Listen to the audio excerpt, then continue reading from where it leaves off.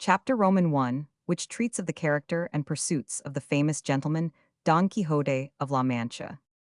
In a village of La Mancha, the name of which I have no desire to call to mind, there lived, not long since, one of those gentlemen that keep a lance in the lancerack, an old buckler, a lean hack, and a greyhound for coursing an olla of rather more beef than mutton, a salad on most nights, scraps on Saturdays, lentils on Fridays, and a pigeon or so extra on Sundays, made away with three-quarters of his income. The rest of it went in a doublet of fine cloth and velvet breeches, and shoes to match for holidays, while on weekdays he made a brave figure in his best homespun he had in his house, a housekeeper past 40, a niece under 20, and a lad for the field and marketplace, who used to saddle the hack, as well as handle the billhook. The age of this gentleman of ours was bordering on 50. He was of a hardy habit, spare, gaunt-featured, a very early riser, and a great sportsman. They will have it his surname was Quixote, or Quesada, for here there is some difference of opinion among the authors who write on the subject, although from reasonable conjectures it seems plain that he was called Quexana.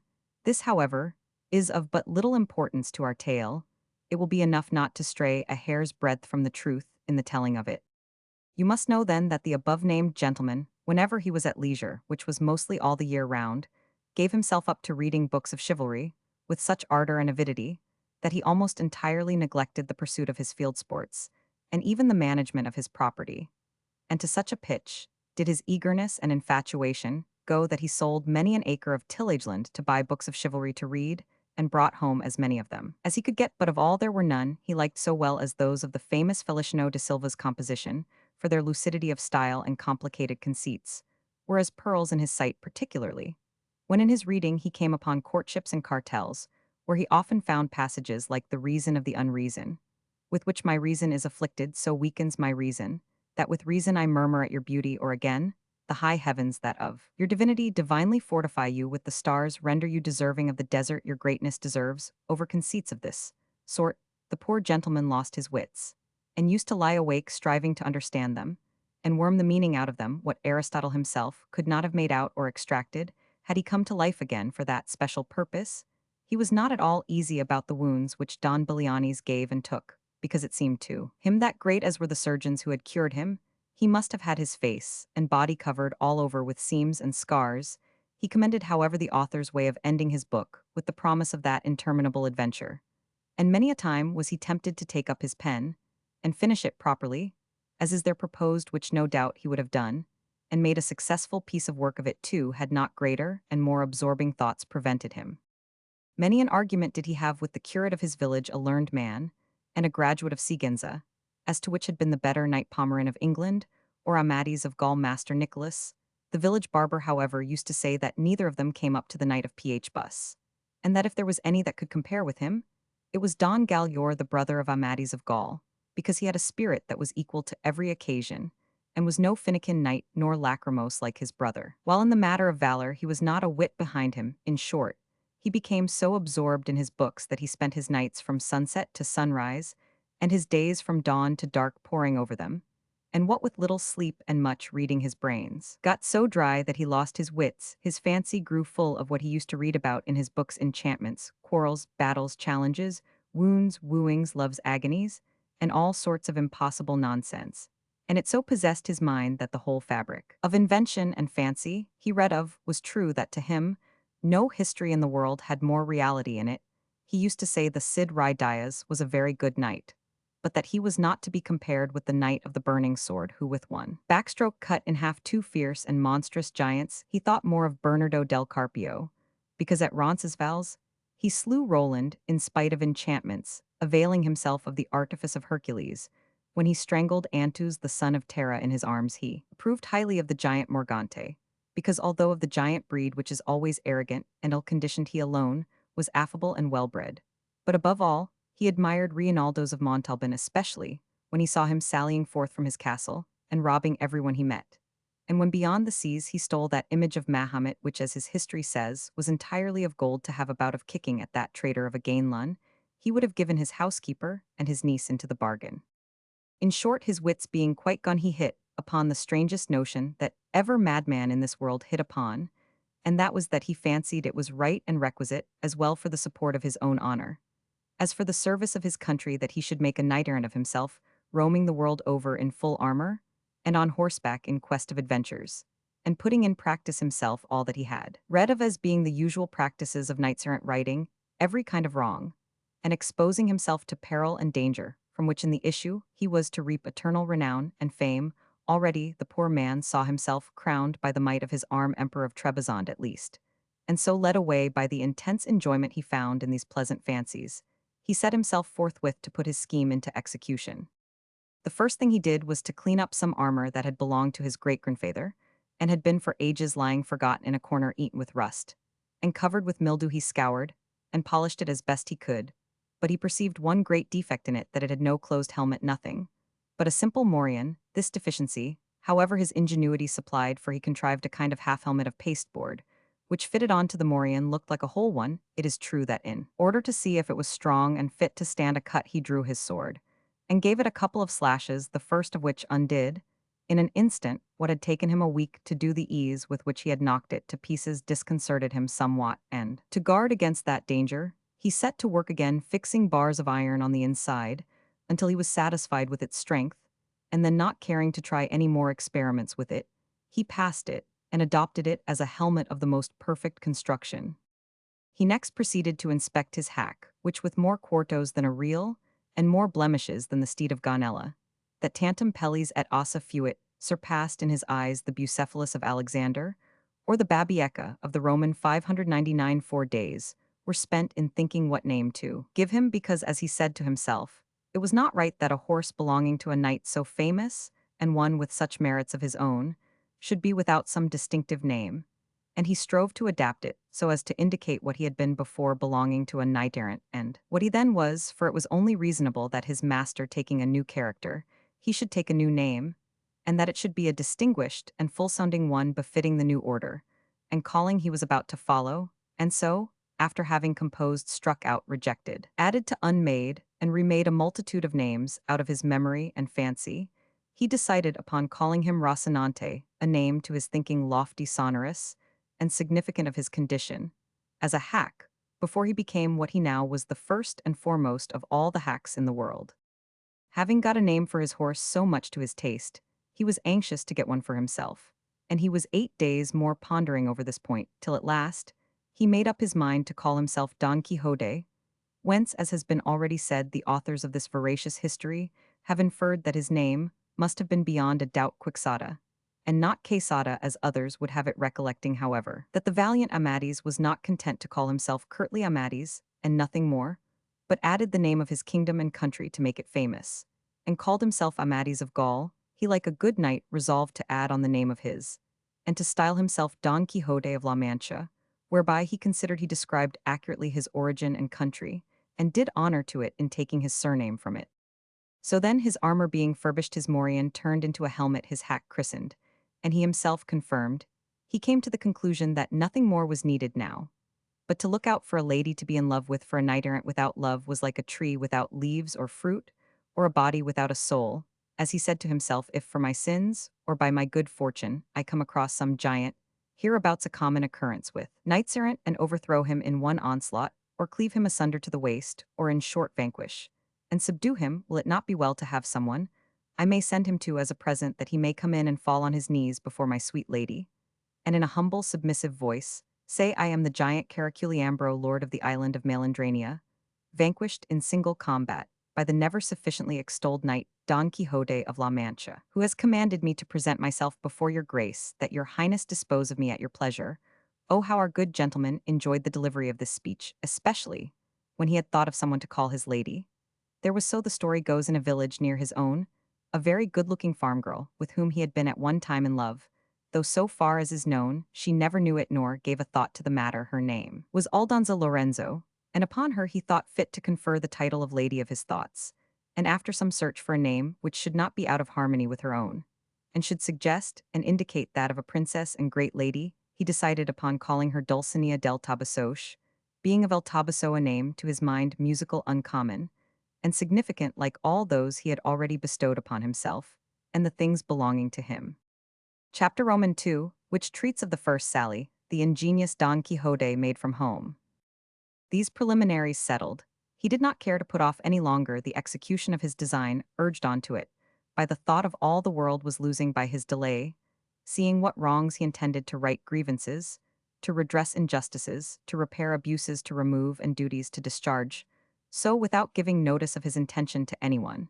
and without anybody seeing him one morning before the dawning of the day, which was one of the hottest of the month of July, he donned his suit of armor, mounted Rocinante with his patched-up helmet, unbraced his buckler, took his lance, and by the back door of the yard sallied forth upon the plain, in the highest contentment and satisfaction, at seeing with what ease he had made a beginning with his grand purpose. But scarcely did he find himself upon the open plain, when a terrible thought struck him, one all but enough to make him abandon the enterprise. At the very outset it occurred to him that he had not been dubbed a knight, and that according to the law of chivalry, he neither could nor ought to bear arms against any knight, and that even if he had been still he ought, as a novice knight, to wear white armor without a device upon the shield, until by his prowess he had earned one. These reflections made him waver in his purpose, but his craze being stronger than any reasoning, he made up his mind to have himself dubbed a knight by the first one he came across, following the example of others in the same case, as he had read in the books that brought him to this pass. As for white armor, he resolved on the first opportunity to scour his, until it was whiter than an ermine, and so comforting himself, he pursued his way, taking that which his horse chose, for in this, he believed, lay the essence of adventures. Thus setting out, our new-fledged adventurer paced along, talking to himself, and saying, who knows, but that in time to come, when the veracious history of my famous deeds is made known, the sage who writes it, when he has to set forth my first sally in the early morning, will do it after this fashion. Scarce had the rubicund Apollo spread o'er the face of the broad, spacious earth the golden threads of his bright hair, scarce had the little birds of painted plumage attuned their notes to hail, with dulcet and mellifluous harmony, the coming of the rosy dawn that, deserting the soft couch of her jealous spouse, was appearing to mortals at the gates and balconies of the Manchegan horizon, when the renowned knight Don Quixote of La Mancha, quitting the lazy down, mounted his celebrated steed Rocinante, and began to traverse the ancient and famous Campo de Montiel, which in fact he was actually traversing. Happy the age, happy the time, he continued, in which shall be made known my deeds of fame, worthy to be molded in brass, carved in marble, limned in pictures for a memorial for ever. And thou, O sage magician, whoever thou art, to whom it shall fall to be the chronicler of this wondrous history, forget not, I entreat thee, my Rocinante, the constant companion of my ways and wanderings. Presently he broke out again, as if he were love-stricken in earnest. O Princess Dulcinea, lady of this captive heart, a grievous wrong hast thou done me to drive me forth with scorn, and with inexorable obduracy banish me from the presence of thy beauty. O lady, deign to hold in remembrance this heart, thy vassal, that thus in anguish pines for love of thee. So he went on stringing together these and other absurdities, all in the style of those his books had taught him, imitating their language as well as he could, and all the while he rode so slowly, and the sun mounted so rapidly, and with such fervor that it was enough to melt his brains, if he had any. Nearly all day he traveled without anything remarkable happening to him, at which he was in despair, for he was anxious to encounter someone at once upon whom to try the might of his strong arm. Writers there are who say the first adventure he met with was that of Puerto Lapis. Others say it was that of the windmills, but what I have ascertained on this point, and what I have found written in the annals of La Mancha, is that he was on the road all day, and towards nightfall his hack, and he found themselves dead tired and hungry, when looking all around to see if he could discover any castle or shepherd's shanty where he might refresh himself and relieve his sore wants. He perceived not far out of his road an inn which was as welcome as a star, guiding him to the portals, if not the palaces, of his redemption, and quickening his pace, he reached it just as night was setting in. At the door were standing two young women, girls of the district, as they call them, on their way to Seville with some carriers, who had chanced to halt that night at the inn, and as happen, what might to our adventurer everything he saw or imagined seemed to him to be, and to happen after the fashion of what he read of the moment. He saw the inn, he pictured it to himself as a castle with its 4 turrets and pinnacles of shining silver, not forgetting the drawbridge and moat, and all the belongings usually ascribed to castles of the sort. To this, in which to him seemed a castle, he advanced, and at a short distance from it he checked Rocinante, hoping that some dwarf would show himself upon the battlements, and by sound of trumpet give notice that a knight was approaching the castle, but seeing that they were slow about it, and that Rocinante was in a hurry to reach the stable, he made for the inn door, and perceived the 2 gay damsels who were standing there, and who seemed to him to be 2 fair maidens or lovely ladies taking their ease at the castle gate. At this moment, it so happened that a swineherd, who was going through the stubbles collecting a drove of pigs, for without any apology, that is what they are called, gave a blast of his horn to bring them together. And forthwith it seemed to Don Quixote to be what he was expecting, the signal of some dwarf announcing his arrival. And so, with prodigious satisfaction, he rode up to the inn, and to the ladies who, seeing a man of the sort approaching in full armor, and with lance and buckler, were turning in dismay into the inn, when Don Quixote, guessing their fear by their flight, raising his pasteboard visor, disclosed his dry, dusty visage, and with courteous bearing and gentle voice addressed them, "Your ladyships need not fly or fear any rudeness, for that it belongs not to the order of knighthood, which I profess to offer to anyone, much less to highborn maidens, as your appearance proclaims you to be." The girls were looking at him, and straining their eyes to make out the features which the clumsy visor obscured. But when they heard themselves called maidens, a thing so much out of their line, they could not restrain their laughter, which made Don Quixote wax indignant, and say, "Modesty becomes the fair, and moreover laughter, that has little cause, is great silliness. This, however, I say not to pain or anger you, for my desire is none other than to serve you." The incomprehensible language and the unpromising looks of our cavalier only increased the lady's laughter, and that increased his irritation, and matters might have gone farther if at that moment the landlord had not come out, who, being a very fat man, was a very peaceful one. He, seeing this grotesque figure clad in armor that did not match any more than his saddle, bridle, lance, buckler, or corslet, was not at all indisposed to join the damsels in their manifestations of amusement, but in truth, standing in awe of such a complicated armament, he thought it best to speak him fairly, so he said, "Señor Caballero, if your worship wants lodging, baiting the bed, for there is not one in the inn, there is plenty of everything else here." Don Quixote, observing the respectful bearing of the alcaide of the fortress for so innkeeper, and inseamed in his eyes, made answer, "Sir Castellan, for me anything will suffice, for my armor is my only wear, my only rest the fray." The host fancied he called him Castellan, because he took him for a worthy of Castile, though he was in fact an Andalusian, and one from the strand of San Lucar, as crafty a thief as Cacus, and as full of tricks as a student or a page. "In that case," said he, "your bed is on the flinty rock, your sleep to watch alway,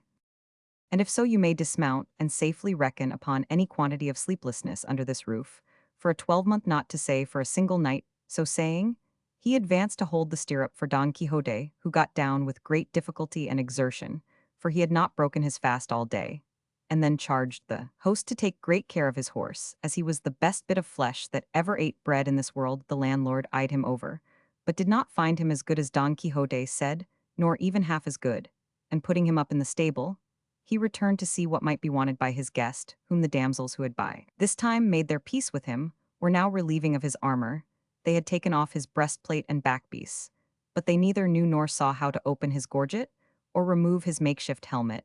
for he had fastened it with green ribbons which, as there was no untying the knots required to be cut, this, however, he would not by any means consent to, so he remained all the evening with his helmet on, the drollest and oddest figure that can be imagined. And while they were removing his armor, taking the baggages who were about it for ladies of high degree belonging to the castle, he said to them with great sprightliness, "Oh, never surely was there knight so served by hand of dame, as served was he Don Quixote hight, when from his town he came, with maidens waiting on himself, princesses on his hack,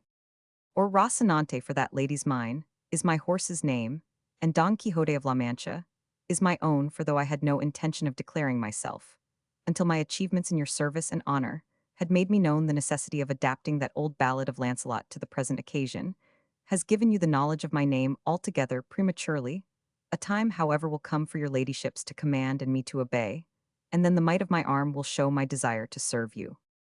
The girls, who were not used to hearing rhetoric of this sort, had nothing to say in reply. They only asked him, if he wanted anything to eat. "I would gladly eat a bit of something," said Don Quixote, "for I feel it would come very seasonably." The day happened to be a Friday, and in the whole inn there was nothing but some pieces of the fish they call in Castile abadillo, in Andalusia bacalao, and in some places curadillo, and in others troutlet. So they asked him if he thought he could eat troutlet, for there was no other fish to give him. "If there be troutlets enough," said Don Quixote, "they will be the same thing as a trout, for it is all one to me whether I am given 8 reals in small change, or a piece of 8 moreover." It may be that these troutlets are like veal, which is better than beef, or kid, which is better than goat. But whatever it be, let it come quickly, for the burden and pressure of arms cannot be borne without support to the inside.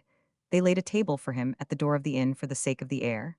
and the host brought him a portion of ill-soaked and worse cooked stockfish, and a piece of bread as black and mouldy as his own armor. But a laughable sight it was to see him eating for having his helmet on, and the beaver up. He could not with his own hands put anything into his mouth, unless someone else placed it there. And this service one of the ladies rendered him, but to give him anything to drink was impossible, or would have been so had not the landlord bored a reed, and putting one end in his mouth, poured the wine into him through the other, all which he bore with patience, rather than sever the ribbons of his helmet.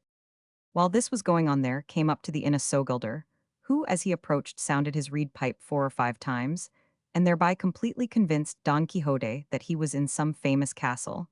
and that they were regaling him with music, and that the stockfish was trout, the bread the whitest, the wenches, ladies, and the landlord the castellan of the castle. And consequently he held that his enterprise and sally had been to some purpose, but still it distressed him to think he had not been dubbed a knight, for it was plain to him he could not lawfully engage in any adventure without receiving the order of knighthood. Chapter Roman 3, wherein is related the droll way in which Don Quixote had himself dubbed a knight. Harassed by this reflection, he made haste with his scanty pothouse supper, and having finished it called the landlord, and shutting himself into the stable with him, fell on his knees before him, saying, "From this spot I rise not, valiant knight, until your courtesy grants me the boon I seek, one that will redound to your praise and the benefit of the human race." The landlord, seeing his guest at his feet, and hearing a speech of this kind, stood staring at him in bewilderment, not knowing what to do or say, and entreating him to rise, but all to no purpose, until he had agreed to grant the boon demanded of him. "I looked for no less, my lord, from your high magnificence," replied Don Quixote, "and I have to tell you that the boon I have asked, and your liberality has granted, is that you shall dub me knight tomorrow morning, and that tonight I shall watch my arms in the chapel of this your castle. Thus tomorrow, as I have said, will be accomplished what I so much desire, enabling me lawfully to roam through all the 4 quarters of the world, seeking adventures on behalf of those in distress, as is the duty of chivalry, and of knights-errant like myself, whose ambition is directed to such deeds." The landlord, who, as has been mentioned, was something of a wag, and had already some suspicion of his guest's want of wits, was quite convinced of it on hearing talk of this kind from him. And to make sport for the night he determined to fall in with his humor, so he told him he was quite right in pursuing the object he had in view, and that such a motive was natural and becoming in cavaliers as distinguished as he seemed, and his gallant bearing showed him to be, and that he himself in his younger days had followed the same honorable calling, roaming in quest of adventures in various parts of the world, among others the curing grounds of Malaga, the Isles of Rairin, the precinct of Seville, the little market of Segovia, the Oliver of Valencia, the Rindilla of Granada, the strand of San Lucar, the colt of Cordova, the taverns of Toledo, and divers other quarters where he had proved the nimbleness of his feet, and the lightness of his fingers, doing many wrongs, cheating many widows, ruining maids, and swindling minors, and in short bringing himself under the notice of almost every tribunal and court of justice in Spain, until at last he had retired to this castle of his, where he was living upon his property, and upon that of others, and where he received all knights-errant of whatever rank or condition they might be, all for the great love he bore them, and that they might share their substance with him in return for his benevolence. He told him, moreover, that in this castle of his there was no chapel in which he could watch his armor, as it had been pulled down in order to be rebuilt, but that in a case of necessity it might, he knew, be watched anywhere, and he might watch it that night in a courtyard of the castle, and in the morning, God willing, the requisite ceremonies might be performed, so as to have him dubbed a knight, and so thoroughly dubbed that nobody could be more so. He asked if he had any money with him, to which Don Quixote replied that he had not a farthing, as in the histories of knights-errant he had never read of any of them carrying any. On this point the landlord told him he was mistaken, for though not recorded in the histories, because in the author's opinion there was no need to mention anything so obvious and necessary as money and clean shirts, it was not to be supposed therefore that they did not carry them, and he might regard it as cert and established that all knights-errant, about whom there were so many full and unimpeachable books, carried well-furnished purses in case of emergency, and likewise carried shirts, and a little box of ointment to cure the wounds they received, for in those plains and deserts where they engaged in combat and came out wounded, it was not always that there was someone to cure them, unless indeed they had for a friend some sage magician to succor them at once, by fetching through the air upon a cloud some damsel or dwarf with a vial of water of such virtue, that by tasting one drop of it, they were cured of their hurts and wounds in an instant and left as sound, as if they had not received any damage whatever.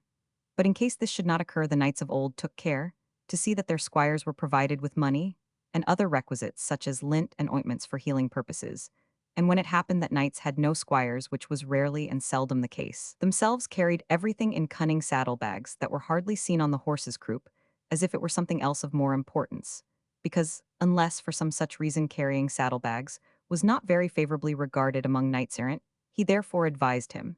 and as his godson so soon to be, he might even command him never from that time forth to travel without money and the usual requirements, and he would find the advantage of them when he least expected it.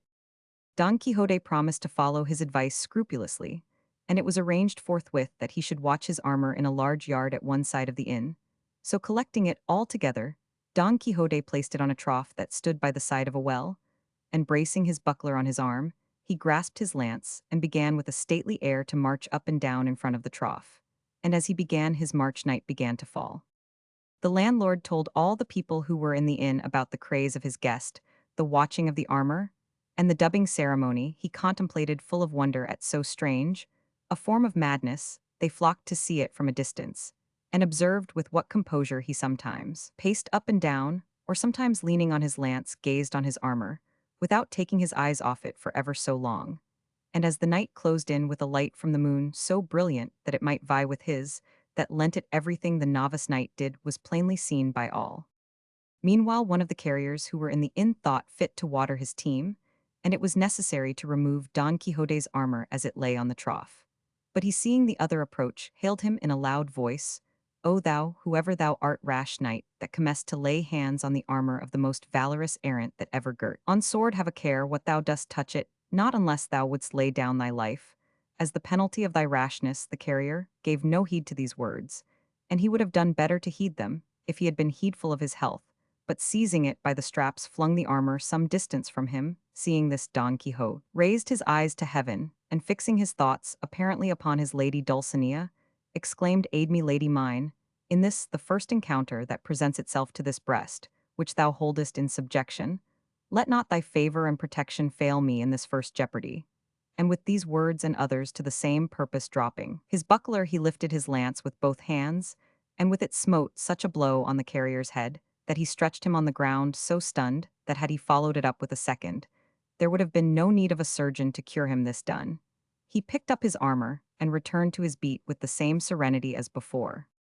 Shortly after this, another, not knowing what had happened, for the carrier still lay senseless, came with the same object of giving water to his mules, and was proceeding to remove the armor in order to clear the trough, when Don Quixote, without uttering a word or imploring aid from anyone, once more dropped his buckler, and once more lifted his lance, and without actually breaking the second carrier's head into pieces, made more than three of it, for he laid it open in four at the noise. All the people of the inn ran to the spot, and among them, the landlord. Seeing this, Don Quixote braced his buckler on his arm, and with his hand on his sword, exclaimed, "O lady of beauty, strength, and support of my faint heart, it is time for thee to turn the eyes of thy greatness on this thy captive knight on the brink of so mighty an adventure." By this, he felt himself so inspired that he would not have flinched if all the carriers in the world had assailed him. The comrades of the wounded, perceiving the plight they were in, began from a distance to shower stones on Don Quixote, who screened himself as best he could,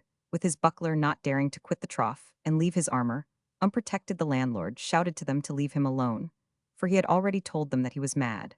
and as a madman he would not be accountable even if he killed them all. Still louder shouted Don Quixote, calling them knaves and traitors, and the lord of the castle, who allowed knights-errant to be treated in this fashion, a villain, and a low-born knight, whom had he received the order of knighthood he would call to account for his treachery. "But of you," he cried, "base and vile rabble, I make no account. Fling, strike, come on, do all ye can against me.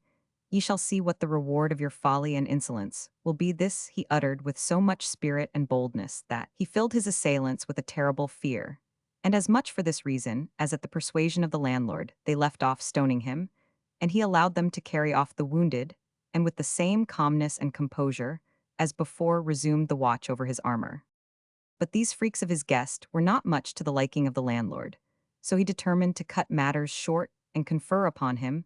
at once the unlucky order of knighthood before any further misadventure could occur, so going up to him, he apologized for the rudeness which without his knowledge had been offered to him by these low people, who however had been well punished for their audacity, as he had already told him. He said there was no chapel in the castle, nor was it needed for what remained to be done, for, as he understood the ceremonial of the order, the whole point of being dubbed a knight lay in the accolade and in the slap on the shoulder, and that could be administered in the middle of a field, and that he had now done all that was needful as to watching the armor, for all requirements were satisfied by a watch of 2 hours, only, while he had been more than 4 about it. Don Quixote believed it all and told him, he stood there ready to obey him, and to make an end of it with as much dispatch as possible, for if he were again attacked and felt himself to be dubbed knight, he would not, he thought, leave a soul alive in the castle, except such as out of respect he might spare at his bidding. Thus warned and menaced, the castellan forthwith brought out a book in which he used to enter the straw and barley he served out to the carriers, and with a lad carrying a canlind, and the 2 damsels already mentioned, he returned to where Don Quixote stood and bade him kneel down, then reading from his account book, as if he were repeating some devout prayer in the middle of his delivery, he raised his hand and gave him a sturdy blow on the neck, and then with his own sword a smart slap on the shoulder. All the while muttering between his teeth, as if he was saying his prayers. Having done this, he directed one of the ladies to gird on his sword, which she did with great self-possession and gravity, and not a little was required to prevent a burst of laughter at each stage of the ceremony. But what they had already seen of the novice knight's prowess kept their laughter within bounds. On girding him with the sword, the worthy lady said to him, "May God make your worship a very fortunate knight, and grant you success in battle." Don Quixote asked her name in order that he might from that time forward know to whom he was beholden for the favor he had received, as he meant to confer upon her some portion of the honor he acquired by the might of his arm. She answered with great humility that she was called La Tolosa, and that she was the daughter of a cobbler of Toledo who lived in the stalls of Sancho, and that wherever she might be she would serve and esteem him as her lord. Don Quixote said in reply that she would do him a favor if thenceforward she assumed the Don and called herself Dona Tolosa. She promised she would, and then the other buckled on his spur, and with her followed almost the same conversation. As with the lady of the sword, he asked her name, and she said it was La Molinera, and that she was the daughter of a respectable miller of Antequera, and of her likewise. Don Quixote requested that she would adopt the Don and call herself Dona Molinera, making offers to her further services and favors. Having thus with hot haste and speed brought to a conclusion these never-till-known ceremonies, Don Quixote was on thorns, until he saw himself on horseback sallying forth in quest of adventures and saddling Rocinante. At once he mounted, and embracing his host as he returned thanks for his kindness in knighting him, he addressed him in language so extraordinary that it is impossible to convey an idea of it, or report it. The landlord, to get him out of the inn, replied with no less rhetoric, though with shorter words, and without calling upon him to pay the reckoning, let him go with a Godspeed. Chapter Roman 4 of what happened to our knight when he left the inn. Day was dawning when Don Quixote quitted the inn, so happy, so gay, so exhilarated at finding himself now dubbed a knight that his joy was like to burst his horse girths. However, recalling the advice of his host as to the requisites he ought to carry with him, especially that referring to money and shirts, he determined to go home and provide himself with all, and also with a squire, for he reckoned upon securing a farm laborer, a neighbor of his, a poor man with a family, but very well qualified for the office of squire to a knight. With this object, he turned his horse's head towards his village, and Rocinante, thus reminded of his old quarters, stepped out so briskly that he hardly seemed to tread the earth. He had not gone far when out of a thicket on his right there seemed to come feeble cries as of someone in distress, and the instant he heard them, he exclaimed, "Thanks be to heaven for the favor it accords me, that it so soon offers me an opportunity of fulfilling the obligation I have undertaken and gathering the fruit of my ambition." These cries no doubt come from some man or woman in want of help, and needing my aid and protection in wheeling. He turned Rocinante in the direction whence the cries seemed to proceed. He had gone but a few paces into the wood when he saw a mare tied to an oak, and tied to another, and stripped from the waist upwards, a youth of about 15 years of age, from whom the cries came, nor were they without cause, for a lusty farmer was flogging him with a belt, and following up every blow with scoldings and commands, repeating, "Your mouth shut, and your eyes open," while the youth made answer, "I won't do it again, master mine, by God's passion. I won't do it again, and ill take more care of the flock another time." Seeing what was going on, Don Quixote said in an angry voice, "Discourteous knight, it ill becomes you to assail one who cannot defend himself. Mount your steed, And take your lance, for there was a lance leaning against the oak to which the mare was tied. And I will make you know that you are behaving as a coward. The farmer, seeing before him this figure in full armor brandishing a lance over his head, gave himself up for dead, and made answer meekly, Sir Knight, this youth that I am chastising is my servant employed by me to watch a flock of sheep that I have hard by, and he is so careless that I lose one every day. And when I punish him for his carelessness and knavery, he says I do it out of niggardliness to escape paying him the wages I owe him, and before God and on my soul he lies. Lies before me, base clown, said Don Quixote, by the sun that shines on us. I have a mind to run you through with this lance, pay him at once without another word. If not, by the God that rules us, I will make an end of you, and annihilate you on the spot, release him instantly. The farmer hung his head, and without a word untied his servant, of whom Don Quixote asked how much his master owed him. He replied 9 months at 7 reals a month. Don Quixote added it up, found that it came to 6 to 3 reals, and told the farmer to pay it down immediately, if he did not want to die for it. The trembling clown replied that as he lived, and by the oath he had sworn, though he had not sworn any, it was not so much, for there were to be taken into account, and deducted 3 pairs of shoes he had given him, and a real for 2 bloodlettings when he was sick. All that is very well, said Don Quixote, but let the shoes and the bloodlettings stand as a set-off against the blows you have given him, without any cause, for, if he spoiled the leather of the shoes you paid for, you have damaged that of his body. And if the barber took blood from him, when he was sick, you have drawn it when he was sound, so on that score, he owes you nothing. The difficulty is, Sir Knight, that I have no money here. Let Andres come home with me, and I will pay him all real by real. I go with him, said the youth. Nay, God forbid, no senner, not for the world, for once alone with me, he would flay me like a Saint Bartholomew. He will do nothing of the kind, said Don Quixote. I have only to command, and he will obey me. And as he has sworn to me by the order of knighthood which he has received, I leave him free, and I guarantee the payment. Consider what you are saying, senner, said the youth. This master of mine is not a knight, nor has he received any order of knighthood, for he is Juan Haljudo, the rich of Quintenor. That matters little, replied Don Quixote. There may be Haljudo's knights, moreover, everyone is the son of his works. That is true, said Andres, but this master of mine, of what works is he the son, when he refuses me the wages of my sweat and labor? I do not refuse, brother Andres, said the farmer. Be good enough to come along with me, and I swear by all the orders of knighthood there are in the world to pay you, as I have agreed, real by real and perfumed. For the perfumery I excuse you, said Don Quixote. Give it to him in reals, and I shall be satisfied, and see that you do as you have sworn. If not, by the same oath, I swear to come back and hunt you out and punish you, and I shall find you though you should lie closer than a lizard. And if you desire to know who it is lays this command upon you, that you be more firmly bound to obey it, know that I am the valorous Don Quixote of La Mancha, the undoer of wrongs and injustices. And so God be with you, and keep in mind what you have promised and sworn under those penalties that have been already declared to you.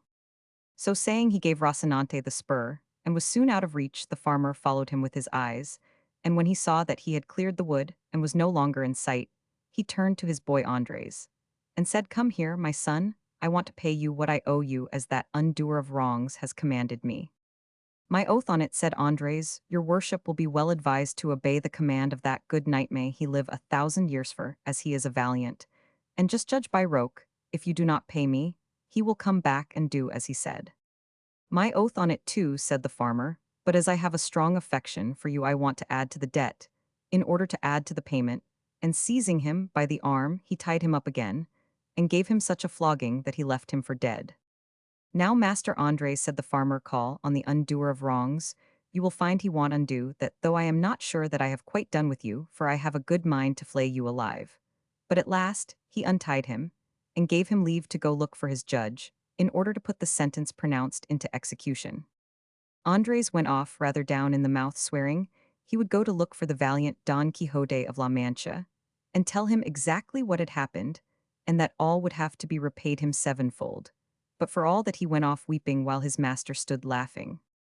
Thus did the valiant Don Quixote right that wrong, and thoroughly satisfied with what had taken place, as he considered, he had made a very happy and noble beginning with his knighthood. He took the road towards his village in perfect self-content, saying in a low voice, Well mayest thou this day call thyself fortunate above all on earth, O Dulcinea del Toboso, fairest of the fair, since it has fallen to thy lot to hold subject and submissive to thy full will, and pleasure a knight so renowned, as is, and will be Don Quixote of La Mancha, who, as all the world knows, yesterday received the order of knighthood, and hath today righted the greatest wrong and grievance that ever injustice conceived and cruelty perpetrated, who hath today plucked the rod from the hand of yonder ruthless oppressor, so wantonly lashing that tender child. He now came to a road branching in four directions, and immediately he was reminded of those crossroads, where knights-errant used to stop to consider which road they should take in imitation of them. He halted for a while, and after having deeply considered it, he gave Rocinante his head, submitting his own will to that of his hack, who followed out his first intention, which was to make straight for his own stable. After he had gone about 2 miles, Don Quixote perceived a large party of people who, as afterwards appeared, were some Toledo traders on their way to buy silk at Murcia. There were 6 of them coming along under their sunshades, with 4 servants mounted, and 3 muleteers on foot. Scarcely had Don Quixote descried them when the fancy possessed him that this must be some new adventure, and to help him to imitate as far as he could those passages he had read of in his books here, seemed to come one made on purpose, which he resolved to attempt so, with a lofty bearing and determination. He fixed himself firmly in his stirrups, got his lance ready, brought his buckler before his breast, and planting himself in the middle of the road, stood waiting the approach of these knights-errant, for such he now considered and held them to be.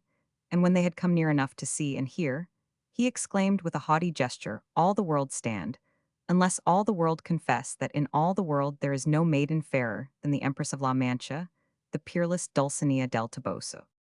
The traders halted at the sound of this language, and the sight of the strange figure that uttered it, and from both figure and language at once guessed the craze of their owner. They wished, however, to learn quietly what was the object of this confession that was demanded of them, and one of them, who was rather fond of a joke and was very sharp-witted, said to him, "Sir Knight, we do not know who this good lady is that you speak of. Show her to us, for if she be of such beauty as you suggest, with all our hearts, and without any pressure, we will confess the truth that is on your part required of us." "If I were to show her to you," replied Don Quixote, "what merit would you have in confessing a truth so manifest? The essential point is that without seeing her, you must believe, confess, affirm, swear, and defend it, else ye have to do with me in battle, ill-conditioned, arrogant rabble that ye are, and come ye on one by one as the order of knighthood requires, or all together, as is the custom and vile usage of your breed. Here do I bide, and await you, relying on the justice of the cause I maintain." "Sir Knight," replied the trader, "I entreat your worship, in the name of this present company of princes, that to save us from charging our consciences with the confession of a thing we have never seen or heard of,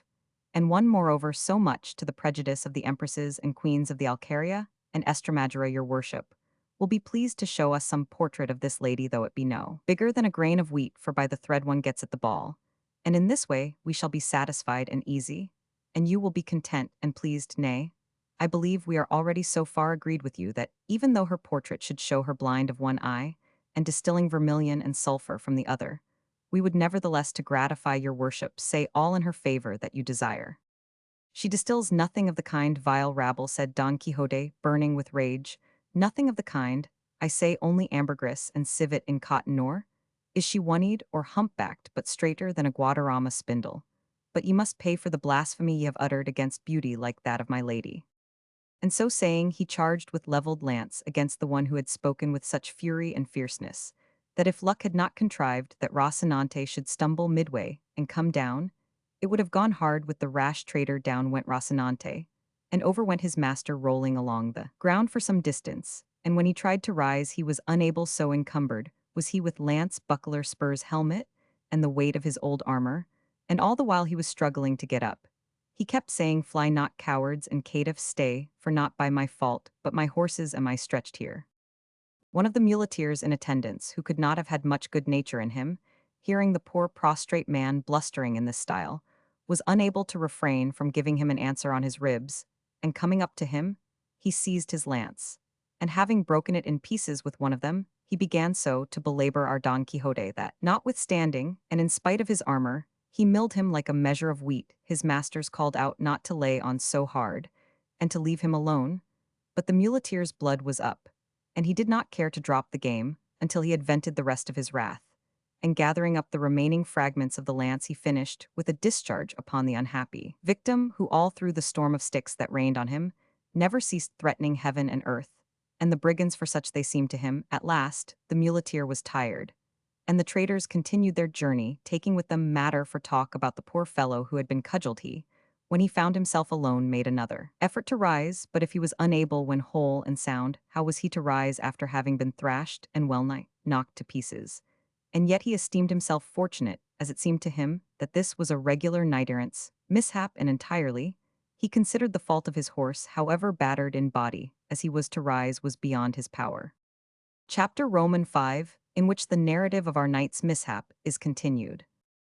Finding then that in fact he could not move, he thought himself of having recourse to his usual remedy, which was to think of some passage in his books. And his craze brought to his mind that about Baldwin and the Marquis of Mantua, when Carloto left him wounded on the mountainside, a story, known by heart by the children, not forgotten by the young men, and lauded and even believed by the old folk. And for all that not a whit truer than the miracles of Mahomet, this seemed to him to fit exactly the case in which he found himself, so making a show of severe suffering, he began to roll on the ground, and with feeble breath repeat the very words which the wounded knight of the wood is said to have uttered. Where art thou, lady mine, that thou my sorrow dost not rue? Thou canst not know it, lady mine, or else thou art untrue. And so he went on with the ballad as far as the lines. O noble Marquis of Mantua, my uncle and liege lord. As chance would have it, when he had got to this line, there happened to come by a peasant from his own village, a neighbor of his who had been with a load of wheat to the mill. And he, seeing the man stretched there, came up to him, and asked him who he was, and what was the matter with him that he complained so dolefully. Don Quixote was firmly persuaded that this was the Marquis of Mantua, his uncle, so the only answer he made was to go on with his ballad, in which he told the tale of his misfortune, and of the loves of the emperor's son, and his wife, all exactly as the ballad sings it. The peasant stood amazed at hearing such nonsense, and relieving him of the visor already battered to pieces by blows, he wiped his face, which was covered with dust, and as soon as he had done so, he recognized him, and said, Senor Quixote, for so he appears to have been called when he was in his senses, and had not yet changed from a quiet country gentleman into a knight-errant who has brought your worship to this pass. But to all questions the other only went on with his ballad. Seeing this, the good man removed as well as he could his breastplate and backpiece, to see if he had any wound, but he could perceive no blood, nor any mark whatever. He then contrived to raise him from the ground, and with no little difficulty hoisted him upon his ass, which seemed to him to be the easiest mount for him, and collecting the arms even to the splinters of the lance, he tied them on Rocinante, and leading him by the bridle and the ass by the halter, he took the road for the village, very sad to hear what absurd stuff Don Quixote was talking. Nor was Don Quixote less so, for what with blows and bruises he could not sit upright on the ass, and from time to time he sent up sighs to heaven, so that once more he drove the peasant to ask what ailed him, and it could have been only the devil himself that put into his head tales to match his own adventures. For now, forgetting Baldwin, he bethought himself of the more abandaries, when the alcalde of Antequera, Rodrigo de Narvaez, took him prisoner, and carried him away to his castle, so that when the peasant again asked him how he was, and what ailed him, he gave him for reply the same words and phrases that the captive abandaries gave to Rodrigo de Narvaez, just as he had. Read the story in the Diana of Jorge de Montemayor, where it is written applying it to his own case so aptly that the peasant went along cursing his fate that he had to listen to such a lot of nonsense, from which, however, he came to the conclusion that his neighbor was mad,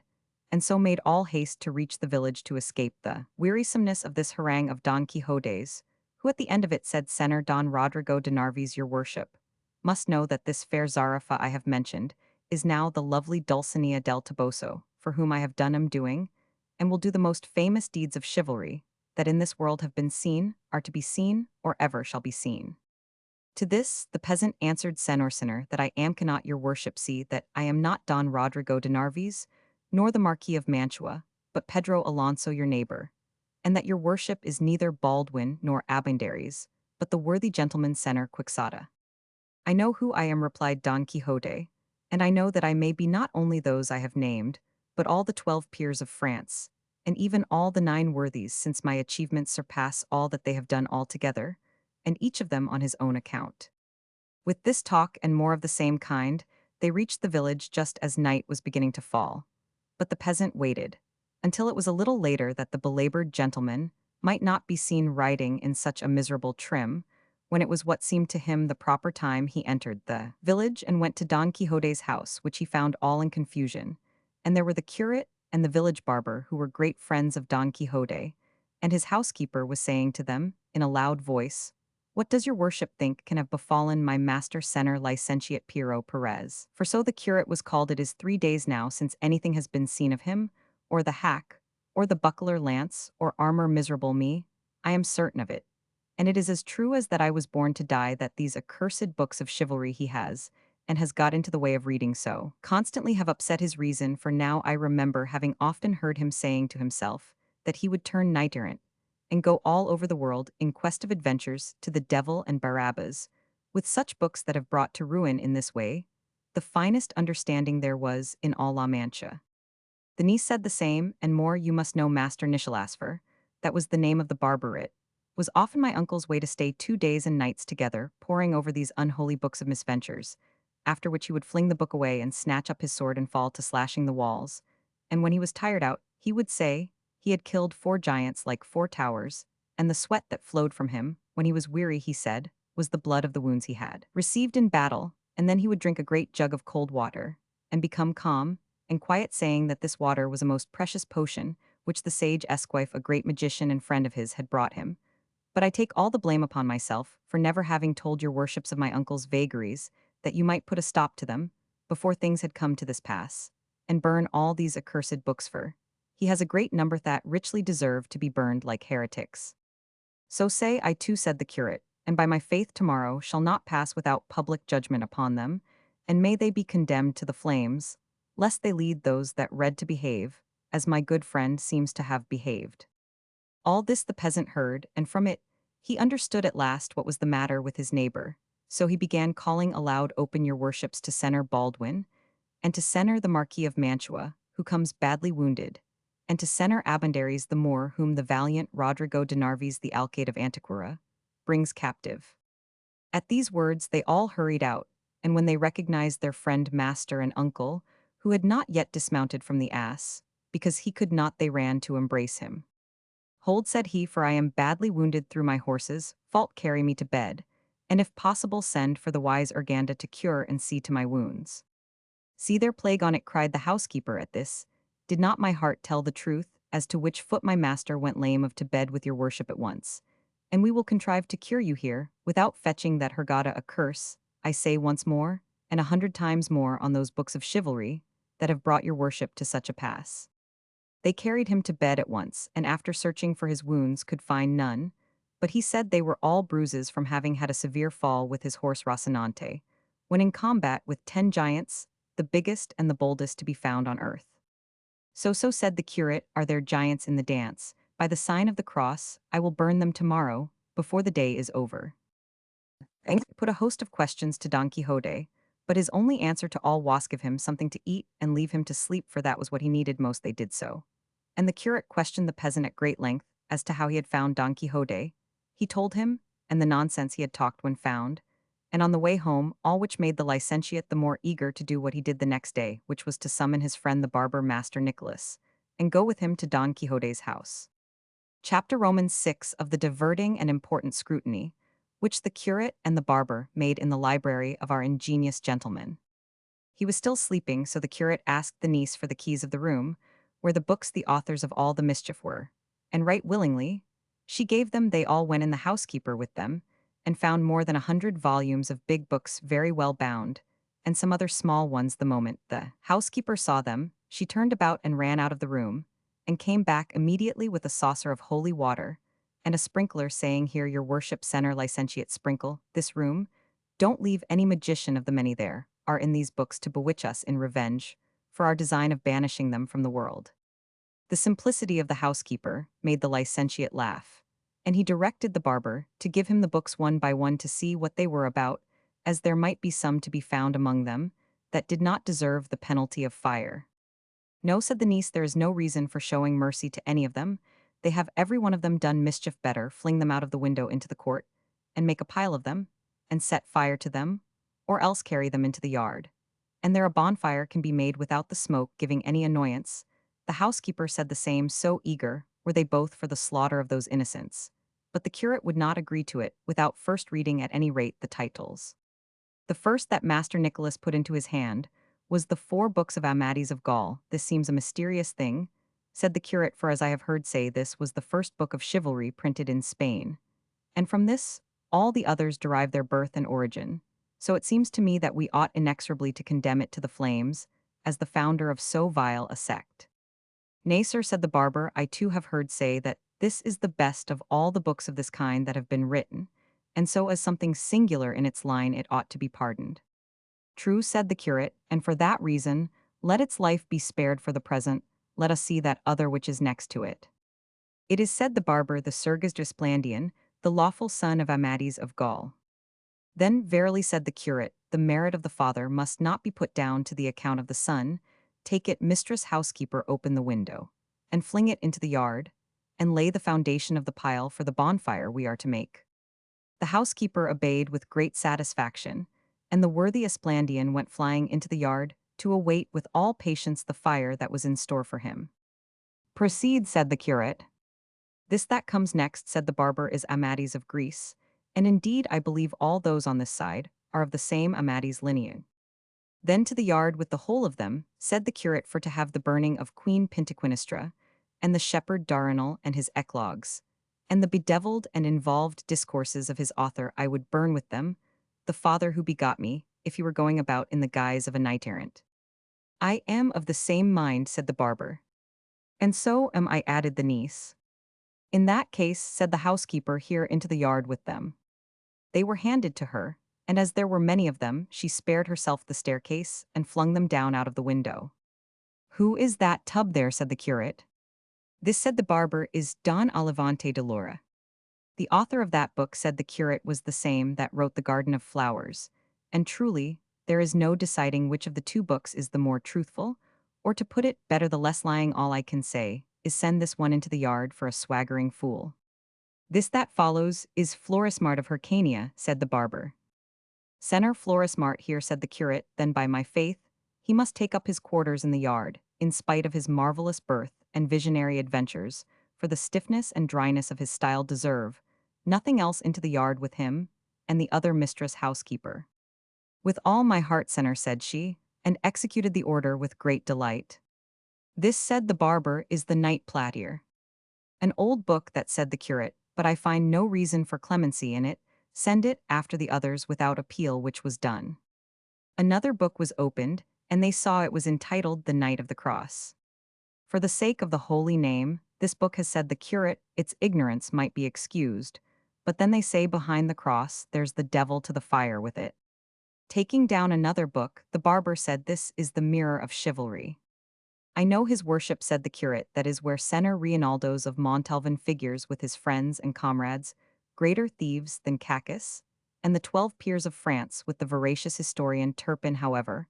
I am not for condemning them to more than perpetual banishment, because at any rate they have some share in the invention of the famous Mateo Boiado, whence too the Christian poet Ludovico Ariosto wove his web, to whom, if I find him here and speaking any language but his own, I shall show no respect whatever, but if he speaks his own tongue, I will put him upon my head.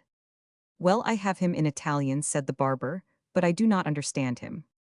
Nor would it be well that you should understand him, said the curate, and on that score, we might have excused the captain if he had not brought him into Spain and turned him into Castilian. He robbed him of a great deal of his natural force, and so do all those who try to turn books written in verse into another language, for with all the pains they take, and all the cleverness they show, they never can reach the level of the originals as they were first produced. In short, I say that this book and all that may be found treating of those French affairs should be thrown into or deposited in some dry well,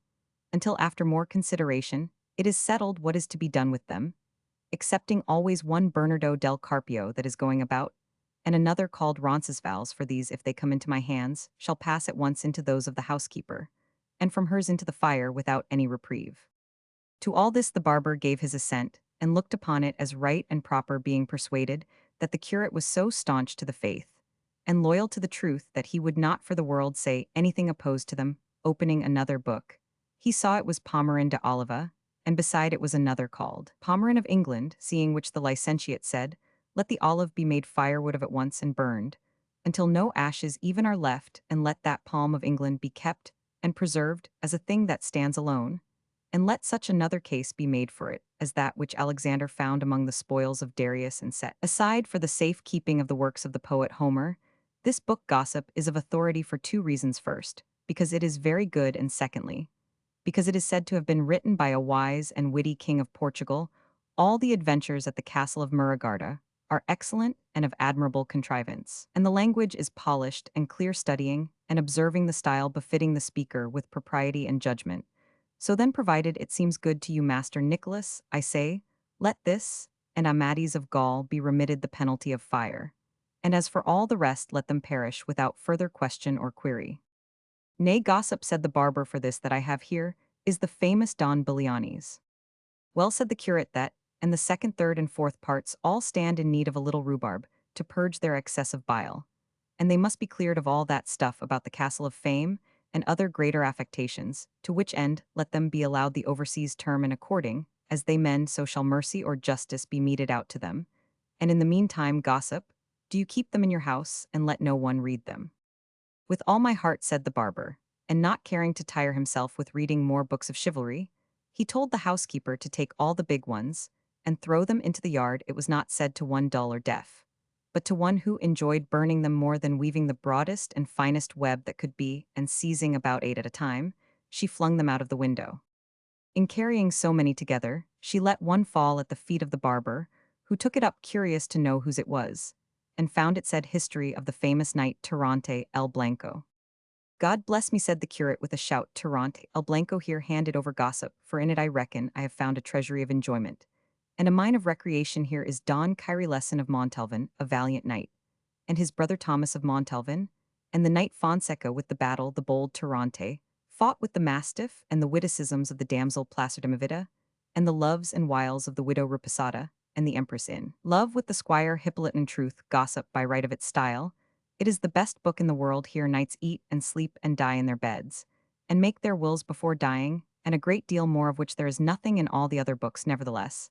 I say he who wrote it for deliberately composing such fooleries deserves to be sent to the galleys for life. Take it home with you, and read it, and you will see that what I have said is true. As you will, said the barber, but what are we to do with these little books that are left?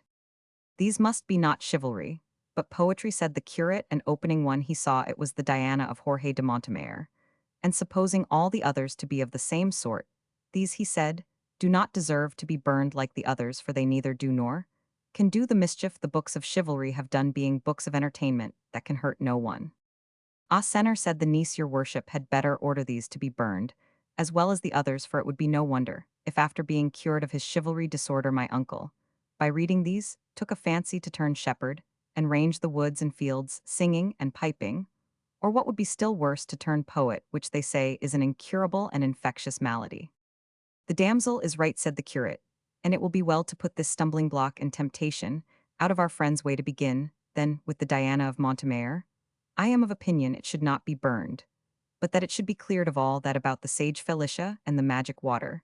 and of almost all the longer pieces of verse. Let it keep and welcome its prose, and the honor of being the first of books of the kind.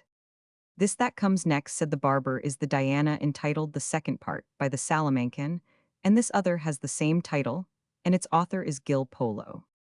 As for that of the Salamancan, replied the curate, let it go to swell the number of the condemned in the yard, and let Gil Polo's be preserved, as if it came from Apollo himself, but get on, gossip, and make haste, for it is growing late. This book, said the barber, opening another, is the 10 books of the fortune of love written by Antonio de la Frasso, a Sardinian poet.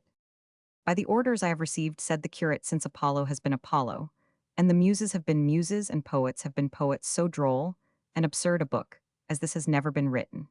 And in its way, it is the best and the most singular of all of the species that have as yet appeared, and he who has not read it may be sure he has never read what is delightful. Give it here, gossip, for I make more account of having found it than if they had given me a cassock of Florence stuff. He put it aside with extreme satisfaction, and the barber went on. These that come next are the shepherd of Iberia, nymphs of Henares, and the enlightenment of jealousy. Then all we have to do, said the curate, is to hand them over to the secular arm of the housekeeper, and ask me not why, or we shall never have done. This next is the pastor de Philida. No pastor, that said the curate, but a highly polished courtier, let it be preserved as a precious jewel. This large one here, said the barber, is called the treasury of various poems. If there were not so many of them, said the curate, they would be more relished. This book must be weeded and cleansed of certain vulgarities, which it has with its excellences, let it be preserved, because the author is a friend of mine, and out of respect for other more heroic and loftier works that he has written. This, continued the barber, is the Cancionero of Lopez de Maldonado. The author of that book, too, said the curate, is a great friend of mine, and his verses from his own mouth are the admiration of all who hear them, for such is the sweetness of his voice that he enchants when he chants them. It gives rather too much of its eclogues. But what is good was never yet plentiful, let it be kept with those that have been set apart. But what book is that next it? The Galatea of Miguel de Cervantes, said the barber. That Cervantes has been for many years a great friend of mine, and to my knowledge, he has had more experience in reverses than in verses. His book has some good invention in it, it presents us with something, but brings nothing to a conclusion. We must wait for the second part. It promises, perhaps with amendment, it may succeed in winning the full measure of grace that is now denied it. And in the meantime, do you, senner gossip, keep it shut up in your own quarters. Very good, said the barber, and here come three together: the Araucana of Don Alonso de Ursula, the Austriata of Juan Rufo, Justice of Cordova, and the Montserrat of Cristobal de Verus, the Valencian poet. These three books, said the curate, are the best that have been written in Castilian in heroic verse, and they may compare with the most famous of Italy. Let them be preserved as the richest treasures of poetry that Spain possesses. The curate was tired and would not look into any more books, and so he decided that contents uncertified, all the rest should be burned. But just then the barber held open one called The Tears of Angelica. I should have shed tears myself, said the curate, when he heard the title, had I ordered that book to be burned, for its author was one of the famous poets of the world, not to say of Spain, and was very happy in the translation of some of Ovid's fables. Chapter Romans 7 of the second sally of our worthy knight, Don Quixote of La Mancha. At this instant Don Quixote began shouting out, Hear, hear, valiant knights, here is need for you to put forth the might of your strong arms, for they of the court are gaining the mastery. In the tourney, called away by this noise and outcry, they proceeded no farther with the scrutiny of the remaining books, and so it is thought that the Carolia, the Lion of Spain, and the deeds of the Emperor written by Don Luis de Avila went to the fire unseen and unheard, for no doubt they were among those that remained, and perhaps if the curate had seen them, they would not have undergone so severe a sentence. When they reached Don Quixote, he was already out of bed, and was still shouting and raving and slashing, and cutting all round as wide awake as if he had never slept. They closed with him and by force got him back to bed, and when he had become a little calm, addressing the curate, he said to him, Of a truth, senner, Archbishop Turpin, it is a great disgrace for us who call ourselves the 12 peers so carelessly to allow the knights of the court to gain the victory in this tourney, we the adventurers having carried off the honor on the 3 former days. Hush, gossip, said the curate, please God, the luck may turn, and what is lost today may be won tomorrow. For the present, let your worship have a care of your health, for it seems to me that you are overfatigued, if not badly wounded. Wounded, no, said Don Quixote, but bruised and battered, no doubt, for that bastard Don Roland has cudgeled me with the trunk of an oak tree, and all for envy, because he sees that I alone rival him in his achievements. But I should not call myself Reinaldos of Montalvan. Did he not pay me for it in spite of all his enchantments? As soon as I rise from this bed, for the present, let them bring me something to eat, for that I feel is what will be more to my purpose, and leave it to me to avenge myself. They did as he wished, they gave him something to eat, and once more he fell asleep, leaving them marveling at his madness. That night the housekeeper burned to ashes all the books that were in the yard, and in the whole house, and some must have been consumed that deserved preservation in everlasting archives.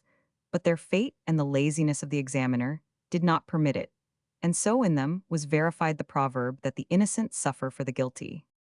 One of the remedies which the curate and the barber immediately applied to their friend's disorder was to wall up and plaster the room where the books were, so that, when he got up, he should not find them, possibly the cause being removed the effect might cease, and they might say that a magician had carried them off room, and all, and this was done with all dispatch. 2 days later, Don Quixote got up, and the first thing he did was to go and look at his books, and not finding the room where he had left it, he wandered from side to side looking for it,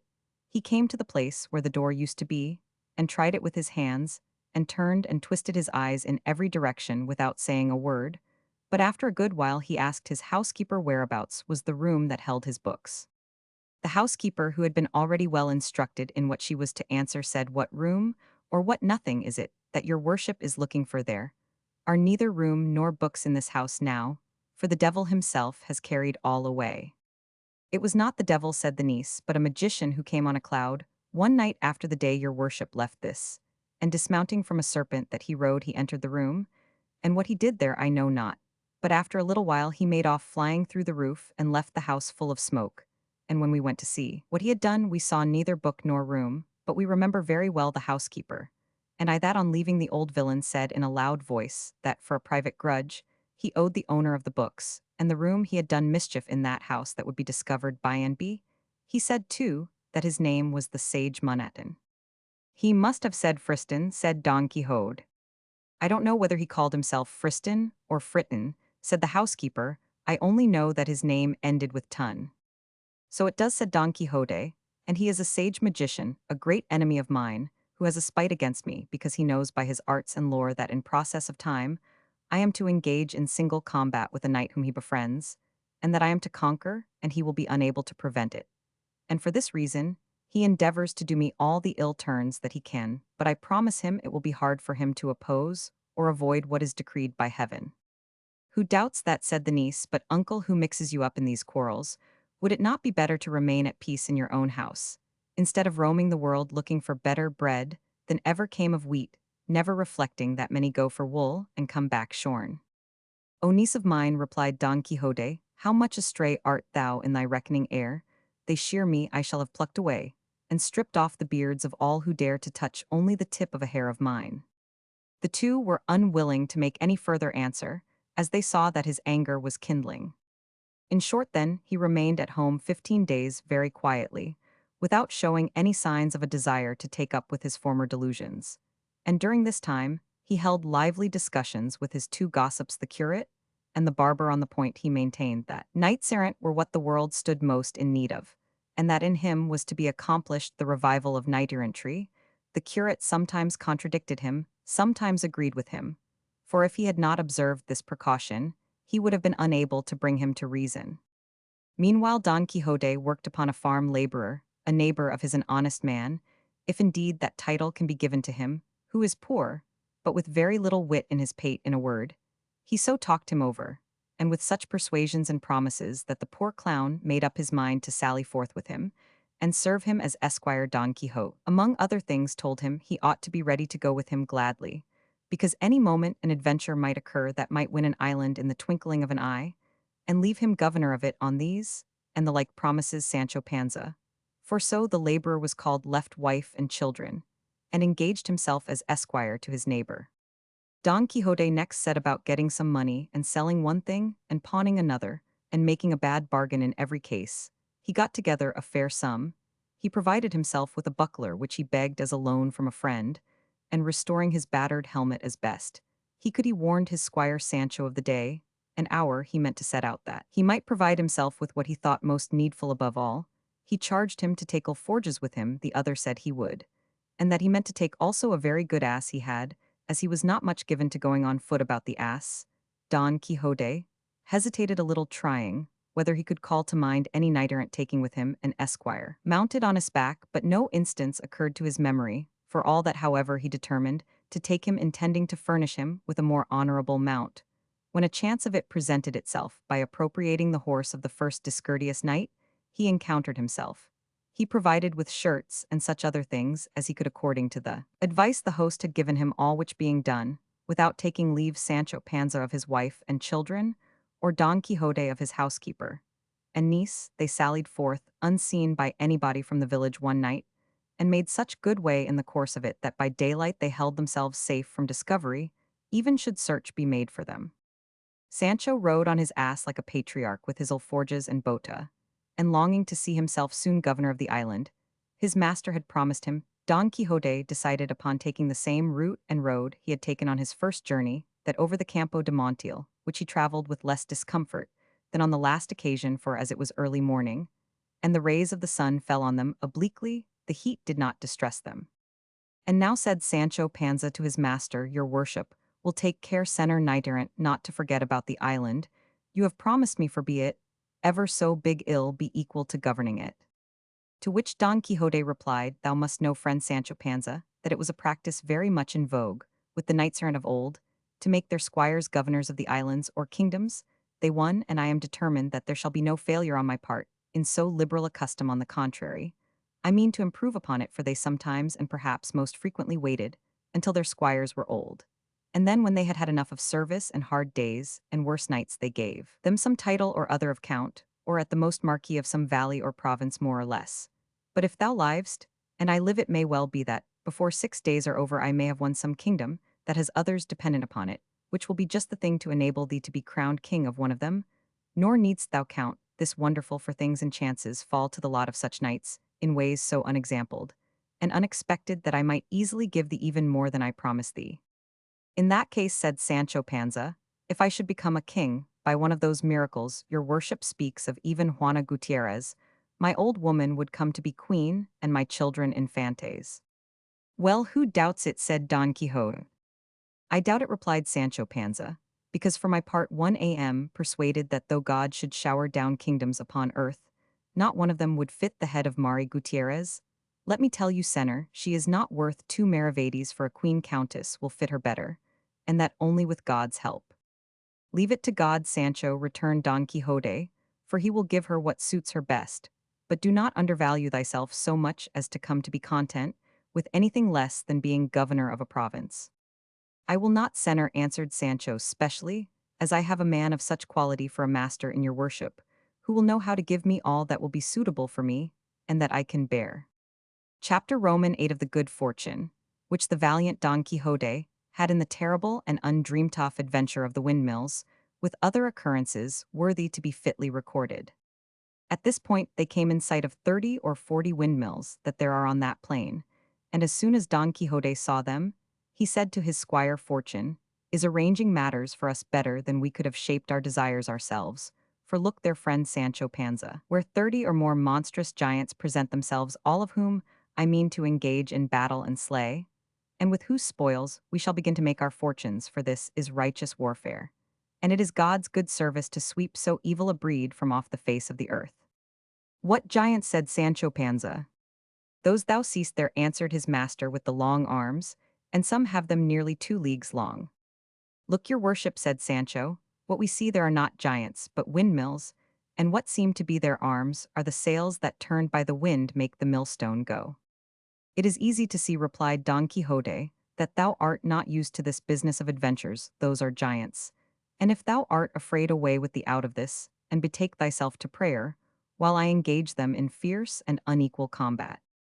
So saying, he gave the spur to his steed Rocinante, heedless of the cries. His squire Sancho sent after him, warning him that most certainly they were windmills, and not giants he was going to attack. He, however, was so positive they were giants that he neither heard the cries of Sancho, nor perceived near, as he was what they were, but made at them, shouting, fly not, cowards, and vile beings, for a single knight attacks you. A slight breeze at this moment sprang up, and the great sails began to move, seeing which Don Quixote exclaimed, though ye flourish more arms than the giant Briareus, ye have to reckon with me. So saying, and commending himself with all his heart to his lady Dulcinea, imploring her to support him in such a peril, with lance in rest, and covered by his buckler, he charged at Rocinante's fullest gallop, and fell upon the first mill that stood in front of him. But as he drove his lance-point into the sail, the wind whirled it round with such force that it shivered the lance to pieces, sweeping with it horse and rider, who went rolling over on the plain, in a sorry condition. Sancho hastened to his assistance, as fast as his ass could go, and when he came up found him unable to move, with such a shock had Rocinante fallen with him. God bless me, said Sancho, did I not tell your worship to mind what you were about, for they were only windmills, and no one could have made any mistake about it, but one who had something of the same kind in his head. Hush, friend Sancho, replied Don Quixote, the fortunes of war, more than any other, are liable to frequent fluctuations, and moreover I think, and it is the truth, that that same sage Friston who carried off my study and books has turned these giants into mills in order to rob me of the glory of vanquishing them. Such is the enmity he bears me, but in the end his wicked arts will avail but little against my good sword. God order it as he may, said Sancho Panza, and helping him to rise got him up again on Rocinante, whose shoulder was half out. And then discussing the late adventure, they followed the road to Puerto Lapis, for there said Don Quixote, they could not fail to find adventures in abundance and variety, as it was a great thoroughfare for all that he was much grieved at the loss of his lance. And saying so to his squire, he added, I remember having read how a Spanish knight, Diego Perez de Vargas, by name, having broken his sword in battle, tore from an oak a ponderous bough or branch, and with it did such things that day, and pounded so many Moors that he got the surname of Machuca, and he and his descendants from that day forth were called Vargas. Why Machuca? I mention this, because from the first oak I mean, to rend such another branch large and stout like that, with which I am determined, and resolved to do such deeds, that thou mayest deem thyself very fortunate in being found worthy to come and see them, and be an eyewitness of things that will with difficulty be believed. Be that as God will, said Sancho. I believe it all as your worship says it, but straighten yourself a little, for you seem all on one side, may be from the shaking of the fall. That is the truth, said Don Quixote, and if I make no complaint of the pain, it is because knights-errant are not permitted to complain of any wound, even though their bowels be coming out through it. If so, said Sancho, I have nothing to say, but God knows, I would rather your worship complained when anything ailed you. For my part, I confess, I must complain however small the ache may be, unless this rule, about not complaining, extends to the squires of knights-errant also.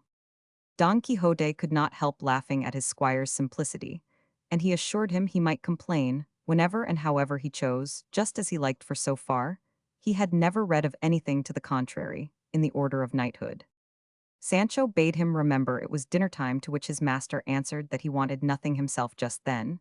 but that he might eat when he had a mind. With this permission, Sancho settled himself as comfortably as he could on his beast, and taking out of the alforges what he had stowed away in them, he jogged along behind his master, munching deliberately, and from time to time taking a pull at the bota with a relish that the thirstiest tapster in Malaga might have envied. And while he went on in this way, gulping down draught after draught, he never gave a thought to any of the promises his master had made him, nor did he rate it as hardship, but rather as recreation, going in quest of adventures, however dangerous they might be. Finally, they passed the night among some trees, from one of which Don Quixote plucked a dry branch to serve him after a fashion as a lance, and fixed on it the head he had removed from the broken one. All that night Don Quixote lay awake, thinking of his lady Dulcinea, in order to conform to what he had read in his books, how many a night in the forests and deserts knights used to lie sleepless, supported by the memory of their mistresses. Not so did Sancho Panza spend it, for having his stomach full of something stronger than chicory water, he made but one sleep of it. And if his master had not called him, neither the rays of the sun beating on his face, nor all the cheery notes of the birds, welcoming the approach of day, would have had power to waken him. On getting up, he tried the bota, and found it somewhat less full than the night before, which grieved his heart, because they did not seem to be on the way to remedy the deficiency. Readily Don Quixote did not care to break his fast, for, as has been already said, he confined himself to savory recollections for nourishment. They returned to the road they had set out with, leading to Puerto Lapis, and at 3 in the afternoon they came in sight of it. Here, brother Sancho Panza, said Don Quixote, when he saw it, we may plunge our hands up to the elbows in what they call adventures. But observe, even shouldst thou see me in the greatest danger in the world, thou must not put a hand to thy sword in my defense, unless, indeed, thou perceivest that those who assail me are rabble or base folk, for in that case, thou mayest very properly aid me. But if they be knights, it is on no account permitted or allowed thee by the laws of knighthood to help me, until thou hast been dubbed a knight. Most certainly, Senor, replied Sancho, your worship shall be fully obeyed in this matter, all the more as of myself I am peaceful, and no friend to mixing in strife and quarrels. It is true that as regards the defense of my own person, I shall not give much heed to those laws, for laws human and divine allow each one to defend himself against any assailant whatever. That I grant, said Don Quixote, but in this matter of aiding me against knights, thou must put a restraint upon thy natural impetuosity. I will do so, I promise you, answered Sancho, and will keep this precept as carefully as Sunday.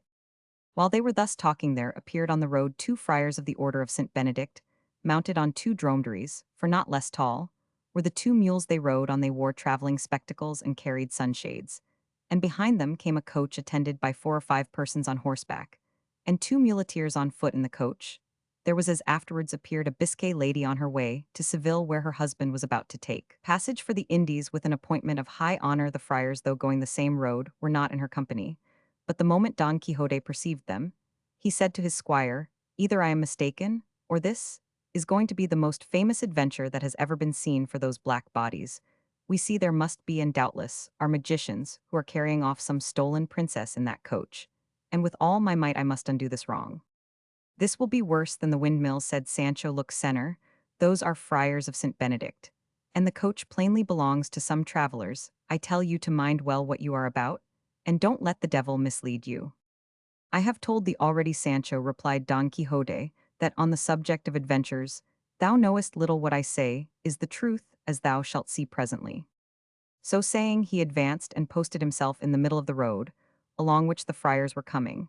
And as soon as he thought they had come near enough to hear what he said, he cried aloud, "Devilish and unnatural beings, release instantly the highborn princesses, whom you are carrying off by force in this coach, else prepare to meet a speedy death as the just punishment of your evil deeds."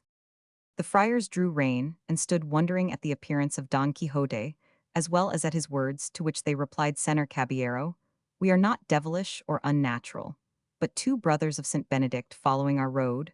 nor do we know whether or not there are any captive princesses coming in this coach." "No soft words with me, for I know you lying rabble," said Don Quixote, and without waiting for a reply, he spurred Rocinante, and with levelled lance charged the first friar with such fury and determination that if the friar had not flung himself off the mule, he would have brought him to the ground against his will, and sore wounded, if not killed outright. The second brother, seeing how his comrade was treated, drove his heels into his castle of a mule, and made off across the country faster than the wind. Sancho Panza, when he saw the friar on the ground dismounting briskly from his ass, rushed towards him, and began to strip off his gown. At that instant, the friar's muleteers came up, and asked what he was stripping him for. Sancho answered them that this fell to him lawfully as spoil of the battle, which his lord Don Quixote had won. The muleteers, who had no idea of a joke, and did not understand all this about battles and spoils, seeing that Don Quixote was some distance off talking to the travelers in the coach, fell upon Sancho, knocked him down, and leaving hardly a hair in his beard, belabored him with kicks, and left him stretched breathless and senseless on the ground, and without any more delay helped the friar to mount, who, trembling, terrified, and pale as soon as he found himself in the saddle, spurred after his companion, who was standing at a distance, looking on, watching the result of the onslaught. Then, not caring to wait for the end of the affair, just begun, they pursued their journey, making more crosses than if they had the devil after them. Don Quixote was, as has been said, speaking to the lady in the coach. "Your beauty, lady mine," said he, "may now dispose of your person, as may be most in accordance with your pleasure, for the pride of your ravishers lies prostrate on the ground through this strong arm of mine. And lest you should be pining to know the name of your deliverer, know that I am called Don Quixote of La Mancha, knight errant and adventurer, and captive to the peerless and beautiful lady Dulcinea del Toboso. And in return for the service you have received of me, I ask no more than that you should return to El Toboso, and on my behalf present yourself before that lady, and tell her what I have done to set you free." One of the squires in attendance upon the coach, a Biscayan, was listening to all Don Quixote was saying, and perceiving that he would not allow the coach to go on, but was saying it must return at once to El Toboso, he made at him, and seizing his lance addressed him in bad Castilian, and worse Biscayan after his fashion, "Begone, caballero, and ill go with thee by the God that made me, unless thou quittest coach slayest thee as art here a Biscayan." Don Quixote understood him quite well, and answered him very quietly, "If thou wert a knight, as thou art none, I should have already chastised thy folly and rashness, miserable creature." To which the Biscayan returned, "I know, gentlemen, I swear to God, thou least as I am Christian, if thou droppest lance, and drawest sword soon, shalt thou see thou art carrying water to the cat Biscayan on land Hidalgo, at sea Hidalgo at the devil. And look if thou sayest otherwise, thou least." "You will see presently," said Agrages, replied Don Quixote, and throwing his lance on the ground, he drew his sword, braced his buckler on his arm, and attacked the Biscayan, bent upon taking his life. The Biscayan, when he saw him coming on, though he wished to dismount from his mule, in which, being one of those sorry ones, let out for hire, he had no confidence, had no choice, but to draw his sword. It was lucky for him, however, that he was near the coach, from which he was able to snatch a cushion that served him for a shield, and they went at one another as if they had been two mortal enemies. The others strove to make peace between them, but could not, for the Biscayan declared in his disjointed phrase that if they did not let him finish his battle, he would kill his mistress. And everyone that strove to prevent him, the lady in the coach, amazed and terrified at what she saw, ordered the coachman to draw aside a little, and set herself to watch this severe struggle, in the course of which the Biscayan smote Don Quixote a mighty stroke on the shoulder over the top of his buckler, which given to one without armor, would have cleft him to the waist. Don Quixote, feeling the weight of this prodigious blow, cried aloud, saying, "O lady of my soul, Dulcinea, flower of beauty, come to the aid of this your knight, who, in fulfilling his obligations to your beauty, finds himself in this extreme peril, to say this, to lift his sword, to shelter himself well behind his buckler, and to assail the Biscayan was the work of an instant determined, as he was to venture all upon a single blow. The Biscayan, seeing him come on in this way, was convinced of his courage by his spirited bearing, and resolved to follow his example. So he waited for him, keeping well under cover of his cushion, being unable to execute any sort of maneuver with his mule, which, dead tired, and never meant for this kind of game, could not stir a step. On then, as aforesaid, came Don Quixote against the wary Biscayan, with uplifted sword, and a firm intention of splitting him in half while on his side. The Biscayan waited for him, sword in hand, and under the protection of his cushion, and all present stood trembling, waiting, in suspense, the result of blows such as threatened to fall, and the lady in the coach and the rest of her following were making 1,000 vows and offerings to all the images and shrines of Spain, that God might deliver her squire, and all of them from this great peril in which they found themselves. But it spoils all that at this point and crisis the author of the history leaves this battle impending, giving as excuse that he could find nothing more written about these achievements of Don Quixote than what has been already set forth. It is true the second author of this work was unwilling to believe that a history so curious could have been allowed to fall under the sentence of oblivion, or that the wits of La Mancha could have been so undiscerning as not to preserve in their archives or registries some documents referring to this famous knight. And this being his persuasion, he did not despair of finding the conclusion of this pleasant history, which, heaven favoring him, he did find in a way that shall be related in the second part. Chapter Roman 9, in which is concluded and finished the terrific battle between the gallant Biscayan and the valiant Manchegan. In the first part of this history, we left the valiant Biscayan and the renowned Don Quixote with drawn swords, uplifted ready to deliver two such furious slashing blows, that if they had fallen full and fair, they would at least have split and cleft them asunder from top to toe, and laid them open like a pomegranate. And at this so critical point, the delightful history came to a stop, and stood cut short, without any intimation from the author where what was missing was to be found. This distressed me greatly, because the pleasure derived from having read such a small portion turned to vexation at the thought of the poor chance that presented itself of finding the large part that, so it seemed to me, was missing of such an interesting tale. It appeared to me to be a thing impossible and contrary to all precedent that so good a knight should have been without some sage to undertake the task of writing his marvelous achievements, a thing that was never wanting to any of those knights-errant who they say went after adventures, for every one of them had one or two sages, as if made on purpose, who not only recorded their deeds, but described their most trifling thoughts and follies, however secret they might be, and such a good knight could not have been so unfortunate as not to have what Platier and others like him had in abundance. And so I could not bring myself to believe that such a gallant tale had been left maimed and mutilated, and I laid the blame on time, the devourer and destroyer of all things that had either concealed or consumed it. On the other hand, it struck me that inasmuch as among his books there had been found such modern ones as the Enlightenment of Jealousy, and the Nymphs and Shepherds of Henner's, his story must likewise be modern, and that though it might not be written, it might exist in the memory of the people of his village, and of those in the neighborhood. This reflection kept me perplexed and longing to know really and truly the whole life and wondrous deeds of our famous Spaniard Don Quixote of La Mancha, light and mirror of Manchegan chivalry, and the first that in our age, and in these so evil days, devoted himself to the labor and exercise of the arms of knight-errantry, righting wrongs, succoring widows, and protecting damsels of that sort that used to ride about whip in hand on their palfreys, with all their virginity about them, from mountain to mountain and valley to valifer, if it were not for some ruffian or boor with a hood and hatchet or monstrous giant that forced them. There were in days of yore damsels that at the end of 80 years, in all which time they had never slept a day under a roof, went to their graves, as much maids as the mothers that bore them. I say then, that in these and other respects our gallant Don Quixote is worthy of everlasting and notable praise, nor should it be withheld even from me for the labor and pains spent in searching for the conclusion of this delightful history, though I know well that if heaven, chance, and good fortune had not helped me, the world would have remained deprived of an entertainment and pleasure, that for a couple of hours, or so may well occupy him, who shall read it attentively. The discovery of it occurred in this way. One day as I was in the Alcana of Toledo, a boy came up to sell some pamphlets and old papers to a silk mercer. And as I am fond of reading even the very scraps of paper in the streets led by this natural bent of mine, I took up one of the pamphlets the boy had for sale and saw that it was in characters which I recognized as Arabic. And as I was unable to read them, though I could recognize them, I looked about to see if there were any Spanish-speaking Morisco at hand to read them for me, nor was there any great difficulty in finding such an interpreter, for even had I sought one for an older and better language, I should have found him in short chance provided me with one who, when I told him what I wanted and put the book into his hands, opened it in the middle,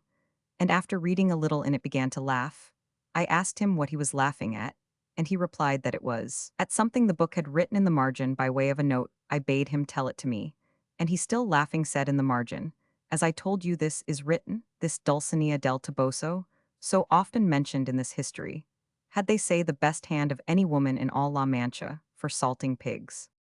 When I heard Dulcinea del Toboso named, I was struck with surprise and amazement, for it occurred to me at once that these pamphlets contained the history of Don Quixote. With this idea, I pressed him to read the beginning, and doing so turning the Arabic offhand into Castilian, he told me it meant History of Don Quixote of La Mancha, written by Cid Hamit Benengeli, an Arab historian. It required great caution to hide the joy I felt when the title of the book reached my ears, and snatching it from the silk mercer,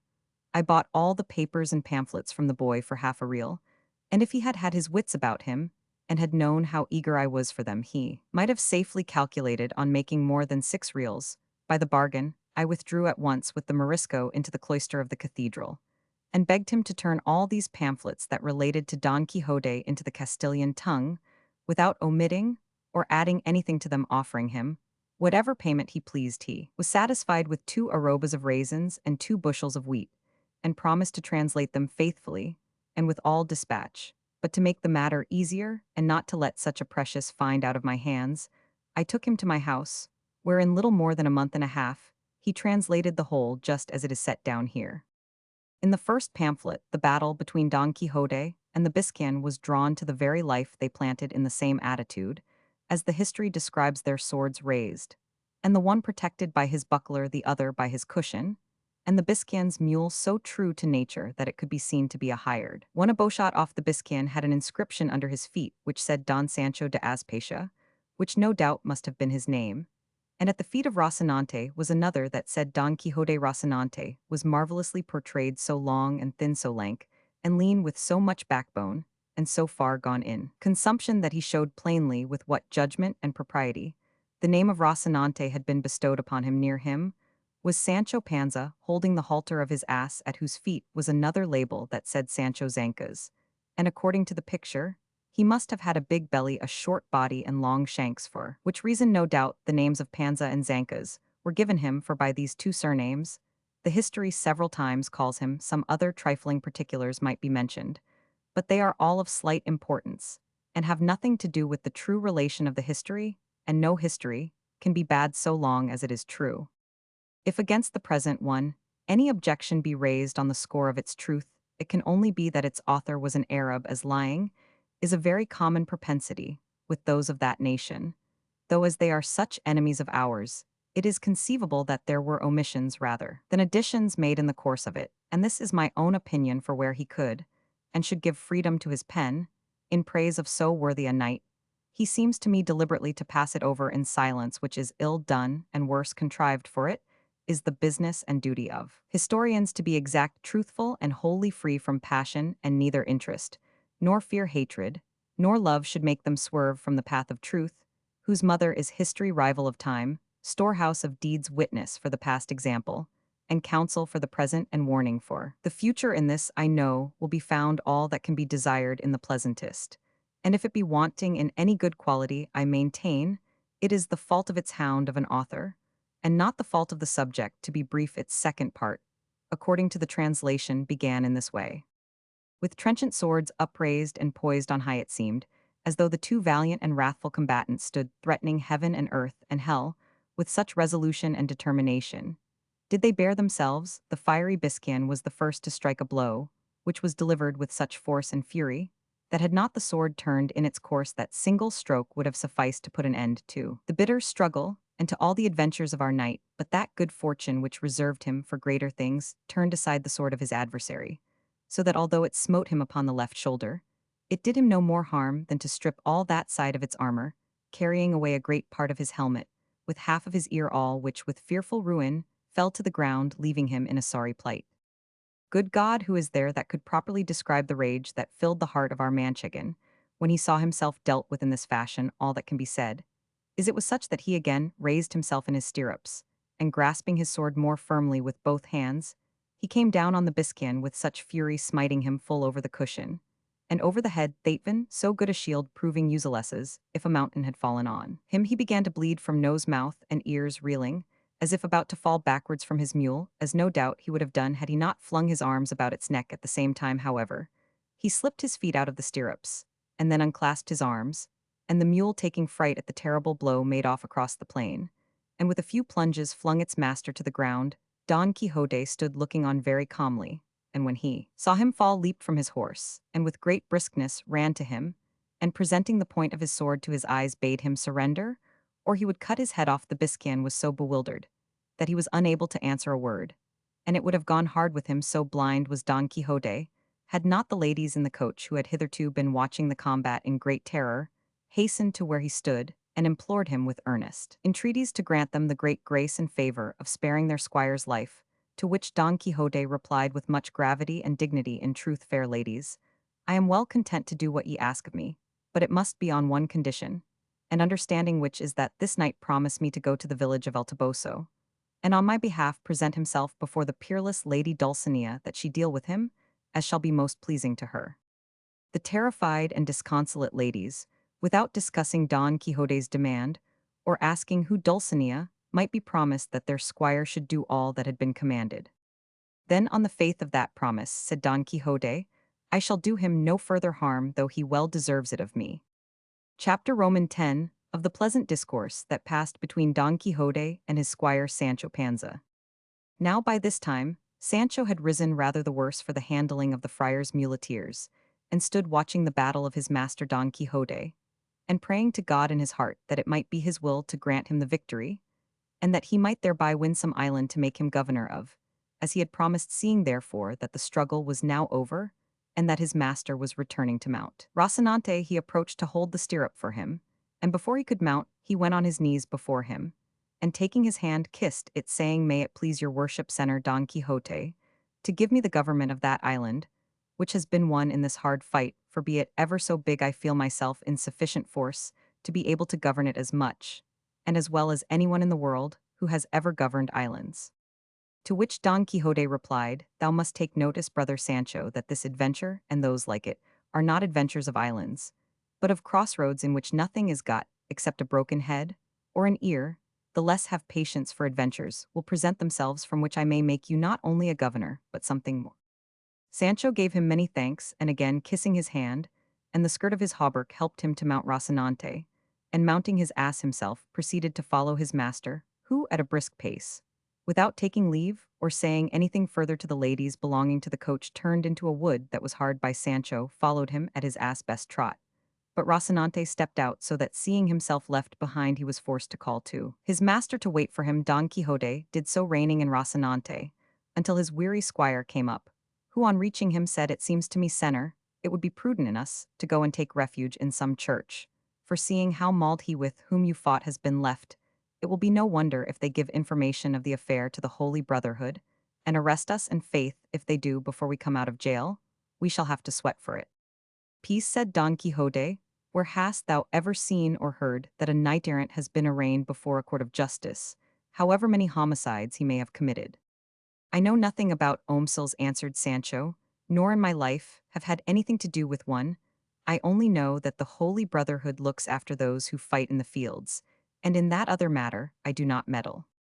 Then thou needst have no uneasiness, my friend, said Don Quixote, for I will deliver thee out of the hands of the Chaldeans, much more out of those of the Brotherhood. But tell me, as thou livest, hast thou seen a more valiant knight than I in all the known world? Hast thou read in history of any who has, or had higher mettle in attack, more spirit in maintaining it, more dexterity in wounding, or skill in overthrowing? The truth is, answered Sancho, that I have never read any history, for I can neither read nor write. But what I will venture to bet is that a more daring master than your worship I have never served in all the days of my life, and God grant that this daring be not paid, for where I have said what I beg of your worship is to dress your wound, for a great deal of blood flows from that ear. And I have here some lint and a little white ointment in the alforges. All that might be well dispensed with, said Don Quixote, if I had remembered to make a vial of the balsam of Fierabras, for time and medicine are saved by one single drop. What vial and what balsam is that? Said Sancho Panza. It is a balsam, answered Don Quixote, the receipt of which I have in my memory, with which one need have no fear of death or dread dying of any wound. And so when I make it, and give it to thee, thou hast nothing to do, when in some battle thou seest they have cut me in half through the middle of the body, as is wont to happen frequently, but neatly and with great nicety, ere the blood congeal, to place that portion of the body, which shall have fallen to the ground, upon the other half, which remains in the saddle, taking care to fit it on evenly and exactly. Then thou shalt give me to drink but 2 drops of the balsam I have mentioned, and thou shalt see me become sounder than an apple.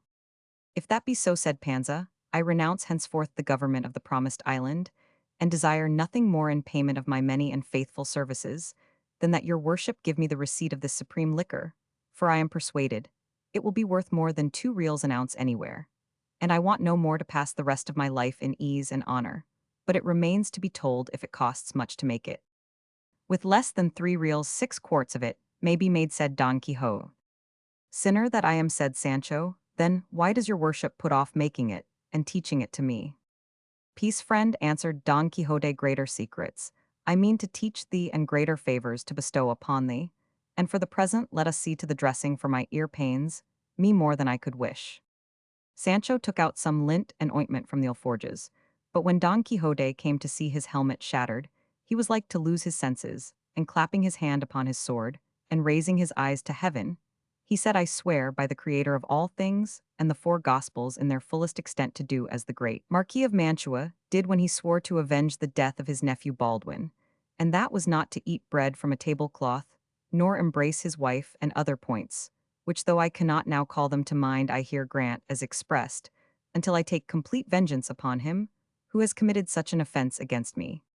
Hearing this, Sancho said to him, your worship should bear in mind, Senor Don Quixote, that if the knight has done what was commanded him in going to present himself before my lady Dulcinea del Toboso, he will have done all that he was bound to do, and does not deserve further punishment, unless he commits some new offense.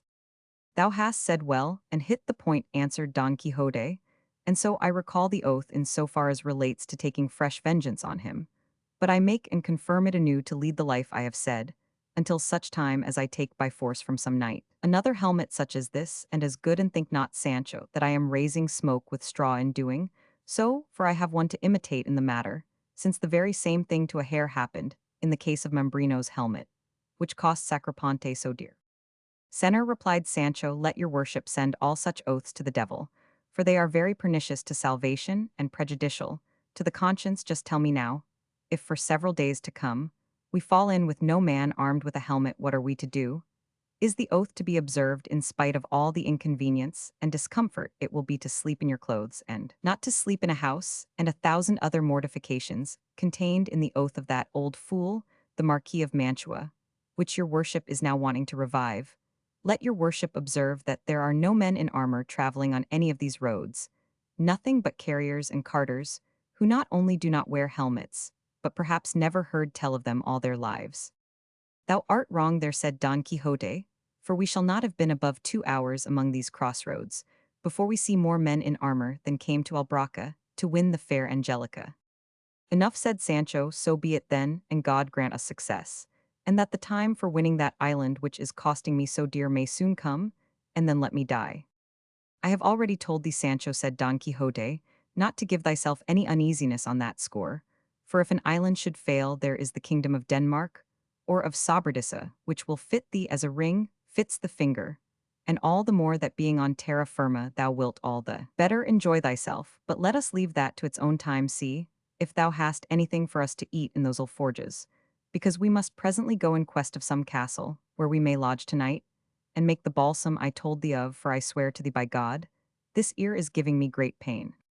I have here an onion and a little cheese, and a few scraps of bread, said Sancho, but they are not victuals fit for a valiant knight like your worship. How little thou knowest about it, answered Don Quixote. I would have thee to know, Sancho, that it is the glory of knights-errant to go without eating for a month, and even when they do eat, that it should be of what comes first to hand.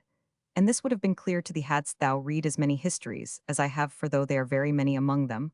all I have found no mention made of knights-errant eating, unless by accident, or at some sumptuous banquets prepared for them, and the rest of the time they passed in dalliance, and though it is plain they could not do without eating and performing all the other natural functions, because in fact they were men like ourselves, it is plain too that wandering as they did the most part of their lives through woods and wilds, and without a cook, their most usual fare would be rustic viands, such as those thou now offer me, so that, friend Sancho, let not that distress thee which pleases me, and do not seek to make a new world or pervert knight-errantry.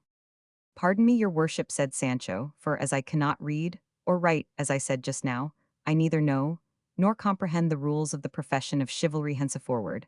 I will stock the alforges with every kind of dry fruit for your worship, as you are a knight, and for myself, as I am not one, I will furnish them with poultry and other things more substantial.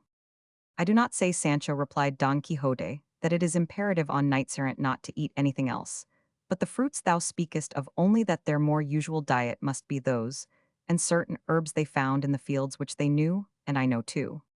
A good thing it is, answered Sancho, to know those herbs, for to my thinking, it will be needful some day to put that knowledge into practice.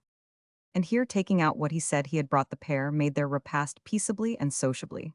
But anxious to find quarters for the night, they with all dispatch made an end of their poor dry fare, mounted at once, and made haste to reach some habitation before night set in. But daylight, and the hope of succeeding in their object failed them close by the huts of some goatherds, so they determined to pass the night there. And it was as much to Sancho's discontent not to have reached a house, as it was to his master's satisfaction to sleep under the open heaven, for he fancied that each time this happened to him, he performed an act of ownership that helped to prove his chivalry. Chapter Roman 11. What befell Don Quixote with certain goatherds. He was cordially welcomed by the goatherds, and Sancho, having as best he could put up Rocinante, and the ass drew towards the fragrance that came from some pieces of salted goat simmering in a pot on the fire. And though he would have liked at once to try, if they were ready to be transferred from the pot to the stomach, he refrained from doing so as the goatherds removed them from the fire, and laying sheepskins on the ground, quickly spread their rude table, and with signs of hearty goodwill, invited them both to share what they had round the skins. 6 of the men belonging to the fold seated themselves, having first, with rough politeness, pressed Don Quixote to take a seat upon a trough, which they placed for him upside down. Don Quixote seated himself, and Sancho remained standing to serve the cup, which was made of horn. Seeing him standing, his master said to him, that thou mayest see, Sancho, the good that knight-errantry contains in itself, and how those who fill any office in it are on the high road to be speedily honored and esteemed by the world. I desire that thou seat thyself here at my side, and in the company of these worthy people, and that thou be one with me, who am thy master and natural lord, and that thou eat from my plate and drink from whatever I drink from, for the same may be said of knight-errantry, as of love, that it levels all. Great thanks, said Sancho, but I may tell your worship that provided I have enough to eat, I can eat it as well or better standing, and by myself, than seated alongside of an emperor. And indeed, if the truth is to be told, what I eat in my corner without form or fuss has much more relish for me, even though it be bread and onions, than the turkeys of those other tables, where I am forced to chew slowly, drink little, wipe my mouth every minute, and cannot sneeze or cough if I want, or do other things that are the privileges of liberty and solitude. So, Senor, as for these honors which your worship would put upon me, as a servant and follower of knight-errantry, exchange them for other things which may be of more use and advantage to me. For these, though I fully acknowledge them, as received, I renounce from this moment to the end of the world. For all that, said Don Quixote, thou must seat thyself, because him who humbleth himself God exalteth, and seizing him by the arm he forced him to sit down beside himself. The goatherds did not understand this jargon about squires and knights-errant, and all they did was to eat in silence and stare at their guests, who with great elegance and appetite were stowing away pieces as big as one's fist. The course of meat finished, they spread upon the sheepskins a great heap of parched acorns, and with them they put down a half cheese harder than if it had been made of mortar. All this, while the horn was not idle, for it went round, so constantly, now full, now empty, like the bucket of a water wheel, that it soon drained one of the two wineskins that were in sight. When Don Quixote had quite appeased his appetite, he took up a handful of the acorns, and contemplating them attentively delivered himself somewhat in this fashion. Happy the age, happy the time to which the ancients gave the name of golden knot, because, in that fortunate age, the gold so coveted in this our iron one was gained without toil. But because they that lived in it knew not the two words mine, and then in that blessed age all things were in common to win the daily food, no labor was required of any save to stretch forth his hand, and gather it from the sturdy oaks that stood, generously inviting him with their sweet ripe fruit. The clear streams and running brooks yielded their savory limpid waters, in noble abundance. The busy and sagacious bees fixed their republic in the clefts of the rocks and hollows of the trees, offering without usance the plenteous produce of their fragrant toil. To every hand the mighty cork trees, unenforced save of their own courtesy, shed the broad light bark that served at first to roof the houses supported by rude stakes, a protection against the inclemency of heaven alone. Then all was peace, all friendship, all conquered. As yet the dull share of the crooked plough had not dared to rend and pierce the tender bowels of our first mother, that without compulsion yielded from every portion of her broad fertile bosom all that could satisfy, sustain, and delight the children that then possessed her. Then was it that the innocent and fair young shepherdess roamed from vale to vale and hill to hill with flowing locks, and no more garments than were needful modestly to cover what modesty seeks, and ever sought to hide, nor were their ornaments like those in use today, set off by Tyrian purple and silk tortured in endless fashions, but the wreathed leaves of the green dock and ivy, wherewith they went as bravely and becomingly decked as our court dames with all the rare and far-fetched artifices that idle curiosity has taught them.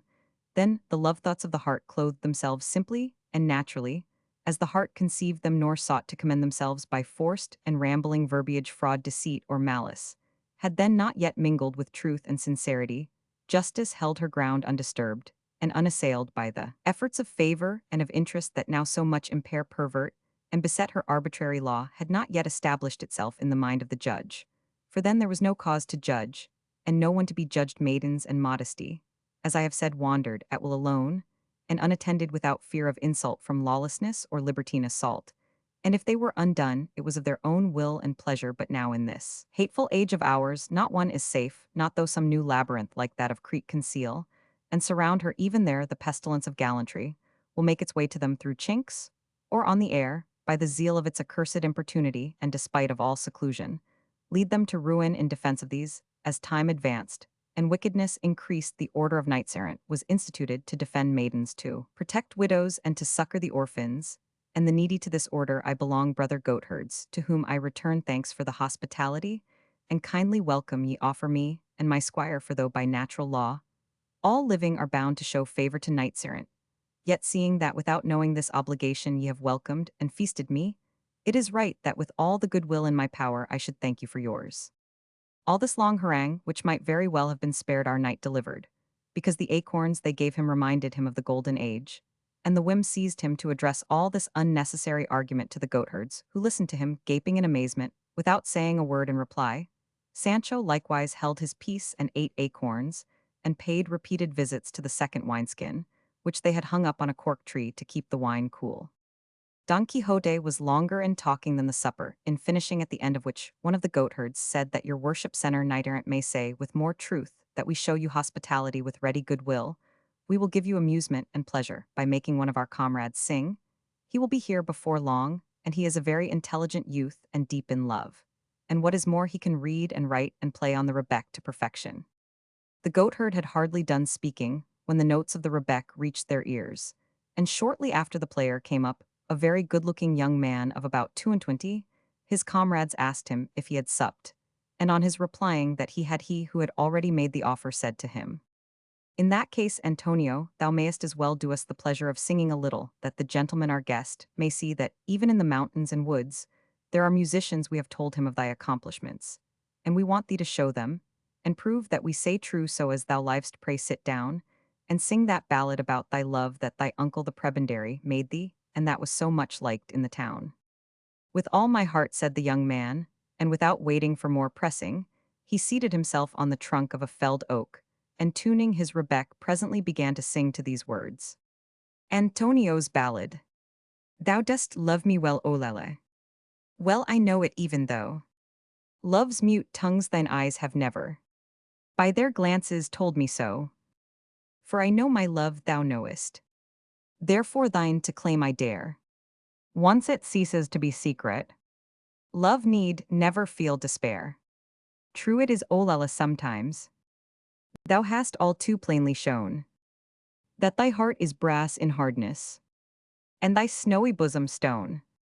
Yet for all that in thy coyness, and thy fickle fits between, hope is there at least the border of her garment may be seen. Lures to faith are they those glimpses,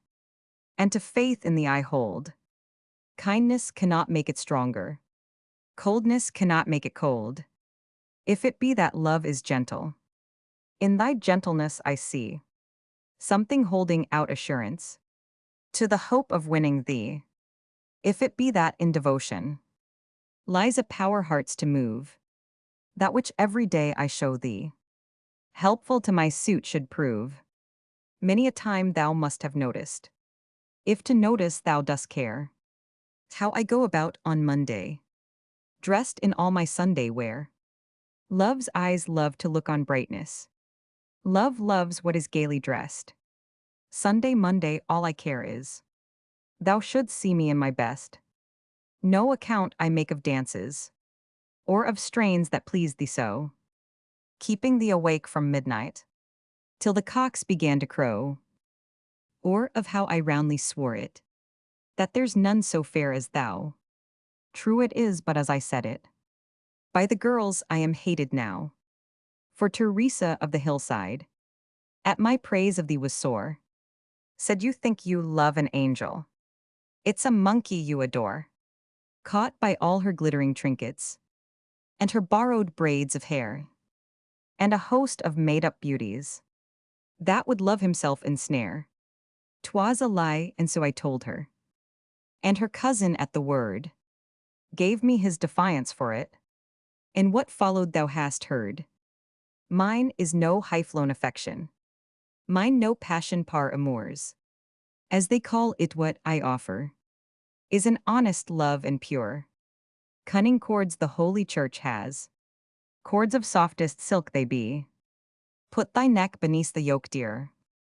Mine will follow, thou wilt see. Else and once for all I swear it, by the saint of most renown, if I ever quit the mountains, 'twill be in a friar's gown. Here the goatherd brought his song to an end, and though Don Quixote entreated him to sing more, Sancho had no mind that way, being more inclined for sleep than for listening to songs. So said he to his master, your worship will do well to settle at once, where you mean to pass the night, for the labor these good men are at all day does not allow them to spend the night in singing. I understand thee, Sancho, replied Don Quixote. I perceive clearly that those visits to the wineskin demand compensation in sleep, rather than in music. It's sweet to us all, blessed be God, said Sancho.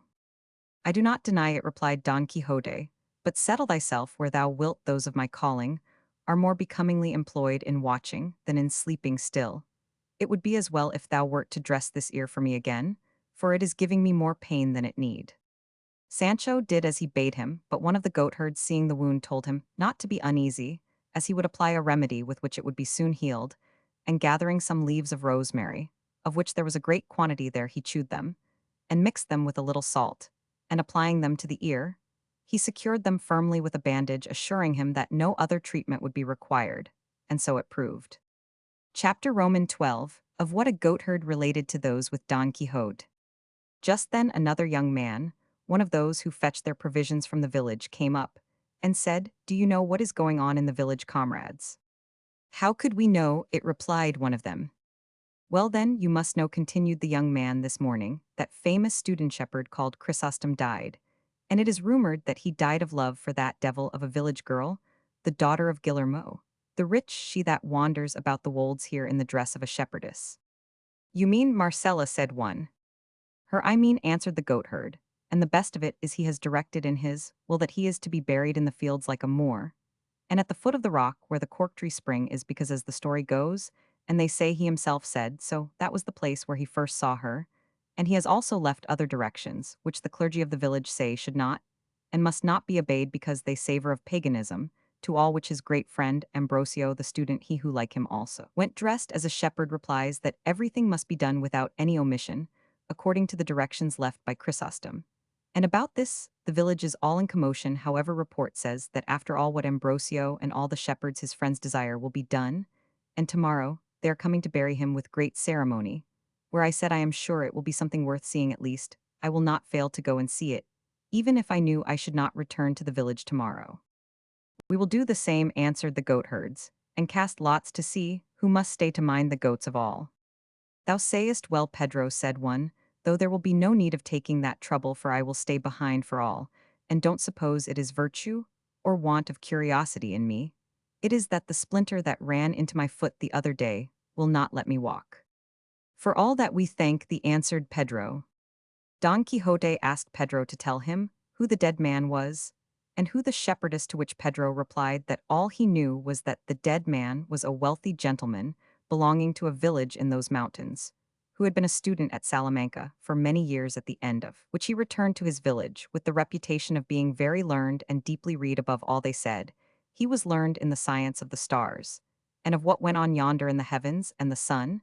and the moon, for he told us of the Chris of the sun and moon to exact time. Eclipse it is called, friend, not Chris, the darkening of those two luminaries, said Don Quixote. But Pedro, not troubling himself with trifles, went on with his story, saying, also he foretold, when the year was going to be one of abundance or hostility. Sterility, you mean, said Don Quixote. Sterility or hostility, answered Pedro, it is all the same in the end, and I can tell you that by this his father and friends, who believed him, grew very rich because they did as he advised them, bidding them, sow barley this year, not wheat this year, you may sow pulse, and not barley the next, there will be a full oil crop, and the 3 following not a drop will be got. That science is called astrology, said Don Quixote. I do not know what it is called, replied Pedro, but I know that he knew all this and more besides. But to make an end, not many months had passed, after he returned from Salamanca, when one day he appeared dressed as a shepherd with his crook and sheepskin, having put off the long gown he wore as a scholar. And at the same time, his great friend Ambrosio by name, who had been his companion in his studies, took to the shepherd's dress with him. I forgot to say that Chrysostom, who is dead, was a great man for writing verses, so much so that he made carols for Christmas Eve and plays for Corpus Christi, which the young men of our village acted. And all said they were excellent. When the villagers saw the 2 scholars so unexpectedly appearing in shepherd's dress, they were lost in wonder, and could not guess what had led them to make so extraordinary a change. About this time, the father of our Chrysostom died, and he was left heir to a large amount of property in chattels as well as in land, no small number of cattle and sheep, and a large sum of money, of all of which the young man was left dissolute owner. And indeed he was deserving of it all, for he was a very good comrade and kind-hearted and a friend of worthy folk, and had a countenance like a benediction. Presently it came to be known that he had changed his dress with no other object than to wander about these wastes, after that shepherdess Marcella, our lad mentioned a while ago, with whom the deceased Chrysostom had fallen in love. And I must tell you now, for it is well you should know it, who this girl is perhaps. And even without any perhaps, you will not have heard anything like it all the days of your life, though you should live more years than Sarna. Say Sarah, said Don Quixote, unable to endure the goatherd's confusion of words. The Sarna lives long enough, answered Pedro, and if Senner you must go finding fault with words at every step, we shall not make an end of it this 12-month. Pardon me, friend, said Don Quixote, but as there is such a difference between Sarna and Sarah, I told you of it. However, you have answered very rightly, for Sarna lives longer than Sarah, so continue your story, and I will not object any more to anything. I say then, my dear sir, said the goatherd, that in our village there was a farmer even richer than the father of Chrysostom, who was named Guillermo, and upon whom God bestowed over and above great wealth a daughter, at whose birth her mother died, the most respected woman there was in this neighborhood, I fancy. I can see her now with that countenance, which had the sun on one side, and the moon on the other, and moreover active, and kind to the poor, for which I trust that at the present moment her soul is in bliss with God in the other world. Her husband Guillermo died of grief, at the death of so good a wife, leaving his daughter Marcella a child, and rich to the care of an uncle of hers, a priest and prebendary in our village. The girl grew up with such beauty, that it reminded us of her mother's, which was very great, and yet it was thought that the daughter's would exceed it. and so when she reached the age of 14 to 15 years nobody beheld her but blessed God that had made her so beautiful, and the greater number were in love with her. Past redemption her uncle kept her in great seclusion and retirement.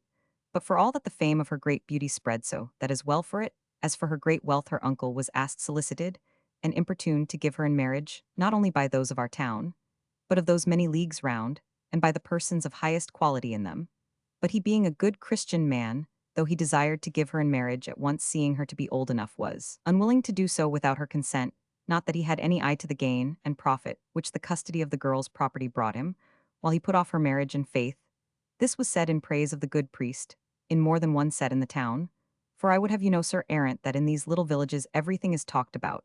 and everything is carped at, and rest assured, as I am, that the priest must be over and above good who forces his parishioners to speak well of him, especially in villages. That is the truth, said Don Quixote, but go on, for the story is very good, and you good Pedro tell it with very good grace. May that of the Lord not be wanting to me, said Pedro, that is the one to have to precede you, must know that, though the uncle put before his niece, and described to her the qualities of each one, in particular of the many who had asked her in marriage, begging her to marry and make a choice according to her own taste, she never gave any other answer than that she had no desire to marry just yet, and that being so young, she did not think herself fit to bear the burden of matrimony. At these, to all appearance reasonable excuses, that she made her uncle cease to urge her, and waited till she was somewhat more advanced in age, and could mate herself to her own liking for said hind.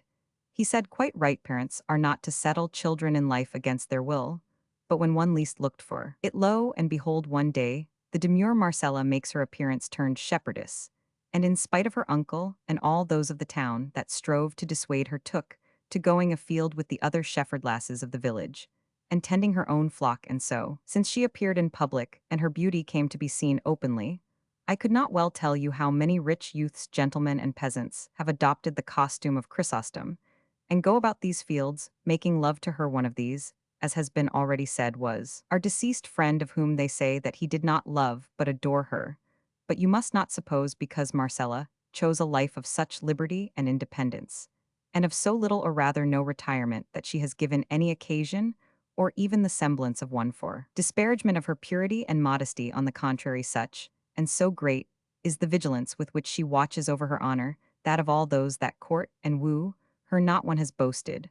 or can with truth boast, that she has given him any hope, however small, of obtaining his desire. For, although she does not avoid or shun the society and conversation of the shepherds, and treats them courteously and kindly should any one of them come to declare his intention to her, though it be one as proper and holy as that of matrimony, she flings him from her like a catapult. And with this kind of disposition, she does more harm in this country than if the plague had got into it. For her affability and her beauty draw on the hearts of those that associate with her to love her and to court her. But her scorn and her frankness bring them to the brink of despair, and so they know not what to say save to proclaim her aloud cruel and hard-hearted, and other names of the same sort, which well describe the nature of her character. And if you should remain here any time center, you would hear these hills and valleys resounding with the laments of the rejected ones, who pursue her. Not far from this, there is a spot where there are a couple of dozen of tall beeches, and there is not one of them but has carved and written on its smooth bark the name of Marcella,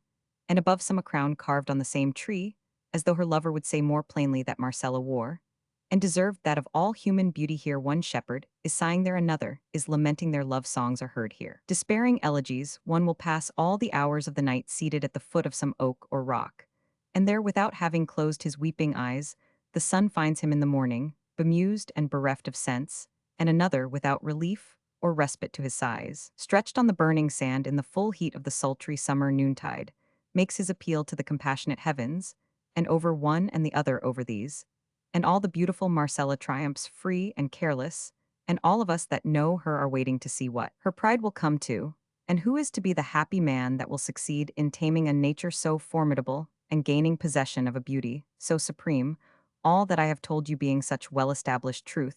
I am persuaded that what they say of the cause of Chrysostom's death, as our lad told us, is the same, and so I advise you, Senner, fail not to be present tomorrow at his burial, which will be well worth seeing, for Chrysostom had many friends, and it is not half a league from this place to where he directed he should be buried.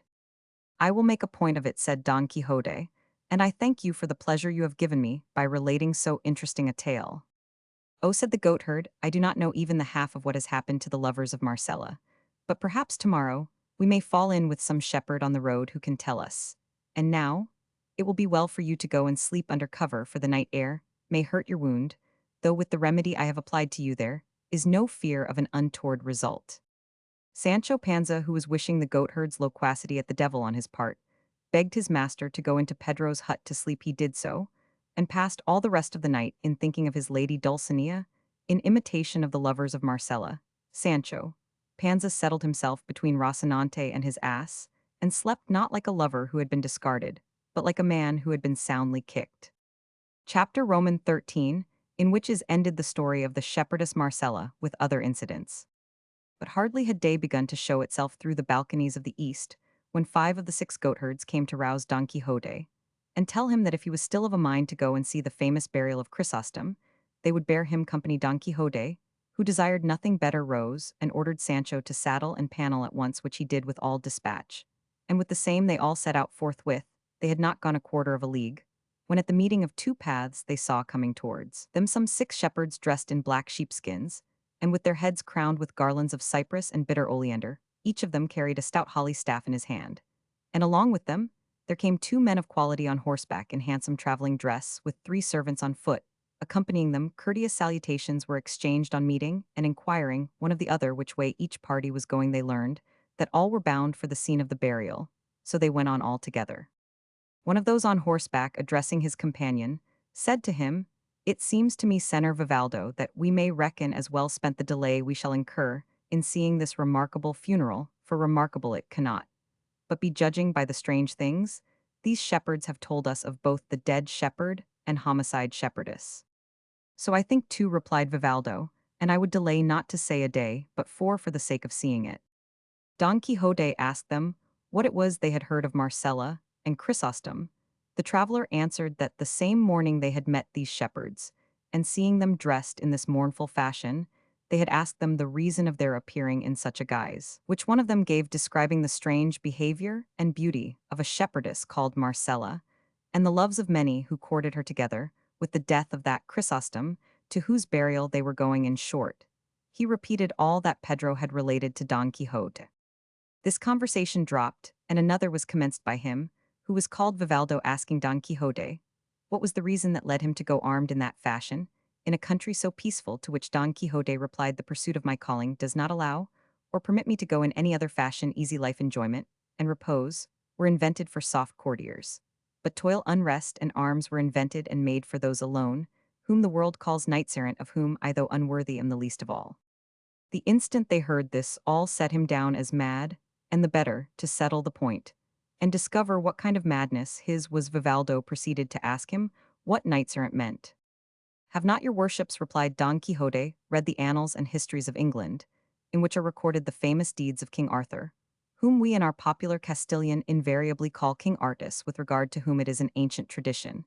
and commonly received all over that kingdom of Great Britain, that this king did not die but was changed by magic art into a raven, and that in process of time he is to return to reign and recover his kingdom and scepter, for which reason it cannot be proved that from that time to this any Englishman ever killed a raven. Well, then, in the time of this good king, that famous order of chivalry of the Knights of the Round Table was instituted, and the amour of Don Lancelot of the Lake with the Queen Guinevere occurred precisely, as is there related the go between and confidant, therein being the highly honourable Dame Quintanona, whence came that ballad so well known and widely spread in our Spain. Oh, never surely was there knight so served by hand of dame, as served was he Sir Lancelot hight, when he from Britain came, with all the sweet and delectable course of his achievements in love and war, handed down from that time. Then this order of chivalry went on extending and spreading itself over many and various parts of the world, and in it famous and renowned for their deeds were the mighty Amadis of Gaul with all his sons and descendants to the 5th generation, and the valiant Felix Mart of Hyrcania, and the never sufficiently praised Tirante el Blanco, and in our own days almost we have seen and heard and talked with the invincible knight Don Belianis of Greece. This then, sirs, is to be a knight-errant, and what I have spoken of is the order of his chivalry, of which, as I have already said, I though a sinner have made profession, and what the aforesaid knights profess, that same do I profess, and so I go through these solitudes and wild-seeking adventures, resolved in soul to oppose my arm and person to the most perilous that fortune may offer me in aid of the weak and needy." By these words of his, the travelers were able to satisfy themselves of Don Quixote's being out of his senses, and of the form of madness that overmastered him, at which they felt the same astonishment that all felt on first becoming acquainted with it. And Vivaldo, who was a person of great shrewdness, and of a lively temperament in order to beguile the short journey which they said was required to reach the mountain, the scene of the burial sought to give him an opportunity of going on with his absurdities. So he said to him, "It seems to me, Senor Knight Errant, that your worship has made choice of one of the most austere professions in the world, and I imagine even that of the Carthusian monks is not so austere. As austere it may perhaps be, replied our Don Quixote, but so necessary for the world, I am very much inclined to doubt for, if the truth is to be told, the soldier who executes what his captain orders does no less than the captain himself, who gives the order. My meaning is that churchmen in peace and quiet pray to heaven for the welfare of the world, but we soldiers and knights carry into effect what they pray for, defending it with the might of our arms and the edge of our swords, not under shelter, but in the open air, a target for the intolerable rays of the sun in summer and the piercing frosts of winter. Thus are we God's ministers on earth, and the arms by which his justice is done therein. And as the business of war and all that relates and belongs to it cannot be conducted without exceeding great sweat, toil, and exertion, it follows that those who make it their profession have undoubtedly more labor than those who in tranquil peace and quiet are engaged in praying to God to help the weak. I do not mean to say, nor does it enter into my thoughts, that the knight-errant's calling is as good as that of the monk in his cell. I would merely infer from what I endure myself, that it is beyond a doubt a more laborious, and a more belabored one, a hungrier, and thirstier, a wretcheder, raggeder, and lousier, for there is no reason to doubt that the knights-errant of yore endured much hardship in the course of their lives, and if some of them by the might of their arms did rise to be emperors in faith, it cost them dear in the matter of blood and sweat. And if those who attained to that rank had not had magicians and sages to help them, they would have been completely balked in their ambition, and disappointed in their hopes. That is my own opinion, replied the traveler, but one thing among many others seems to me very wrong in knights-errant, and that is that, when they find themselves about to engage in some mighty and perilous adventure, in which there is manifest danger of losing their lives, they never at the moment of engaging in it think of commending themselves to God, as is the duty of every good Christian in like peril, instead of which they commend themselves to their ladies, with as much devotion, as if these were their gods, a thing which seems to me to savor somewhat of heathenism. Sir, answered Don Quixote, that cannot be on any account omitted, and the knight-errant would be disgraced who acted otherwise. For it is usual and customary in knight-errantry, that the knight-errant who on engaging in any great feat of arms has his lady before him, should turn his eyes towards her softly and lovingly, as though with them entreating her to favor and protect him in the hazardous venture he is about to undertake, and even though no one hear him, he is bound to say certain words between his teeth, commending himself to her with all his heart. And of this we have innumerable instances in the histories, nor is it to be supposed from this that they are to omit commending themselves to God, for there will be time and opportunity for doing so while they are engaged in their task. For all that, answered the traveler, I feel some doubt still, because often I have read how words will arise between two knights-errant, and from one thing to another, it comes about that their anger kindles and they wheel their horses round, and take a good stretch of field, and then without any more ado at the top of their speed, they come to the charge, and in mid-career they are wont to commend themselves to their ladies, and what commonly comes of the encounter is that one falls over the haunches of his horse, pierced through and through by his antagonist's lance, and as for the other, it is only by holding on to the mane of his horse that he can help falling to the ground. But I know not how the dead man had time to commend himself to God in the course of such rapid work as this. It would have been better if those words which he spent in commending himself to his lady, in the midst of his career, had been devoted to his duty and obligation as a Christian. Moreover, it is my belief that all knights-errant have not ladies to commend themselves to, for they are not all in love. That is impossible, said Don Quixote. I say it is impossible that there could be a knight-errant without a lady, because to such it is as natural and proper to be in love, as to the heavens to have stars. Most certainly, no history has been seen in which there is to be found a knight-errant without an amour, and for the simple reason that without one he would be held no legitimate knight, but a bastard, and one who had gained entrance into the stronghold of the said knighthood, not by the door,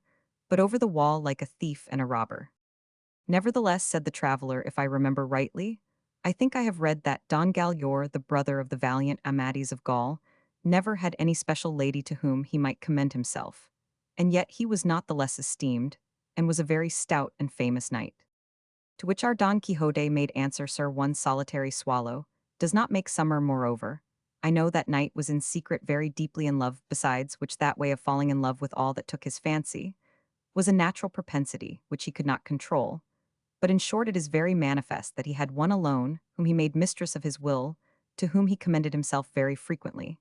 and very secretly, for he prided himself on being a reticent knight. Then, if it be essential that every knight-errant should be in love, said the traveller, it may be fairly supposed that your worship is so as you are of the order. And if you do not pride yourself on being as reticent as Don Galaor, I entreat you as earnestly as I can in the name of all this company, and in my own, to inform us of the name, country, rank, and beauty of your lady, for she will esteem herself fortunate if all the world knows that she is loved and served by such a knight as your worship seems to be. At this Don Quixote heaved a deep sigh, and said, I cannot say positively whether my sweet enemy is pleased or not that the world should know I serve her. I can only say in answer to what has been so courteously asked of me, that her name is Dulcinea, her country El Toboso, a village of La Mancha. Her rank must be at least that of a princess, since she is my queen and lady, and her beauty superhuman, since all the impossible and fanciful attributes of beauty, which the poets applied to their ladies, are verified in her, for her hairs are gold, her forehead Elysian fields, her eyebrows, rainbows her eyes, suns her cheeks, roses her lips, coral her teeth, pearls her neck, alabaster her bosom, marble her hands, ivory her fairness, snow. And what modesty conceals from sight, such I think and imagine as rational reflection can only extol, not compare. We should like to know her lineage, race, and ancestry, said Vivaldo. To which Don Quixote replied, she is not of the ancient Roman Curtii, or Scipios, nor of the modern Calanas, or Orsini, nor of the Moncadas or Requesens of Catalonia, nor yet of the Rebellas or Villanovas of Valencia, Palafoxes, Nuzas, Rocabertis, Corellas, Lunas, Alagans, Arias, Foses, or Gurillas of Aragon, Cerdas, Manriques, Mendozas, or Guzmans of Castile, Alencastros, Palace, or Meneses of Portugal, but she is of those of El Toboso of La Mancha, a lineage that though modern may furnish a source of gentle blood for the most illustrious families of the ages that are to come. And this let none dispute with me, save on the condition that Zerbino placed at the foot of the trophy of Orlando's arms, saying, these let none move. Who dareth not his might with Roland prove? Although mine is of the Cachapins of Laredo, said the traveller, I will not venture to compare it with that of El Toboso of La Mancha, though to tell the truth, no such surname has, until now, ever reached my ears. What, said Don Quixote, has that never reached them? The rest of the party went along listening with great attention to the conversation of the pair, and even the very goatherds and shepherds perceived how exceedingly out of his wits our Don Quixote was. Sancho Panza alone thought that what his master said was the truth, knowing who he was, and having known him from his birth, and all that he felt any difficulty in believing was that about the fair Dulcinea del Toboso, because neither any such name nor any such princess had ever come to his knowledge, though he lived so close to El Toboso. They were going along conversing in this way, when they saw descending a gap between two high mountains some 20 shepherds all clad in sheepskins of black wool, and crowned with garlands which as afterwards appeared were some of them of yew, some of cypress, 6 of the number were carrying a bier, covered with a great variety of flowers and branches, on seeing which one of the goatherds said, those who come there are the bearers of Chrysostom's body, and the foot of that mountain is the place where he ordered them to bury him. They therefore made haste to reach the spot, and did so by the time those who came had laid the bier upon the ground, and 4 of them, with sharp pickaxes, were digging a grave by the side of a hard rock. They greeted each other courteously. And then Don Quixote and those who accompanied him turned to examine the bier, and on it, covered with flowers, they saw a dead body in the dress of a shepherd, to all appearance of one 30 years of age, and showing even in death that in life he had been of comely features and gallant. Bearing around him on the bier itself were laid some books and several papers open and folded, and those who were looking on as well as those who were opening the grave, and all the others who were there preserved a strange silence, until one of those who had borne the body said to another, observe carefully, Ambrosio, if this is the place Chrysostom spoke of, since you are anxious that what he directed in his will should be so strictly complied with. This is the place, answered Ambrosio, for in it many a time did my poor friend tell me the story of his hard fortune here, It was he told me that he saw for the first time that mortal enemy of the human race. And here, too, for the first time he declared to her his passion as honorable as it was devoted. And here it was that at last Marcella ended by scorning and rejecting him, so as to bring the tragedy of his wretched life to a close here in memory of misfortunes, so great he desired to be laid in the bowels of eternal oblivion. Then turning to Don Quixote, and the travelers he went on to say that body, sirs, on which you are looking with compassionate eyes, was the abode of a soul, on which heaven bestowed a vast share of its riches, that is the body of Chrysostom, who was unrivaled in wit, unequaled in courtesy, unapproached in gentle, bearing a phnix in friendship, generous without limit, grave without arrogance, gay without vulgarity, and in short first in all that constitutes goodness, and second to none in all that makes up misfortune. He loved deeply, he was hated, he adored, he was scorned, he wooed a wild beast, he pleaded with marble, he pursued the wind, he cried to the wilderness. He served ingratitude, and for reward was made the prey of death in the midcourse of life, cut short by a shepherdess, whom he sought to immortalize in the memory of man, as these papers which you see could fully prove, had he not commanded me to consign them to the fire, after having consigned his body to the earth. You would deal with them more harshly and cruelly than their owner himself, said Vivaldo, for it is neither right nor proper to do the will of one who enjoins what is wholly unreasonable. It would not have been reasonable in Augustus Caesar, had he permitted the directions left by the divine Mantuan in his will to be carried into effect, so that Senator Ambrosio, while you consign your friend's body to the earth, you should not consign his writings to oblivion, for if he gave the order in bitterness of heart, it is not right that you should irrationally obey it. On the contrary, by granting life to those papers, let the cruelty of Marcella live forever to serve as a warning in ages to come to all men to shun and avoid falling into like danger, or I, and all of us who have come here know already the story of this your love-stricken and heartbroken friend, and we know too your friendship and the cause of his death, and the directions he gave at the close of his life, from which sad story may be gathered how great was the cruelty of Marcella, the love of Chrysostom, and the loyalty of your friendship together, with the end awaiting those who pursue rashly the path that insane passion opens to their eyes. Last night, we learned the death of Chrysostom, and that he was to be buried here, and out of curiosity and pity, we left our direct road, and resolved to come and see with our eyes that which when heard of had so moved our compassion, and in consideration of that compassion, and our desire to prove it if we might by condolence, we beg of you, excellent Ambrosio, or at least I on my own account, entreat you that instead of burning those papers you allow me to carry away some of them. And without waiting for the shepherd's answer, he stretched out his hand, and took up some of those that were nearest to him, seeing which Ambrosio said out of courtesy, Senator, I will grant your request as to those you have taken, but it is idle to expect me to abstain from burning the remainder. Vivaldo, who was eager to see what the papers contained, opened one of them at once, and saw that its title was Lay of Despair. Ambrosio, hearing it, said that is the last paper the unhappy man wrote, and that you may see, Senator, to what an end his misfortunes brought him. Read it, so that you may be heard, for you will have time enough for that, while we are waiting for the grave to be dug. I will do so very willingly, said Vivaldo, and as all the bystanders were equally eager, they gathered round him, and he, reading in a loud voice, found that it ran as follows. Chapter Roman 14, wherein are inserted the despairing verses of the dead shepherd together with other incidents not looked for. The Lay of Chrysostom. Since thou dost in thy cruelty desire the ruthless rigor of thy tyranny, from tongue to tongue, from land to land proclaimed, the very hell will I constrain to lend this stricken breast of mine deep notes of woe, to serve my need of fitting utterance. And as I strive to body forth the tale of all I suffer, all that thou hast done, forth shall the dread voice roll and bear along shreds from my vitals torn for greater pain. Then listen not to dulcet harmony, but to a discord wrung by mad despair. Out of this bosom's depths of bitterness, to ease my heart and plant a sting in thine. The lion's roar, the fierce wolf's savage howl, the horrid hissing of the scaly snake, the awesome cries of monsters yet unnamed, the crow's ill-boding croak, the hollow moan of wild winds wrestling with the restless sea, the wrathful bellow of the vanquished bull, the plaintive sobbing of the widowed dove, the envied owl's sad note, the wail of woe that rises from the dreary choir of hell, commingled in one sound, confusing sense. Let all these come to aid my soul's complaint. For pain like mine demands new modes of song. No echoes of that discord shall be heard. Where Father Tagus rolls, or on the banks of olive bordered biddies to the rocks, or in deep caverns shall my plaint be told, and by a lifeless tongue in living words,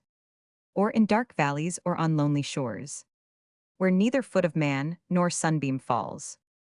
or in among the poison-breathing swarms of monsters nourished by the sluggish Nile. For though it be to solitudes remote, the hoarse vague echoes of my sorrow sound, thy matchless cruelty, my dismal fate, shall carry them to all the spacious world. Disdain hath power to kill and patience dies, slain by suspicion be it false or true, and deadly is the force of jealousy. Long absence makes of life a dreary void. No hope of happiness can give repose to him that ever fears to be forgot, and death inevitable waits in hall. But I by some strange miracle live on, a prey to absence, jealousy, disdain, racked by suspicion as by certainty, forgotten left to feed my flame alone. And while I suffer thus there comes no ray of hope to gladden me athwart the gloom, nor do I look for it in my despair, but rather clinging to a cureless woe. All hope do I abjure for evermore. Can there be hope where fear is, were it well, when far more certain are the grounds of fear? Ought I to shut mine eyes to jealousy, if through 1,000 heart wounds it appears, who would not give free access to distrust, seeing disdain unveiled ambit or chain, all his suspicions turned to certainties, and the fair truth transformed into a lie? O thou fierce tyrant of the realms of love, O jealousy, put chains upon these hands, and bind me with thy strongest cord, disdain. But woe is me triumphant over all. My sufferings drown the memory of you. And now I die, and since there is no hope of happiness for me in life or death, still to my fantasy ill fondly cling. Ill say that he is wise who loveth well, and that the soul most free is that most bound in thraldom to the ancient tyrant love. Ill say that she who is mine enemy in that fair body hath as fair a mind, and that her coldness is but my desert, and that by virtue of the pain he sends, love rules his kingdom with a gentle sway, thus self-deluding and in bondage sore, and wearing out the wretched shred of life, to which I am reduced by her disdain. Ill give this soul and body to the winds, all hopeless of a crown of bliss in store. Thou whose injustice hath supplied the cause, that makes me quit the weary life I loathe, as by this wounded bosom thou canst see, how willingly thy victim I become. Let not my death, if haply worth a tear, cloud the clear heaven that dwells in thy bright eyes. I would not have thee expiate in aught the crime of having made my heart thy prey, but rather let thy laughter gaily ring, and prove my death to be thy festival. Fool that I am to bid thee well, I know thy glory gains by my untimely end. And now it is the time from hell's abyss. Come, thirsting Tantalus, come, Sisyphus, heaving the cruel stone, come, Tydeus, with vulture and with wheel Ixion come, and come the sisters of the ceaseless toil, and all into this breast transfer their pains, and if such tribute to despair be due, chant in their deepest tones a doleful dirge, over a course unworthy of a shroud. Let the three-headed guardian of the gate, and all the monstrous progeny of hell, the doleful concert join a lover dead. Methinks can have no fitter obsequies. Lay of despair, grieve not when thou art gone. Forth from this sorrowing heart my misery brings fortune to the cause that gave thee birth. Then banish sadness even in the tomb. The lay of Chrysostom met with the approbation of the listeners, though the reader said it did not seem to him to agree with what he had heard of Marcella's reserve and propriety, for Chrysostom complained in it of jealousy, suspicion, and absence, all to the prejudice of the good name and fame of Marcella, to which Ambrosio replied, as one who knew well his friend's most secret thoughts, center to remove that doubt, I should tell you that, when the unhappy man wrote this lay, he was away from Marcella, from whom he had voluntarily separated himself to try if absence would act with him, as it is wont, and as everything distresses, and every fear haunts the banished lover, so imaginary jealousies and suspicions, dreaded as if they were true tormented Chrysostom. And thus the truth of what report declares of the virtue of Marcella remains unshaken, and with her envy itself should not and cannot find any fault save that of being cruel, somewhat haughty, and very scornful. That is true, said Vivaldo, and as he was about to read another paper of those he had preserved from the fire, he was stopped by a marvelous vision, for such it seemed that unexpectedly presented itself to their eyes, for on the summit of the rock, where they were digging the grave, there appeared the shepherdess, Marcella, so beautiful that her beauty exceeded its reputation. Those who had never, till then, beheld her gazed upon her in wonder and silence, and those who were accustomed to see her were not less amazed than those who had never seen her before. But the instant Ambrosio saw her, he addressed her with manifest indignation. Art thou come by chance, cruel basilisk of these mountains, to see if in thy presence blood will flow from the wounds of this wretched, being thy cruelty has robbed of life? Or is it to exult over the cruel work of thy humors, that thou art come, or like another pitiless Nero, to look down from that height, upon the ruin of his Rome in embers? Or in thy arrogance to trample on this ill-fated corpse, as the ungrateful daughter trampled on her father Tarquin's? Tell us quickly for what thou art come, or what it is thou wouldst have, for, as I know the thoughts of Chrysostom, never failed to obey thee in life. I will make all these who call themselves his friends obey thee though he be dead.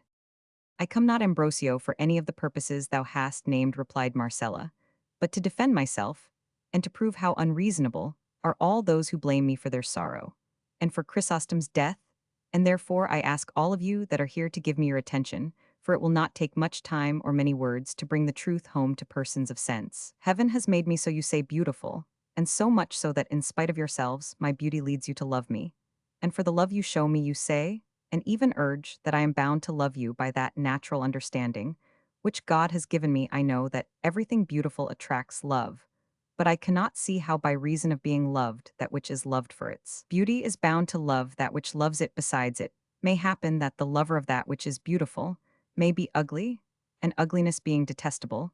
it is very absurd to say I love thee because thou art beautiful. Thou must love me though I be ugly. But supposing the beauty equal on both sides, it does not follow that the inclinations must be therefore alike. For it is not every beauty that excites love some, but pleasing the eye without winning the affection. And if every sort of beauty excited love and won the heart, the will would wander vaguely to and fro, unable to make choice of any, for as there is an infinity of beautiful objects, there must be an infinity of inclinations, and true love, I have heard it said, is indivisible, and must be voluntary and not compelled. If this be so, as I believe it to be, why do you desire me to bend my will by force for no other reason,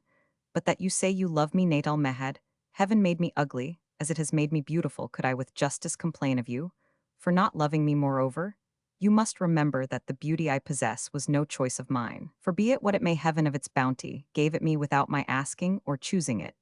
And as the viper, though it kills with it, does not deserve to be blamed for the poison it carries, as it is a gift of nature, neither do I deserve reproach for being beautiful. For beauty in a modest woman is like fire at a distance, or a sharp sword, the one does not burn, the other does not cut. Those who do not come too near honor and virtue are the ornaments of the mind, without which the body, though it be so, has no right to pass for beautiful.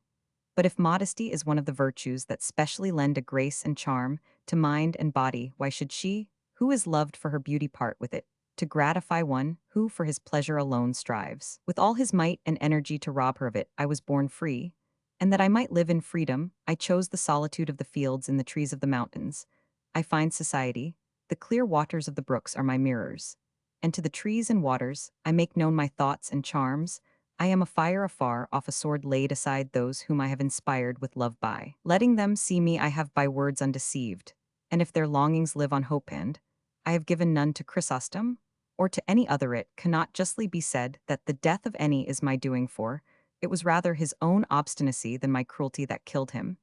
And if it be made a charge against me that his wishes were honorable, and that therefore I was bound to yield to them, I answer that, when on this very spot where now his grave is made, he declared to me his purity of purpose, I told him that mine was to live in perpetual solitude, and that the earth alone should enjoy the fruits of my retirement and the spoils of my beauty. And if after this open avowal he chose to persist against hope and steer against the wind, what wonder is it that he should sink in the depths of his infatuation? If I had encouraged him, I should be false if I had gratified him. I should have acted against my own better resolution and purpose. He was persistent in spite of warning. He despaired without being hated. Bethink you now, if it be reasonable that his suffering should be laid to my charge, let him who has been deceived complain, let him give way to despair whose encouraged hopes have proved vain, let him flatter himself. Whom I shall entice, let him boast whom I shall receive. But let not him call me cruel, or homicide to whom I make no promise, upon whom I practice no deception, whom I neither entice nor receive. It has not been so far the will of heaven that I should love by fate, and to expect me to love by choice is idle. Let this general declaration serve for each of my suitors on his own account, and let it be understood from this time forth that if anyone dies for me, it is not of jealousy or misery he dies, for she who loves no one can give no cause for jealousy to any, and candor is not to be confounded with scorn. Let him who calls me wild beast and basilisk leave me alone as something noxious and evil. Let him who calls me ungrateful withhold his service. Who calls me wayward seek not my acquaintance. Who calls me cruel pursue me not, for this wild beast, this basilisk, this ungrateful, cruel, wayward being has no kind of desire to seek, serve, no, or follow them. If Chrysostom's impatience and violent passion killed him, why should my modest behavior and circumspection be blamed? If I preserve my purity in the society of the trees, why should he who would have me preserve it among men seek to rob me of it? I have, as you know, wealth of my own, and I covet not that of others. My taste is for freedom, and I have no relish for constraint. I neither love nor hate anyone. I do not deceive this one or court that, or trifle with one or play with another. The modest converse of the shepherd girls of these hamlets, and the care of my goats are my recreations. My desires are bounded by these mountains, and if they ever wander hence, it is to contemplate the beauty of the heaven steps by which the soul travels to its primeval abode. With these words, and not waiting to hear a reply, she turned and passed into the thickest part of a wood that was hard by, leaving all who were there lost in admiration, as much of her good sense as of her beauty. Some those wounded by the irresistible shafts launched by her bright ice maid, as though they would follow her, heedless of the frank declaration they had heard, seeing which, and deeming this a fitting occasion for the exercise of his chivalry in aid of distressed damsels, Don Quixote, laying his hand on the hilt of his sword, exclaimed in a loud and distinct voice, "Let no one, whatever his rank or condition, dare to follow the beautiful Marcella, under pain of incurring my fierce indignation. She has shown by clear and satisfactory arguments that little or no fault is to be found with her for the death of Chrysostom, and also how far she is from yielding to the wishes of any of her lovers, for which reason, instead of being followed and persecuted, she should in justice be honored and esteemed by all the good people of the world, for she shows that she is the only woman in it that holds to such a virtuous resolution." Whether it was because of the threats of Don Quixote, or because Ambrosio told them to fulfill their duty to their good friend, none of the shepherds moved or stirred from the spot, until, having finished the grave and burned Chrysostom's papers, they laid his body in it. Not without many tears from those who stood by, they closed the grave with a heavy stone, until a slab was ready, which Ambrosio said he meant to have prepared with an epitaph, which was to be to this effect: "Beneath the stone before your eyes, the body of a lover lies. In life he was a shepherd swain, in death a victim to disdain. Ungrateful, cruel, coy, and fair was she that drove him to despair, and love hath made her his ally, for spreading wide his tyranny." They then strewed upon the grave a profusion of flowers and branches, and all expressing their condolence with his friend Ambrosio, took their leave. Vivaldo and his companion did the same, and Don Quixote bade farewell to his hosts, and to the travelers who pressed him to come with them to Seville, as being such a convenient place for finding adventures, for they presented themselves in every street, and round every corner oftener than anywhere else. Don Quixote thanked them for their advice, and for the disposition they showed to do him a favor, and said that for the present he would not and must not go to Seville until he had cleared all these mountains of highwaymen and robbers, of whom report said they were full. Seeing his good intention, the travelers were unwilling to press him further, and once more bidding him farewell, they left him and pursued their journey, in the course of which they did not fail to discuss the story of Marcella and Chrysostom, as well as the madness of Don Quixote. He, on his part, resolved to go in quest of the shepherdess Marcella, and make offer to her of all the service he could render her. But things did not fall out with him, as he expected, according to what is related in the course of this veracious history, of which the second part ends here. Chapter Roman 15. in which is related the unfortunate adventure that Don Quixote fell in with when he fell out with certain heartless Yanusans. The sage Cid Hamete Benengeli relates that as soon as Don Quixote took leave of his hosts, and all who had been present at the burial of Chrysostom, he and his squire passed into the same wood which they had seen the shepherdess Marcella enter.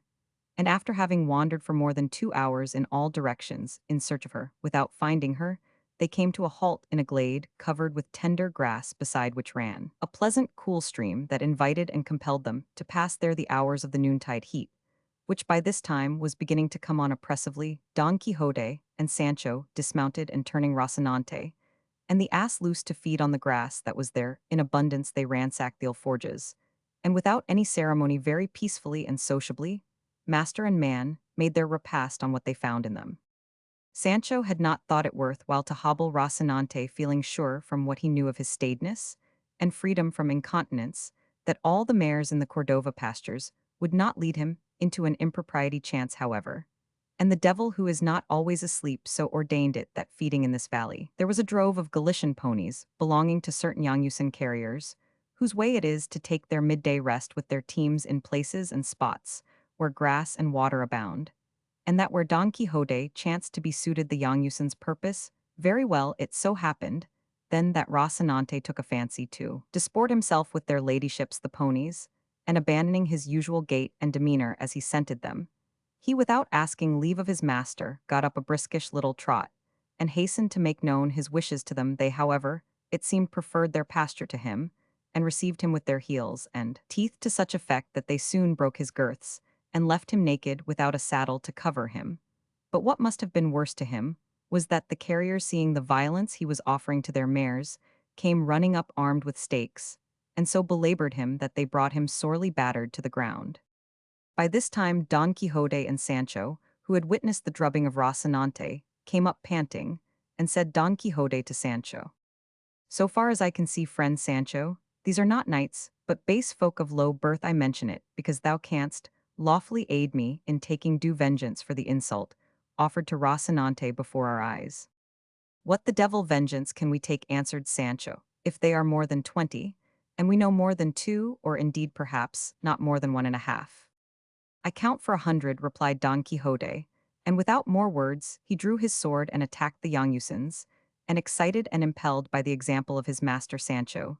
did the same, and to begin with Don Quixote, delivered a slash at one of them, that laid open the leather jerkin he wore together with a great portion of his shoulder. The Yanusans, seeing themselves assaulted by only 2 men, while they were so many, betook themselves to their stakes, and driving the 2 into the middle, they began to lay on with great zeal and energy. In fact, at the second blow, they brought Sancho to the ground, and Don Quixote fared the same way, all his skill and high mettle availing him nothing, and fate willed it that he should fall at the feet of Rocinante, who had not yet risen, whereby it may be seen how furiously stakes can pound in angry boorish hands. Then, seeing the mischief they had done the Yanusans, with all the haste they could loaded their team, and pursued their journey, leaving the 2 adventurers a sorry sight, and in sorrier mood. Sancho was the first to come to, and finding himself close to his master, he called to him in a weak and doleful voice, "Senor Don Quixote, ah, Senor Don Quixote." "What wouldst thou, brother Sancho?" answered Don Quixote, in the same feeble suffering tone as Sancho. "I would like, if it were possible," answered Sancho, "Panza, your worship, to give me a couple of sups of that potion of the fiery blaz. If it be that you have any to hand there, perhaps it will serve for broken bones as well as for wounds." "If I only had it here, wretch that I am, what more should we want?" said Don Quixote. "But I swear to thee, Sancho Panza, on the faith of a knight errant, ere 2 days are over, unless fortune orders otherwise, I mean to have it in my possession, or my hand will have lost its cunning." "But in how many does your worship think we shall have the use of our feet?" answered Sancho Panza.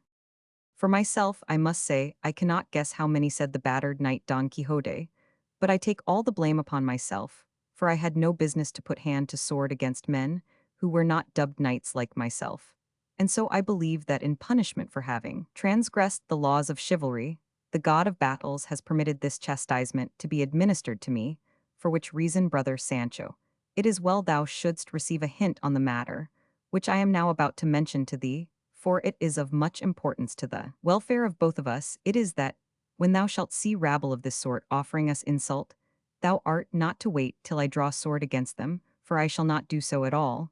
But do thou draw sword and chastise them to thy heart's content. And if any knights come to their aid and defense, I will take care to defend thee, and assail them with all my might. And thou hast already seen, by 1,000 signs and proofs, what the might of this strong arm of mine is equal to so uplifted, had the poor gentleman become through the victory over the stout Biscayan.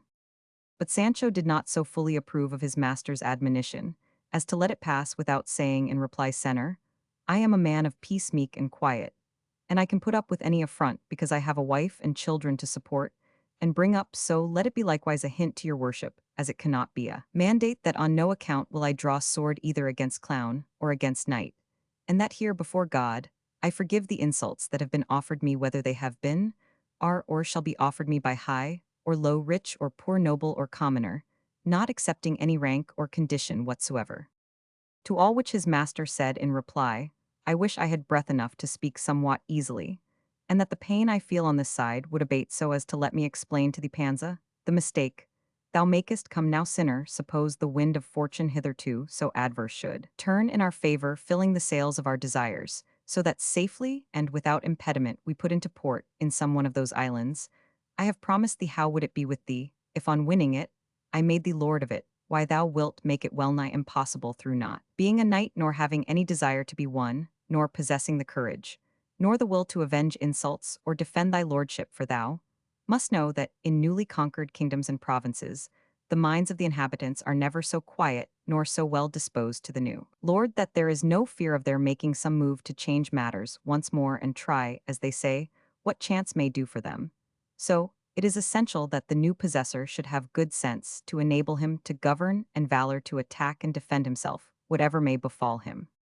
In what has now befallen us, answered Sancho, it have been well pleased to have that good sense, and that valor your worship speaks of. But I swear on the faith of a poor man, I am more fit for plasters than for arguments. See if your worship can get up, and let us help Rocinante, though he does not deserve it, for he was the main cause of all this thrashing. I never thought it of Rocinante, for I took him to be a virtuous person, and as quiet as myself. After all, they say right that it takes a long time to come to know people,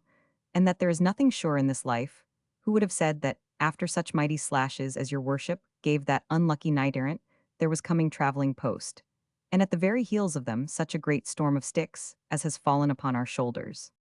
And yet thine, Sancho, replied Don Quixote, ought to be used to such squalls, but mine reared in soft cloth and fine linen, it is plain they must feel more keenly the pain of this mishap. And if it were not that I imaginuhi, do I say imaginano of a certainty, that all these annoyances are very necessary accompaniments of the calling of arms, I would lay me down here to die of pure vexation. To this the squire replied, Senner, as these mishaps are what one reaps of chivalry, tell me if they happen very often, or if they have their own fixed times for coming to pass. Because it seems to me that after 2 harvests we shall be no good for the 3rd, unless God in his infinite mercy helps us.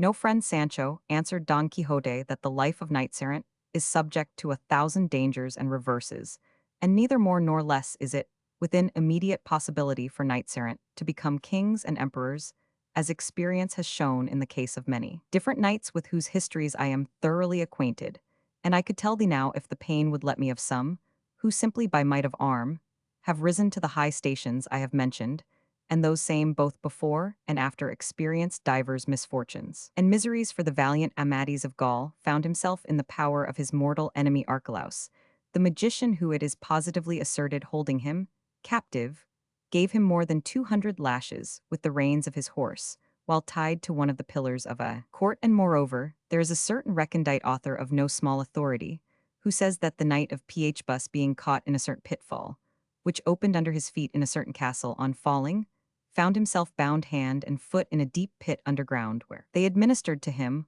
one of those things they call clisters of sand and snow water that well nigh finished him. And if he had not been succored in that sore extremity by a sage, a great friend of his, it would have gone very hard with the poor knight. So I may well suffer in company with such worthy folk, for greater were the indignities which they had to suffer than those which we suffer. For I would have thee know, Sancho, that wounds caused by any instruments which happen by chance to be in hand inflict no indignity, and this is laid down in the law of the duel in express words. If, for instance, the cobbler strikes another with the last which he has in his hand,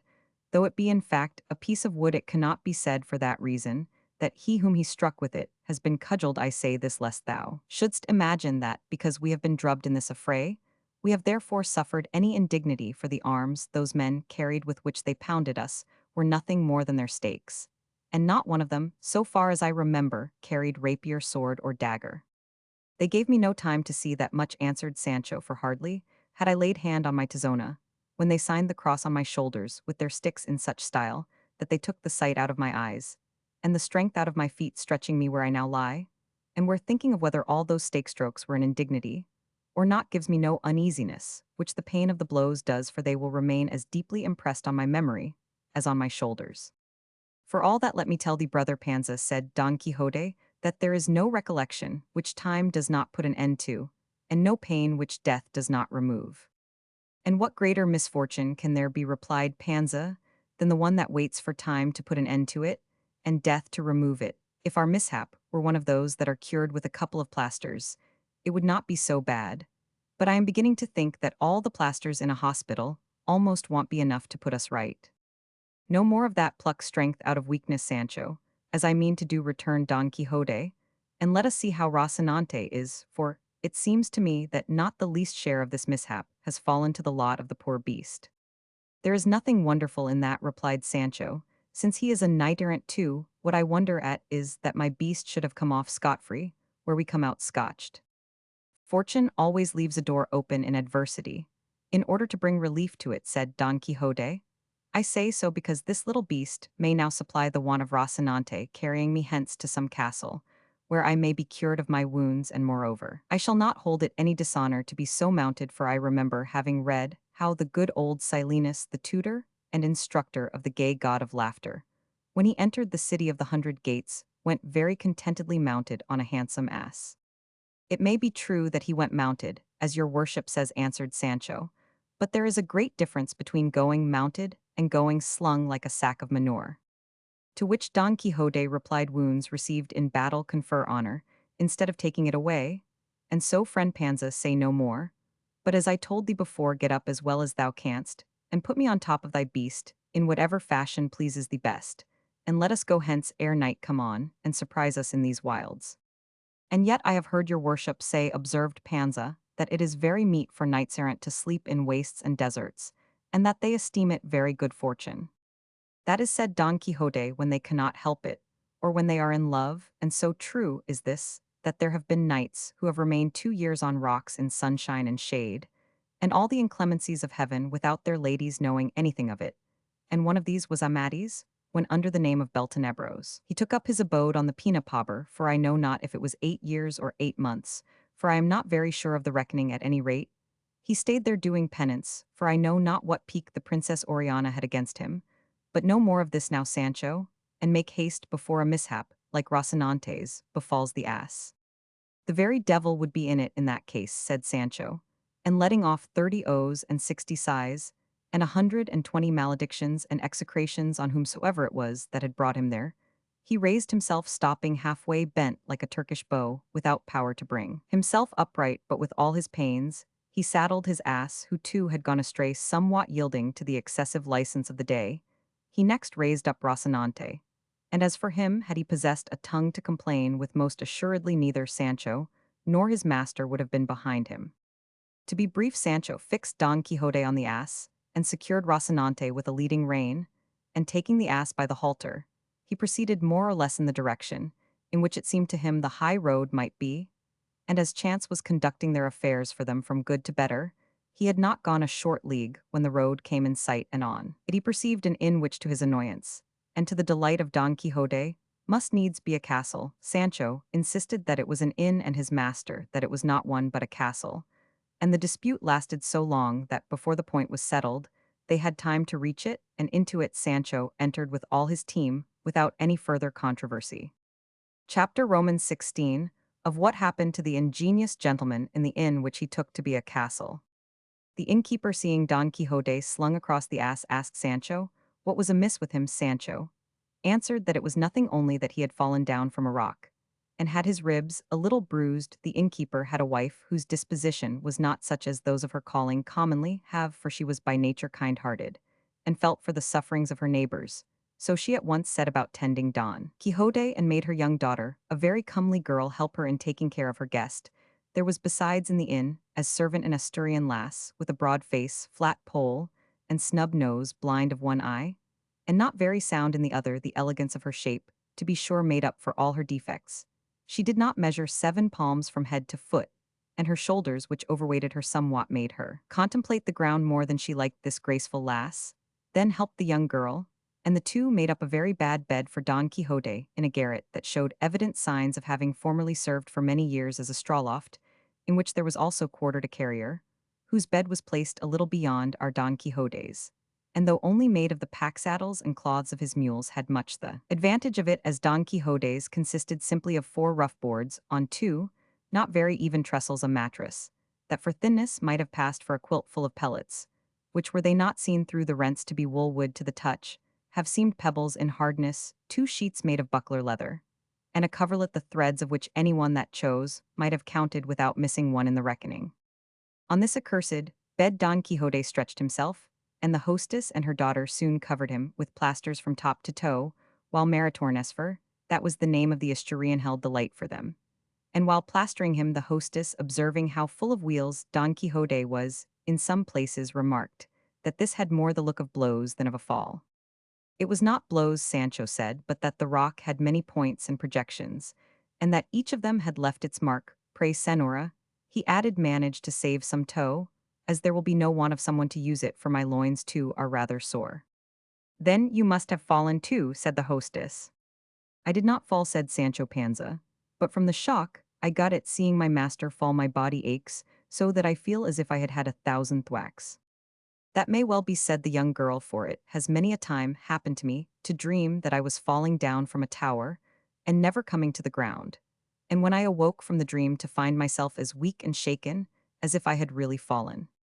There is the point, Senora, replied Sancho Panza, that I, without dreaming at all, but being more awake than I am now, find myself with scarcely less wheels than my master Don Quixote. How is the gentleman called? Asked Maritornes the Asturian. Don Quixote of La Mancha, answered Sancho Panza, and he is a knight adventurer, and one of the best and stoutest that have been seen in the world this long time past. What is a knight adventurer? Said the lass. Are you so new in the world as not to know? Answered Sancho Panza. Well, then you must know, sister, that a knight adventurer is a thing that, in 2 words, is seen drubbed an emperor, that is today the most miserable and needy being in the world, and tomorrow will have 2 or 3 crowns of kingdoms to give his squire. Then how is it, said the hostess, that belonging to so good a master as this you have not to judge, by appearances, even so much as a county? It is too soon yet, answered Sancho, for we have only been a month going in quest of adventures, and so far we have met with nothing that can be called one, for it will happen that, when one thing is looked for, another thing is found. However, if my master Don Quixote gets well of this wound or fall, and I am left none the worse of it, I would not change my hopes for the best title in Spain. To all this conversation, Don Quixote was listening very attentively, and sitting up in bed as well as he could, and taking the hostess by the hand, he said to her, Believe me, fair lady, you may call yourself fortunate in having in this castle of yours sheltered my person, which is such that, if I do not myself praise it, it is because of what is commonly said, that self-praise debaseth, but my squire will inform you who I am. I only tell you that I shall preserve for ever inscribed on my memory the service you have rendered me, in order to tender you my gratitude, while life shall last me, and would to heaven love held me not so enthralled and subject to its laws, and to the eyes of that fair ingrate whom I name between my teeth, but that those of this lovely damsel might be the masters of my liberty. The hostess, her daughter, and the worthy Maritornes listened in bewilderment to the words of the knight-errant, for they understood about as much of them as if he had been talking Greek, though they could perceive they were all meant for expressions of goodwill and blandishments, and not being accustomed to this kind of language, they stared at him and wondered to themselves, for he seemed to them a man of a different sort from those they were used to, and thanking him in pothouse phrase for his civility, they left him, while the Asturian gave her attention to Sancho, who needed it no less than his master. The carrier had made an arrangement with her for recreation that night, and she had given him her word that, when the guests were quiet, and the family asleep she would come in search of him, and meet his wishes unreservedly. And it is said of this good lass that she never made promises of the kind, without fulfilling them, even though she made them in a forest, and without any witness present, for she plumed herself greatly on being a lady, and held it no disgrace to be in such an employment as servant in an inn, because she said misfortunes and a luck had brought her to that position. The hard, narrow, wretched, rickety bed of Don Quixote stood first in the middle of this starlit stable, and close beside it, Sancho made his, which merely consisted of a rush mat and a blanket that looked as if it was of threadbare canvas rather than of wool. Next to these two beds was that of the carrier, made up, as has been said, of the pack saddles, and all the trappings of the two best mules he had, though there were 12 of them, sleek, plump, and in prime condition, for he was one of the rich carriers of Arevalo, according to the author of this history, who particularly mentions this carrier, because he knew him very well, and they even say was in some degree a relation of his. Besides which, Cid Hamete Benengeli was a historian of great research and accuracy in all things, as is very evident, since he would not pass over in silence those that have been already mentioned, however trifling and insignificant they might be, an example that might be followed by those grave historians who relate transactions so curtly and briefly that we hardly get a taste of them, all the substance of the work being left in the inkstand from carelessness, perverseness, or ignorance. A thousand blessings on the author of Tablante de Ricamont, and that of the other book, in which the deeds of the Conde Tamillas are recounted with what minuteness they describe everything. To proceed then, after having paid a visit to his team, and given them their second feed, the carrier stretched himself on his pack saddles, and lay waiting for his conscientious Maritorn. Sancho was by this time plastered, and had lain down, and though he strove to sleep, the pain of his ribs would not let him, while Don Quixote, with the pain of his, had his eyes as wide open as a hare's. The inn was all in silence, and in the whole of it, there was no light except that given by a lantern that hung burning in the middle of the gateway. This strange stillness, and the thoughts always present to our knight's mind of the incidents described at every turn in the books that were the cause of his misfortune, conjured up to his imagination as extraordinary a delusion as can well be conceived, which was that he fancied himself to have reached a famous castle, for, as has been said, all the inns he lodged in were castles to his eyes, and that the daughter of the innkeeper was daughter of the lord of the castle, and that she, won by his high-bred bearing, had fallen in love with him, and had promised to come to his bed for a while that night without the knowledge of her parents. And holding all this fantasy that he had constructed as solid fact, he began to feel uneasy, and to consider the perilous risk which his virtue was about to encounter. And he resolved in his heart to commit no treason to his lady Dulcinea del Toboso, even though the Queen Guinevere herself and the Dame Quintanona should present themselves before him. While he was taken up with these vagaries, then the time and the hour, an unlucky one for him, arrived for the Asturian to come, who in her smock with bare feet, and her hair gathered into a fustian coif, with noiseless and cautious steps, entered the chamber, where the three were quartered in quest of the carrier. But scarcely had she gained the door when Don Quixote perceived her, and sitting up in his bed in spite of his plasters, and the pain of his ribs, he stretched out his arms to receive his beauteous damsel, the Asturian, who went all doubled up, and in silence with her hands before her, feeling for her lover, encountered the arms of Don Quixote, who grasped her tightly by the wrist, and drawing her towards him, while she dared not utter a word, made her sit down on the bed. He then felt her smock, and although it was of sackcloth, it appeared to him to be of the finest and softest silk. On her wrists she wore some glass beads, but to him they had the sheen of precious orient pearls. Her hair, which in some measure resembled a horse's mane, he rated as threads of the brightest gold of Araby, whose refulgence dimmed the sun himself. Her breath, which no doubt smelt of yesterday's stale salad, seemed to him to diffuse a sweet aromatic fragrance from her mouth. And in short, he drew her portrait in his imagination with the same features, and in the same style as that which he had seen in his books, of the other princesses who, smitten by love, came with all the adornments that are here set down to see the sorely wounded knight. And so great was the poor gentleman's blindness, that neither touch nor smell, nor anything else about the good lass that would have made any but a carrier vomit, were enough to undeceive him. On the contrary, he was persuaded he had the goddess of beauty in his arms, and holding her firmly in his grasp, he went on to say in low, tender voice, "Would that I found myself lovely, an exalted lady, in a position to repay such a favor as that which you by the sight of your great beauty have granted me. But fortune, which is never weary of persecuting the good, has chosen to place me upon this bed, where I lie so bruised and broken that, though my inclination would gladly comply with yours, it is impossible. Besides to this impossibility, another yet greater is to be added, which is the faith that I have pledged to the peerless Dulcinea del Toboso, sole lady of my most secret thoughts. And were it not that this stood in the way, I should not be so insensible a knight as to miss the happy opportunity which your great goodness has offered me. Maritornes was fretting and sweating at finding herself held so fast by Don Quixote, and not understanding or heeding the words he addressed to her, she strove, without speaking, to free herself. The worthy carrier, whose unholy thoughts kept him awake, was aware of his doxy the moment she entered the door, and was listening attentively to all Don Quixote said, and jealous that the Asturian should have broken her word with him for another, drew nearer to Don Quixote's bed, and stood still to see what would come of this talk which he could not understand.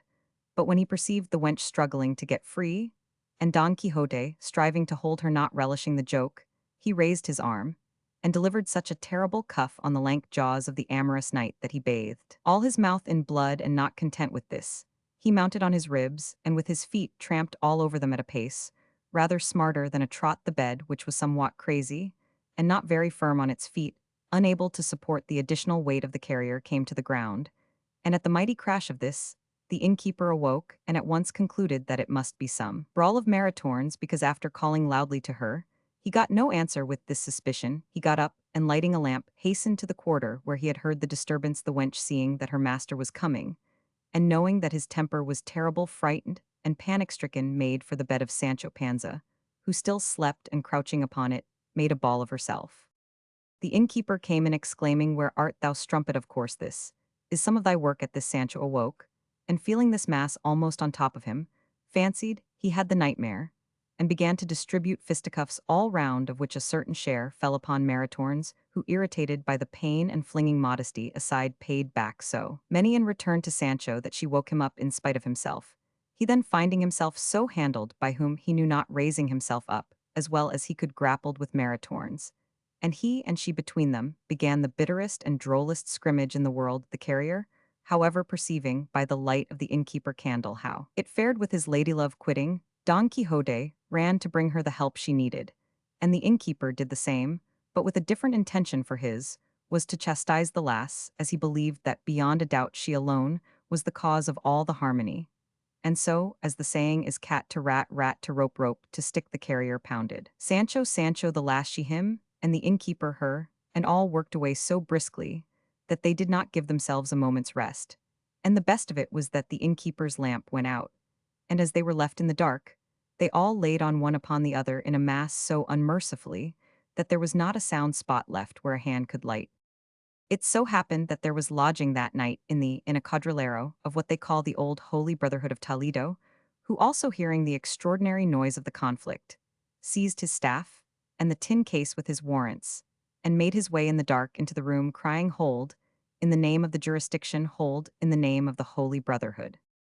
The first that he came upon was the pummel Don Quixote, who lay stretched senseless on his back upon his broken-down bed, and his hand falling on the beard, as he felt about, he continued to cry help for the jurisdiction, but perceiving that he whom he had laid hold of did not move or stir, he concluded that he was dead, and that those in the room were his murderers. And with this suspicion, he raised his voice still higher, calling out, "Shut the in-gate, see that no one goes out, they have killed a man." Here this cry startled them all, and each dropped the contest at the point at which the voice reached him. The innkeeper retreated to his room, the carrier to his pack saddles, the lass to her crib. The unlucky Don Quixote and Sancho alone were unable to move from where they were. The quadrillero on this let go Don Quixote's beard, and went out to look for a light to search for and apprehend the culprits, but not finding one, as the innkeeper had purposely extinguished the lantern, on retreating to his room, he was compelled to have recourse to the hearth, where after much time and trouble, he lit another lamp. Chapter Romans 17, in which are contained the innumerable troubles which the brave Don Quixote and his good squire Sancho Panza endured in the inn which to his misfortune he took to be a castle. By this time, Don Quixote had recovered from his swoon, and in the same tone of voice in which he had called to his squire the day before when he lay stretched in the vale of the stakes, he began calling to him, "Now, Sancho, my friend, art thou asleep? Sleepest thou, friend Sancho?" "How can I sleep, curses on it," returned Sancho discontentedly, "and bitterly, when it is plain that all the devils have been at me this night?" "Thou mayest well believe that," answered Don Quixote, "because either I know little, or this castle is enchanted, for thou must know but this, that I am now about to tell thee thou must swear to keep secret until after my death. I swear it, answered Sancho. I say so, continued Don Quixote, because I hate taking away anyone's good name. I say, replied Sancho, that I swear to hold my tongue about it till the end of your worship's days, and God grant I may be able to let it out tomorrow. Do I do thee such injuries, Sancho, said Don Quixote, that thou wouldst see me dead so soon? It is not for that, replied Sancho, but because I hate keeping things long, and I don't want them to grow rotten with me from overkeeping. At any rate, said Don Quixote, I have more confidence in thy affection and good nature. And so I would have thee know that this night there befell me one of the strangest adventures that I could describe, and to relate it to thee briefly, thou must know that a little while ago the daughter of the lord of this castle came to me, and that she is the most elegant and beautiful damsel that could be found in the wide world. What I could tell thee of the charms of her person, of her lively wit, of other secret matters, which to preserve the fealty I owe to my lady Dulcinea del Toboso, I shall pass over unnoticed, and in silence I will only tell thee that either fate being envious of so great boon placed in my hands by good fortune, or perhaps, and this is more probable, this castle being, as I have already said, enchanted at the time, when I was engaged in the sweetest and most amorous discourse with her, there came without my seeing or knowing, whence it came, a hand attached to some arm of some huge giant that planted such a cuff on my jaws that I have them all bathed in blood, and then pummel me in such a way that I am in a worse plight than yesterday,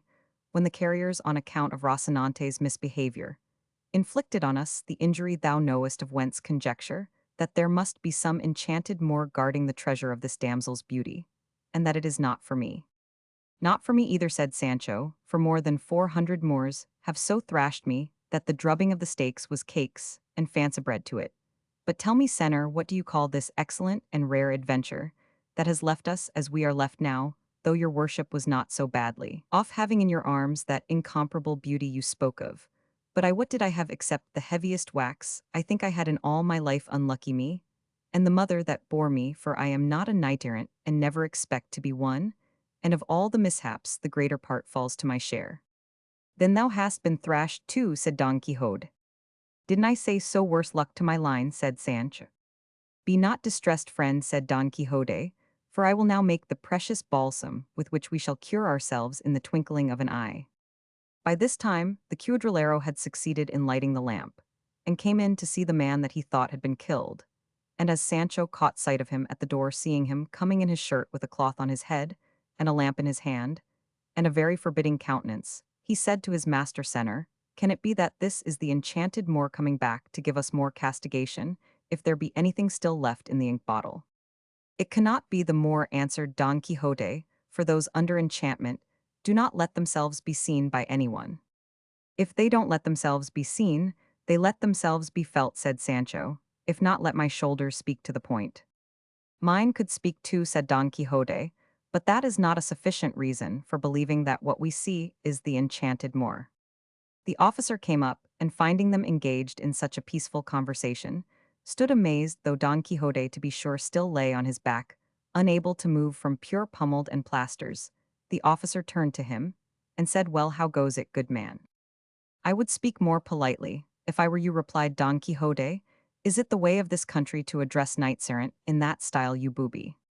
The cuadrillero, finding himself so disrespectfully treated by such a sorry-looking individual, lost his temper, and raising the lamp full of oil smote Don Quixote such a blow with it on the head that he gave him a badly broken pate.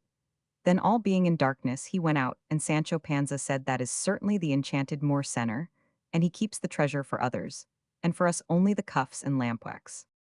That is the truth, answered Don Quixote, and there is no use in troubling oneself about these matters of enchantment,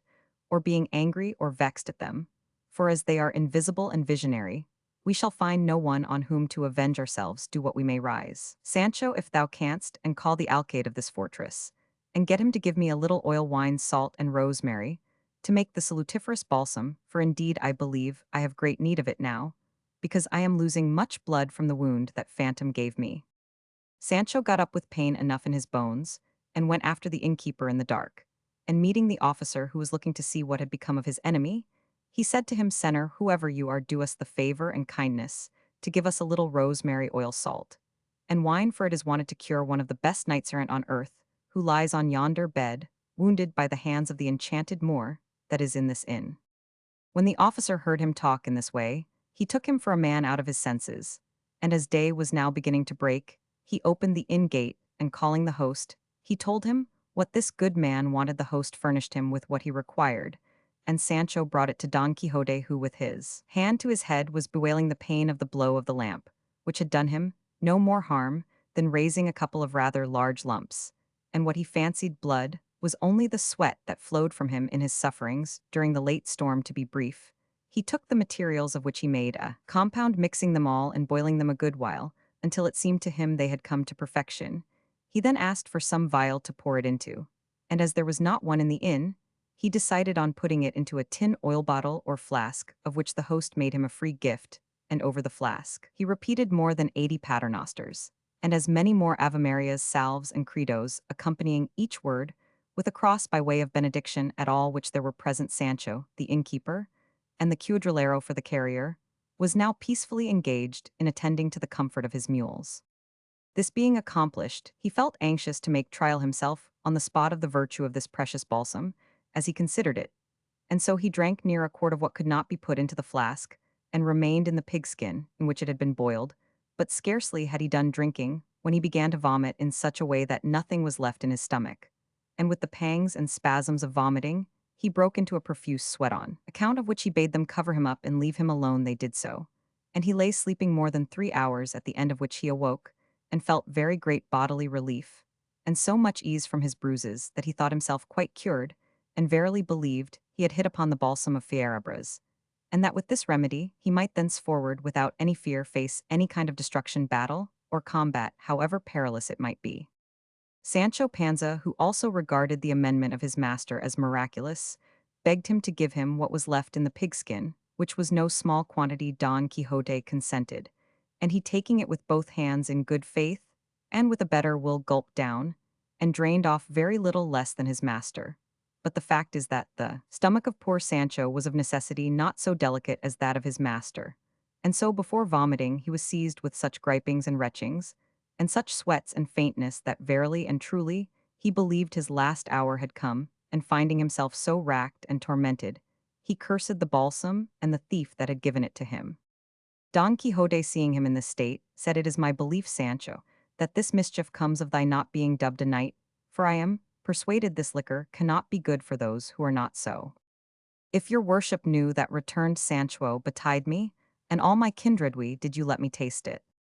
At this moment the draught took effect, and the poor squire began to discharge both ways at such a rate that the rush mat on which he had thrown himself, and the canvas blanket he had covering him, were fit for nothing. Afterwards he sweated and perspired with such paroxysms and convulsions that not only he himself, but all present thought his end had come. This tempest and tribulation lasted about 2 hours, at the end of which he was left not like his master, but so weak and exhausted that he could not stand. Don Quixote, however, who, as has been said, felt himself relieved, and well was eager to take his departure at once in quest of adventures, as it seemed to him that all the time he loitered there was a fraud upon the world, and those in it who stood in need of his help and protection, all the more when he had the security and confidence his balsam afforded him. And so, urged by this impulse, he saddled Rocinante himself, and put the pack saddle on his squire's beast, whom likewise he helped to dress, and mount the ass, after which he mounted his horse, and turning to a corner of the inn, he laid hold of a pike that stood there to serve him by way of a lance. All that were in the inn, who were more than 20 persons, stood watching him.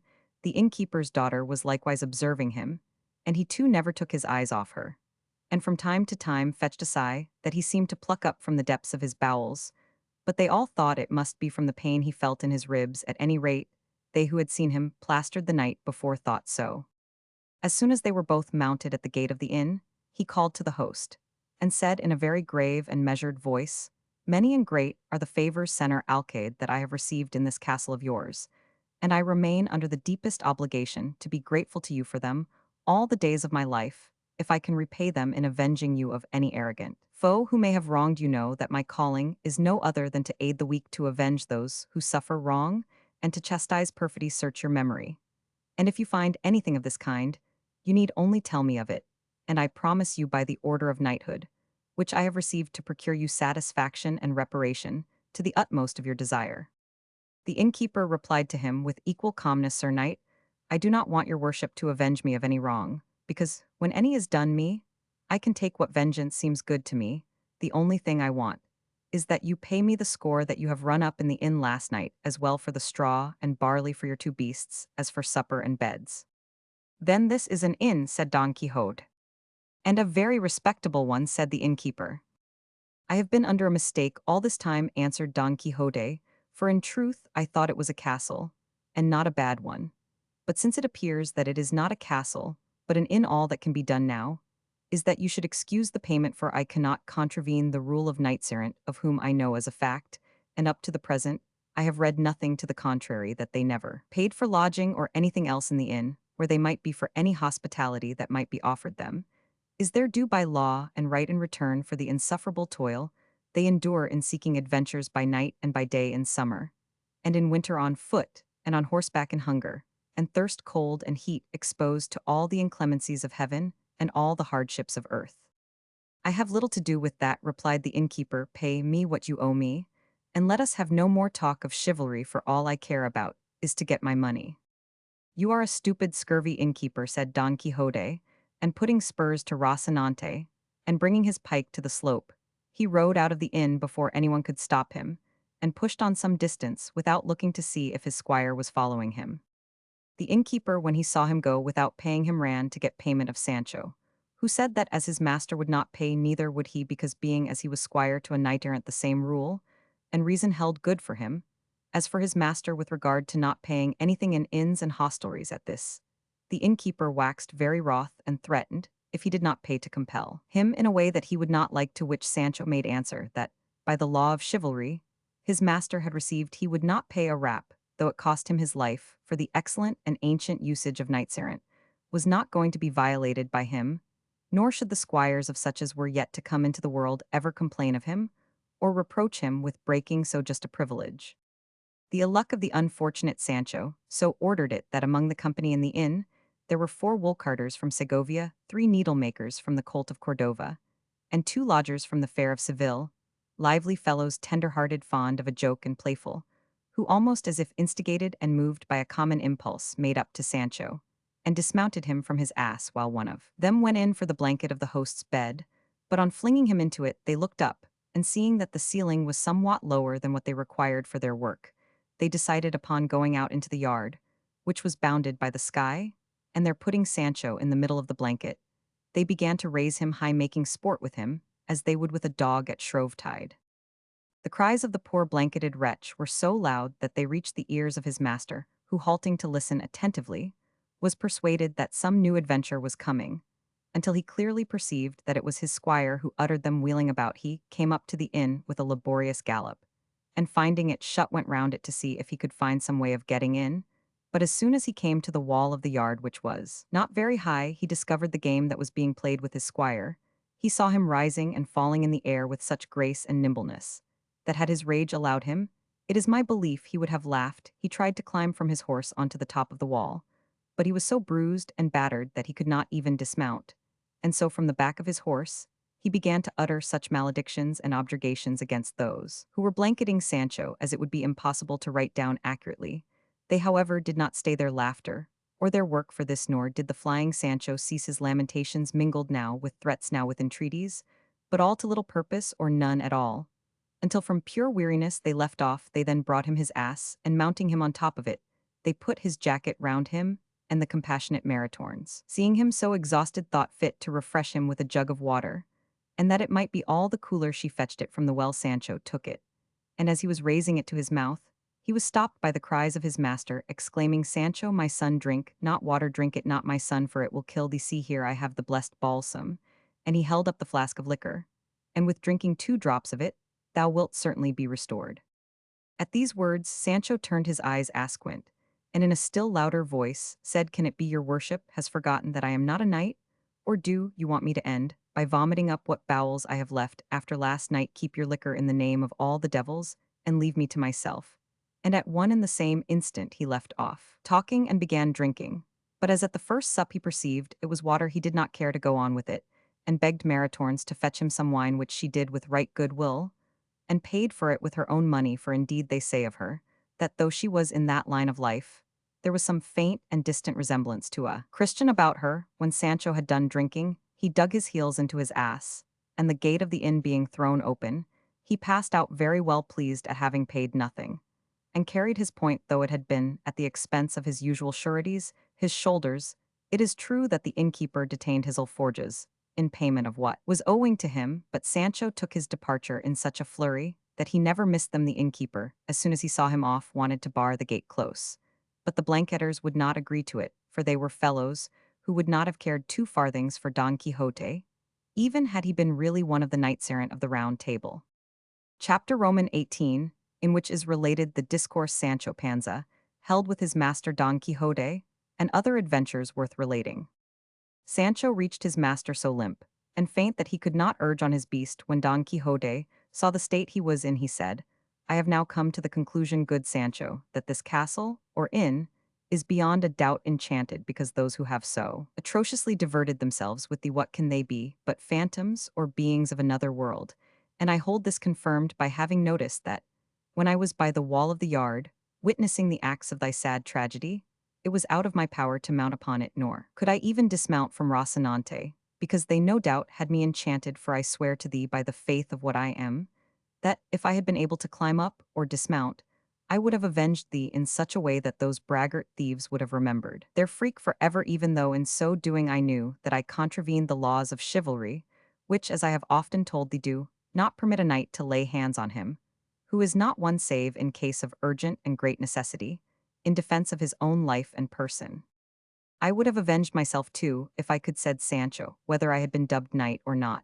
But I could not, though for my part 1 a.m. persuaded those who amused themselves with me were not phantoms or enchanted men, as your worship says, but men of flesh and bone like ourselves, and they all had their names, for I heard them name them, when they were tossing me, and one was called Pedro Martinez, and another Tenorio Hernandez. And the innkeeper I heard was called Juan Palomque, the left-handed, so that senor your not being able to leap over the wall of the yard, or dismount from your horse, came of something else besides enchantments. And what I make out clearly from all this is that these adventures we go seeking will in the end lead us into such misadventures that we shall not know which is our right foot, and that the best and wisest thing, according to my small wits, would be for us to return home now that it is harvest time, and attend to our business, and give over wandering from Zecca to Mecca, and from pail to bucket, as the saying is. How little thou knowest about chivalry, Sancho, replied Don Quixote. Hold thy peace, and have patience. The day will come when thou shalt see with thine own eyes what an honorable thing it is to wander in the pursuit of this calling. Nay, tell me, what greater pleasure can there be in the world? Or what delight can equal that of winning a battle, and triumphing over one's enemy? None, beyond all doubt. Very likely, answered Sancho, though I do not know it. All I know is that, since we have been knights-errant, or since your worship has been one, for I have no right to reckon myself, one of so honorable a number, we have never won any battle, except the one with the Biscayan, and even out of that your worship came with half an ear and half a helmet the less, and from that till now it has been all cudgellings, and more cudgellings, cuffs, and more cuffs, I getting the blanketing over and above, and falling in with enchanted persons, on whom I cannot avenge myself, so as to know what the delight, as your worship calls it, of conquering an enemy is like. That is what vexes me, and what ought to vex thee, Sancho, replied Don Quixote. But henceforward, I will endeavor to have at hand some sword made by such craft, that no kind of enchantments can take effect upon him who carries it, and it is even possible that fortune may procure for me that which belonged to Amadis when he was called the Knight of the Burning Sword, which was one of the best swords that ever knight in the world possessed, for besides having the said virtue it cut like a razor, and there was no armor however strong and enchanted it might be that could resist it. Such is my luck, said Sancho, that even if that happened, and your worship found some such sword, it would like the balsam turn out serviceable and good for dubbed knights only, and as for the squires, they might sup sorrow. Fear not that, Sancho, said Don Quixote, heaven will deal better by thee. Thus talking, Don Quixote and his squire were going along, when on the road they were following, Don Quixote perceived approaching them a large and thick cloud of dust, on seeing which he turned to Sancho and said, This is the day, Sancho, on which will be seen the boon my fortune is reserving for me. This, I say, is the day, on which as much as on any other shall be displayed the might of my arm, and on which I shall do deeds that shall remain written in the book of fame for all ages to come. Seest thou that cloud of dust, which rises yonder, well, then, all that is churned up by a vast army, composed of various and countless nations, that comes marching there. According to that there must be two, said Sancho, for on this opposite side, also there rises just such another cloud of dust. Don Quixote turned to look, and found that it was true, and rejoicing exceedingly, he concluded that they were two armies about to engage and encounter in the midst of that broad plain, for at all times and seasons his fancy was full of the battles, enchantments, adventures, crazy feats, loves, and defiances, that are recorded in the books of chivalry, and everything he said, thought, or did had reference to such things. Now the cloud of dust he had seen was raised by two great droves of sheep coming along the same road in opposite directions, which because of the dust did not become visible until they drew near, but Don Quixote asserted so positively that they were armies that Sancho was led to believe it, and say, well, and what are we to do, senor? What, said Don Quixote, give aid and assistance to the weak, and those who need it, and thou must know, Sancho, that this which comes opposite to us is conducted and led by the mighty Emperor Alifanfarin, lord of the great Isle of Trapabana. This other that marches behind me is that of his enemy, the king of the Garamantas, Pentapolin of the bare arm, for he always goes into battle with his right arm bare. But why are these two lords such enemies? They are at enmity, replied Don Quixote, because this Alifanfarin is a furious pagan, and is in love with the daughter of Pentapolin, who is a very beautiful and moreover gracious lady, and a Christian, and her father is unwilling to bestow her upon the pagan king, unless he first abandons the religion of his false prophet Mahomet and adopts his own.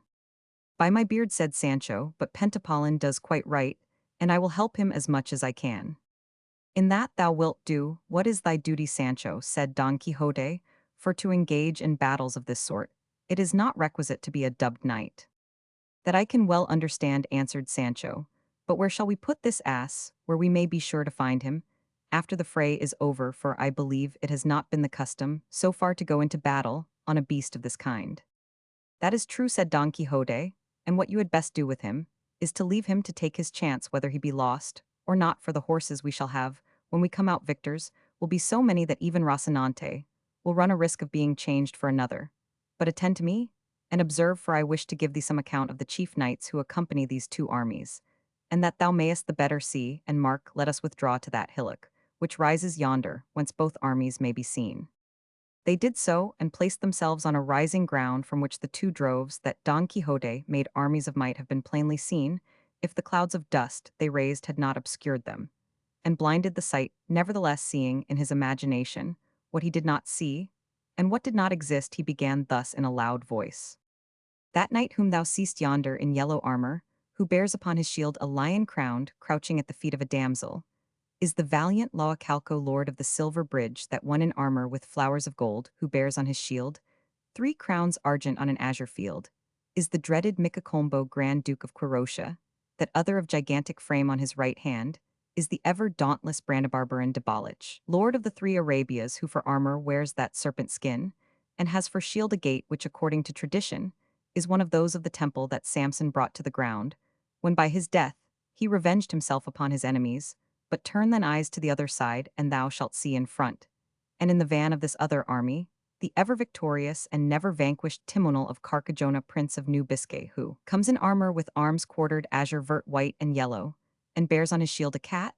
or on a field tawny with a motto which says Mayu, which is the beginning of the name of his lady, who, according to report, is the peerless Mayulina, daughter of the ducal Fennequin of the Algar of the other, who burdens and presses the loins of that powerful charger, and bears arms white as snow and a shield blank, and without any device, is a novice knight, a Frenchman by birth, Piers Papin, by name lord of the baronies of Utrique, that other who with iron-shod heels strikes the flanks of that nimble party-colored zebra,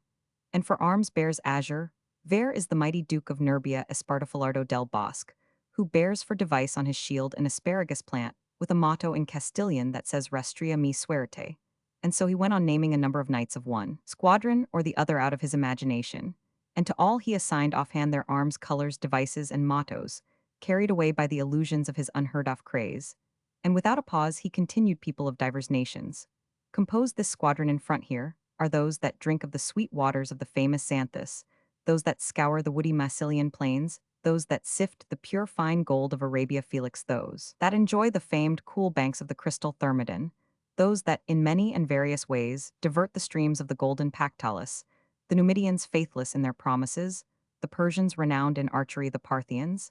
and the Medes that fight as they fly the Arabs that ever shift their dwellings the Scythians as cruel, as they are fair the Ethiopians with pierced lips, and an infinity of other nations whose features I recognize and descry, though I cannot recall their names in this other squadron. There come those that drink of the crystal streams of the olive-bearing beaties, those that make smooth their countenances, with the water of the ever-rich and golden Tagus, those that rejoice in the fertilizing flow of the divine Genil, those that roam the Tartesian plains abounding in pasture, those that take their pleasure in the Elysian meadows of Jerez. The rich Manchegans crowned with ruddy ears of corn, the wearers of iron old relics of the Gothic race, those that bathe in the Pisuerga, renowned for its gentle current, those that feed their herds along the spreading pastures of the winding Guadiana, famed for its hidden course, those that tremble with the cold of the pine-clad Pyrenees, or the dazzling snows of the lofty Apennine, in a word as many as all Europe includes and contains. Good God, what a number of countries and nations he named, giving to each its proper attributes with marvelous readiness brimful, and saturated with what he had read in his lying books, Sancho Panza hung upon his words without speaking, and from time to time turned to try if he could see the knights and giants his master was describing, and as he could not make out one of them, he said to him, "Senor devil take it, if there's a sign of any man you talk of knight or giant in the whole thing, maybe it's all enchantment like the phantoms last night." "How canst thou say that?" answered Don Quixote. "Dost thou not hear the neighing of the steeds, the braying of the trumpets, the roll of the drums?" "I hear nothing but a great bleating of ewes and sheep," said Sancho, which was true, for by this time the two flocks had come close.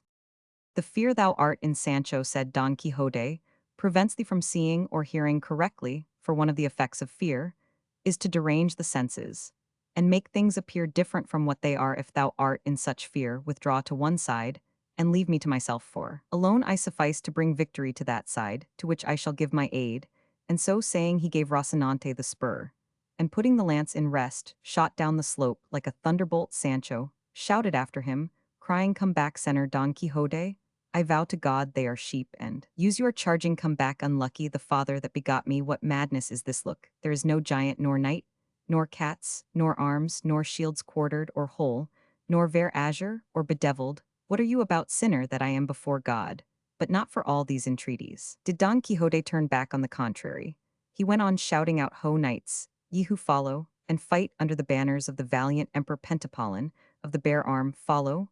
me, all ye shall see how easily I shall give him his revenge over his enemy Alifanfarin of the Trapobana." So saying, he dashed into the midst of the squadron of ewes, and began spearing them with as much spirit and intrepidity as if he were transfixing mortal enemies. In earnest the shepherds and drovers, accompanying the flock, shouted to him to desist, seeing it was no use. They ungirt their slings, and began to salute his ears with stones as big as one's fist. Don Quixote gave no heed to the stones, but letting drive right and left kept saying, "Where art thou, proud Alifanfarin? Come before me. I am a single knight who would fain prove thy prowess hand to hand, and make thee yield thy life a penalty for the wrong thou dost to the valiant Pentapolin Garamanta." Here came a sugar plum from the brook that struck him on the side and buried a couple of ribs in his body. Feeling himself so smitten, he imagined himself slain or badly wounded for certain, and recollecting his liquor, he drew out his flask, and putting it to his mouth, began to pour the contents into his stomach. But ere he had succeeded in swallowing what seemed to him enough, there came another almond, which struck him on the hand and on the flask so fairly that it smashed it to pieces, knocking 3 or 4 teeth and grinders out of his mouth in its course, and sorely crushing 2 fingers of his hand. Such was the force of the first blow, and of the second, that the poor knight, in spite of himself, came down backwards off his horse. The shepherds came up, and felt sure they had killed him, so in all haste they collected their flock together, took up the dead beasts, of which there were more than 7, and made off without waiting to ascertain anything further. All this time Sancho stood on the hill watching the crazy feats his master was performing, and tearing his beard, and cursing the hour and the occasion when fortune had made him acquainted with him. Seeing him then brought to the ground, and that the shepherds had taken themselves off, he ran to him, and found him in very bad case, though not unconscious, and said he, "Did I not tell you to come back, Senor Don Quixote, and that what you were going to attack were not armies but droves of sheep? That's how that thief of a sage, my enemy, can alter and falsify things, answered Don Quixote. Thou must know, Sancho, that it is a very easy matter for those of his sort to make us believe what they choose, and this malignant being, who persecutes me envious of the glory he knew I was to win in this battle, has turned the squadrons of the enemy into droves of sheep. At any rate, do this much. I beg of thee, Sancho, to undeceive thyself and see that what I say is true. Mount thy ass and follow them quietly, and thou shalt see that when they have gone some little distance from this, they will return to their original shape, and ceasing to be sheep become men in all respects, as I described them to thee at first. But go not just yet, for I want thy help and assistance. Come hither, and see how many of my teeth and grinders are missing, for I feel as if there was not one left in my mouth. Sancho came so close that he almost put his eyes into his mouth. Now, just at that moment, the balsam had acted on the stomach of Don Quixote, so at the very instant when Sancho came to examine his mouth, he discharged all its contents with more force than a musket, and full into the beard of the compassionate squire. Holy Mary, cried Sancho, what is this that has happened me? Clearly, this sinner is mortally wounded, as he vomits blood from the mouth. But considering the matter a little more closely, he perceived by the color, taste, and smell that it was not blood, but the balsam from the flask which he had seen him drink, and he was taken with such a loathing that his stomach turned, and he vomited up his inside over his very master, and both were left in a precious state. Sancho ran to his ass to get something wherewith to clean himself, and relieve his master out of his alforges, but not finding them, he well-nigh took leave of his senses and cursed himself anew, and in his heart resolved to quit his master and return home, even though he forfeited the wages of his service and all hopes of the promised island. Don Quixote now rose, and putting his left hand to his mouth, to keep his teeth from falling out altogether, with the other he laid hold of the bridle of Rocinante, who had never stirred from his master's side. So loyal and well-behaved was he, betook himself to where the squire stood leaning over his ass with his hand to his cheek, like one in deep dejection. Seeing him in this mood, looking so sad, Don Quixote said to him, bear in mind, Sancho, that one man is no more than another, unless he does more than another. All these tempests that fall upon us are signs that fair weather is coming shortly, and that things will go well with us. For it is impossible for good or evil to last for ever, and hence it follows that the evil having lasted long, the good must be now nigh at hand. So thou must not distress thyself at the misfortunes which happen to me, since thou hast no share in them. How have I not, replied Sancho? Was he, whom they blanketed yesterday, perchance any other than my father's son? And the alforges that are missing today with all my treasures, did they belong to any other but myself? What are the alforges missing, Sancho? Said Don Quixote. Yes, they are missing, answered Sancho. In that case we have nothing to eat today, replied Don Quixote.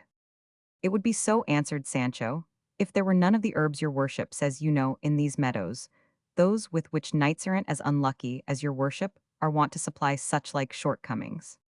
For all that, answered Don Quixote, I would rather have just now a quarter of bread or a loaf, and a couple of pilchards' heads, than all the herbs described by Dioscorides, even with Dr. Laguna's notes. Nevertheless, Sancho the good, mount thy beast, and come along with me, for God, who provides for all things, will not fail us, more especially when we are so active in his service, as we are, since he fails not the midges of the air, nor the grubs of the earth, nor the tadpoles of the water, and is so merciful that he maketh his sun to rise on the good, and on the evil, and sendeth rain on the unjust, and on the just. Your worship would make a better preacher than knight-errant, said Sancho. Knights-errant knew and ought to know everything, Sancho, said Don Quixote, for there were knights-errant in former times as well qualified to deliver a sermon or discourse in the middle of an encampment, as if they had graduated in the University of Paris, whereby we may see that the lance has never blunted the pen, nor the pen the lance. Well, be it as your worship says, replied Sancho, let us be off now, and find some place of shelter for the night, and God grant it may be somewhere where there are no blankets, nor blanketeers, nor phantoms, nor enchanted moors. For if there are, may the devil take the whole concern. Ask that of God, my son, said Don Quixote, and do thou lead on where thou wilt. For this time I leave our lodging to thy choice. But reach me here thy hand, and feel with thy finger, and find out how many of my teeth and grinders are missing from this right side of the upper jaw, for it is there I feel the pain. Sancho put in his fingers, and feeling about asked him, how many grinders used your worship have on the side? 4, replied Don Quixote, besides the back tooth, all whole and quite sound.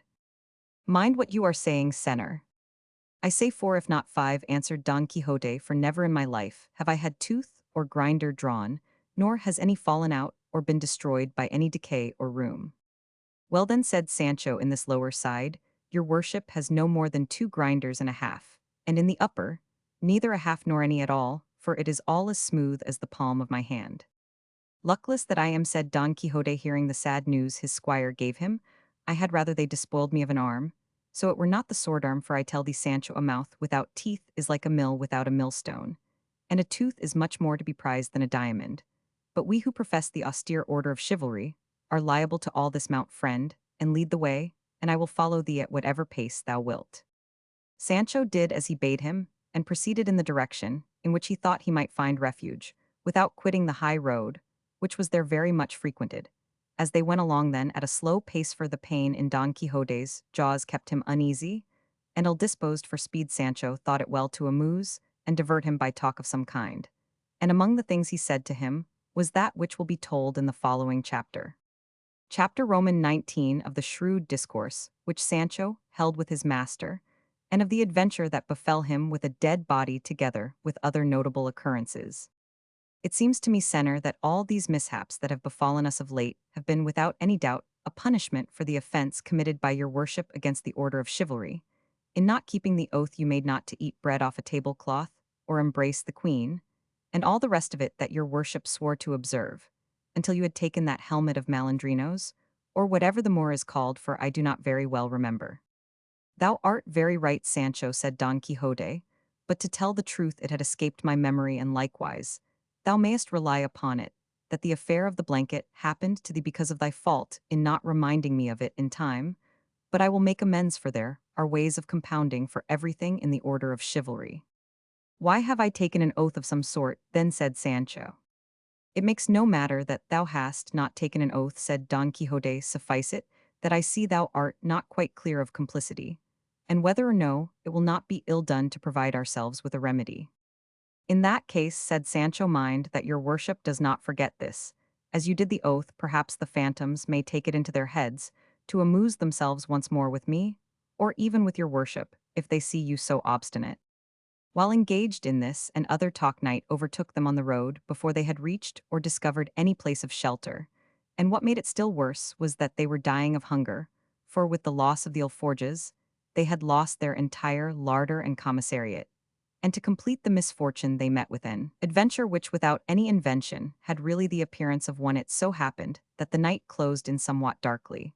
but for all that they pushed on, Sancho feeling sure that, as the road was the king's highway, they might reasonably expect to find some inn within a league or two, going along then in this way, the night dark. The squire hungry, the master sharp set, they saw, coming towards them on the road they were traveling, a great number of lights, which looked exactly like stars in motion. Sancho was taken aback at the sight of them, nor did Don Quixote altogether relish them. The one pulled up his ass by the halter, the other his hack by the bridle, and they stood still watching anxiously to see what all this would turn out to be, and found that the lights were approaching them, and the nearer they came the greater they seemed, at which spectacle Sancho began to shake like a man dosed with mercury, and Don Quixote's hair stood on end. He, however, plucking up spirit a little, said, "This, no doubt, Sancho, will be a most mighty and perilous adventure, in which it will be needful for me to put forth all my valor and resolution." "Unlucky me," answered Sancho, "if this adventure happens to be one of phantoms, as I am beginning to think it is. Where shall I find the ribs to bear it?" "Be they phantoms ever so much," said Don Quixote, "I will not permit them to touch a thread of thy garments, for, if they played tricks with thee the time before, it was because I was unable to leap the walls of the yard. But now we are on a wide plain, where I shall be able to wield my sword as I please." "And if they enchant and cripple you, as they did the last time," said Sancho, "what difference will it make being on the open plain or not?" "For all that," replied Don Quixote, "I entreat thee, Sancho, to keep a good heart, for experience will tell thee what mine is." "I will please God," answered Sancho, and the two, retiring to one side of the road, set themselves to observe closely what all these moving lights might be, and very soon afterwards they made out some 20 encamisados, all on horseback, with lighted torches in their hands, the awe-inspiring aspect of whom completely extinguished the courage of Sancho, who began to chatter with his teeth like one in the cold fit of an ague, and his heart sank,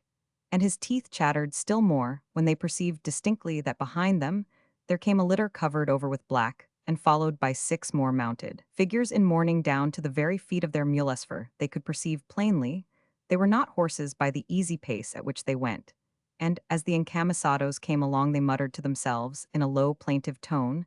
this strange spectacle at such an hour, and in such a solitary place, was quite enough to strike terror into Sancho's heart, and even into his master's, and save in Don Quixote's case, did so, for all Sancho's resolution had now broken down.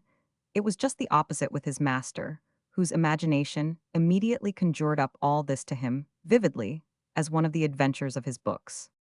He took it into his head that the litter was a bier on which was borne some sorely wounded or slain knight to avenge, whom was a task reserved for him alone. And without any further reasoning, he laid his lance in rest, fixed himself firmly in his saddle, and with gallant spirit and bearing, took up his position in the middle of the road where the encamisados must of necessity pass. And as soon as he saw them near at hand, he raised his voice and said, Halt, knights, or whosoever ye may be, and render me account of who ye are, whence ye come, where ye go, what it is ye carry upon that bier. For to judge by appearances, either ye have done some wrong, or some wrong has been done to you. And it is fitting and necessary that I should know, either that I may chastise you for the evil ye have done, or else that I may avenge you for the injury that has been inflicted upon you. We are in haste, answered one of the encamisados, and the inn is far off, and we cannot stop to render you such an account as you demand, and spurring his mule, he moved on. Don Quixote was mightily provoked by this answer, and seizing the mule by the bridle, he said, Halt, and be more mannerly, and render an account of what I have asked of you, else take my defiance to combat all of you. The mule was shy and was so frightened at her bridle being seized that, rearing up, she flung her rider to the ground over her haunches. An attendant who was on foot, seeing the encamisado fall, began to abuse Don Quixote, who now moved to anger without any more ado, laying his lance in rest, charged one of the men in mourning, and brought him badly wounded to the ground.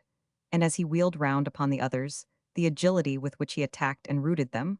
was a sight to see, for it seemed just as if wings had that instant grown upon Rocinante so lightly and proudly. Did he bear himself, the encamisados were all timid folk, and unarmed, so they speedily made their escape from the fray,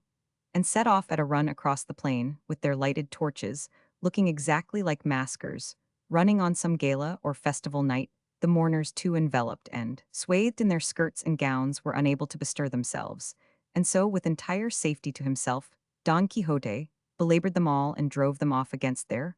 will, for they all thought it was no man, but a devil from hell come to carry away the dead body they had in the litter. Sancho beheld all this in astonishment at the intrepidity of his lord, and said to himself, Clearly, this master of mine is as bold and valiant as he says he is. A burning torch lay on the ground near the first man, whom the mule had thrown, by the light of which Don Quixote perceived him, and coming up to him, he presented the point of the lance to his face, calling on him to yield himself prisoner, or else he would kill him, to which the prostrate man replied, I am prisoner enough. As it is, I cannot stir, for one of my legs is broken. I entreat you, if you be a Christian gentleman, not to kill me, which will be committing grave sacrilege, for I am a licentiate, and I hold first orders. Then, what the devil brought you here, being a churchman? Said Don Quixote. What sinner? Said the other, my bad luck. Then still worse awaits you, said Don Quixote, if you do not satisfy me as to all I asked you at first. You shall be soon satisfied, said the licentiate. You must know then, that though just now I said I was a licentiate, I am only a bachelor, and my name is Alonso Lopez. I am a native of Alcobendas. I come from the city of Biza, with 11 others priests, the same who fled with the torches, and we are going to the city of Segovia, accompanying a dead body which is in that litter, and is that of a gentleman who died in Biza, where he was interred. And now, as I said, we are taking his bones to their burial place, which is in Segovia, where he was born. And who killed him? Asked Don Quixote. God, by means of a malignant fever that took him, answered the bachelor. In that case, said Don Quixote, the Lord has relieved me of the task of avenging his death, had any other slain him. But he who slew him having slain him, there is nothing for it but to be silent and shrug one's shoulders. I should do the same were he to slay myself. And I would have your reverence know that I am a knight of La Mancha, Don Quixote by name, and it is my business, and calling to roam the world, righting wrongs and redressing injuries. I do not know how that about righting wrongs can be, said the bachelor, for from straight you have made me crooked, leaving me with a broken leg that will never see itself straight again all the days of its life. and the injury you have redressed in my case has been to leave me injured in such a way that I shall remain injured forever, and the height of misadventure it was to fall in with you who go in search of adventures. Things do not all happen in the same way, answered Don Quixote. It all came Sir Bachelor Alonso Lopez of your going, as you did by night dressed in those surplices, with lighted torches praying covered with mourning, so that naturally you looked like something evil and of the other world.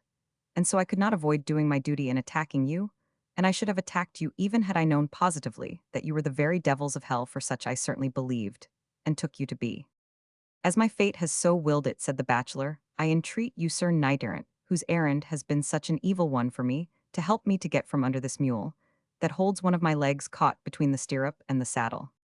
I would have talked on till tomorrow, said Don Quixote. How long were you going to wait before telling me of your distress?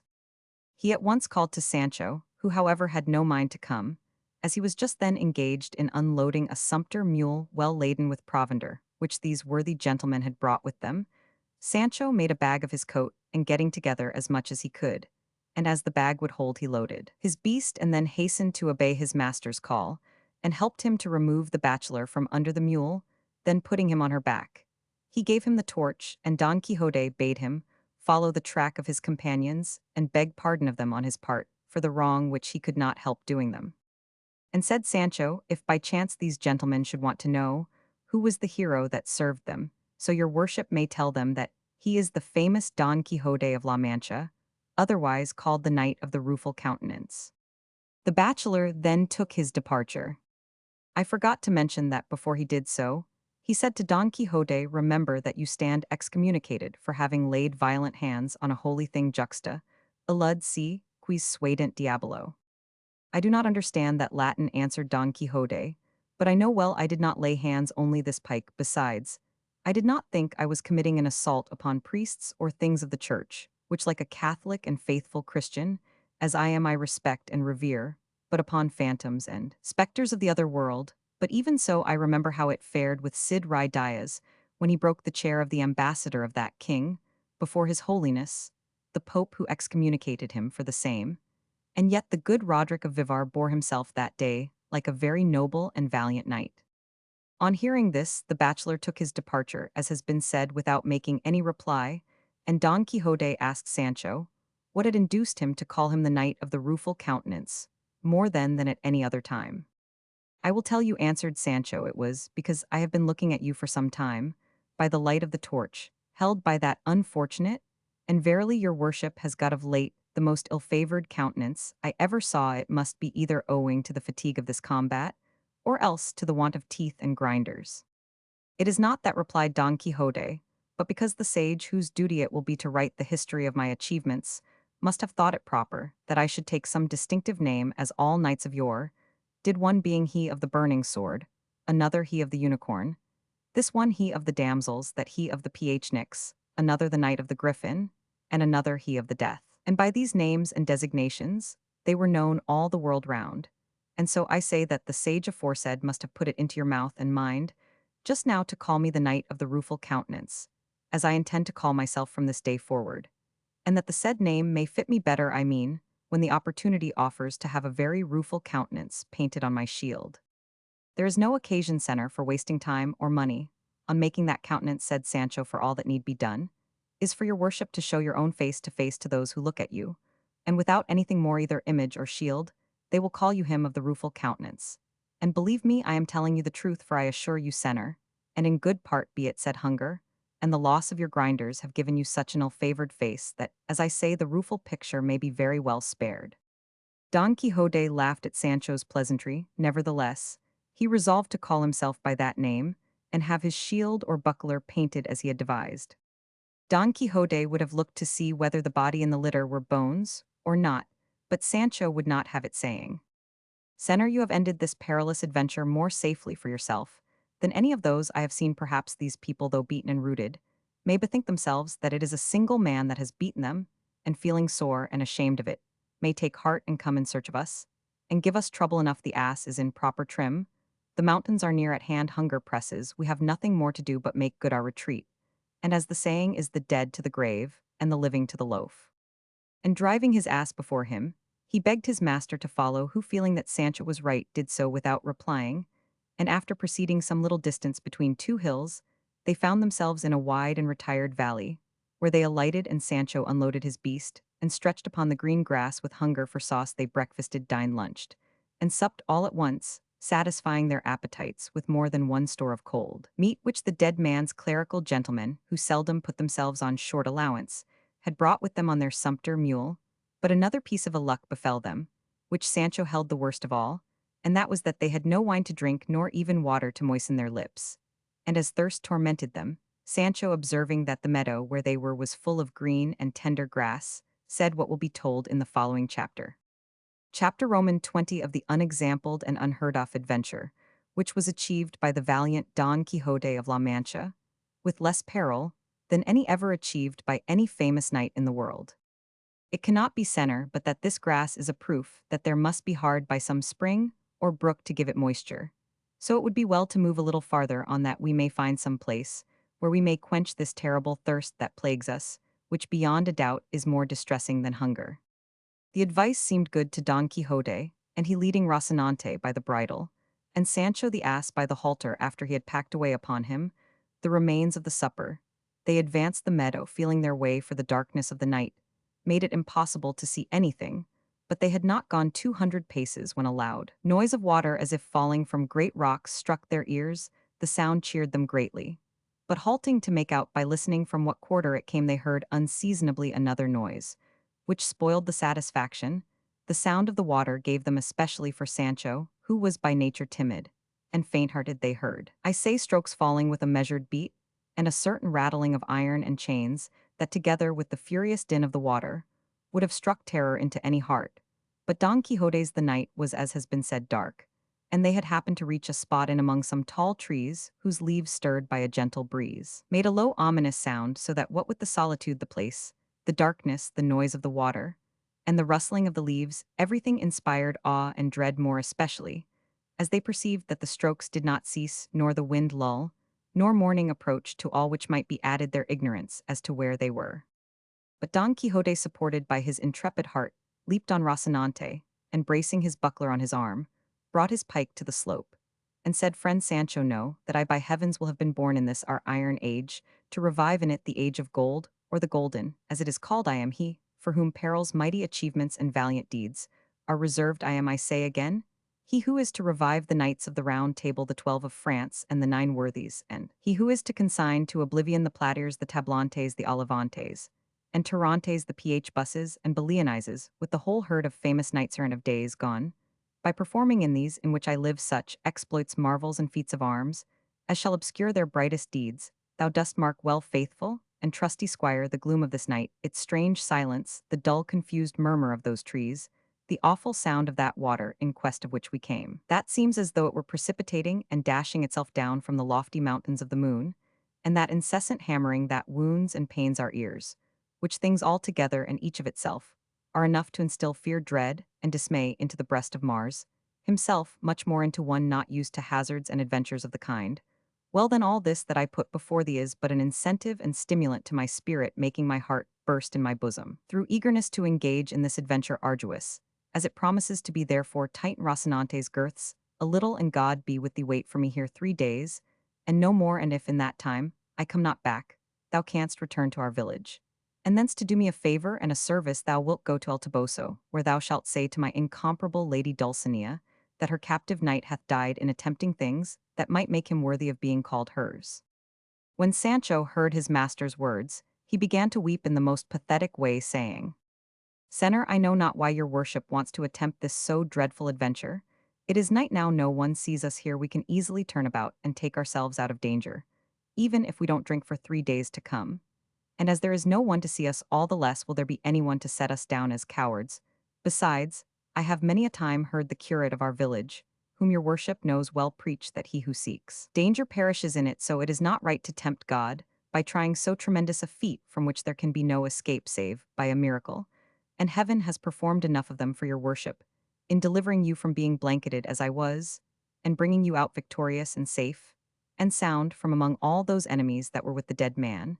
And if all this does not move or soften that hard heart, let this thought and reflection move it, that you will have hardly quitted this spot, when from pure fear I shall yield my soul up to anyone that will take it I left home and wife, and children to come, and serve your worship trusting to do better and not worse. But as covetousness bursts the bag it has rent my hopes asunder, for just as I had them highest about getting that wretched unlucky island your worship has so often promised me I see that. Instead, and in lieu of it, you mean to desert me now in a place so far from human reach for God's sake master mine, deal not so unjustly by me. And if your worship will not entirely give up attempting this feat, at least put it off till morning, for by what the lore I learned when I was a shepherd tells me it cannot want 3 hours of dawn now, because the mouth of the horn is overhead, and makes midnight in the line of the left arm. How canst thou see, Sancho, said Don Quixote, where it makes that line, or where this mouth, or this occiput, is that thou talkest of when the night is so dark that there is not a star to be seen in the whole heaven? That's true, said Sancho, but fear has sharp eyes and sees things underground much more above in heavens besides. There is good reason to show that it now wants but little of day. Let it want what it may, replied Don Quixote, it shall not be said of me now, or at any time that tears or entreaties turn me aside from doing what was in accordance with knightly usage. And so I beg of thee, Sancho, to hold thy peace, for God, who has put it into my heart to undertake now this so unexampled and terrible adventure, will take care to watch over my safety. And console thy sorrow, what thou hast to do is to tighten Rocinante's girths well and wait here, for I shall come back shortly alive or dead. Sancho, perceiving it, his master's final resolve, and how little his tears, counsels, and entreaties prevailed with him, determined to have recourse to his own ingenuity, and compel him if he could to wait till daylight, and so while tightening the girths of the horse he quietly, and without being felt with his ass halter, tied both Rocinante's legs, so that, when Don Quixote strove to go he was unable, as the horse could only move by jumps. Seeing the success of his trick, Sancho Panza said, See their center heaven, moved by my tears and prayers, has so ordered it that Rocinante cannot stir, and if you will be obstinate and spur and strike him, you will only provoke fortune and kick, as they say, against the pricks. Don Quixote at this grew desperate, but the more he drove his heels into the horse the less he stirred him, and not having any suspicion of the tying he was fain to resign himself, and wait till daybreak, or until Rocinante could move, firmly persuaded that all this came of something other than Sancho's ingenuity. So he said to him, as it is so, Sancho, and as Rocinante cannot move, I am content to wait till dawn smiles upon us, even though I weep while it delays its coming. There is no need to weep, answered Sancho, for I will amuse your worship by telling stories from this till daylight, unless indeed you like to dismount and lie down to sleep a little on the green grass, after the fashion of knights-errant, so as to be fresher when day comes, and the moment arrives for attempting this extraordinary adventure you are looking forward to. What art thou talking about, dismounting or sleeping? For, said Don Quixote, am I, thinkest thou, one of those knights that take their rest in the presence of danger? Sleep, thou who art born to sleep, or do as thou wilt, for I will act as I think most consistent with my character. Be not angry, master mine, replied Sancho. I did not mean to say that, and coming close to him, he laid one hand on the pommel of the saddle, and the other on the cantle, so that he held his master's left thigh in his embrace, not daring to separate a finger's width from him, so much afraid was he of the strokes which still resounded with a regular beat. Don Quixote bade him tell some story to amuse him, as he had proposed, to which Sancho replied that he would if his dread of what he heard would let him. Still said he, I will strive to tell a story which, if I can manage to relate it, and nobody interferes with the telling, is the best of stories. And let your worship give me your attention, for here I begin what was, and may the good that is to come be for all, and the evil for him who goes to look for it. Your worship must know that the beginning the old folk used to put to their tales was not just as each one pleased. It was a maxim of Cato Zanzorino, the Roman, that says the evil for him that goes to look for it, and it comes as pat to the purpose, now as ring to finger, to show that your worship should keep quiet, and not go looking for evil in any quarter, and that we should go back by some other road, since nobody forces us to follow this in which so many terrors affright us. Go on with thy story, Sancho, said Don Quixote, and leave the choice of our road to my care. I say then, continued Sancho, that in a village of Estremadura there was a goat shepherd, that is to say, one who tended goats, which shepherd or goat herd, as my story goes, was called Lope Ruiz. And this Lope Ruiz was in love with a shepherdess called Torralva, which shepherdess called Torralva was the daughter of a rich grazier, and this rich grazier. If that is the way thou tellest thy tale, Sancho, said Don Quixote, repeating twice all thou hast to say, thou wilt not have done these 2 days. Go straight on with it. and tell it like a reasonable man, or else say nothing. Tales are always told in my country, in the very way I am telling this, answered Sancho, and I cannot tell it in any other, nor is it right of your worship to ask me to make new customs.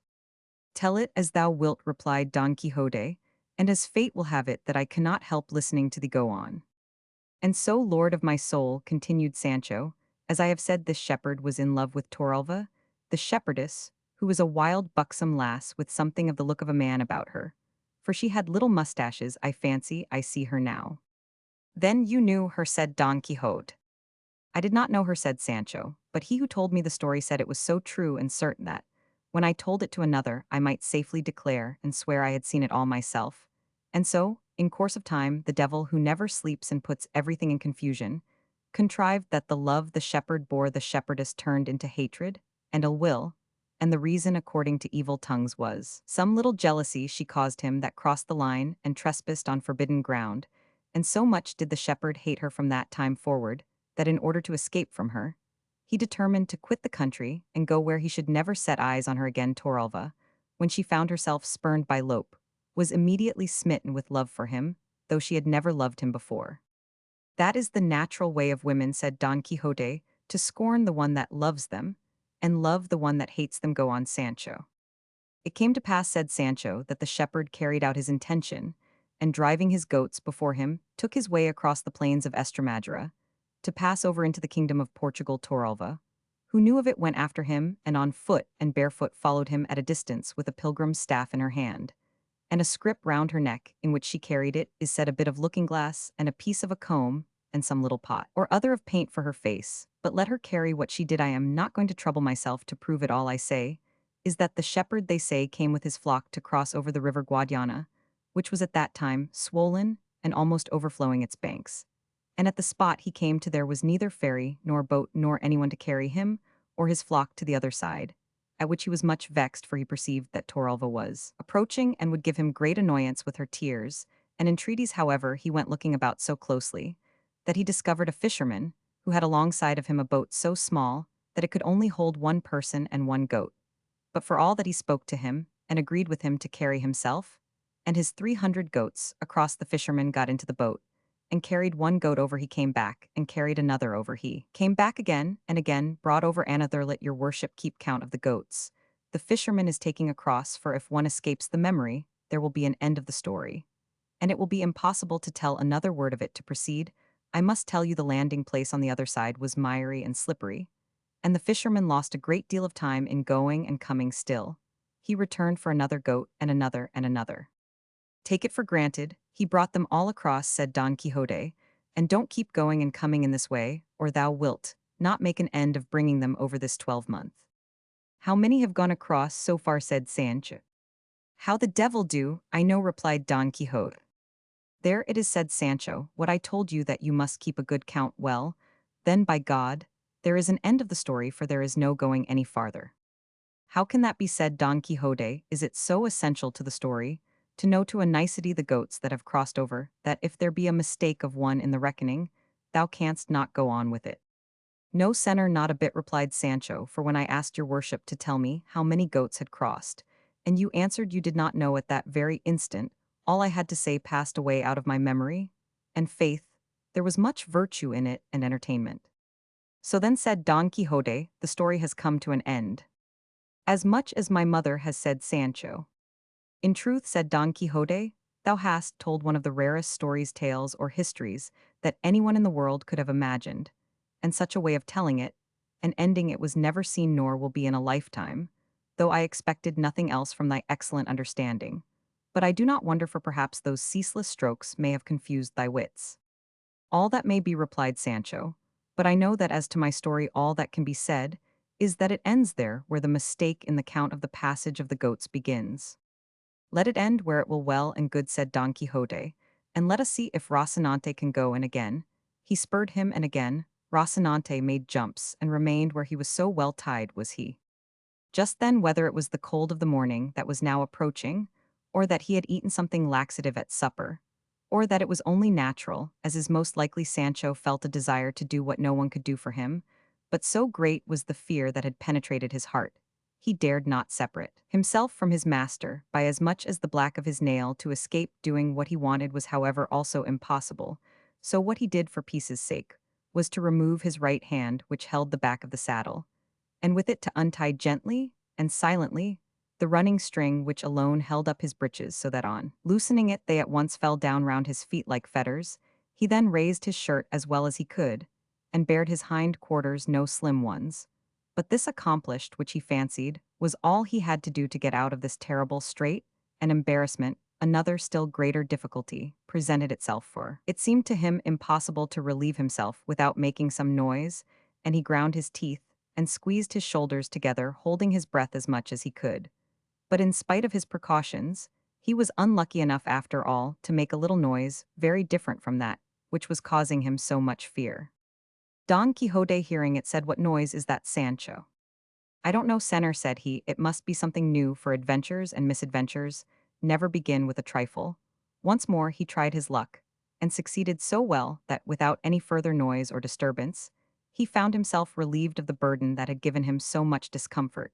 But as Don Quixote's sense of smell was as acute as his hearing, and as Sancho was so closely linked with him, that the fumes rose almost in a straight line, it could not be but that some should reach his nose, and as soon as they did he came to its relief, by compressing it between his fingers, saying in a rather snuffing tone, "Sancho, it strikes me thou art in great fear."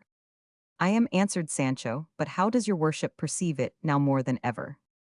"Because just now thou smellest stronger than ever a knot of ambergris," answered Don Quixote. "Very likely," said Sancho, "but that's not my fault but your worship's for leading me about at unseasonable hours and at such unwonted paces." "Then go back 3 or 4, my friend," said Don Quixote, all the time with his fingers to his nose, "and for the future pay more attention to thy person, and to what thou owest to mine, for it is my great familiarity with thee that has bred this contempt." "Ill bet," replied Sancho, "that your worship thinks I have done something I ought not with my person." "It makes it worse to stir it, friend Sancho," returned Don Quixote. With this and other talk of the same sort master and man passed the night, till Sancho, perceiving that daybreak was coming on apace, very cautiously untied Rocinante,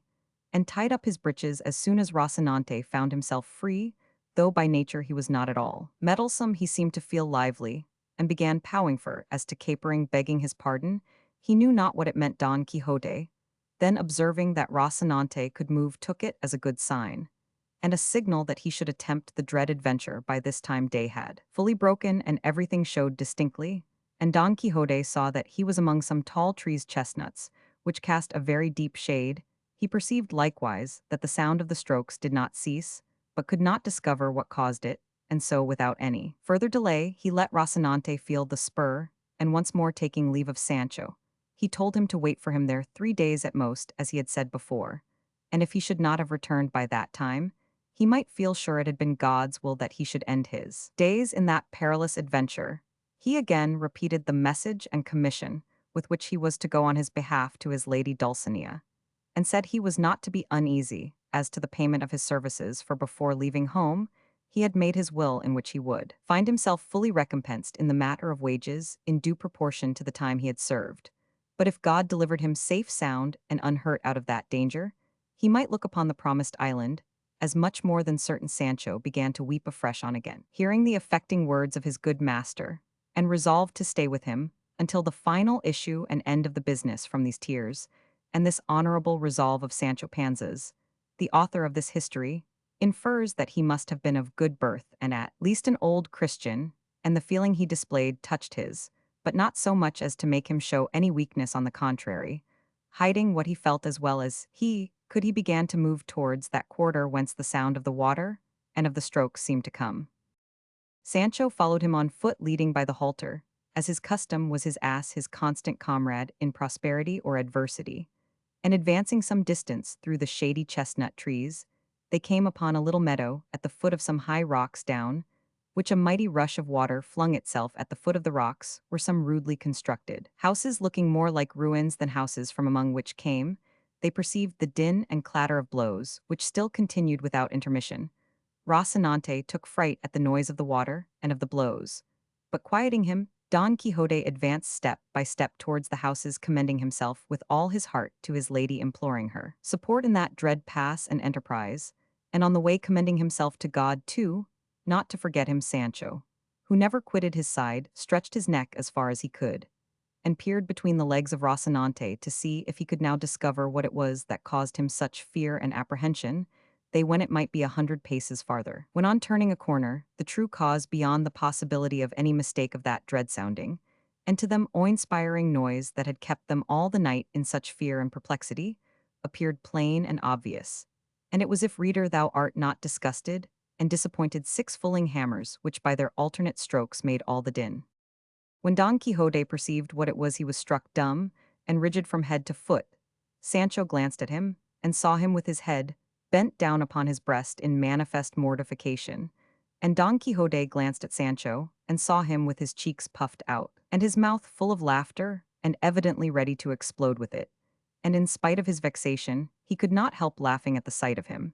And when Sancho saw his master begin, he let go so heartily that he had to hold his sides with both hands to keep himself from bursting with laughter. 4 times he stopped, and as many times did his laughter break out afresh with the same violence, as at first, whereat Don Quixote grew furious above all, when he heard him say mockingly, "Thou must know, friend Sancho, that of heavens will I was born in this our iron age to revive in it, the golden, or age of gold. I am he for whom are reserved perils, mighty achievements, valiant deeds." And here he went on repeating the words that Don Quixote uttered the first time they heard the awful strokes. Don Quixote then, seeing that Sancho was turning him into ridicule, was so mortified and vexed that he lifted up his pike, and smote him 2 such blows, that if instead of catching them on his shoulders he had caught them on his head, there would have been no wages to pay, unless indeed to his heirs. Sancho, seeing that he was getting an awkward return in earnest for his jest, and fearing his master might carry it still further, said to him, "Very humbly, calm yourself, sir, for by God I am only joking." "Well then, if you're joking, I am not," replied Don Quixote. "Look here, my lively gentleman, if these, instead of being fulling hammers, had been some perilous adventure,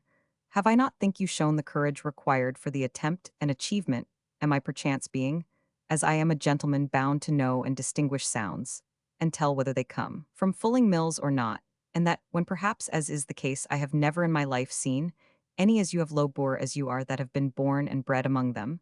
but turn me these 6 hammers into 6 giants, and bring them to beard me one by one or all together, and if I do not knock them head over heels, then make what mockery you like of me." "No more of that, senor," returned Sancho. "I own I went a little too far with the joke. But tell me, your worship, now that peace is made between us, and may God bring you out of all the adventures that may befall you as safe and sound as he has brought you out of this one, was it not a thing to laugh at? And is it not a good story, the great fear we were in, at least, that I was in? For as to your worship, I see now that you neither know nor understand what either fear or dismay is." "I do not deny," said Don Quixote, "that what happened to us may be worth laughing at, but it is not worth making a story about, for it is not everyone that is shrewd enough to hit the right point of a thing." "At any rate," said Sancho, "your worship knew how to hit the right point with your pike, aiming at my head, and hitting me on the shoulders, thanks be to God and my own smartness in dodging it. But let that pass, all will come out in the scouring, for I have heard say he loves thee. Well, that makes thee weep, and moreover, that it is the way with great lords, after any hard words, they give a servant to give him a pair of breeches, though I do not know what they give after blows, unless it be that knights errant after blows give islands or kingdoms on the mainland." "It may be on the dice," said Don Quixote, "that all thou sayest will come true. Overlook the past, for thou art shrewd enough to know that our first movements are not in our own control. And one thing for the future, bear in mind that thou curb and restrain thy loquacity in my company, for in all the books of chivalry that I have read, and they are innumerable, I never met with a squire who talked so much to his lord as thou dost to thine, and in fact I feel it to be a great fault of thine, and of mine of thine, that thou hast so little respect for me of mine, that I do not make myself more respected. There was Gandalin, the squire of Amadis of Gaul, that was count of the Insula Firm, and we read of him that he always addressed his lord with his cap in his hand, his head bowed down, and his body bent double more turquesco. And then what shall we say of Gasabel, the squire of Galgor, who was so silent that, in order to indicate to us the greatness of his marvelous taciturnity, his name is only once mentioned in the whole of that history. As long as it is truthful, from all I have said thou wilt gather, Sancho, that there must be a difference between master and man, between lord and lackey, between knight and squire, so that from this day forward in our intercourse, we must observe more respect and take less liberties, for in whatever way I may be provoked with you, it will be bad for the pitcher. The favors and benefits that I have promised you will come in due time, and if they do not, your wages at least will not be lost, as I have already told you. All that your worship says is very well said, Sancho, but I should like to know, in case the time of favors should not come, and it might be necessary to fall back upon wages, how much did the squire of a knight-errant get in those days, and did they agree by the month or by the day like bricklayers? I do not believe, replied Don Quixote, that such squires were ever on wages, but were dependent on favor. And if I have now mentioned that in the sealed will I have left at home, it was with a view to what may happen, for as yet I know not how chivalry will turn out in these wretched times of ours, and I do not wish my soul to suffer for trifles in the other world, for I would have thee know, Sancho, that in this there is no condition more hazardous than that of adventurers. That is true, said Sancho, since the mere noise of the hammers of a fulling mill can disturb and disquiet the heart of such a valiant errant adventurer as your worship. But you may be sure I will not open my lips henceforward to make light of anything of your worships, but only to honor you as my master and natural lord. By so doing, replied Don Quixote, shalt thou live long on the face of the earth, for next to parents masters are to be respected as though they were parents. Chapter Roman, which treats of the exalted adventure and rich prize of Mambrino's helmet, together with other things that happened to our invincible knight. It now began to rain a little, and Sancho was for going into the fulling mills, but Don Quixote had taken such an abhorrence to them, on account of the late joke, that he would not enter them on any account, so turning aside to right they came upon another road, different from that which they had taken the night before. Shortly afterwards, Don Quixote perceived a man on horseback, who wore on his head something that shone like gold, and the moment he saw him, he turned to Sancho and said, I think, Sancho, there is no proverb that is not true, all being maxims drawn from experience itself, the mother of all the sciences, especially that one that says, where one door shuts another opens. I say so, because if last night fortune shut the door of the adventure we were looking for against us, cheating us with the fulling mills, it now opens wide another one for another better and more certain adventure. And if I do not contrive to enter it will be my own fault, and I cannot lay it to my ignorance of fulling mills or the darkness of the night. I say this, because if I mistake not, there comes towards us one who wears on his head the helmet of Mambrino, concerning which I took the oath thou rememberest. Mind what you say, your worship, and still more what you do, said Sancho, for I don't want any more fulling mills to finish off fulling and knocking our senses out. The devil take the man, said Don Quixote, what has a helmet to do with fulling mills? I don't know, replied Sancho, but faith, if I might speak as I used, perhaps I could give such reasons that your worship would see you were mistaken in what you say. How can I be mistaken in what I say, unbelieving traitor, returned Don Quixote. Tell me, seest thou not yonder knight coming towards us on a dappled grey steed, who has upon his head a helmet of gold? What I see and make out, answered Sancho, is only a man on a grey ass like my own, who has something that shines on his head. Well, that is the helmet of Mambrino, said Don Quixote. Stand to one side and leave me alone with him. Thou shalt see how, without saying a word to save time, I shall bring this adventure to an issue, and possess myself of the helmet I have so longed for. I will take care to stand aside, said Sancho, but God grant, I say once more, that it may be marjoram, and not fulling mills. I have told thee, brother, on no account to mention those fulling mills to me again, said Don Quixote, or I vow and I say no more, I'll full the soul out of you. Sancho held his peace in dread, lest his master should carry out the vow he had hurled like a bowl at him.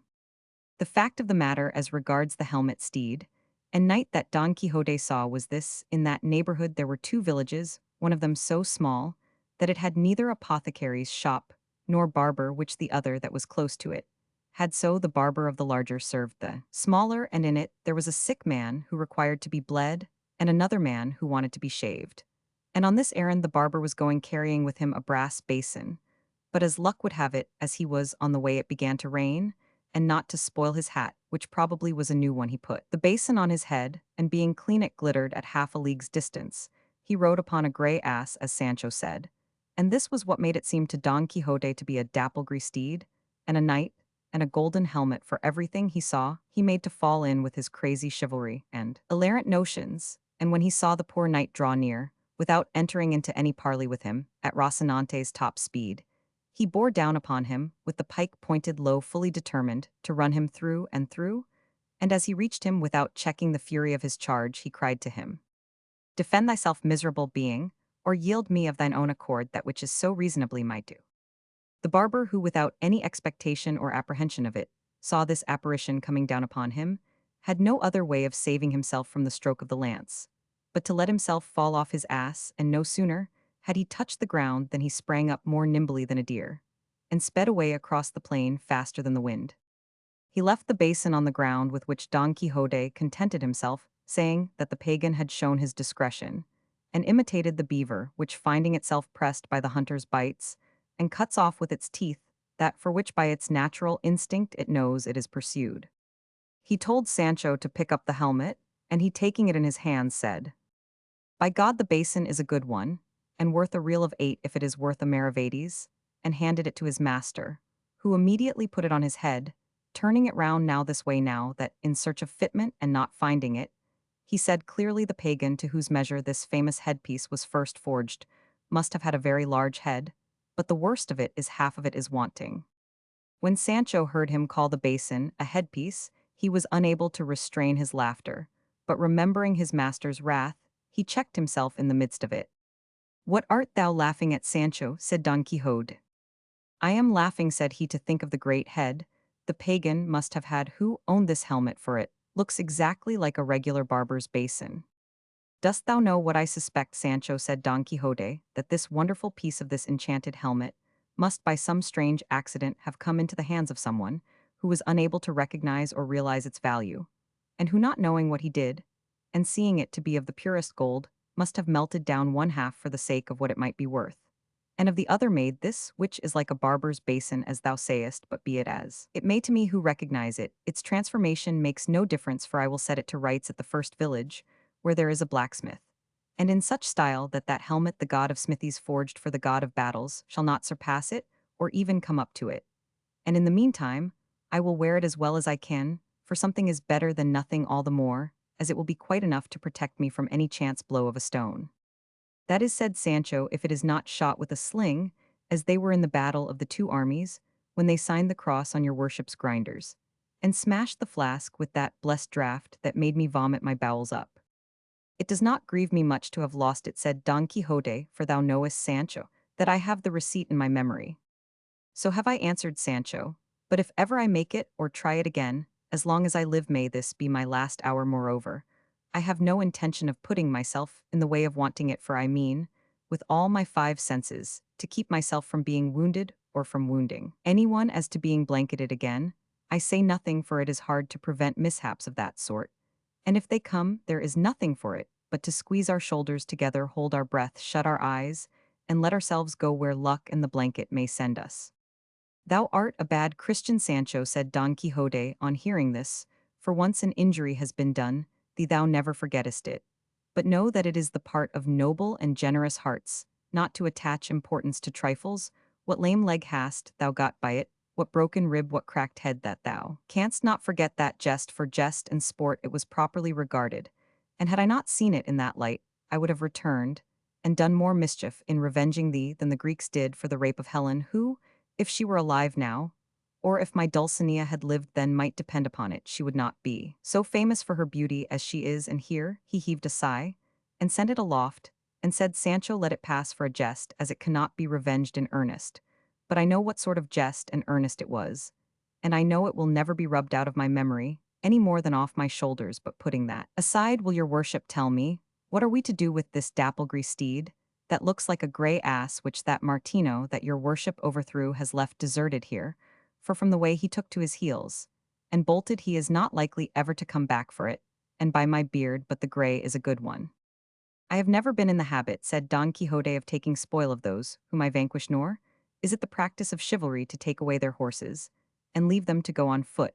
unless, indeed, it be that the victor have lost his own in the combat, in which case it is lawful to take that of the vanquished as a thing won in lawful war. Therefore, Sancho, leave this horse, or ass, or whatever thou wilt have it to be, for when its owner sees us gone hence he will come back for it." "God knows I should like to take it," returned Sancho, or at least to change it for my own, which does not seem to me as good a one verily. The laws of chivalry are strict, since they cannot be stretched to let one ass be changed for another. I should like to know, if I might at least change trappings. On that head I am not quite certain, answered Don Quixote, and the matter being doubtful pending better information, I say, thou mayest change them, if so be thou hast urgent need of them. So urgent is it, answered Sancho, that if they were for my own person I could not want them more, and forthwith fortified by this license, he effected the mutatio caparum, and rigged out his beast to the 99s, and making quite another thing of it. This done, they broke their fast on the remains of the spoils of war plundered from the sumpter mule, and drank of the brook that flowed from the fulling mills, without casting a look in that direction in such loathing. Did they hold them for the alarm they had caused them, and all anger and gloom removed they mounted, and without taking any fixed road, not to fix upon any being the proper thing for true knights-errant, they set out guided by Rocinante's will, which carried along with it that of his master, not to say that of the ass which always followed him, wherever he led lovingly and sociably. Nevertheless, they returned to the high road, and pursued it at a venture without any other aim. As they went along then in this way, Sancho said to his master Senner, would your worship give me leave to speak a little to you? For since you laid that hard injunction of silence on me, several things have gone to rot in my stomach, and I have now just one on the tip of my tongue that I don't want to be spoiled. Say on, Sancho, said Don Quixote, and be brief in thy discourse, for there is no pleasure in one that is long. Well then, Senner, returned Sancho, I say that for some days past I have been considering how little is got or gained by going in search of these adventures that your worship seeks in these wilds and crossroads, where even if the most perilous are victoriously achieved, there is no one to see or know of them, and so they must be left untold for ever to the loss of your worship's object, and the credit they deserve. Therefore, it seems to me, it would be better, saving your worship's better judgment, if we were to go and serve some emperor, or other great prince who may have some war on hand, in whose service your worship may prove the worth of your person, your great might, and greater understanding, on perceiving which the Lord in whose service we may be will perforce have to reward us each according to his merits. And there, you will not be at a loss for someone to set down your achievements in writing, so as to preserve their memory for ever. Of my own, I say nothing, as they will not go beyond squirely limits, though I make bold to say that, if it be the practice in chivalry to write the achievements of squires, I think mine must not be left out.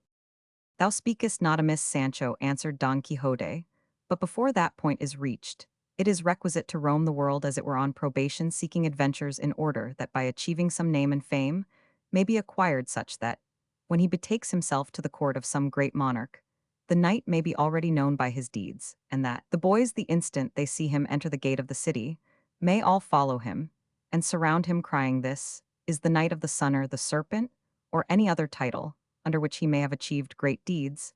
This, they will say, is he who vanquished in single combat the gigantic Braccabruno of mighty strength, he who delivered the great Mameluke of Persia out of the long enchantment under which he had been for almost 900 years. So from one to another they will go proclaiming his achievements. And presently at the tumult of the boys, and the others, the king of that kingdom will appear at the windows of his royal palace, and as soon as he beholds the knight, recognizing him by his arms and the device on his shield, he will, as a matter of course, say, what ho forth all ye the knights of my court, to receive the flower of chivalry, who cometh hither, at which command all will issue forth, and he himself, advancing halfway down the stairs, will embrace him closely, and salute him, kissing him on the cheek, and will then lead him to the queen's chamber, where the knight will find her with the princess her daughter, who will be one of the most beautiful and accomplished damsels that could with the utmost pains be discovered anywhere in the known world. Straightway it will come to pass that she will fix her eyes upon the knight, and he his upon her, and each will seem to the other something more divine than human, and without knowing how or why they will be taken and entangled in the inextricable toils of love, and sorely distressed in their hearts, not to see any way of making their pains and sufferings known by speech. Thence they will lead him, no doubt, to some richly adorned chamber of the palace, where, having removed his armor, they will bring him a rich mantle of scarlet wherewith to robe himself, and if he looked noble in his armor, he will look still more so in a doublet. When night comes, he will sup with the king, queen, and princess, and all the time he will never take his eyes off her, stealing stealthy glances unnoticed by those present, and she will do the same, and with equal cautiousness, being, as I have said, a damsel of great discretion. The tables being removed suddenly through the door of the hall, there will enter a hideous and diminutive dwarf, followed by a fair dame between two giants who comes with a certain adventure the work of an ancient sage, and he who shall achieve it shall be deemed the best knight in the world. The king will then command all those present to essay it, and none will bring it to an end. And conclusion save the stranger knight to the great enhancement of his fame, whereat the princess will be overjoyed, and will esteem herself happy and fortunate in having fixed and placed her thoughts so high, and the best of it is that this king or prince or whatever he is engaged in a very bitter war with another as powerful as himself and the stranger. Knight, after having been some days at his court, requests leave from him to go and serve him in the said war. The king will grant it very readily, and the knight will courteously kiss his hands for the favor done to him, and that night he will take leave of his lady, the princess, at the grating of the chamber, where she sleeps which looks upon a garden, and at which he has already many times conversed with her the go-between and confidant in the matter. Being a damsel much trusted by the princess, he will sigh, she will swoon, the damsel will fetch water much distressed because morning approaches, and for the honor of her lady, he would not that they were discovered at last. The princess will come to herself, and will present her white hands through the grating to the knight, who will kiss them 1,000 times, bathing them with his tears. It will be arranged between them how they are to inform each other of their good or evil fortunes, and the princess will entreat him to make his absence as short as possible, which he will promise to do with many oaths. Once more he kisses her hands and takes his leave in such grief that he is well nigh ready to die. He betakes him thence to his chamber, flings himself on his bed, cannot sleep for sorrow at parting, rises early in the morning, goes to take leave of the king, queen, and princess, and as he takes his leave of the pair, it is told him that the princess is indisposed and cannot receive a visit. The knight thinks it is from grief at his departure. His heart is pierced, and he is hardly able to keep from showing his pain. The confidant is present, observes all, goes to tell her mistress, who listens with tears, and says that one of her greatest distresses is not knowing who this knight is, and whether he is of kingly lineage or not. The damsel assures her that so much courtesy, gentleness, and gallantry of bearing as her knight possesses could not exist in any save one who was royal and illustrious. Her anxiety is thus relieved, and she strives to be of good cheer lest she should excite suspicion in her parents. And at the end of 2 days she appears in public. Meanwhile, the knight has taken his departure. He fights in the war, conquers the king's enemy, wins many cities, triumphs in many battles, returns to the court, sees his lady where he was wont to see her, and it is agreed that he shall demand her in marriage of her parents. As the reward of his services, the king is unwilling to give her, as he knows not who he is, but nevertheless, whether carried off, or in whatever other way it may be, the princess comes to be his bride, and her father comes to regard it as very good fortune, for it so happens that this knight is proved to be the son of a valiant king of some kingdom. I know not what, for I fancy it is not likely to be on the map. The father dies, the princess inherits, and in 2 words the knight becomes king, and here comes in at once the bestowal of rewards upon his squire, and all who have aided him in rising to so exalted a rank. He marries his squire to a damsel of the princess, who will be no doubt the one who was confidant in their amour, and is daughter of a very great duke. That's what I want, and no mistake about it, said Sancho. That's what I'm waiting for all this, word for word, is in store for your worship, under the title of the Knight of the Rueful Countenance.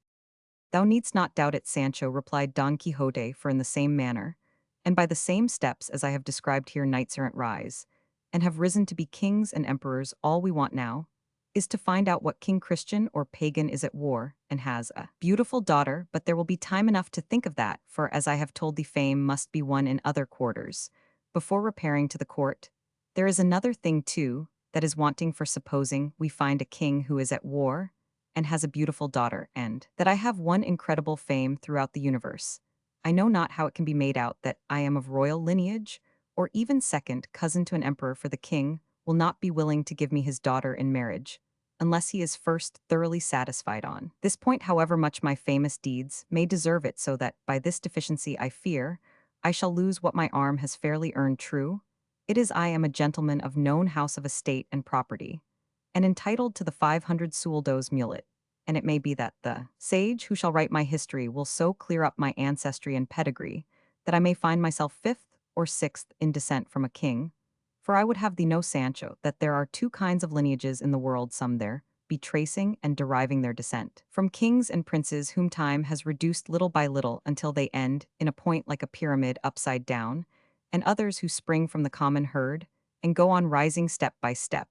until they come to be great lords, so that the difference is that the one were what they no longer are, and the others are what they formerly were not, and I may be of such that, after investigation, my origin may prove great and famous, with which the king my father-in-law that is to be ought to be satisfied. And should he not be, the princess will so love me that even though she well knew me to be the son of a water carrier, she will take me for her lord and husband in spite of her father. If not, then it comes to seizing her, and carrying her off where I please for time or death, will put an end to the wrath of her parents. It comes to this too, said Sancho, what some naughty people say, never ask as a favor what thou canst take by force, though it would fit better to say a clear escape is better than good men's prayers, I say so, because if my lord the king your worship's father-in-law will not condescend to give you my lady the princess, there is nothing for it, but as your worship says, to seize her and transport her. But the mischief is that, until peace is made, and you come into the peaceful enjoyment of your kingdom, the poor squire is famishing as far as rewards go, unless it be that the confidant damsel, that is to be his wife, comes with the princess, and that with her he tides over his bad luck, until heaven otherwise orders things for his master, I suppose, may as well give her to him at once for a lawful wife. Nobody can object to that, said Don Quixote. Then since that may be, said Sancho, there is nothing for it but to commend ourselves to God, and let fortune take what course it will. God guide it according to my wishes, and thy want, said Don Quixote, and mean be he who thinks himself mean. In God's name let him be so, said Sancho, I am an old Christian, and to fit me for account that's enough. And more than enough for thee, said Don Quixote, and even wert thou not it would make no difference, because I being the king can easily give thee nobility without purchase or service, rendered by thee, for when I make thee account, then thou art at once a gentleman, and they may say what they will, but by my faith they will have to call thee your lordship whether they like it or not. Not a doubt of it, and ill know how to support the tittle, said Sancho. Title thou shouldst say, not tittle, said his master. So be it, answered Sancho, I say, I will know how to behave, for once in my life I was beadle of a brotherhood. And the beadle's gown sat so well on me, that all said I looked as if I was to be steward of the same brotherhood. What will it be then, when I put a duke's robe on my back, or dress myself in gold, and pearls like a count, I believe they'll come 100 leagues to see me. Thou wilt look well, said Don Quixote, but thou must shave thy beard often, for thou hast it so thick and rough, and unkempt, that if thou dost not shave it every second day at least, they will see what thou art at the distance of a musket shot. What more will it be, said Sancho, than having a barber, and keeping him at wages in the house, and even if it be necessary, I will make him go behind me like a nobleman's equerry. Why, how dost thou know that noblemen have equerries behind them? Asked Don Quixote.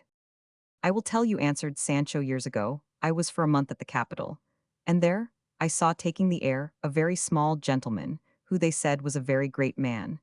and a man following him on horseback in every turn he took, just as if he was his tail. I asked why this man did not join the other man, instead of always going behind him. They answered me that he was his equerry, and that it was the custom with nobles to have such persons behind them, and ever since then I know it, for I have never forgotten it. Thou art right, said Don Quixote, and in the same way thou mayest carry thy barber with thee, for customs did not come into use all together, nor were they all invented at once. And thou mayest be the first count to have a barber to follow him, and indeed shaving one's beard is a greater trust than saddling one's horse. Let the barber business be my lookout, said Sancho, and your worships be it to strive to become a king, and make me a count. So it shall be, answered Don Quixote, and raising his eyes, he saw what will be told in the following chapter. Chapter Roman 22 of the freedom Don Quixote conferred on several unfortunates, who against their will were being carried where they had no wish to go. Cid Hamit Benengeli, the Arab and Manchegan author, relates in this most grave, high-sounding minute delightful and original history, that after the discussion between the famous Don Quixote of La Mancha and his squire Sancho Panza, which is set down at the end of chapter 21, Don Quixote raised his eyes and saw coming along the road he was following some dozen men on foot, strung together by the neck like beads on a great iron chain, and all with manacles on their hands with them. There came also 2 men on horseback, and 2 on foot, those on horseback with wheellock muskets, those on foot with javelins and swords. And as soon as Sancho saw them, he said, That is a chain of galley slaves on the way to the galleys, by force of the king's orders. How by force? Asked Don Quixote. Is it possible that the king uses force against anyone? I do not say that, answered Sancho, but that these are people condemned for their crimes to serve by force in the king's galleys. In fact, replied Don Quixote, however it may be these people are going where they are taking them by force, and not of their own will. Just so said Sancho. Then, if so said Don Quixote, here is a case for the exercise of my office to put down force, and to succor and help the wretched. Recollect your worship, said Sancho, justice, which is the king himself, is not using force or doing wrong to such persons, but punishing them for their crimes. The chain of galley slaves had by this time come up, and Don Quixote, in very courteous language, asked those who were in custody of it to be good enough to tell him the reason or reasons for which they were conducting these people in this manner. One of the guards on horseback answered that they were galley slaves belonging to his majesty, that they were going to the galleys, and that was all that was to be said, and all he had any business to know. Nevertheless, replied Don Quixote, I should like to know from each of them, separately, the reason of his misfortune to this. He added more to the same effect, to induce them to tell him what he wanted so civilly that the other mounted guard said to him, though we have here the register and certificate of the sentence of every one of these wretches, this is no time to take them out, or read them, come and ask themselves. They can tell if they choose, and they will, for these fellows, take a pleasure in doing and talking about rascalities.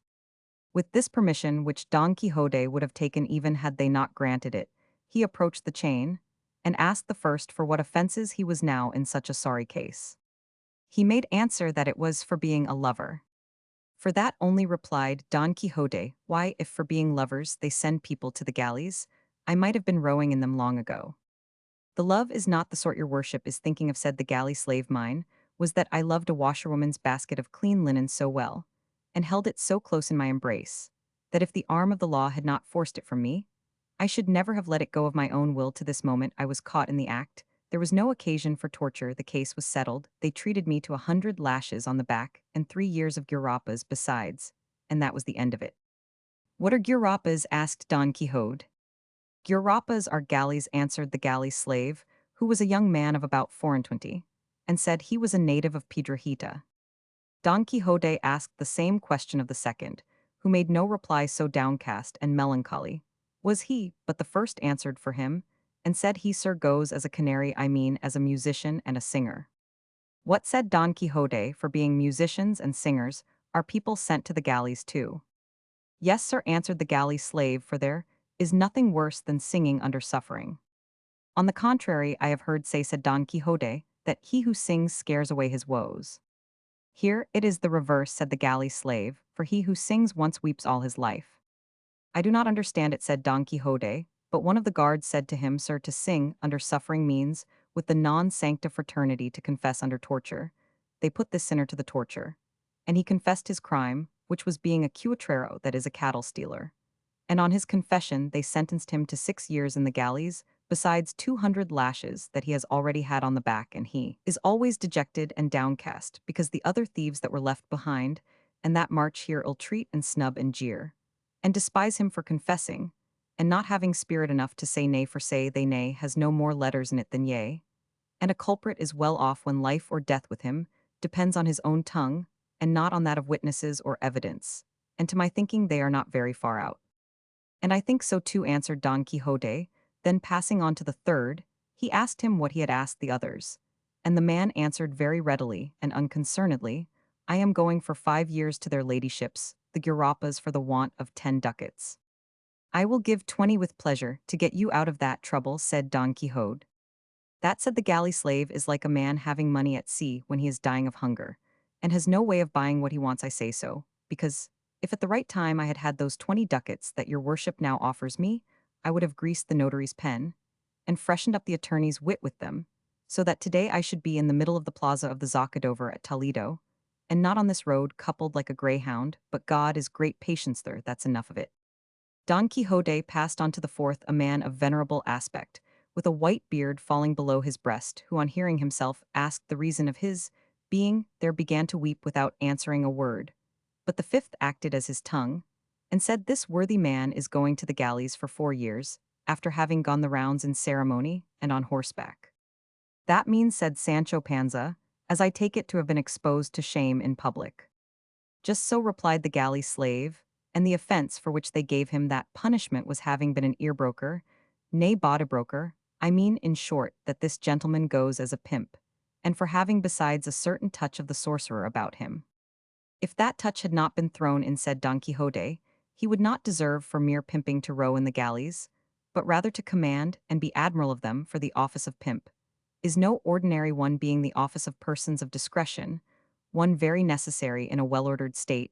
and only to be exercised by persons of good birth, nay there ought to be an inspector and overseer of them, as in other offices, and recognized number, as with the brokers on change in this way, many of the evils would be avoided which are caused by this office and calling being in the hands of stupid and ignorant people, such as women more or less silly and pages and jesters of little standing and experience, who on the most urgent occasions, and when ingenuity of contrivance is needed, let the crumbs freeze on the way to their mouths and know not which is their right hand. I should like to go farther, and give reasons to show that it is advisable to choose those who are to hold so necessary an office in the state.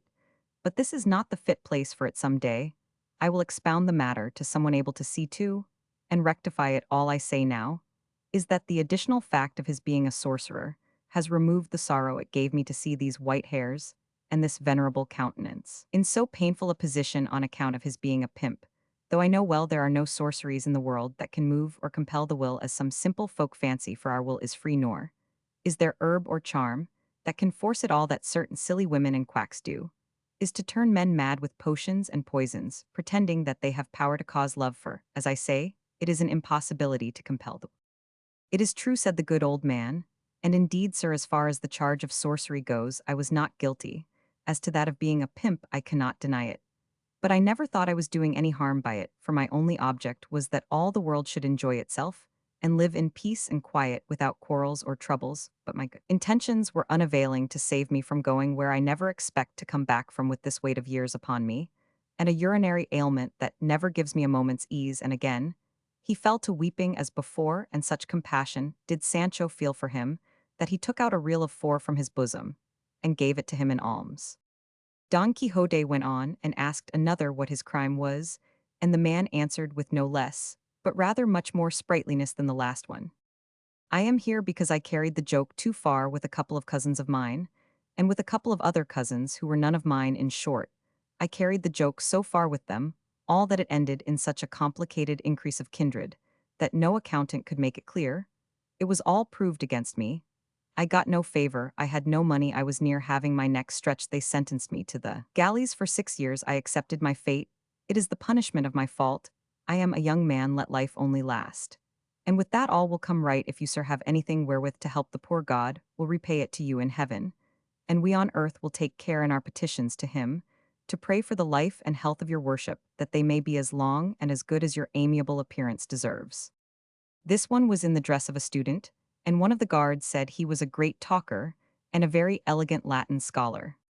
Behind all these there came a man of 30, a very personable fellow, except that when he looked his eyes turned in a little one towards the other. He was bound differently from the rest, for he had to his leg a chain so long that it was wound all round his body, and 2 rings on his neck, one attached to the chain, the other to what they call a keep friend or friend's foot, from which hung 2 irons reaching to his waist, with 2 manacles fixed to them, in which his hands were secured by a big padlock, so that he could neither raise his hands to his mouth, nor lower his head to his hands. Don Quixote asked why this man carried so many more chains than the others. The guard replied that it was because he alone had committed more crimes than all the rest put together, and was so daring and such a villain that though they marched him in that fashion, they did not feel sure of him, but were in dread of his making his escape. What crimes can he have committed, said Don Quixote, if they have not deserved a heavier punishment than being sent to the galleys? He goes for 10 years, replied the guard, which is the same thing as civil death, and all that need be said is that this good fellow is the famous Gins de Passamont, otherwise called Ginesillo de Parapilla. Gently, Senor Commissary, said the galley slave at this, let us have no fixing of names or surnames. My name is Gins, not Ginesillo, and my family name is Passamont, not Parapilla. As you say, let each one mind his own business, and he will be doing enough. Speak with less impertinence, master thief of extra measure, replied the commissary, if you don't want me to make you hold your tongue in spite of your teeth. It is easy to see, returned the galley slave, that man goes as God pleases, but someone shall know some day whether I am called Ginesillo de Parapilla or not. Don't they call you so, you liar, said the guard. They do, return Gins, but I will make them give over calling me so, or I will be shaved where I only say behind my teeth, if you, sir, have anything to give us, give it to us at once. And God speed you, for you are becoming tiresome, with all this inquisitiveness about the lives of others. If you want to know about mine, let me tell you I am Gins de Passamont, whose life is written by these fingers. He says true, said the commissary, for he has himself written his story as grand as you please, and has left the book in the prison in pawn for 200 reals. And I mean to take it out of pawn, said Gins, though it were in for 200 ducats. Is it so good, said Don Quixote. So good is it, replied Gins, that a fig for Lazarillo de Tormes, and all of that kind that have been written, or shall be written compared with it. All I will say about it is that it deals with facts, and facts so neat and diverting that no lies could match them. And how is the book entitled? Asked Don Quixote. The Life of Gins de Passamont, replied the subject of it. And is it finished? Asked Don Quixote. How can it be finished, said the other, when my life is not yet finished? All that is written is from my birth down to the point, when they sent me to the galleys this last time. Then you have been there before, said Don Quixote. In the service of God and the king I have been there for 4 years before now, and I know by this time what the biscuit and curbash are like, replied Gins. And it is no great grievance to me to go back to them, for there I shall have time to finish my book. I have still many things left to say. And in the galleys of Spain, there is more than enough leisure, though I do not want much for what I have to write, for I have it by heart. You seem a clever fellow, said Don Quixote.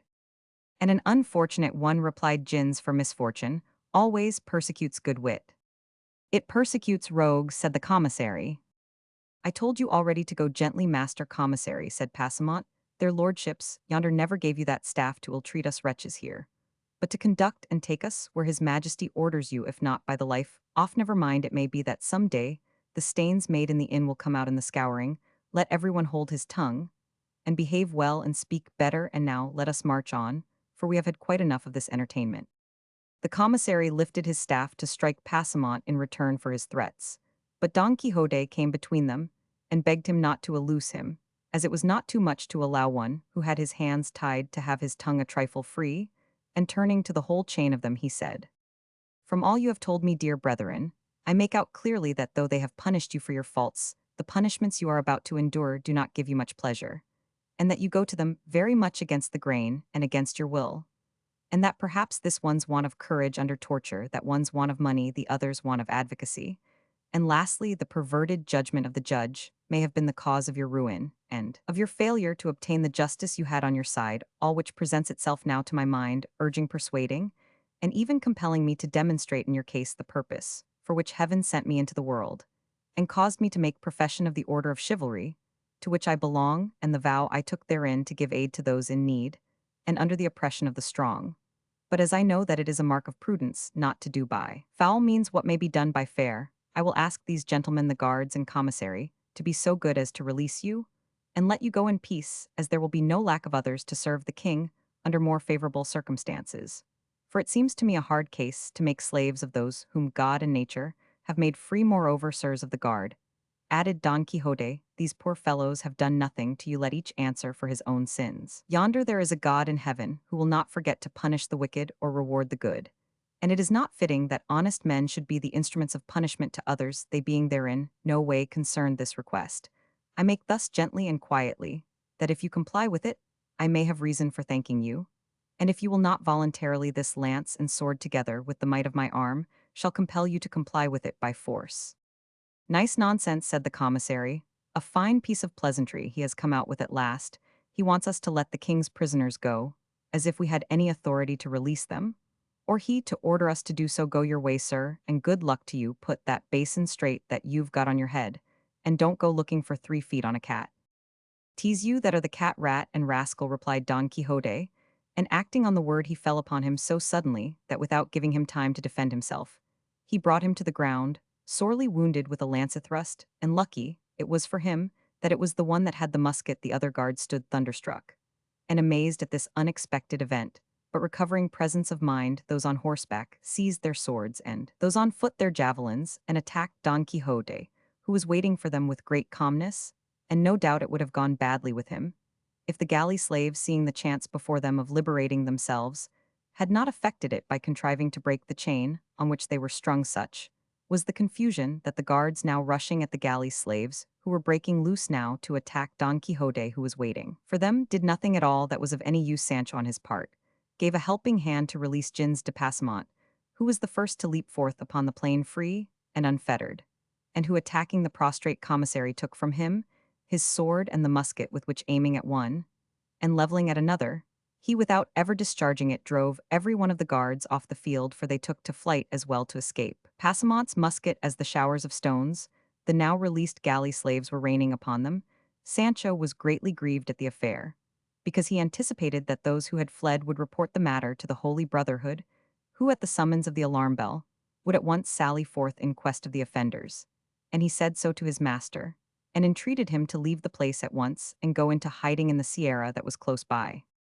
"That is all very well," said Don Quixote, "but I know what must be done now." And calling together all the galley slaves who were now running riot, and had stripped the commissary to the skin, he collected them round him to hear what he had to say, and addressed them as follows: "To be grateful for benefits received is the part of persons of good birth, and one of the sins most offensive to God is ingratitude. I say so, because, sirs, ye have already seen by manifest proof the benefit ye have received of me in return for which I desire, and it is my good pleasure that, laden with that chain, which I have taken off your necks, ye at once set out and proceed to the city of El Toboso, and there present yourselves before the Lady Dulcinea del Toboso, and say to her that her knight, he of the rueful countenance, sends to commend himself to her, and that ye recount to her in full detail all the particulars of this notable adventure up to the recovery of your longed-for liberty.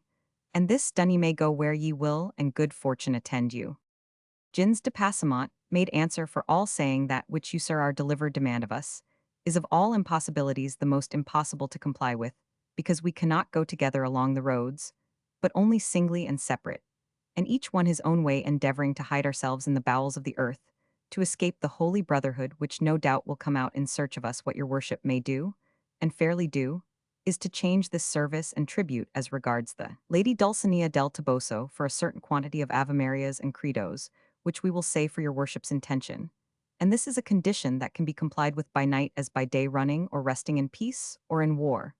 But to imagine that we are going now to return to the fleshpots of Egypt, I mean to take up our chain, and set out for El Toboso, is to imagine that it is now night, though it is not yet 10 in the morning, and to ask this of us is like asking pears of the elm tree."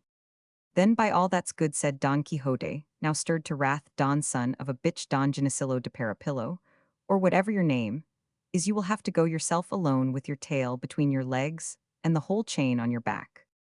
Passamont, who was anything but meek, being by this time thoroughly convinced that Don Quixote was not quite right in his head, as he had committed such a vagary as to set them free, finding himself abused in this fashion, gave the wink to his companions, and falling back, they began to shower stones on Don Quixote at such a rate that he was quite unable to protect himself with his buckler, and poor Rocinante no more heeded the spur than if he had been made of brass. Sancho planted himself behind his ass, and with him sheltered himself from the hailstorm that poured on both of them.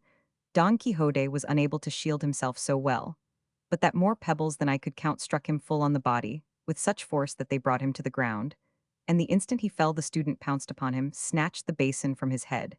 and with it struck 3 or 4 blows on his shoulders, and as many more on the ground, knocking it almost to pieces. They then stripped him of a jacket that he wore over his armor, and they would have stripped off his stockings if his greaves had not prevented them from. Sancho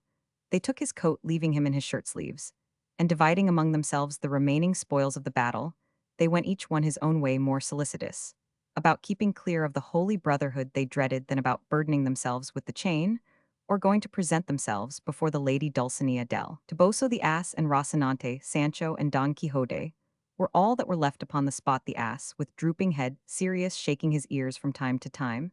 as if he thought the storm of stones that assailed them was not yet over. Rocinante stretched beside his master, for he too had been brought to the ground by a stone. Sancho stripped and trembling with fear of the Holy Brotherhood, and Don Quixote fuming to find himself so served by the very persons for whom he had done so much.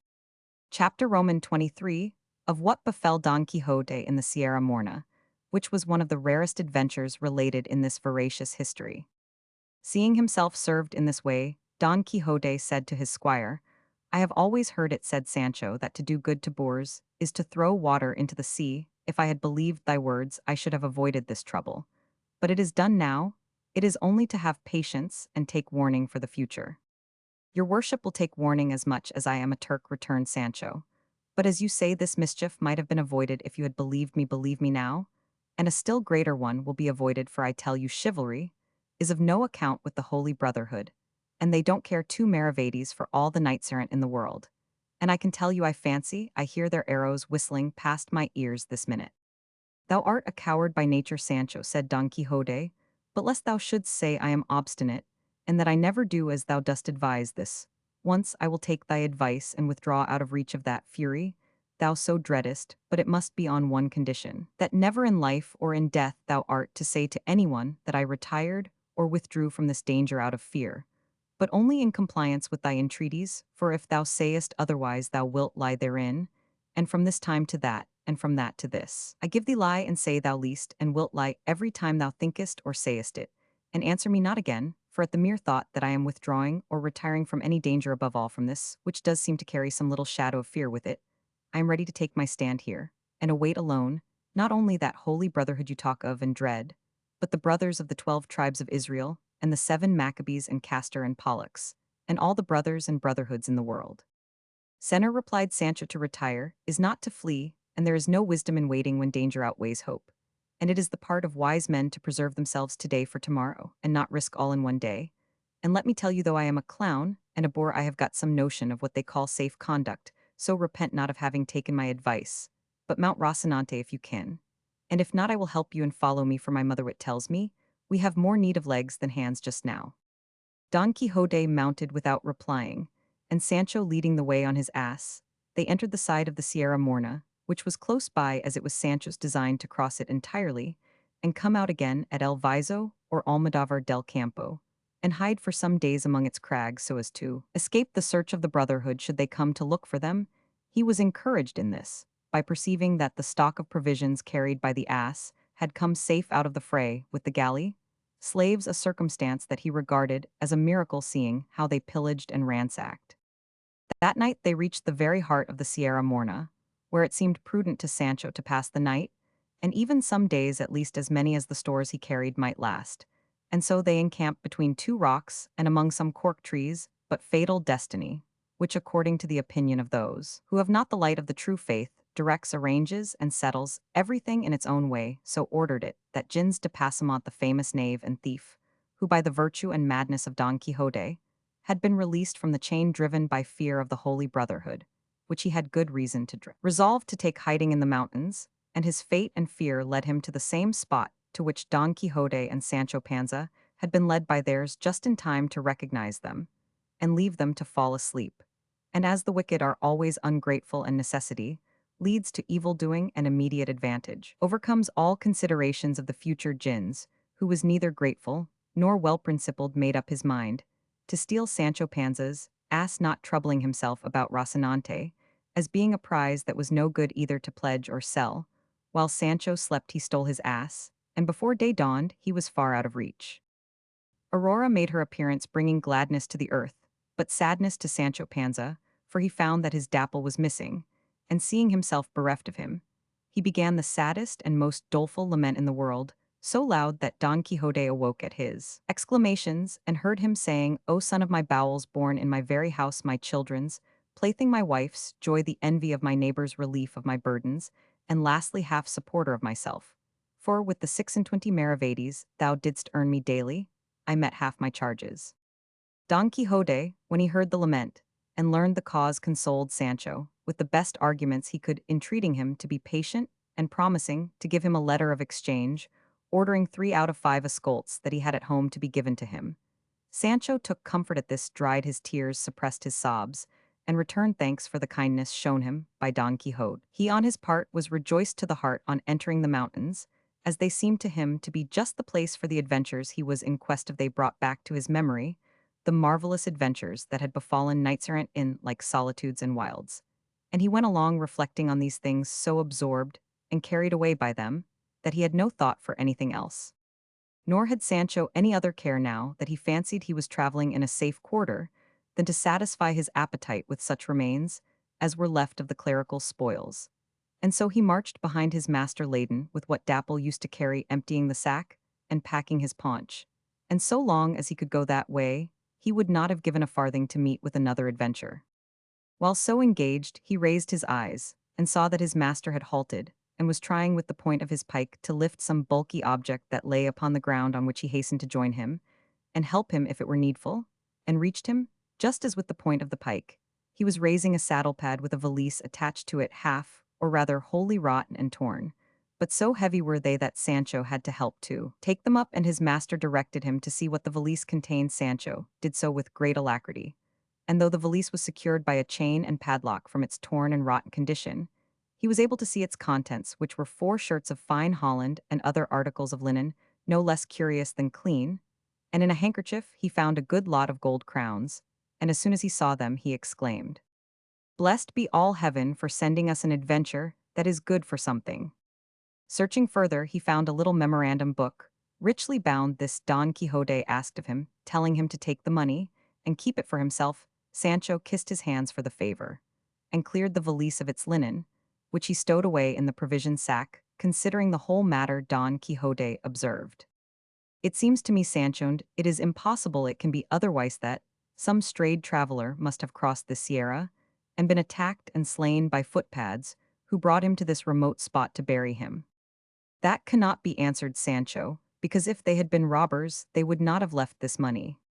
"Thou art right," said Don Quixote, "and I cannot guess or explain what this may mean, but stay, let us see if in this memorandum book there is anything written by which we may be able to trace out or discover what we want to know." He opened it, and the first thing he found in it, written roughly, but in a very good hand, was a sonnet, and reading it aloud that Sancho might hear it, he found that it ran as follows: "Sonnet. Or love is lacking in intelligence, or to the height of cruelty attains, or else it is my doom to suffer pains, beyond the measure due to my offense. But if love be a god, it follows thence, that he knows all, and certain it remains. No god loves cruelty than who ordains this penance that enthralls while it torments. It were a falsehood, Chloe, thee to name. Such evil with such goodness cannot live. And against heaven I dare not charge the blame. I only know it is my fate to die. To him who knows not whence his malady, a miracle alone a cure can give." "There is nothing to be learned from that rhyme," said Sancho, "unless by that clue there's in it, one may draw out the ball of the whole matter." "What clue is there?" said Don Quixote. "I thought your worship spoke of a clue in it," said Sancho. "I only said, Chloe," replied Don Quixote, "and that no doubt is the name of the lady of whom the author of the sonnet complains, and faith, he must be a tolerable poet, or I know little of the craft." "Then your worship understands rhyming too." "And better than thou thinkest," replied Don Quixote, "as thou shalt see, when thou carriest a letter written in verse, from beginning to end, to my lady Dulcinea del Toboso. For I would have thee know, Sancho, that all or most of the knights errant in days of yore were great troubadours and great musicians, for both of these accomplishments, or more properly speaking gifts, are the peculiar property of lovers errant. True it is that the verses of the knights of old have more spirit than neatness in them." "Read more, your worship," said Sancho, "and you will find something that will enlighten us." Don Quixote turned the page and said, "This is prose, and seems to be a letter. A correspondence letter, senor." "From the beginning, it seems to be a love letter," replied Don Quixote. "Then let your worship read it aloud," said Sancho, "for I am very fond of love matters." "With all my heart," said Don Quixote, and reading it aloud as Sancho had requested him, he found it ran thus: "Thy false promise and my sure misfortune carry me to a place whence the news of my death will reach thy ears before the words of my complaint ungrateful. One, thou hast rejected me for one more wealthy, but not more worthy. But if virtue were esteemed wealth, I should neither envy the fortunes of others, nor weep for misfortunes of my own. What thy beauty raised up, thy deeds have laid low by it. I believed thee to be an angel by them. I know thou art a woman, peace be with thee, who hast sent war to me, and heaven grant that the deceit of thy husband be ever hidden from thee, so that thou repent not of what thou hast done, and I reap not a revenge I would not have." When he had finished the letter, Don Quixote said, "There is less to be gathered from this than from the verses, except that he who wrote it is some rejected lover, and turning over nearly all the pages of the book, he found more verses and letters, some of which he could read, while others he could not. But they were all made up of complaints, laments, misgivings, desires and aversions, favors and rejections, some rapturous, some doleful. While Don Quixote examined the book, Sancho examined the valise, not leaving a corner in the whole of it, or in the pad that he did not search, peer into, and explore or seam, that he did not rip or tuft of wool, that he did not pick to pieces, lest anything should escape for want of care and pains, so keen was the covetousness excited in him by the discovery of the crowns, which amounted to near 100. And though he found no more booty, he held the blanket flight's balsam. Vomit, stake benedictions, carriers, fisticuffs, missing Alforja's stolen coat, and all the hunger, thirst, and weariness he had endured in the service of his good master cheap at the price, as he considered himself more than fully indemnified for all by the payment he received in the gift of the treasure retrove. The Knight of the Rueful Countenance was still very anxious to find out who the owner of the valise could be, conjecturing from the sonnet and letter, from the money in gold, and from the fineness of the shirts, that he must be some lover of distinction, whom the scorn and cruelty of his lady had driven to some desperate course. But as in that uninhabited and rugged spot, there was no one to be seen of whom he could inquire, he saw nothing else for it but to push on, taking whatever road Rocinante chose, which was where he could make his way, firmly persuaded that among these wilds he could not fail to meet some rare adventure. As he went along, then occupied with these thoughts, he perceived on the summit of a height that rose before their eyes a man who went springing from rock to rock and from tussock to tussock with marvelous agility, as well as he could make out. He was unclad, with a thick black beard, long tangled hair, and bare legs, and feet. His thighs were covered by breeches, apparently of tawny velvet, but so ragged that they showed his skin in several places. He was bareheaded, and notwithstanding the swiftness with which he passed, as has been described, the Knight of the Rueful Countenance observed and noted all these trifles. And though he made the attempt, he was unable to follow him, for it was not granted to the feebleness of Rocinante to make way over such rough ground, he being moreover slow-paced and sluggish by nature. Don Quixote at once came to the conclusion that this was the owner of the saddle pad and of the valise, and made up his mind to go in search of him, even though he should have to wander a year in those mountains before he found him. And so he directed Sancho to take a short cut over one side of the mountain, while he himself went by the other, and perhaps by this means they might light upon this man who had passed so quickly out of their sight. "I could not do that," said Sancho, "for when I separate from your worship, fear at once lays hold of me, and assails me with all sorts of panics and fancies. And let what I now say be a notice, that from this time forth I am not going to stir a finger's width from your presence." "It shall be so," said he of the rueful countenance, "and I am very glad that thou art willing to rely on my courage, which will never fail thee even though the soul in thy body fail thee. So, come on now behind me slowly as well as thou canst, and make lanterns of thine eyes. Let us make the circuit of this ridge, perhaps we shall light upon this man that we saw, who no doubt is no other than the owner of what we found."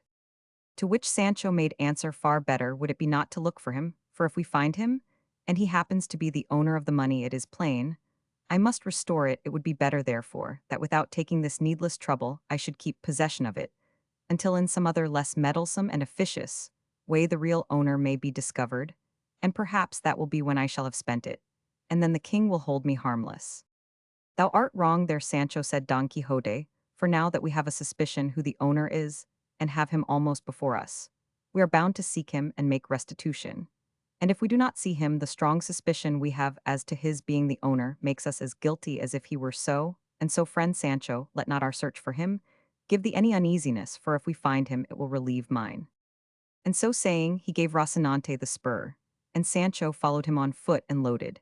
And after having partly made the circuit of the mountain, they found lying in a ravine, dead and half devoured by dogs, and pecked by jackdaws, a mule saddled and bridled, all which still further strengthened their suspicion that he who had fled was the owner of the mule and the saddle pad. As they stood looking at it, they heard a whistle like that of a shepherd watching his flock, and suddenly on their left there appeared a great number of goats, and behind them on the summit of the mountain, the goatherd in charge of them, a man advanced in years. Don Quixote called aloud to him, and begged him to come down to where they stood. He shouted in return, asking what had brought them to that spot, seldom or never trodden, except by the feet of goats, or of the wolves and other wild beasts that roamed around. Sancho in return bade him come down, and they would explain all to him. The goatherd descended, and reaching the place where Don Quixote stood, he said, "I will wager you are looking at that hack mule that lies dead in the hollow there, and faith, it has been lying there now. These 6 months, tell me, have you come upon its master about here?" "We have come upon nobody," answered Don Quixote, "nor on anything, except a saddle pad, and a little valise that we found not far from this."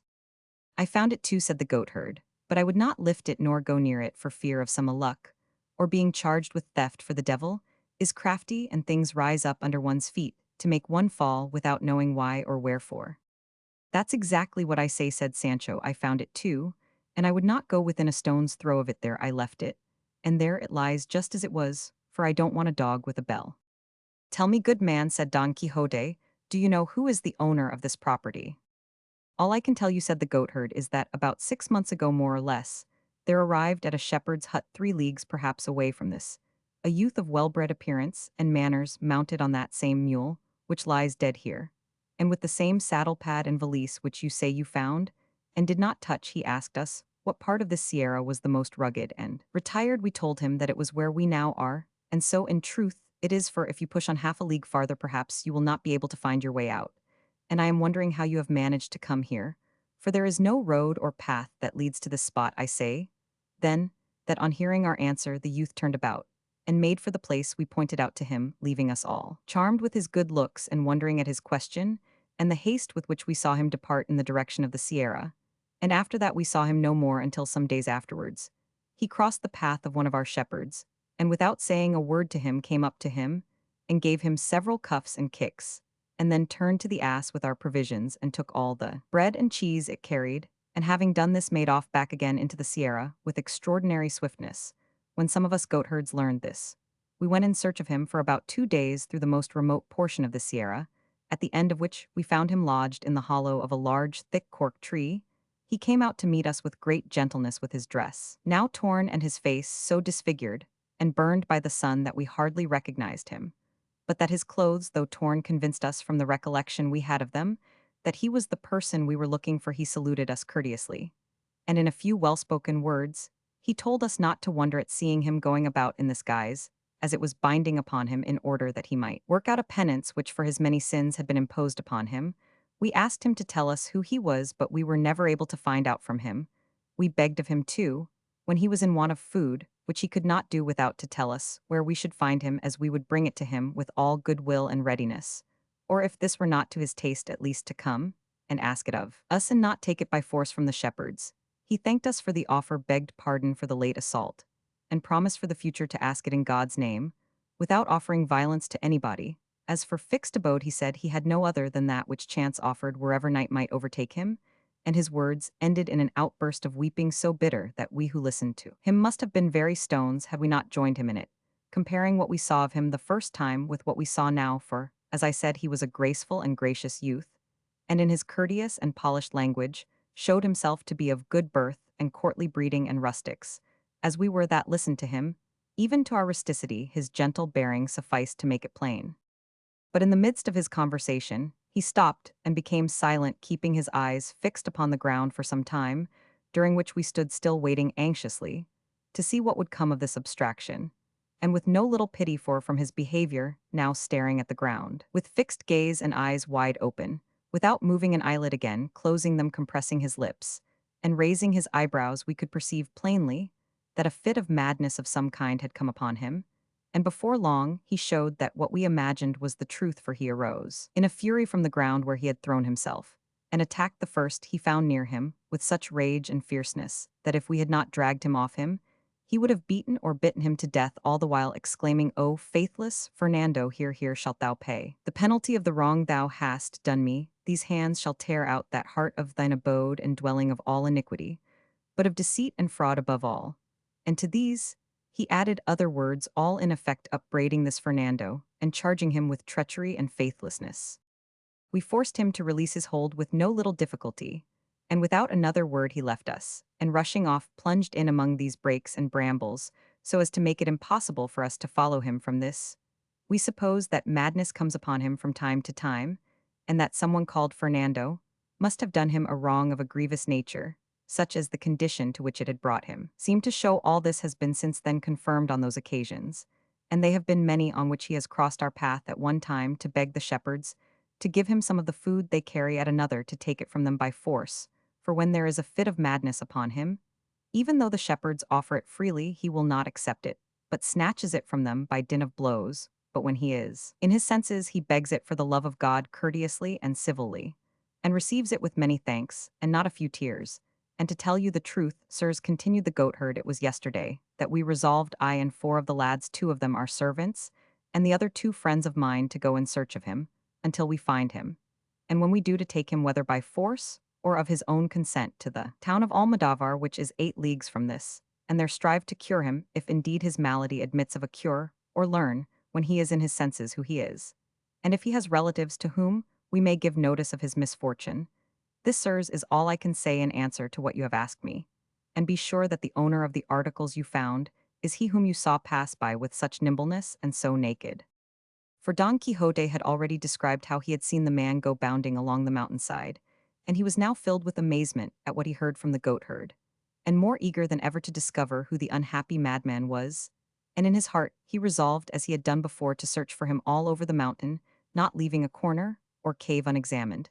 until he had found him. But chance arranged matters better than he expected or hoped for. At that very moment, in a gorge on the mountain that opened where they stood, the youth he wished to find made his appearance, coming along talking to himself, in a way that would have been unintelligible near at hand, much more at a distance. His garb was what has been described, save that, as he drew near Don Quixote, perceived that a tattered doublet which he wore was amber tan, from which he concluded that one who wore such garments could not be of very low rank. Approaching them, the youth greeted them in a harsh and hoarse voice, but with great courtesy. Don Quixote returned his salutation with equal politeness, and dismounting from Rocinante, advanced with well-bred bearing and grace to embrace him, and held him for some time close in his arms, as if he had known him for a long time. The other, whom we may call the ragged one of the sorry countenance, as Don Quixote was, of the rueful, after submitting to the embrace, pushed him back a little, and placing his hands on Don Quixote's shoulders, stood gazing at him, as if seeking to see whether he knew him, not less amazed perhaps at the sight of the face, figure, and armor of Don Quixote than Don Quixote was at the sight of him. To be brief, the first to speak after embracing was the ragged one, and he said what will be told farther on. Chapter Roman 24, in which is continued the adventure of the Sierra Morna. The history relates that it was with the greatest attention Don Quixote listened to the ragged knight of the Sierra, who began by saying, "Of a surety, senor, whoever you are, for I know you not, I thank you for the proofs of kindness and courtesy you have shown me, and would I were in a condition to requite with something more than goodwill that which you have displayed towards me in the cordial reception you have given me. But my fate does not afford me any other means of returning kindnesses, done me save the hearty desire to repay them. Mine," replied Don Quixote, "is to be of service to you, so much so that I had resolved not to quit these mountains until I had found you and learned of you whether there is any kind of relief to be found for that sorrow, under which from the strangeness of your life you seem to labor, and to search for you with all possible diligence, if search had been necessary, and if your misfortune should prove to be one of those that refuse admission to any sort of consolation. It was my purpose to join you in lamenting and mourning over it so far as I could, for it is still some comfort in misfortune to find one who can feel for it. And if my good intentions deserve to be acknowledged with any kind of courtesy, I entreat you, senor, by that which I perceive you possess in so high a degree, and likewise conjure you by whatever you love, or have loved best in life, to tell me who you are, and the cause that has brought you to live or die in these solitudes, like a brute beast dwelling among them in a manner so foreign to your condition, as your garb and appearance show. And I swear," added Don Quixote, "by the order of knighthood, which I have received, and by my vocation of knight-errant, if you gratify me in this, to serve you with all the zeal my calling demands of me, either in relieving your misfortune, if it admits of relief, or in joining you in lamenting it, as I promised to do." The knight of the thicket, hearing him of the rueful countenance talk in this strain, did nothing but stare at him, and stare at him again and again, survey him from head to foot, and when he had thoroughly examined him, he said to him, "If you have anything to give me to eat, for God's sake give it me, and after I have eaten, I will do all you ask in acknowledgment of the good will you have displayed towards me." Sancho from his sack and the goatherd from his pouch furnished the ragged one with the means of appeasing his hunger,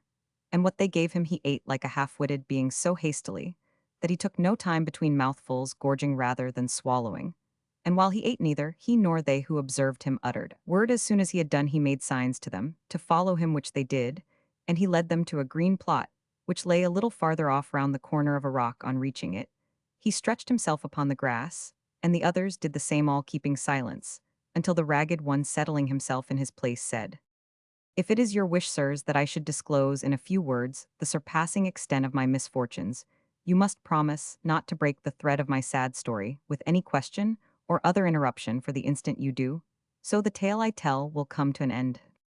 These words of the ragged one reminded Don Quixote of the tale his squire had told him when he failed to keep count of the goats that had crossed the river, and the story remained unfinished. But to return to the ragged one, he went on to say, "I give you this warning because I wish to pass briefly over the story of my misfortunes, for recalling them to memory only serves to add fresh ones. And the less you question me, the sooner shall I make an end of the recital, though I shall not omit to relate anything of importance, in order fully to satisfy your curiosity." Don Quixote gave the promise for himself and the others, and with this assurance he began as follows. "My name is Cardenio, my birthplace, one of the best cities of this Andalusia, my family, noble my parents, rich my misfortune, so great that my parents must have wept, and my family grieved over it, without being able by their wealth to lighten it, for the gifts of fortune can do little to relieve reverses sent by heaven in that same country. There was a heaven in which love had placed all the glory I could desire, such was the beauty of Lucinda, a damsel as noble and as rich as I, but of happier fortunes and of less firmness than was due to so worthy a passion as mine. This Lucinda I loved, worshipped, and adored from my earliest and tenderest years. And she loved me in all the innocence and sincerity of childhood. Our parents were aware of our feelings, and were not sorry to perceive them, for they saw clearly that as they ripened, they must lead at last to a marriage between us, a thing that seemed almost prearranged by the equality of our families and wealth. We grew up, and with our growth grew the love between us, so that the father of Lucinda felt bound, for propriety's sake, to refuse me admission to his house. In this perhaps imitating the parents of that Thisbe so celebrated by the poets, and this refusal but added love to love and flame to flame, for though they enforced silence upon our tongues, they could not impose it upon our pens, which can make known the heart's secrets to a loved one more freely than tongues. For many a time the presence of the object of love shakes the firmest will, and strikes dumb the boldest tongue. Ah, heavens, how many letters did I write her, and how many dainty modest replies did I receive, how many ditties and love songs did I compose, in which my heart declared and made known its feelings, described its ardent longings, reveled in its recollections, and dallied with its desires. At length, growing impatient, and feeling my heart languishing with longing to see her, I resolved to put into execution and carry out what seemed to me the best mode of winning my desired and merited reward, to ask her of her father for my lawful wife, which I Roman 999. To this his answer was that he thanked me for the disposition I showed to do honor to him, and to regard myself as honored by the bestowal of his treasure, but that as my father was alive, it was his by right to make this demand, for if it were not in accordance with his full will and pleasure, Lucinda was not to be taken or given by stealth. I thanked him for his kindness, reflecting that there was reason in what he said, and that my father would assent to it as soon as I should tell him. And with that view, I went the very same instant to let him know what my desires were. When I entered the room where he was, I found him with an open letter in his hand, which before I could utter a word, he gave me, saying, "By this letter thou wilt see Cardenio, the disposition the Duke Ricardo has to serve thee." This Duke Ricardo, as you sirs probably know already, is a grandee of Spain, who has his seat in the best part of this Andalusia. I took and read the letter, which was couched in terms so flattering that even I myself felt it would be wrong in my father not to comply with the request the Duke made in it, which was that he would send me immediately to him, as he wished me to become the companion, not servant, of his eldest son, and would take upon himself the charge of placing me in a position corresponding to the esteem in which he held me. On reading the letter, my voice failed me, and still more when I heard my father say 2 days hence, "Thou wilt depart, Cardenio, in accordance with the Duke's wish, and give thanks to God, who is opening a road to thee by which thou mayest attain what I know thou dost deserve." And to these words, he added others of fatherly counsel. The time for my departure arrived. I spoke one night to Lucinda. I told her all that had occurred, as I did also to her father, entreating him to allow some delay, and to defer the disposal of her hand, until I should see what the Duke Ricardo sought of me. He gave me the promise, and she confirmed it with vows and swoonings unnumbered. Finally, I presented myself to the Duke, and was received and treated by him so kindly that very soon envy began to do its work, the old servants growing envious of me, and regarding the Duke's inclination to show me favor as an injury to themselves, but the one to whom my arrival gave the greatest pleasure was the Duke's second son, Fernando by name, a gallant youth of noble, generous, and amorous disposition, who very soon made so intimate a friend of me that it was remarked by everybody, for though the elder was attached to me, and showed me kindness, he did not carry his affectionate treatment to the same length as Don Fernando. It so happened then that as between friends no secret remains unshared, and as the favor I enjoyed with Don Fernando had grown into friendship, he made all his thoughts known to me, and in particular a love affair, which troubled his mind a little. He was deeply in love with a peasant girl, a vassal of his father's, the daughter of wealthy parents and herself, so beautiful, modest, discreet, and virtuous that no one who knew her was able to decide in which of these respects she was most highly gifted or most excelled. The attractions of the fair peasant raised the passion of Don Fernando to such a point that in order to gain his object and overcome her virtuous resolutions he determined to pledge his word to her to become her husband, for to attempt it in any other way was to attempt an impossibility bound to him. As I was by friendship I strove by the best arguments and the most forcible examples I could think of to restrain and dissuade him from such a course. But perceiving I produced no effect, I resolved to make the Duke Ricardo his father acquainted with the matter, but Don Fernando, being sharp-witted and shrewd, foresaw and apprehended this, perceiving that by my duty as a good servant I was bound not to keep concealed a thing so much opposed to the honor of my lord the Duke, and so to mislead and deceive me, he told me he could find no better way of effacing from his mind the beauty that so enslaved him than by absenting himself for some months, and that he wished the absence to be effected by our going both of us to my father's house under the pretense which he would make to the Duke of going to see and buy some fine horses that there were in my city, which produces the best in the world. When I heard him say so, even if his resolution had not been so good a one, I should have hailed it as one of the happiest that could be imagined, prompted by my affection, seeing what a favorable chance and opportunity it offered me of returning to see my Lucinda with this thought, and wish I commended his idea and encouraged his design, advising him to put it into execution as quickly as possible, as in truth, absence produced its effect, in spite of the most deeply rooted feelings. But as afterwards appeared when he said this to me, he had already enjoyed the peasant girl under the title of husband, and was waiting for an opportunity of making it known with safety to himself, being in dread of what his father, the Duke, would do when he came to know of his folly. It happened then that, as with young men, love is for the most part nothing more than appetite, which, as its final object is enjoyment, comes to an end on obtaining it, and that which seemed to be love takes to flight, as it cannot pass the limit fixed by nature, which fixes no limit to true love. What I mean is that after Don Fernando had enjoyed this peasant girl his passion subsided, and his eagerness cooled, and if at first he feigned a wish to absent himself in order to cure his love, he was now in reality anxious to go to avoid keeping his promise. The Duke gave him permission and ordered me to accompany him. We arrived at my city, and my father gave him the reception due to his rank. I saw Lucinda without delay, and though it had not been dead or deadened my love, gathered fresh life to my sorrow. I told the story of it to Don Fernando, for I thought that, in virtue of the great friendship he bore me,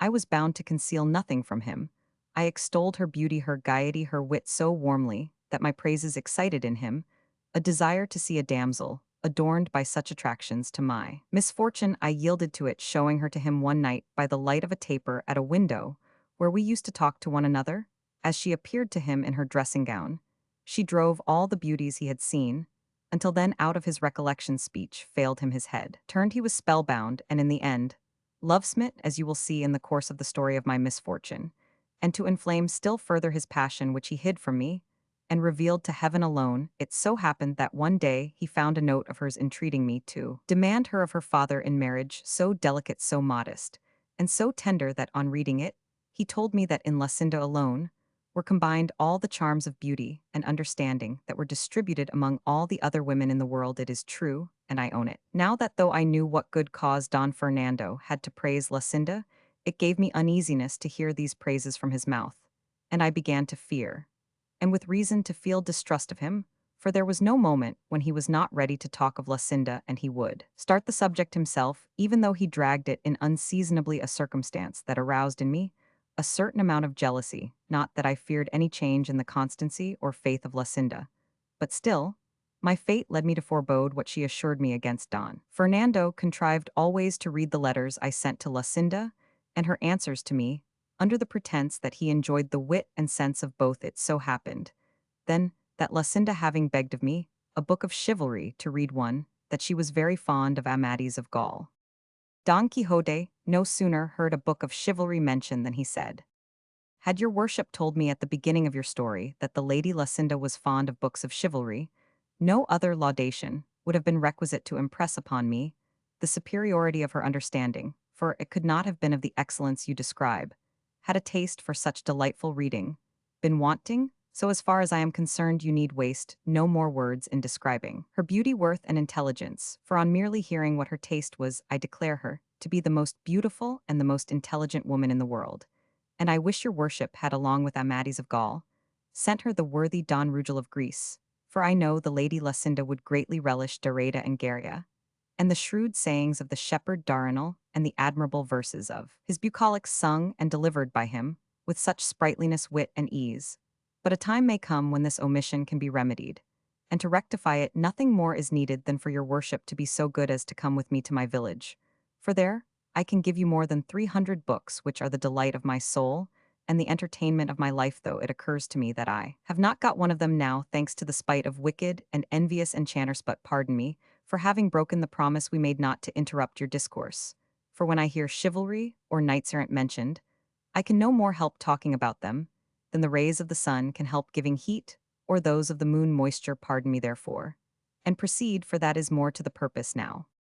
While Don Quixote was saying this, Cardenio allowed his head to fall upon his breast, and seemed plunged in deep thought, and though twice Don Quixote bade him go on with his story, he neither looked up nor uttered a word in reply. But after some time he raised his head and said, "I cannot get rid of the idea, nor will anyone in the world remove it, or make me think otherwise, and he would be a blockhead, who would hold or believe anything else than that errant knave, Master Elisabad, made free with Queen Madisima." "That is not true, by all that's good," said Don Quixote in high wrath, turning upon him angrily, as his way was. "And it is a very great slander, or rather villainy. Queen Madisima was a very illustrious lady, and it is not to be supposed that so exalted a princess would have made free with a quack, and whoever maintains the contrary lies like a great scoundrel, and I will give him to know it on foot or on horseback, armed or unarmed, by night or by day, or as he likes best." Cardenio was looking at him steadily, and his mad fit having now come upon him, he had no disposition to go on with his story, nor would Don Quixote have listened to it, so much had what he had heard about Madisima disgusted him. Strange to say, he stood up for her as if she were in earnest his veritable born lady. To such a pass had his unholy books brought him. Cardenio then, being, as I said, now mad, when he heard himself given the lie and called a scoundrel and other insulting names, not relishing the jest, snatched up a stone that he found near him, and with it delivered such a blow on Don Quixote's breast that he laid him on his back. Sancho Panza, seeing his master treated in this fashion, attacked the madman with his closed fist, but the ragged one received him in such a way that with a blow of his fist he stretched him at his feet, and then mounting upon him crushed his ribs to his own satisfaction. The goatherd, who came to the rescue, shared the same fate, and having beaten and pummeled them all, he left them and quietly withdrew to his hiding place on the mountain. Sancho rose, and with the rage he felt at finding himself so belabored without deserving it, ran to take vengeance on the goatherd, accusing him of not giving them warning that this man was at times taken with a mad fit, for if they had known it they would have been on their guard to protect themselves. The goatherd replied that he had said so, and that if he had not heard him, that was no fault of his. Sancho retorted, and the goatherd rejoined, and the altercation ended in their seizing each other by the beard and exchanging such fisticuffs, that if Don Quixote had not made peace between them, they would have knocked one another to pieces.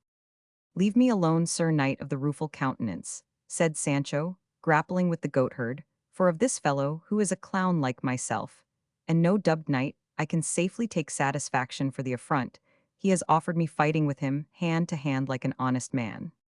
"That is true," said Don Quixote, "but I know that he is not to blame for what has happened."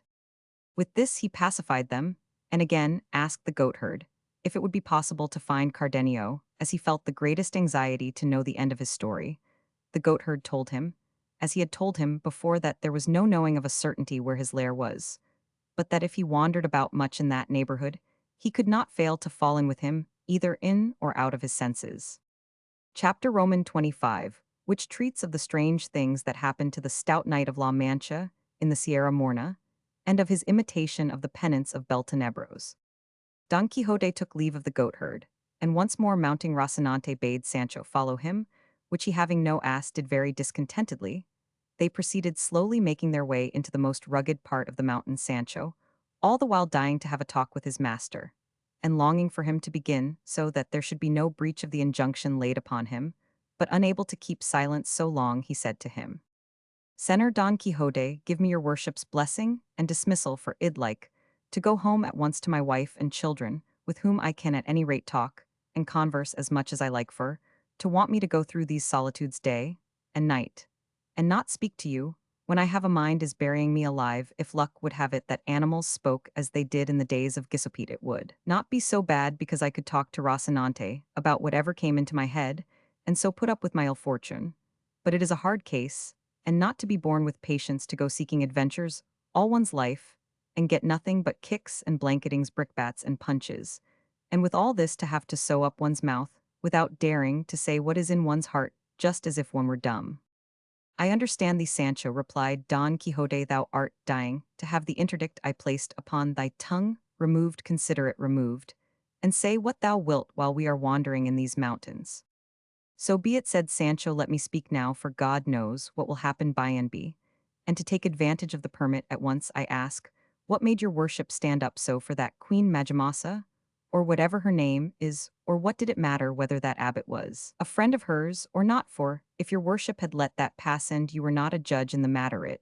is my belief the madman would have gone on with his story, and the blow of the stone and the kicks, and more than half a dozen cuffs would have been escaped. In faith, Sancho, answered Don Quixote, if thou knewest as I do, what an honorable and illustrious lady Queen Madasima was, I know thou wouldst say, I had great patience, that I did not break in pieces the mouth that uttered such blasphemies for a very great blasphemy. It is to say, or imagine, that a queen has made free with a surgeon. The truth of the story is that Master Elisabad whom the madman mentioned was a man of great prudence and sound judgment, and served as governor and physician to the queen, but to suppose that she was his mistress is nonsense, deserving very severe punishment. And as a proof that Cardenio did not know what he was saying, remember, when he said it, he was out of his wits. That is what I say, said Sancho. There was no occasion for minding the words of a madman, for, if good luck had not helped your worship, and he had sent that stone at your head, instead of at your breast, a fine way we should have been in for standing up for my lady yonder, God confound her, and then would not Cardenio have gone free as a madman. Against men in their senses, or against madmen, said Don Quixote, every knight-errant is bound to stand up for the honor of women, whoever they may be, much more for queens of such high degree and dignity as Queen Madasima, for whom I have a particular regard on account of her amiable qualities, for besides being extremely beautiful, she was very wise and very patient under her misfortunes, of which she had many, and the counsel and society of the Master Elisabad were a great help and support to her, in enduring her afflictions with wisdom and resignation. Hence the ignorant and ill-disposed vulgar took occasion to say, and think that she was his mistress, and they lie, I say it once more, and will lie 200 times more all who think and say so. I neither say nor think so, said Sancho, let them look to it with their bread, let them eat it, they have rendered account to God, whether they misbehaved or not. I come from my vineyard, I know nothing, I am not fond of prying into other men's lives. He who buys and lies feels it in his purse. Moreover, naked, was I born naked, I find myself, I neither lose nor gain. But if they did, what is that to me? Many think there are flitches where there are no hooks, but who can put gates to the open plain? Moreover, they said of God. God bless me, said Don Quixote, what a set of absurdities thou art stringing together. What has what we are talking about got to do with the proverbs thou art threading one after the other? For God's sake, hold thy tongue, Sancho, and henceforward keep to prodding thy ass, and don't meddle in what does not concern thee, and understand with all thy 5 senses that everything I have done, am doing, or shall do, is well founded on reason, and in conformity with the rules of chivalry, for I understand them better than all the world that profess them.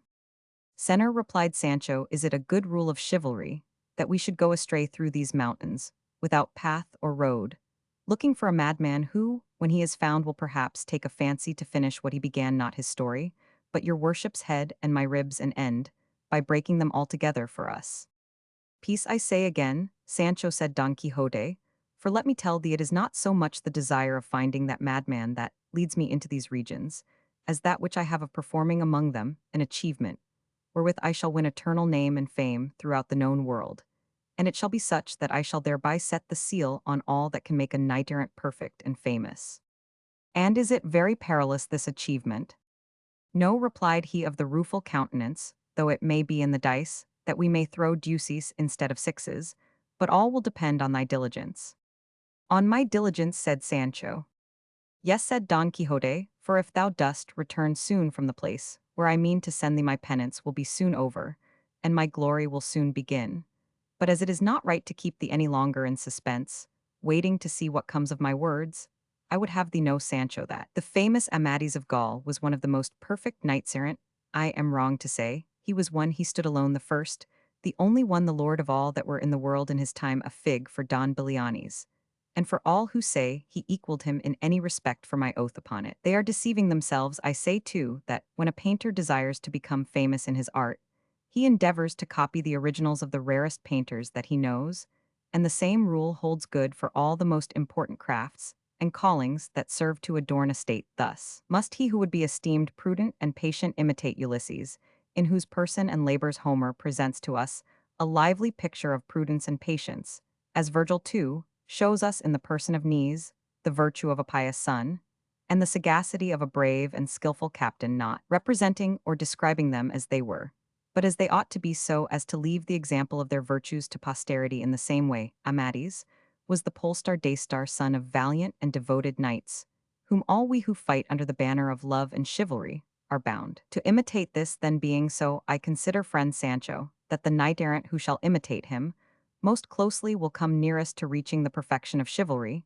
Now one of the instances in which this knight most conspicuously showed his prudence, worth, valor, endurance, fortitude, and love was when he withdrew, rejected by the Lady Oriana, to do penance upon the Pena Pauper, changing his name into that of Beltenebros, a name assuredly significant and appropriate to the life, which he had voluntarily adopted, so as it is easier for me to imitate him in this than in cleaving giants asunder, cutting off serpents' heads, slaying dragons, routing armies, destroying fleets, and breaking enchantments. And as this place is so well suited for a similar purpose, I must not allow the opportunity to escape which now so conveniently offers me its forelock. What is it in reality, said Sancho, that your worship means to do in such an out-of-the-way place as this? Have I not told thee, answered Don Quixote, that I mean to imitate Amadis here, playing the victim of despair, the madman, the maniac, so as at the same time to imitate the valiant Don Roland, when at the fountain he had evidence of the fair Angelica having disgraced herself with Medoro, and through grief thereat went mad, and plucked up trees, troubled the waters of the clear springs, slew shepherds, destroyed flocks, burned down huts, leveled houses, dragged mares after him, and perpetrated 100,000 other outrages worthy of everlasting renown and record. And though I have no intention of imitating Roland or Orlando or Rodolando, for he went by all these names step by step in all the mad things he did said, and thought I will make a rough copy, to the best of my power, of all that seems to me most essential, but perhaps I shall content myself with the simple imitation of Amadis, who, without giving way to any mischievous madness, but merely to tears and sorrow, gained as much fame as the most famous. It seems to me, said Sancho, that the knights who behaved in this way had provocation and cause for those follies and penances. But what cause has your worship for going mad? What lady has rejected you? Or what evidence have you found to prove that the Lady Dulcinea del Toboso has been trifling with Moor or Christian? There is the point, replied Don Quixote, and that is the beauty of this business of mine. No, thanks to a knight-errant for going mad, when he has caused the thing is to turn crazy without any provocation. And let my lady know, if I do this in the dry what I would do in the moist. Moreover, I have abundant cause in the long separation I have endured from my lady, till death, Dulcinea del Toboso. For as thou didst hear that shepherd Ambrosio say the other day in absence, all ills are felt and feared. And so, friend Sancho, waste no time in advising me against so rare, so happy, and so unheard of an imitation. Mad I am, and mad I must be until thou returnest with the answer to a letter that I mean to send by thee to my lady Dulcinea, and if it be such as my constancy deserves, my insanity and penance will come to an end, and if it be to the opposite effect, I shall become mad in earnest, and being so, I shall suffer no more. Thus, in whatever way she may answer, I shall escape from the struggle and affliction in which thou wilt leave me, enjoying in my senses the boon thou bearest me, or as a madman, not feeling the evil thou bringest me. But tell me, Sancho, hast thou got Mambrino's helmet safe? For I saw thee take it up from the ground, when that ungrateful wretch tried to break it in pieces, but could not, by which the fineness of its temper may be seen. To which Sancho made answer, by the living God, Sir Knight of the Rueful Countenance, I cannot endure or bear with patience some of the things that your worship says, and from them I begin to suspect that all you tell me about chivalry and winning kingdoms and empires and giving islands and bestowing other rewards and dignities after the custom of knights-errant must be all made up of wind and lies and all pigments or figments or whatever we may call them. For what would anyone think that heard your worship calling a barber's basin Mambrino's helmet without ever seeing the mistake all this time? But that one who says and maintains such things must have his brains addled. I have the basin in my sack all dinted, and I am taking it home to have it mended to trim my beard in it, if by God's grace I am allowed to see my wife and children some day or other. Look here, Sancho, said Don Quixote, by him, thou didst swear, by just now I swear thou hast the most limited understanding that any squire in the world has, or ever had. Is it possible that all this time thou hast been going about with me, thou hast never found out that all things belonging to knights-errant seem to be illusions and nonsense and ravings, and to go always by contraries, and not because it really is so, but because there is always a swarm of enchanters in attendance upon us that change and alter everything with us and turn things as they please and according as they are disposed to aid or destroy us. Thus what seems to thee a barber's basin seems to me Mambrino's helmet, and to another it will seem something else, and rare foresight it was in the sage who is on my side to make what is really and truly Mambrino's helmet seem a basin to everybody for being held in such estimation, as it is all the world would pursue me to rob me of it. But when they see it is only a barber's basin, they do not take the trouble to obtain it, as was plainly shown by him who tried to break it and left it on the ground without taking it. For by my faith, had he known it, he would never have left it behind. Keep it safe, my friend, for just now I have no need of it. Indeed, I shall have to take off all this armor and remain as naked as I was born if I have a mind to follow Roland rather than am at ease in my penance. Thus talking, they reached the foot of a high mountain, which stood like an isolated peak among the others that surrounded it. Past its base there flowed a gentle brook. All around it spread a meadow so green and luxuriant that it was a delight to the eyes to look upon it, and forest trees in abundance and shrubs and flowers added to the charms of the spot. Upon this place the Knight of the Rueful Countenance fixed his choice for the performance of his penance, and as he beheld it exclaimed in a loud voice as though he were out of his senses, this is the place, O ye heavens, that I select and choose for bewailing the misfortune in which ye yourselves have plunged me. This is the spot where the overflowings of mine eyes shall swell the waters of yon little brook, and my deep and endless sighs shall stir unceasingly the leaves of these mountain trees in testimony and token of the pain my persecuted heart is suffering. O ye rural deities, whoever ye be that haunt this lone spot, give ear to the complaint of a wretched lover whom long absence and brooding jealousy have driven to bewail his fate among these wilds, and complain of the hard heart of that fair and ungrateful one, the end and limit of all human beauty. O ye wood nymphs and dryads that dwell in the thickets of the forest, so may the nimble wanton satyrs by whom ye are vainly wooed never disturb your sweet repose. Help me to lament my hard fate, or at least weary not at listening to it. O Dulcinea del Toboso, day of my night, glory of my pain, guide of my path, star of my fortune, so may heaven grant thee in full all thou seekest of it. Bethink thee of the place and condition to which absence from thee has brought me, and make that return in kindness that is due to my fidelity. O lonely trees that from this day forward shall bear me company in my solitude, give me some sign by the gentle movement of your boughs that my presence is not distasteful to you. O thou my squire, pleasant companion in my prosperous and adverse fortunes, fix well in thy memory what thou shalt see me do here, so that thou mayest relate and report it to the sole cause of all. And so saying, he dismounted from Rocinante, and in an instant relieved him of saddle and bridle, and giving him a slap on the croup, said, He gives thee freedom who is bereft of it himself. O steed as excellent indeed as thou art unfortunate in thy lot. Begone where thou wilt, for thou bearest written on thy forehead that neither Astolfo's hippogriff nor the famed Frontino that cost Bradamante so dear could equal thee in speed. Seeing this, Sancho said, Good luck to him who has saved us the trouble of stripping the pack saddle off. Dapple, by my faith, he would not have gone without a slap on the croup, and something said in his praise, though if he were here, I would not let anyone strip him, for there would be no occasion, as he had nothing of the lover or victim of despair about him, inasmuch as his master, which I was while it was God's pleasure, was nothing of the sort. And indeed, Sir Knight of the Rueful Countenance, if my departure and your worship's madness are to come off in earnest, it will be as well to saddle Rocinante again, in order that he may supply the want of Dapple, because it will save me time in going and returning, for if I go on foot, I don't know when I shall get there, or when I shall get back, as I am in truth a bad walker. I declare, Sancho, returned Don Quixote, it shall be as thou wilt, for thy plan does not seem to me a bad one, and 3 days hence thou wilt depart, for I wish thee to observe in the meantime what I do, and say for her sake that thou mayest be able to tell it.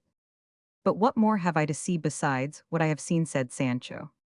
Much thou knowest about it, said Don Quixote. I have now got to tear up my garments to scatter about my armor, knock my head against these rocks, and more of the same sort of thing which thou must witness.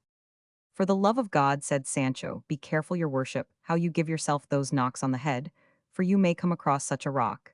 and in such a way that the very first may put an end to the whole contrivance of this penance. And I should think, if indeed knocks on the head seem necessary to you, and this business cannot be done without them, you might be content, as the whole thing is feigned and counterfeit,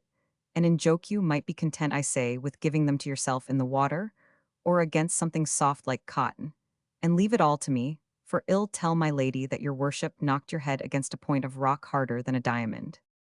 I thank thee for thy good intentions, friend Sancho, answered Don Quixote, but I would have thee know that all these things I am doing are not in joke, but very much in earnest, for anything else would be a transgression of the ordinances of chivalry, which forbid us to tell any lie whatever under the penalties due to apostasy, and to do one thing instead of another is just the same as lying, so my knocks on the head must be real, solid, and valid, without anything sophisticated or fanciful about them.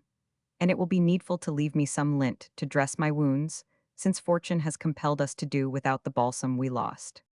It was worse losing the ass, replied Sancho, for with him lint, and all were lost. But I beg of your worship not to remind me again of that accursed liquor, for my soul, not to say my stomach turns at hearing the very name of it, and I beg of you too to reckon as past the 3 days you allowed me for seeing the mad things you do, for I take them as seen already and pronounced upon, and I will tell wonderful stories to my lady, so write the letter, and send me off at once, for I long to return, and take your worship out of this purgatory where I am leaving you. Purgatory dost thou call it, Sancho, said Don Quixote, rather call it hell, or even worse if there be anything worse. For one who is in hell, said Sancho, nulla est retentio, as I have heard say. I do not understand what retentio means, said Don Quixote. Retentio, answered Sancho, means that whoever is in hell never comes nor can come out of it, which will be the opposite case with your worship, or my legs will be idle, that is, if I have spurs to enliven Rocinante, let me once get to El Toboso, and into the presence of my lady Dulcinea, and I will tell her such things of the follies and madnesses, for it is all one that your worship has done and is still doing, that I will manage to make her softer than a glove, though I find her harder than a cork tree, and with her sweet and honeyed answer, I will come back through the air like a witch, and take your worship out of this purgatory that seems to be hell, but is not, as there is hope of getting out of it, which, as I have said, those in hell have not, and I believe your worship will not say anything to the contrary. That is true, said he of the rueful countenance, but how shall we manage to write the letter? And the escort order too, added Sancho. All shall be included, said Don Quixote, and as there is no paper, it would be well done to write it on the leaves of trees, as the ancients did, or on tablets of wax, though that would be as hard to find just now as paper. But it has just occurred to me how it may be conveniently, and even more than conveniently, written, and that is in the notebook that belonged to Cardenio, and thou wilt take care to have it copied on paper in a good hand at the first village thou comest to, where there is a schoolmaster, or if not, any sacristan will copy it. But see, thou give it not to any notary to copy, for they write a law hand that Satan could not make out. But what is to be done about the signature, said Sancho. The letters of Amadis were never signed, said Don Quixote. That is all very well, said Sancho, but the order must needs be signed, and if it is copied they will say the signature is false, and I shall be left without a scolds. The order shall go signed in the same book, said Don Quixote, and on seeing it my niece will make no difficulty about obeying it. As to the love letter thou canst put by way of signature yours, till death the knight of the rueful countenance, and it will be no great matter if it is in some other person's hand, for, as well as I recollect, Dulcinea can neither read nor write, nor in the whole course of her life has she seen handwriting or letter of mine, for my love and hers have been always platonic, not going beyond a modest look, and even that so seldom that I can safely swear I have not seen her 4 times in all these 12 years, I have been loving her more than the light of these eyes, that the earth will one day devour. And perhaps even of those 4 times, she has not once perceived that I was looking at her. Such is the retirement and seclusion in which her father Lorenzo Corchulo and her mother Aldonza Nogales have brought her up. So said Sancho, Lorenzo Corchulo's daughter, is the Lady Dulcinea del Toboso, otherwise called Aldonza Lorenzo. She it is, said Don Quixote, and she it is that is worthy to be lady of the whole universe. I know her well, said Sancho, and let me tell you she can fling a crowbar as well as the lustiest lad in all the town, giver of all good. But she is a brave lass, and a right and stout one, and fit to be helpmate to any knight errant that is, or is to be, who may make her his lady. The whoreson wench, what sting she has, and what a voice! I can tell you one day, she posted herself on the top of the belfry of the village to call some labourers of theirs that were in a ploughed field of her father's. And though they were better than half a league off, they heard her as well as if they were at the foot of the tower, and the best of her is that she is not a bit prudish, for she has plenty of affability and jokes with everybody, and has a grin and a jest for everything. So, Sir Knight of the Rueful Countenance, I say you not only may and ought to do mad freaks for her sake, but you have a good right to give way to despair and hang yourself, and no one who knows of it but will say you did well, though the devil should take you. And I wish I were on my road already simply to see her, for it is many a day since I saw her, and she must be altered by this time for going about the fields always, and the sun and the air spoil women's looks greatly. But I must own the truth to your worship, Senor Don Quixote, until now I have been under a great mistake, for I believed truly and honestly that the Lady Dulcinea must be some princess your worship was in love with, or some person great enough to deserve the rich presents you have sent her, such as the Biscayan and the galley slaves, and many more. No doubt, for your worship must have won many victories in the time when I was not yet your squire. But all things considered, what good can it do the Lady Aldonza Lorenz? I mean the Lady Dulcinea del Toboso, to have the vanquished your worship sends, or will send, coming to her, and going down on their knees before her, because maybe when they came shed be hackling flax or thrashing on the thrashing floor, and they'd be ashamed to see her, and shed laugh or resent the present. I have before now told thee many times, Sancho, said Don Quixote, that thou art a mighty great chatterer, and that with a blunt wit thou art always striving at sharpness. But to show thee what a fool thou art, and how rational I am, I would have thee listen to a short story. Thou must know that a certain widow fair, young, independent, and rich, and above all free and easy, fell in love with a sturdy, strapping young lay brother. His superior came to know of it, and one day said to the worthy widow by way of brotherly remonstrance, I am surprised, Senora, and not without good reason, that a woman of such high standing, so fair, and so rich as you are, should have fallen in love with such a mean, low, stupid fellow as so-and-so, when in this house there are so many masters, graduates, and divinity students, from among whom you might choose as if they were a lot of pears, saying this one ill take that I want take. But she replied to him with great sprightliness and candor, my dear sir, you are very much mistaken, and your ideas are very old-fashioned if you think that I have made a bad choice in so-and-so fool as he seems, because for all I want with him, he knows as much and more philosophy than Aristotle. In the same way, Sancho, for all I want with Dulcinea del Toboso, she is just as good as the most exalted princess on earth. It is not to be supposed that all those poets who sang the praises of ladies under the fancy names they give them had any such mistresses. Thinkest thou that the Amarylises, the Phyllises, the Sylvias, the Dianas, the Galatias, the Phillidas, and all the rest of them, that the books, the ballads, the barbers' shops, the theatres are full of, were really and truly ladies of flesh and blood, and mistresses of those that glorify and have glorified them? Nothing of the kind, they only invent them for the most part to furnish a subject for their verses, and that they may pass for lovers, or for men valiant enough to be so. And so it suffices me to think and believe that the good Aldonza Lorenzo is fair and virtuous. And as to her pedigree, it is very little matter, for no one will examine into it for the purpose of conferring any order upon her. And I, for my part, reckon her the most exalted princess in the world. For thou shouldst know, Sancho, if thou dost not know, that 2 things alone beyond all others are incentives to love, and these are great beauty and a good name. And these 2 things are to be found in Dulcinea in the highest degree, for in beauty no one equals her, and in good name few approach her.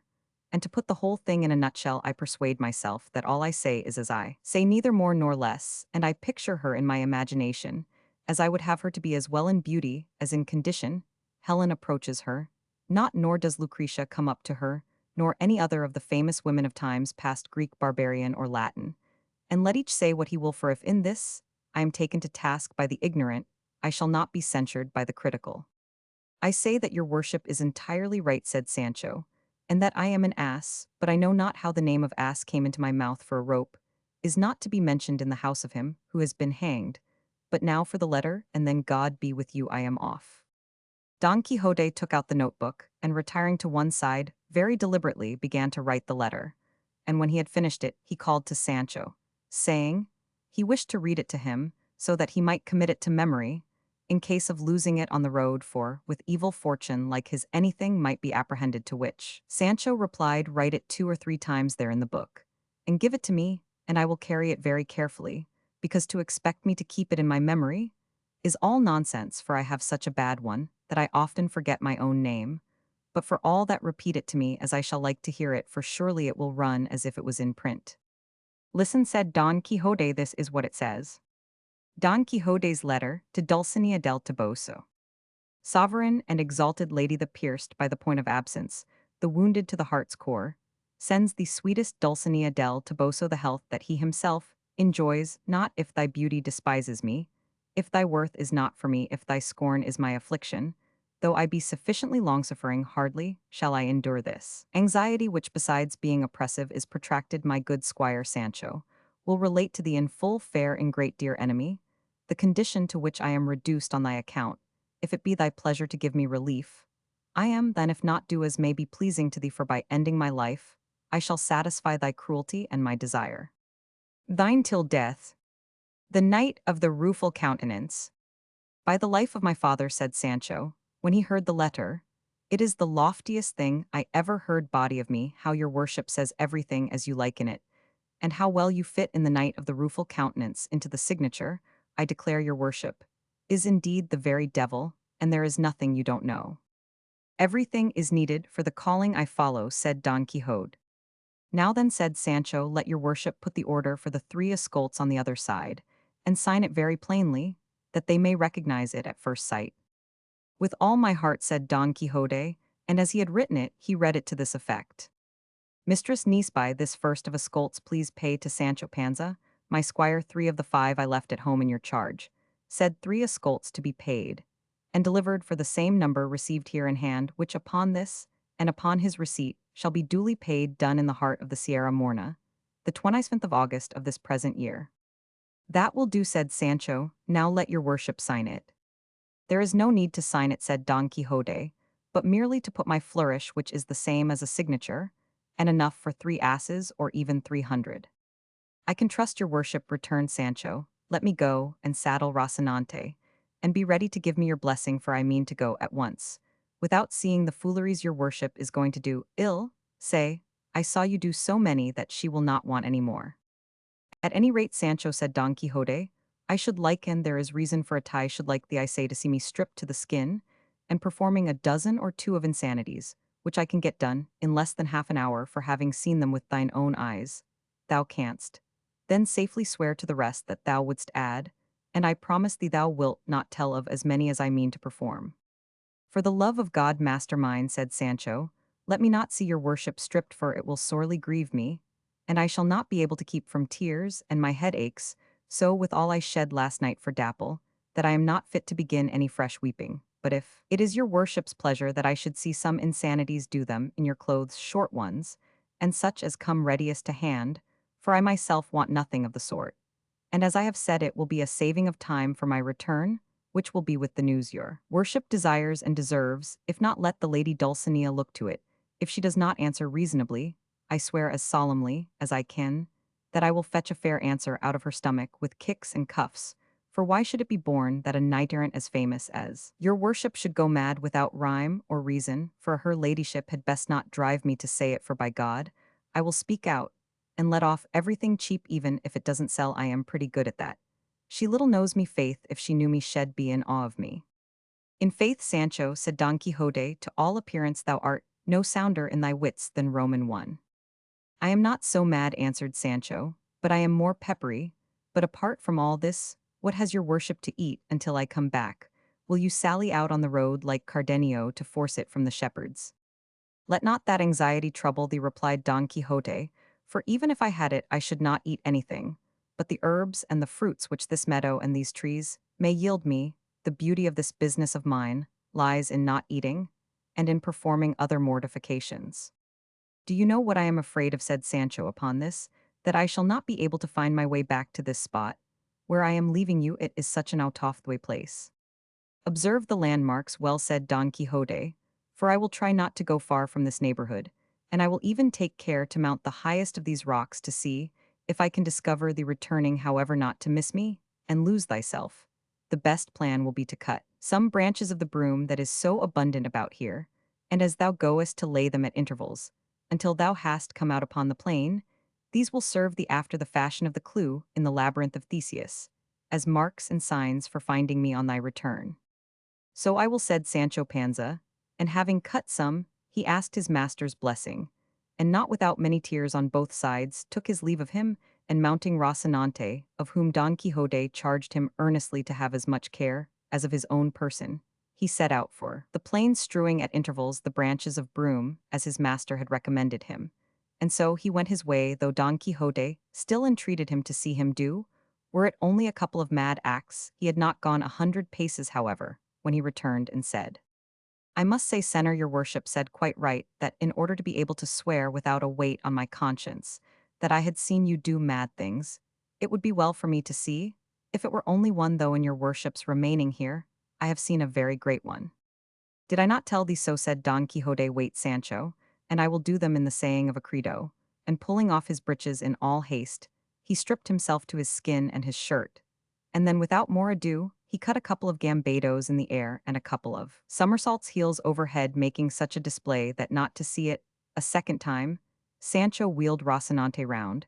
and felt easy and satisfied in his mind that he could swear he had left his master mad. And so we will leave him to follow his road until his return, which was a quick one. Chapter Roman 26, in which are continued the refinements, wherewith Don Quixote played the part of a lover in the Sierra Morna.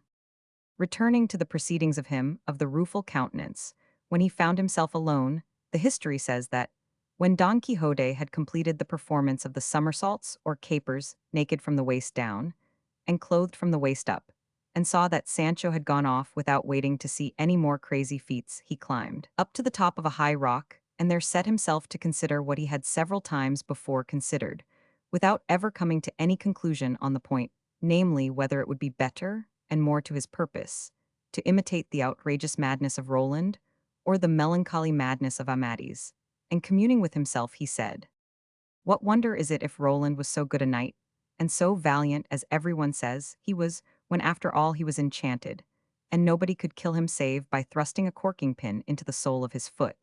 And he always wore shoes with 7 iron soles, though cunning devices did not avail him against Bernardo del Carpio, who knew all about them, and strangled him in his arms at Roncesvalles. But putting the question of his valor aside, let us come to his losing his wits. For certain it is that he did lose them in consequence of the proofs he discovered at the fountain, and the intelligence the shepherd gave him of Angelica, having slept more than 2 siestas with Medoro, a little curly-headed Moor, and page to Agramonte, if he was persuaded that this was true,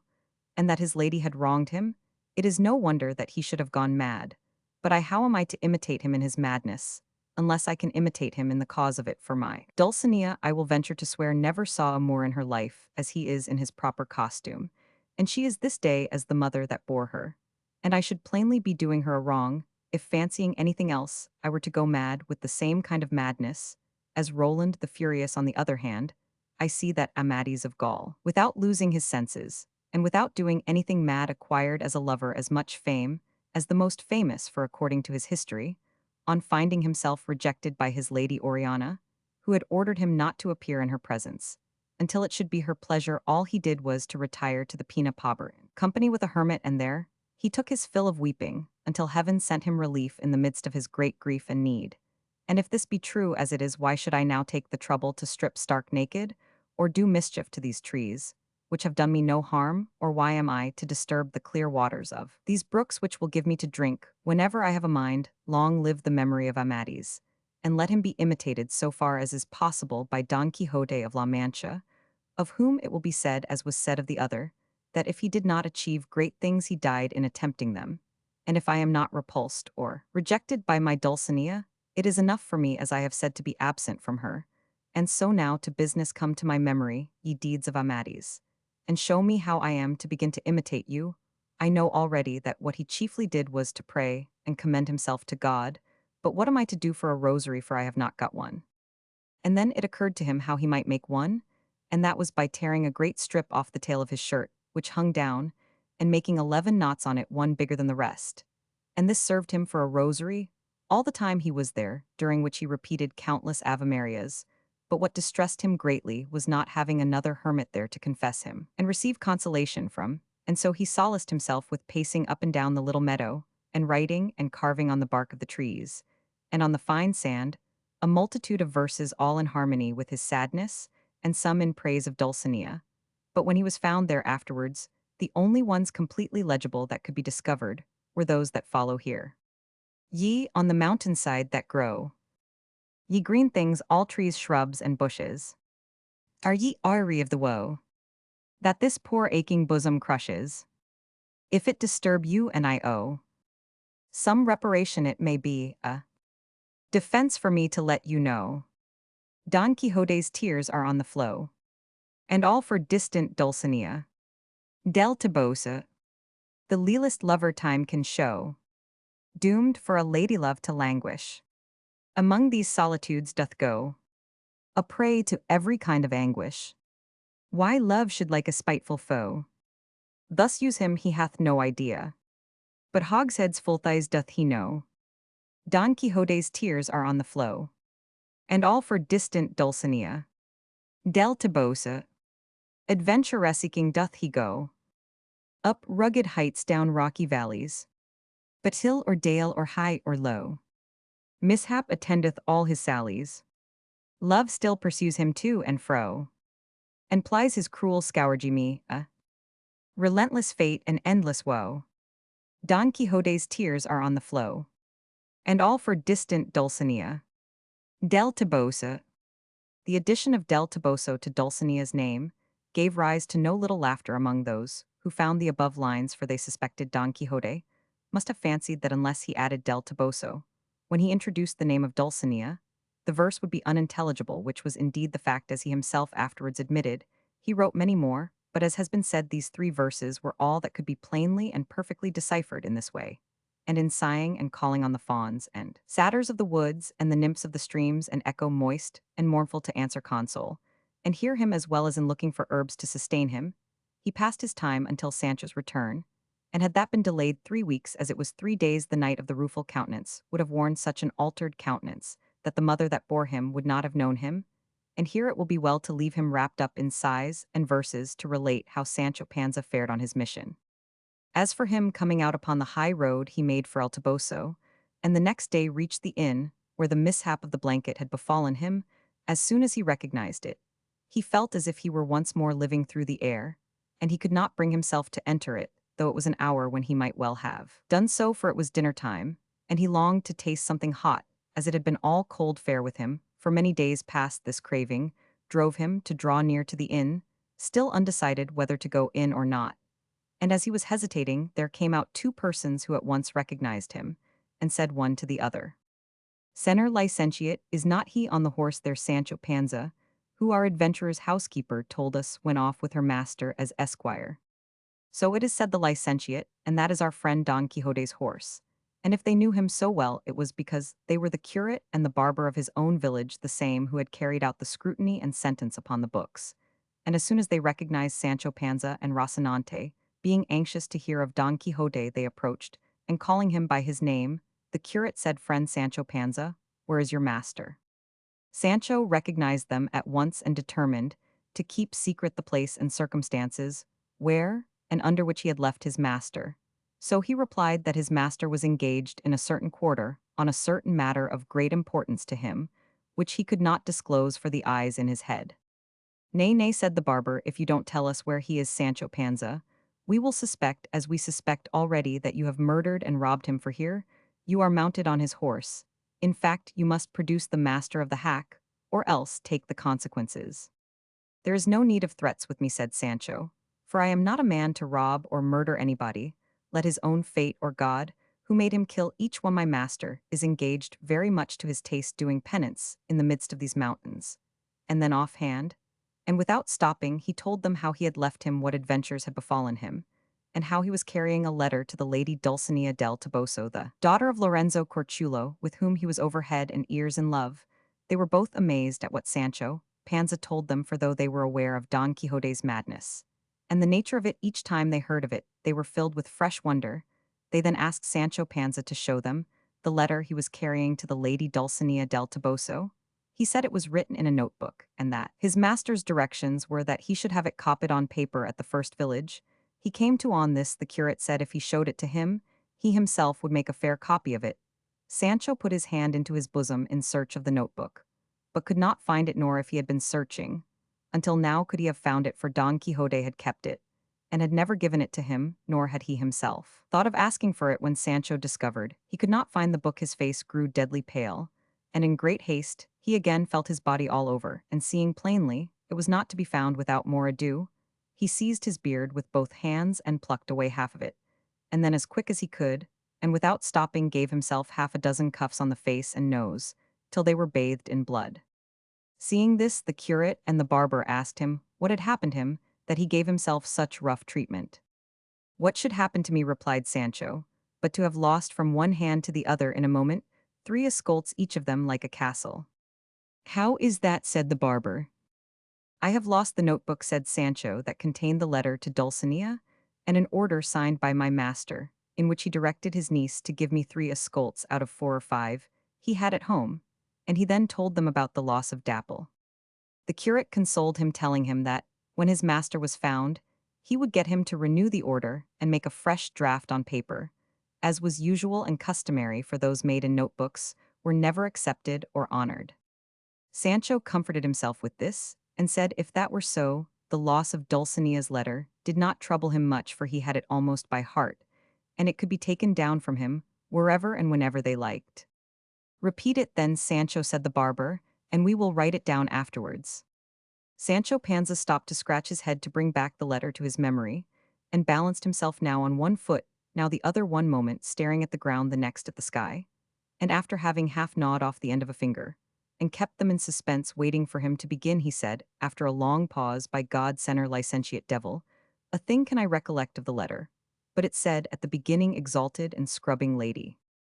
It cannot have said scrubbing, said the barber, but superhuman or sovereign. That is it, said Sancho. Then, as well as I remember, it went on the wounded and wanting of sleep, and the pierced kisses your worship's hands, ungrateful and very unrecognized fair one, and it said something or other about health and sickness that he was sending her, and from that it went tailing off until it ended with yours, till death the night of the rueful countenance. It gave them no little amusement, both of them, to see what a good memory Sancho had, and they complimented him greatly upon it, and begged him to repeat the letter a couple of times more, so that they too might get it by heart to write it out by and by. Sancho repeated it 3 times, and as he did uttered 3,000 more absurdities. Then he told them more about his master, but he never said a word about the blanketing that had befallen himself in that inn into which he refused to enter. He told them moreover how his lord, if he brought him a favorable answer from the lady Dulcinea del Toboso, was to put himself in the way of endeavoring to become an emperor, or at least a monarch, for it had been so settled between them. And with his personal worth and the might of his arm it was an easy matter to come to be one, and how on becoming one his lord was to make a marriage for him, for he would be a widower by that time as a matter of course, and was to give him as a wife one of the damsels of the empress, the heiress of some rich and grand state on the mainland, having nothing to do with islands of any sort, for he did not care for them. Now all this Sancho delivered with so much composure, wiping his nose from time to time, and with so little common sense, that his 2 hearers were again filled with wonder at the force of Don Quixote's madness, that could run away with this poor man's reason. They did not care to take the trouble of disabusing him of his error, as they considered that since it did not in any way hurt his conscience, it would be better to leave him in it, and they would have all the more amusement in listening to his simplicities. And so they bade him pray to God for his lord's health, as it was a very likely and a very feasible thing for him, in course of time, to come to be an emperor, as he said, or at least an archbishop, or some other dignitary of equal rank. To which Sancho made answer, if fortune, sirs, should bring things about in such a way that my master should have a mind, instead of being an emperor, to be an archbishop, I should like to know what archbishops errant commonly give their squires. They commonly give them, said the curate, some simple benefice or cure, or some place as sacristan, which brings them a good fixed income, not counting the altar fees, which may be reckoned at as much more. But for that, said Sancho, the squire must be unmarried, and must know at any rate how to help at mass. And if that be so, woe is me, for I am married already, and I don't know the first letter of the AB Roman 100, what will become of me if my master takes a fancy to be an archbishop, and not an emperor, as is usual and customary with knights-errant? Be not uneasy, friend Sancho, said the barber, for we will entreat your master, and advise him, even urging it upon him, as a case of conscience to become an emperor, and not an archbishop, because it will be easier for him, as he is more valiant than lettered. So I have thought, said Sancho, though I can tell you he is fit for anything. What I mean to do for my part is to pray to our Lord to place him where it may be best for him, and where he may be able to bestow most favors upon me. You speak like a man of sense, said the curate, and you will be acting like a good Christian. But what must now be done is to take steps to coax your master out of that useless penance you say he is performing. And we had best turn into this inn to consider what plan to adopt, and also to dine, for it is now time. Sancho said they might go in, but that he would wait there outside, and that he would tell them afterwards the reason why he was unwilling, and why it did not suit him to enter it. But he begged them to bring him out something to eat, and to let it be hot, and also to bring barley for Rocinante. They left him, and went in, and presently the barber brought him out something to eat by and be after. They had between them carefully thought over what they should do to carry out their object. The curate hit upon an idea, very well adapted to humor Don Quixote, and effect their purpose, and his notion, which he explained to the barber, was that he himself should assume the disguise of a wandering damsel, while the other should try as best he could to pass for a squire, and that they should thus proceed to where Don Quixote was, and he pretending to be an aggrieved and distressed damsel should ask a favor of him, which as a valiant knight-errant he could not refuse to grant. And the favor he meant to ask him was that he should accompany her whither she would conduct him, in order to redress a wrong which a wicked knight had done her, while, at the same time, she should entreat him not to require her to remove her mask, nor ask her any question touching her circumstances, until he had righted her with the wicked knight, and he had no doubt that Don Quixote would comply with any request made in these terms, and that in this way they might remove him, and take him to his own village, where they would endeavor to find out if his extraordinary madness admitted of any kind of remedy. Chapter Roman 27, of how the curate and the barber proceeded with their scheme together with other matters, worthy of record in this great history. The curate's plan did not seem a bad one to the barber, but on the contrary so good that they immediately set about putting it in execution. They begged a petticoat and hood of the landlady, leaving her in pledge, a new cassock of the curate's, and the barber made a beard out of a grey-brown or red oxtail, in which the landlord used to stick his comb. The landlady asked them what they wanted these things for, and the curate told her in a few words about the madness of Don Quixote, and how this disguise was intended to get him away from the mountain, where he then was the landlord and landlady. Immediately came to the conclusion that the madman was their guest, the balsam man, and master of the blanketed squire. And they told the curate all that had passed between him and them, not omitting what Sancho had been so silent about. Finally, the landlady dressed up the curate in a style that left nothing to be desired. She put on him a cloth petticoat with black velvet stripes, a palm broad all slashed, and a bodice of green velvet set off by a binding of white satin, which as well as the petticoat must have been made in the time of King Wamba. The curate would not let them hood him, but put on his head a little quilted linen cap, which he used for a nightcap, and bound his forehead with a strip of black silk, while with another he made a mask with which he concealed his beard and face very well. He then put on his hat, which was broad enough to serve him for an umbrella, and enveloping himself in his cloak, seated himself woman fashion on his mule, while the barber mounted his with a beard down to the waist of mingled red and white, for it was, as has been said, the tail of a cleared ox. They took leave of all and of the good Maritornes, whose sinner, as she was promised to pray a rosary of prayers, that God might grant them success in such an arduous and Christian undertaking as that they had in hand. But hardly had he sallied forth from the inn, when it struck the curate that he was doing wrong in rigging himself out in that fashion, as it was an indecorous thing for a priest to dress himself that way, even though much might depend upon it. And saying so to the barber, he begged him to change dresses, as it was fitter he should be the distressed damsel, while he himself would play the squire's part,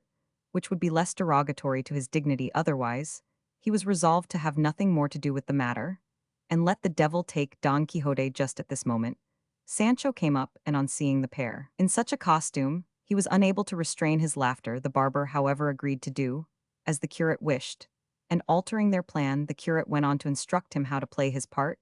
and what to say to Don Quixote to induce and compel him to come with them, and give up his fancy for the place he had chosen for his idle penance. The barber told him he could manage it properly without any instruction, and as he did not care to dress himself up until they were near where Don Quixote was, he folded up the garments, and the curate adjusted his beard, and they set out under the guidance of Sancho Panza, who went along telling them of the encounter with the madman they met in the Sierra, saying nothing, however, about the finding of the valise and its contents, for with all his simplicity the lad was a trifle covetous. The next day they reached the place where Sancho had laid the broom branches as marks to direct him to where he had left his master, and recognizing it, he told them that here was the entrance, and that they would do well to dress themselves, if that was required to deliver his master, for they had already told him that going in this guise and dressing in this way were of the highest importance in order to rescue his master from the pernicious life he had adopted, and they charged him strictly not to tell his master who they were, or that he knew them, and should he ask, as ask he would, if he had given the letter to Dulcinea, to say that he had,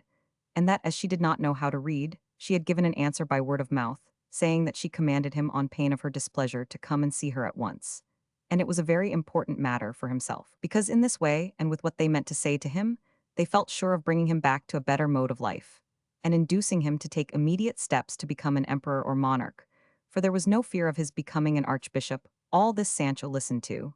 and fixed it well in his memory,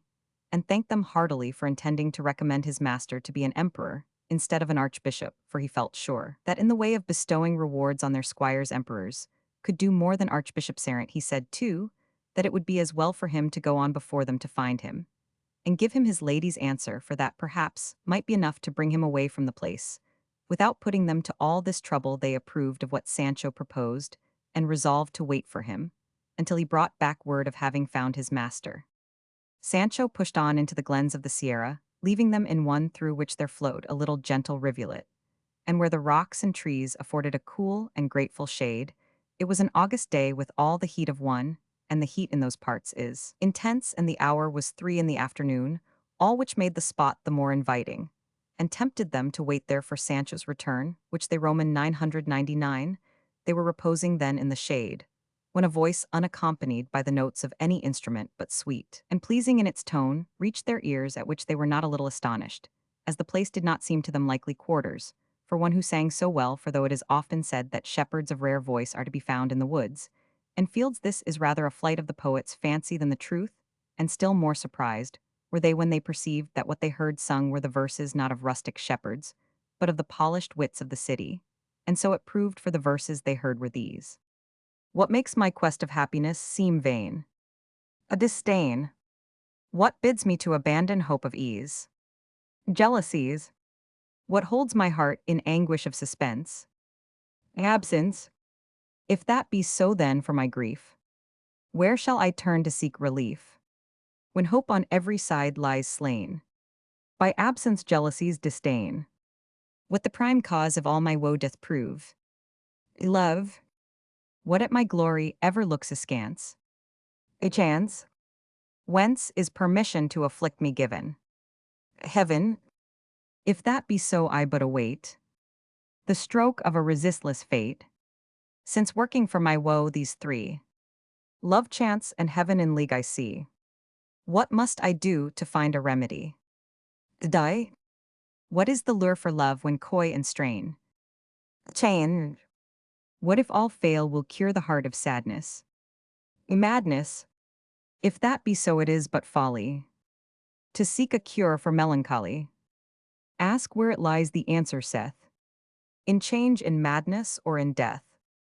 The hour, the summer season, the solitary place, the voice and skill of the singer, all contributed to the wonder and delight of the two listeners, who remained still waiting to hear something more. Finding, however, that the silence continued some little time, they resolved to go in search of the musician who sang with so fine a voice. But just as they were about to do so, they were checked by the same voice, which once more fell upon their ears, singing this sonnet: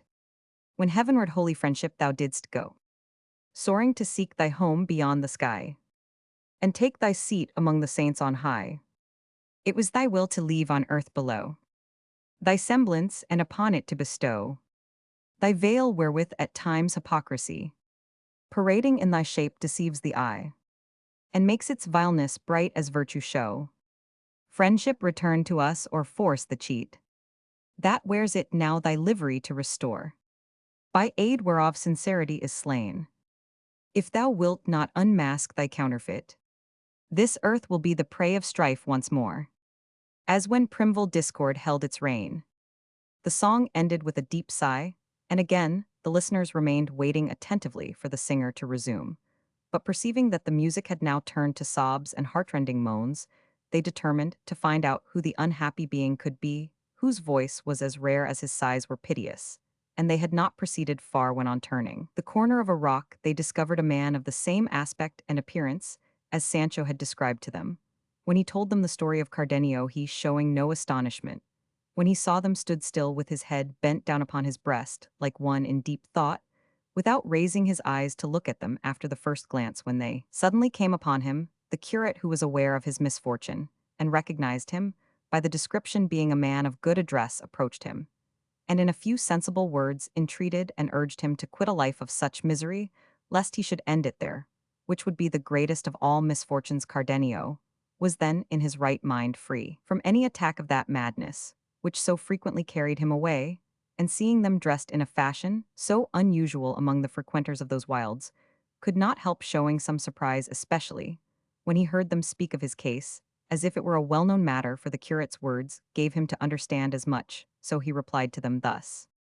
I see plainly, sirs, whoever you may be, that heaven, whose care it is to succor the good, and even the wicked, very often here in this remote spot cut off from human intercourse, sends me, though I deserve it not, those who seek to draw me away from this, to some better retreat, showing me, by many and forcible arguments, how unreasonably I act in leading the life I do. But as they know that if I escape from this evil I shall fall into another still greater, perhaps, they will set me down as a weak-minded man,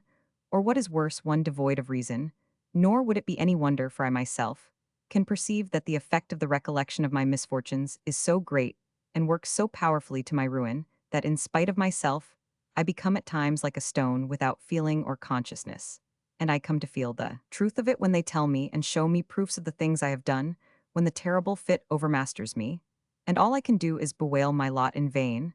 and idly curse my destiny, and plead for my madness, by telling how it was caused to any that care to hear it, for no reasonable beings, on learning the cause, will wonder at the effects. And if they cannot help me, at least they will not blame me, and the repugnance they feel at my wild ways will turn into pity for my woes. If it be, sirs, that you are here with the same design as others have come with, before you proceed with your wise arguments, I entreat you to hear the story of my countless misfortunes, for perhaps when you have heard it you will spare yourselves the trouble you would take in offering consolation to grief that is beyond the reach of it.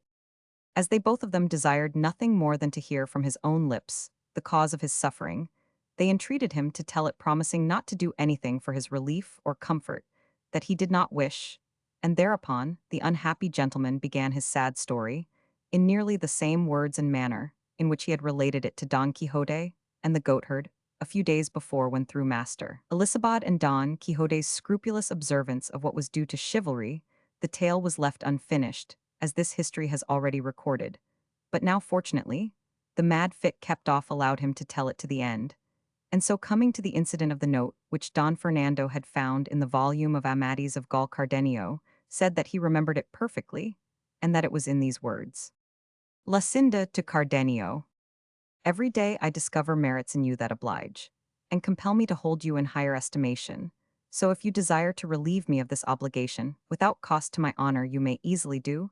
So I have a father who knows you and loves me dearly, who, without putting any constraint on my inclination, will grant what will be reasonable for you to have, if it be that you value me as you say, and as I believe you do. By this letter I was induced, as I told you, to demand Lucinda for my wife, and it was through it that Lucinda came to be regarded by Don Fernando as one of the most discreet and prudent women of the day. And this letter it was that suggested his design of ruining me before mine could be carried into effect. I told Don Fernando that all Lucinda's father was waiting for was that mine should ask her of him, which I did not dare to suggest to him, fearing that he would not consent to do so. Not because he did not know perfectly well the rank, goodness, virtue, and beauty of Lucinda, and that she had qualities that would do honor to any family in Spain, but because I was aware that he did not wish me to marry so soon, before seeing what the Duke Ricardo would do for me. In short, I told him, I did not venture to mention it to my father as well on account of that difficulty, as of many others that discouraged me, though I knew not well what they were, only that it seemed to me that what I desired was never to come to pass. To all this, Don Fernando answered that he would take it upon himself to speak to my father, and persuade him to speak to Lucinda's father. O ambitious Marius, O cruel Catiline, O wicked Sylla, O perfidious Gainlon, O treacherous Velido, O vindictive Julian, O covetous Judas, traitor, cruel, vindictive, and perfidious, wherein had this poor wretch failed in his fidelity, who with such frankness showed thee the secrets and the joys of his heart? What offense did I commit, what words did I utter, or what counsels did I give that had not the furtherance of thy honor and welfare for their aim? But woe is me, wherefore do I complain? For sure it is, that, when misfortunes spring from the stars, descending from on high, they fall upon us with such fury and violence that no power on earth can check their course, nor human device stay their coming. Who could have thought that Don Fernando, a high-born gentleman intelligent, bound to me by gratitude for my services, one that could win the object of his love wherever he might set his affections, could have become so obdurate, as they say, as to rob me of my one ewe lamb, that was not even yet in my possession? But laying aside these useless and unavailing reflections, let us take up the broken thread of my unhappy story. To proceed then, Don Fernando, finding my presence an obstacle to the execution of his treacherous and wicked design, resolved to send me to his elder brother, under the pretext of asking money from him, to pay for 6 horses, which purposely, and with the sole object of sending me away, that he might the better carry out his infernal scheme, he had purchased the very day he offered to speak to my father, and the price of which he now desired me to fetch. Could I have anticipated this treachery? Could I, by any chance, have suspected it? Nay, so far from that, I offered with the greatest pleasure to go at once in my satisfaction at the good bargain that had been made that night. I spoke with Lucinda, and told her what had been agreed upon with Don Fernando, and how I had strong hopes of our fair and reasonable wishes being realized. She, as unsuspicious as I was of the treachery of Don Fernando, bade me try to return speedily, as she believed the fulfillment of our desires would be delayed only so long as my father put off speaking to hers. I know not why it was that, on saying this to me, her eyes filled with tears, and there came a lump in her throat that prevented her from uttering a word of many more, that it seemed to me she was striving to say to me. I was astonished at this unusual turn, which I never before observed in her, for we always conversed whenever good fortune and my ingenuity gave us the chance with the greatest gaiety and cheerfulness, mingling tears, sighs, jealousies, doubts, or fears with our words. It was all on my part a eulogy of my good fortune, that heaven should have given her to me for my mistress. I glorified her beauty, I extolled her worth and her understanding, and she paid me back by praising in me what in her love for me she thought worthy of praise. And besides, we had 100,000 trifles and doings of our neighbors and acquaintances to talk about, and the utmost extent of my boldness was to take almost by force one of her fair white hands, and carry it to my lips, as well as the closeness of the low grating that separated us allowed me. But the night before the unhappy day of my departure, she wept, she moaned, she sighed, and she withdrew, leaving me filled with perplexity and amazement, overwhelmed at the sight of such strange and affecting signs of grief and sorrow in Lucinda. But not to dash my hopes, I ascribed it all to the depth of her love for me, and the pain that separation gives those who love tenderly. At last I took my departure, sad and dejected, my heart filled with fancies and suspicions, but not knowing well what it was I suspected or fancied, plain omens pointing to the sad event and misfortune that was awaiting me. I reached the place whither I had been sent, gave the letter to Don Fernando's brother, and was kindly received, but not promptly dismissed, for he desired me to wait very much against my will 8 days in some place, where the Duke his father was not likely to see me, as his brother wrote that the money was to be sent without his knowledge, all of which was a scheme of the treacherous Don Fernando, for his brother had no want of money to enable him to dispatch me at once. The command was one that exposed me to the temptation of disobeying it, as it seemed to me impossible to endure life for so many days separated from Lucinda, especially after leaving her in the sorrowful mood I have described to you. Nevertheless, as a dutiful servant, I obeyed, though I felt it would be at the cost of my well-being. But 4 days later, there came a man in quest of me with a letter which he gave me, and which by the address I perceived to be from Lucinda. As the writing was hers, I opened it with fear and trepidation, persuaded that it must be something serious that had impelled her to write to me, when at a distance, as she seldom did so, when I was near before reading it. I asked the man who it was that had given it to him, and how long he had been upon the road. He told me that as he happened to be passing through one of the streets of the city at the hour of noon, a very beautiful lady called to him from a window, and with tears in her eyes said to him hurriedly, "Brother, if you are, as you seem to be, a Christian, for the love of God, I entreat you to have this letter dispatched without a moment's delay to the place and person named in the address, all which is well known, and by this you will render a great service to our Lord, and that you may be at no inconvenience in doing so, take what is in this handkerchief." And said he, with this, she threw me a handkerchief out of the window in which were tied up 100 reals, and this gold ring which I bring here together with the letter I have given you. And then without waiting for any answer, she left the window, though not before she saw me take the letter and the handkerchief. And I had by signs let her know that I would do as she bade me. And so, seeing myself so well paid for the trouble I would have in bringing it to you, and knowing by the address that it was to you it was sent for, Senner, I know you very well, and also unable to resist that beautiful lady's tears, I resolved to trust no one else, but to come myself, and give it to you. And in 16 hours from the time when it was given me, I have made the journey, which, as you know, is 18 leagues. All the while the good-natured improvised courier was telling me this, I hung upon his words, my legs trembling under me, so that I could scarcely stand. However, I opened the letter, and read these words. The promise Don Fernando gave you to urge your father to speak to mine, he has fulfilled much more to his own satisfaction than to your advantage. I have to tell you, Senner, that he has demanded me for a wife, and my father, led away by what he considers Don Fernando's superiority over you, has favored his suit so cordially that in 2 days hence the betrothal is to take place with such secrecy and so privately that the only witnesses are to be the heavens above and a few of the household. Picture to yourself the state I am in. Judge, if it be urgent for you to come, the issue of the affair will show you whether I love you or not. God grant this may come to your hand before mine shall be forced to link itself with his, who keeps so ill the faith that he has pledged. Such in brief were the words of the letter, words that made me set out at once, without waiting any longer for reply or money, for I now saw clearly that it was not the purchase of horses, but of his own pleasure that had made Don Fernando send me to his brother. The exasperation I felt against Don Fernando, joined with the fear of losing the prize I had won by so many years of love and devotion, lent me wings, so that almost flying I reached home the same day by the hour which served for speaking with Lucinda. I arrived unobserved and left the mule on which I had come at the house of the worthy man who had brought me the letter, and fortune was pleased to be for once so kind that I found Lucinda at the grating that was the witness of our loves. She recognized me at once, and I her, but not as she ought to have recognized me, or I her, but who is there in the world that can boast of having fathomed or understood the wavering mind and unstable nature of a woman of a truth? No one to proceed. As soon as Lucinda saw me, she said, "Cardenio, I am in my bridal dress, and the treacherous Don Fernando and my covetous father are waiting for me in the hall with the other witnesses,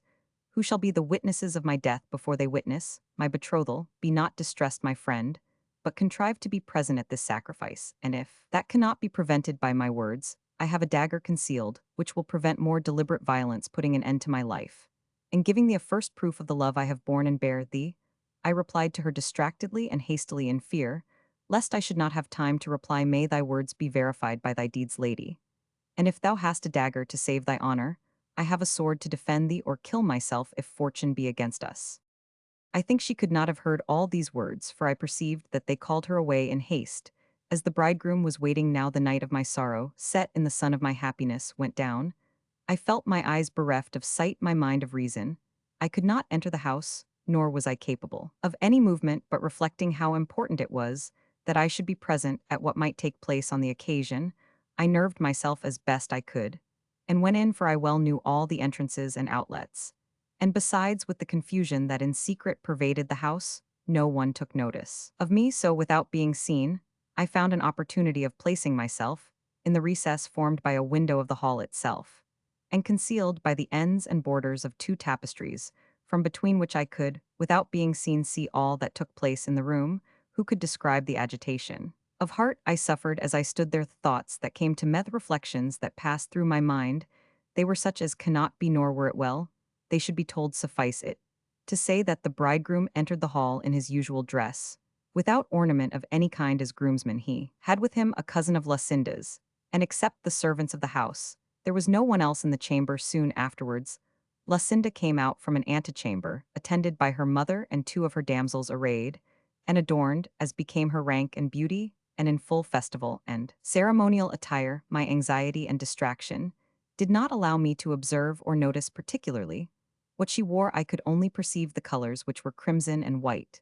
and the glitter of the gems and jewels on her head dress and apparel, surpassed by the rare beauty of her lovely auburn hair that, vying with the precious stones, and the light of the four torches that stood in the hall shone, with a brighter gleam than all. O memory, mortal foe of my peace, why bring before me, now, the incomparable beauty of that adored enemy of mine?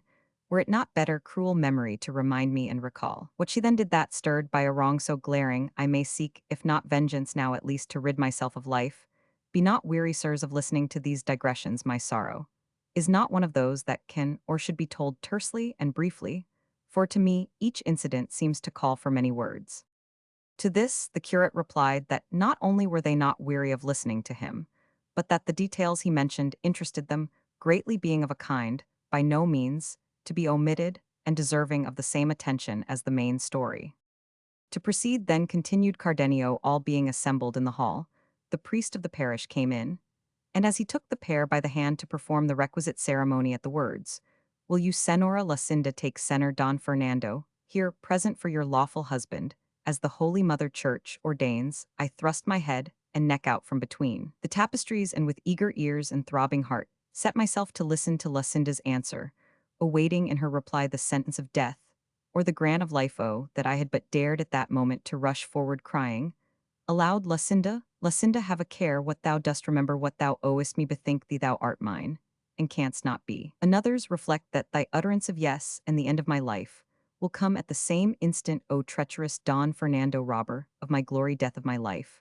what seekest thou? Remember that thou canst not as a Christian attain the object of thy wishes, for Lucinda is my bride, and I am her husband. Fool that I am, now that I am far away and out of danger, I say I should have done what I did not do. Now that I have allowed my precious treasure to be robbed from me, I curse the robber on whom I might have taken vengeance, had I as much heart for it as I have for bewailing my fate. In short, as I was then a coward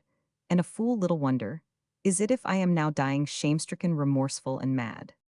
The priest stood waiting for the answer of Lucinda, who for a long time withheld it, and just as I thought she was taking out the dagger to save her honor, or struggling for words to make some declaration of the truth on my behalf, I heard her say in a faint and feeble voice, "I will." Don Fernando said the same, and giving her the ring, they stood linked by a knot that could never be loosed. The bridegroom then approached to embrace his bride, and she, pressing her hand upon her heart, fell fainting in her mother's arms. It only remains now for me to tell you the state I was in, when in that consent that I heard I saw all my hopes mocked, the words and promises of Lucinda proved falsehoods, and the recovery of the prize I had that instant lost rendered impossible for ever. I stood stupefied, wholly abandoned. It seemed by heaven declared, the enemy of the earth that bore me the air, refusing me breath for my sighs, the water moisture for my tears.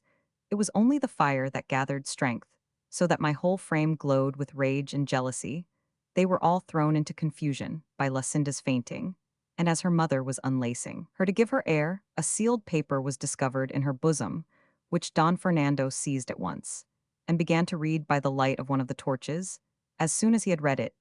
he seated himself in a chair, leaning his cheek on his hand, in the attitude of one deep in thought, without taking any part in the efforts that were being made to recover his bride from her fainting fit.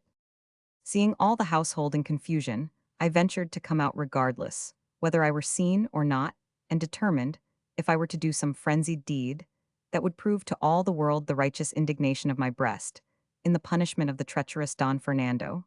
and even in that of the fickle fainting traitress, but my fate doubtless reserving me for greater sorrows, if such there be, so ordered it that just then I had enough, and to spare of that reason which has since been wanting to me. And so, without seeking to take vengeance on my greatest enemies, which might have been easily taken, as all thought of me was so far from their minds, I resolved to take it upon myself, and on myself to inflict the pain they deserved, perhaps with even greater severity than I should have dealt out to them, had I then slain them. For sudden pain is soon over, but that which is protracted by tortures is ever slaying without ending life. In a word, I quitted the house, and reached that of the man with whom I had left my mule,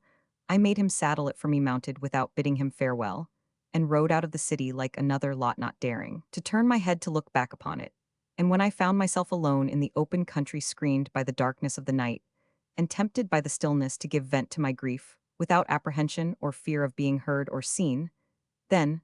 I broke silence and lifted up my voice in maledictions upon Lucinda and Don Fernando, as if I could thus avenge the wrong they had done me. I called her cruel, ungrateful, false, thankless, but above all covetous, since the wealth of my enemy had blinded the eyes of her affection, and turned it from me to transfer it to one to whom fortune had been more generous and liberal. And yet, in the midst of this outburst of execration and upbraiding, I found excuses for her, saying it was no wonder that a young girl in the seclusion of her parents' house, trained and schooled to obey them, always should have been ready to yield to their wishes when they offered her for a husband a gentleman of such distinction, wealth, and noble birth, that if she had refused to accept him, she would have been thought out of her senses, or to have set her affection elsewhere a suspicion injurious to her fair name and fame. But then again, I said, had she declared I was her husband, they would have seen that, in choosing me, she had not chosen so ill, but that they might excuse her, for before Don Fernando had made his offer they themselves could not have desired, if their desires had been ruled by reason, a more eligible husband for their daughter than I was. And she, before taking the last fatal step of giving her hand, might easily have said that I had already given her mine, for I should have come forward to support any assertion of hers to that effect. In short, I came to the conclusion that feeble love, little reflection, great ambition, and a craving for rank had made her forget the words with which she had deceived me, encouraged and supported by my firm hopes and honorable passion. Thus soliloquizing and agitated, I journeyed onward for the remainder of the night, and by daybreak I reached one of the passes of these mountains, among which I wandered for 3 days more, without taking any path or road,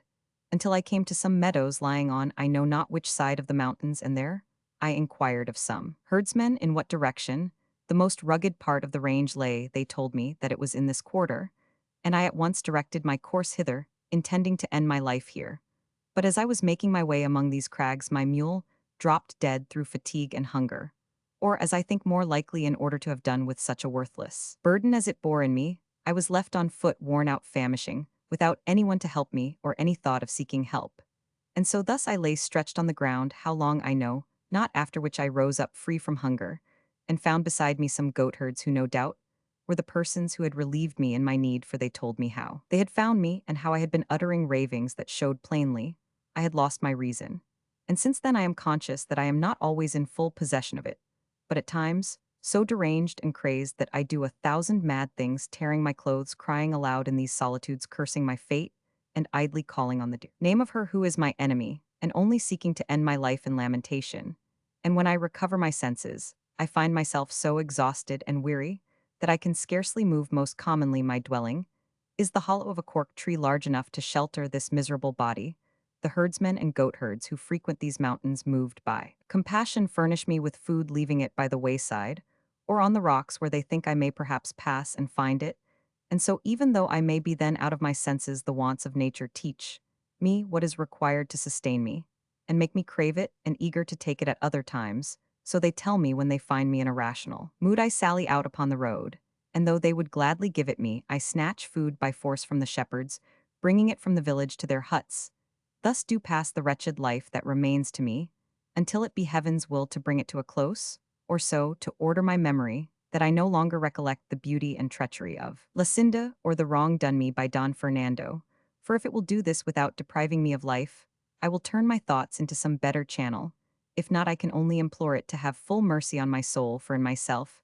I feel no power or strength to release my body from this strait, in which I have of my own accord chosen to place it.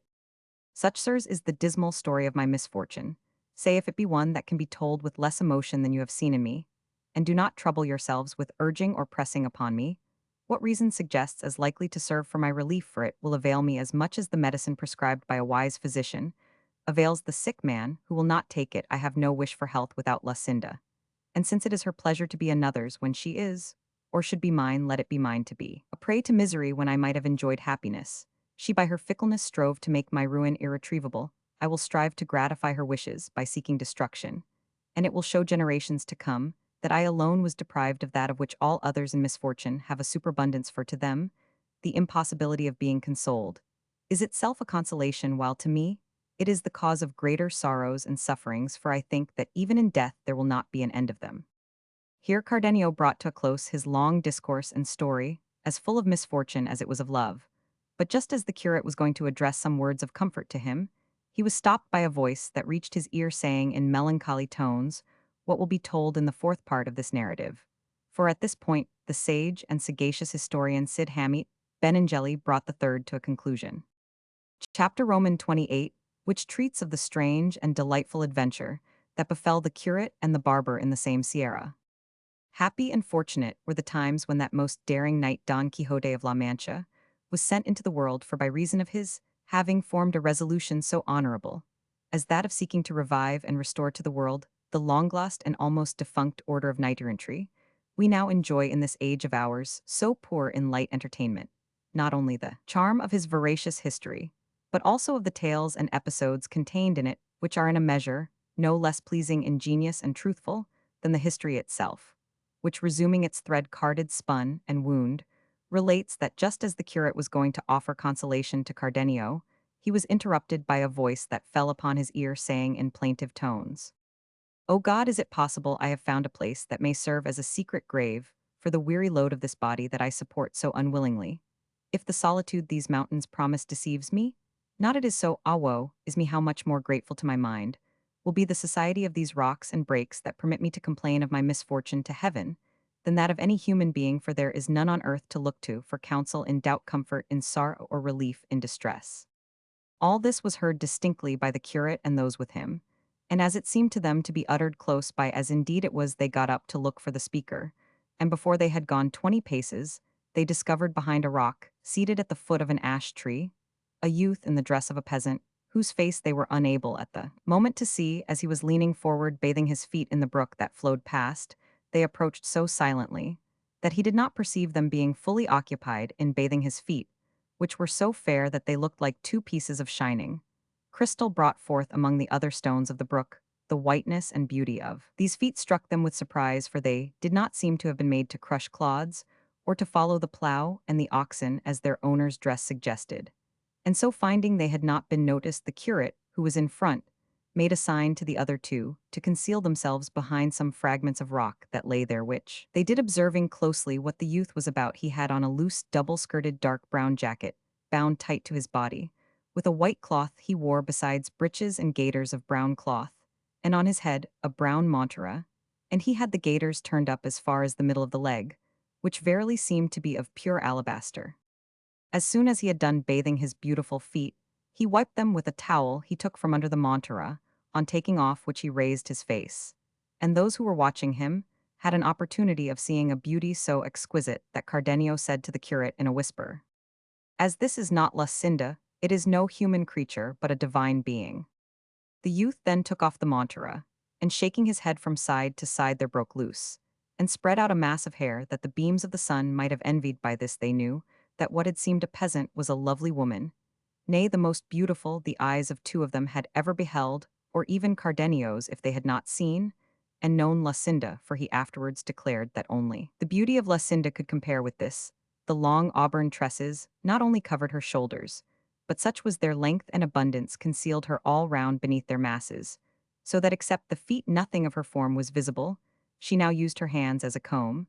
and if her feet had seemed like bits of crystal in the water, her hands looked like pieces of driven snow among her locks, all which increased not only the admiration of the three beholders, but their anxiety to learn who she was. With this object they resolved to show themselves, and at the stir they made in getting upon their feet, the fair damsel raised her head, and parting her hair from before her eyes with both hands, she looked to see who had made the noise, and the instant she perceived them she started to her feet, and without waiting to put on her shoes or gather up her hair, hastily snatched up a bundle, as though of clothes, that she had beside her, and scared and alarmed, endeavored to take flight. But before she had gone 6 paces, she fell to the ground, her delicate feet being unable to bear the roughness of the stones, seeing which the three hastened towards her, and the curate, addressing her first, said, "Stay, Senora, whoever you may be, for those whom you see here only desire to be of service to you. You have no need to attempt a flight so heedless, for neither can your feet bear it, nor we allow it." Taken by surprise and bewildered, She made no reply to these words, they however came towards her, and the curate taking her hand went on to say, "What your dress would hide, Senora, is made known to us by your hair, a clear proof that it can be no trifling cause that has disguised your beauty in a garb so unworthy of it, and sent it into solitudes like these, where we have had the good fortune to find you, if not to relieve your distress, at least to offer you comfort, for no distress, so long as life lasts, can be so oppressive or reach such a height as to make the sufferer refuse to listen to comfort offered with good intention. And so, Senora or Senor, or whatever you prefer to be, dismiss the fears that our appearance has caused you, and make us acquainted with your good or evil fortunes, for from all of us together, or from each one of us, you will receive sympathy in your trouble." While the curate was speaking, the disguised damsel stood as if spellbound, looking at them, without opening her lips or uttering a word, just like a village rustic to whom something strange that he has never seen before has been suddenly shown. But on the curate addressing some further words to the same effect to her, sighing deeply, she broke silence and said, "Since the solitude of these mountains has been unable to conceal me, and the escape of my disheveled tresses will not allow my tongue to deal in falsehoods, it would be idle for me now to make any further pretense of what, if you were to believe me, you would believe more out of courtesy than for any other reason. This being so, I say, I thank you, sirs, for the offer you have made me, which places me under the obligation of complying with the request you have made of me, though I fear the account I shall give you of my misfortunes will excite in you as much concern as compassion for you, will be unable to suggest anything to remedy them, or any consolation to alleviate them. However, that my honor may not be left a matter of doubt in your minds, now that you have discovered me to be a woman, and see that I am young alone, and in this dress things that taken together, or separately, would be enough to destroy any good name, I feel bound to tell what I would willingly keep secret if I could." All this she, who was now seen to be a lovely woman, delivered without any hesitation, with so much ease, and in so sweet a voice, that they were not less charmed by her intelligence than by her beauty. And as they again repeated their offers and entreaties to her to fulfill her promise, she, without further pressing, first modestly covering her feet, and gathering up her hair, seated herself on a stone with the three placed around her. And after an effort to restrain some tears that came to her eyes, in a clear and steady voice, began her story thus. In this Andalusia there is a town from which a duke takes a title, which makes him one of those that are called grandees of Spain. This nobleman has two sons, the elder heir to his dignity, and apparently to his good qualities, the younger heir to I know not what, unless it be the treachery of Valido and the falsehood of Gainlon. My parents are this lord's vassals, lowly in origin, but so wealthy that if birth had conferred as much on them as fortune, they would have had nothing left to desire,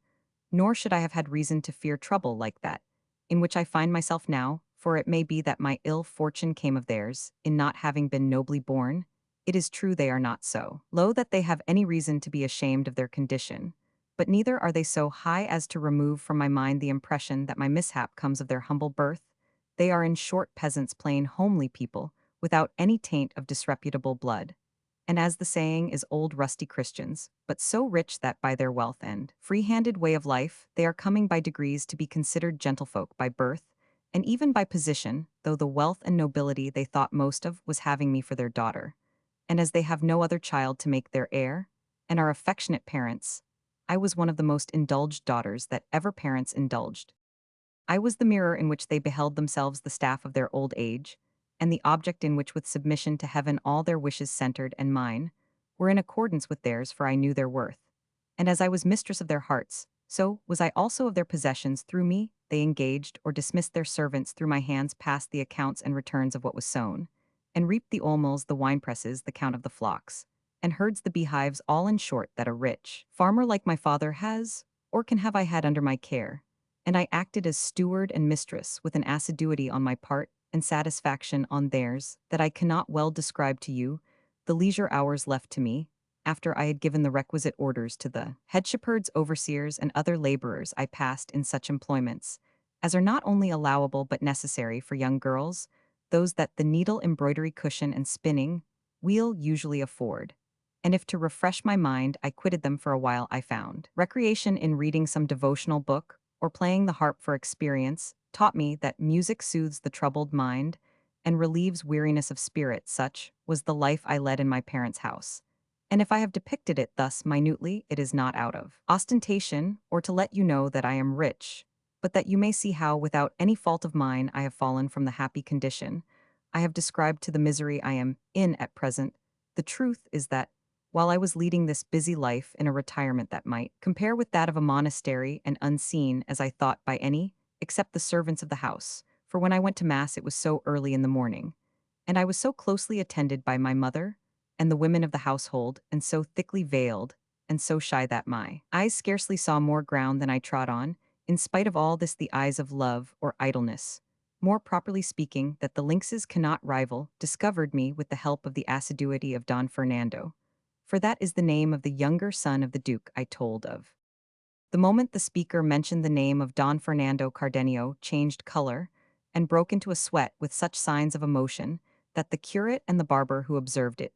feared that one of the mad fits which they heard attacked him sometimes was coming upon him, but Cardenio showed no further agitation, and remained quiet regarding the peasant girl with fixed attention, for he began to suspect who she was. She, however, without noticing the excitement of Cardenio, continuing her story, went on to say, and they had hardly discovered me, when, as he owned afterwards, he was smitten with a violent love for me, as the manner in which it displayed itself plainly showed. But to shorten the long recital of my woes, I will pass over in silence all the artifices employed by Don Fernando for declaring his passion for me. He bribed all the household he gave, and offered gifts and presents to my parents. Every day was like a holiday or a merrymaking in our street. By night no one could sleep for the music. The love letters that used to come to my hand, no one knew how were innumerable, full of tender pleadings and pledges, containing more promises and oaths than there were letters in them, all which not only did not soften me, but hardened my heart against him, as if he had been my mortal enemy, and as if everything he did to make me yield were done with the opposite intention. Not that the high-bred bearing of Don Fernando was disagreeable to me, or that I found his importunities wearisome, for it gave me a certain sort of satisfaction to find myself so sought and prized by a gentleman of such distinction. And I was not displeased at seeing my praises in his letters, for however ugly we women may be, it seems to me, it always pleases us to hear ourselves called beautiful. But that my own sense of right was opposed to all this, as well as the repeated advice of my parents, who now very plainly perceived Don Fernando's purpose. For he cared very little if all the world knew it. They told me they trusted, and confided their honor and good name to my virtue and rectitude alone, and bade me consider the disparity between Don Fernando and myself, from which I might conclude that his intentions, whatever he might say to the contrary, had for their aim his own pleasure rather than my advantage. And if I were at all desirous of opposing an obstacle to his unreasonable suit, they were ready, they said, to marry me at once to anyone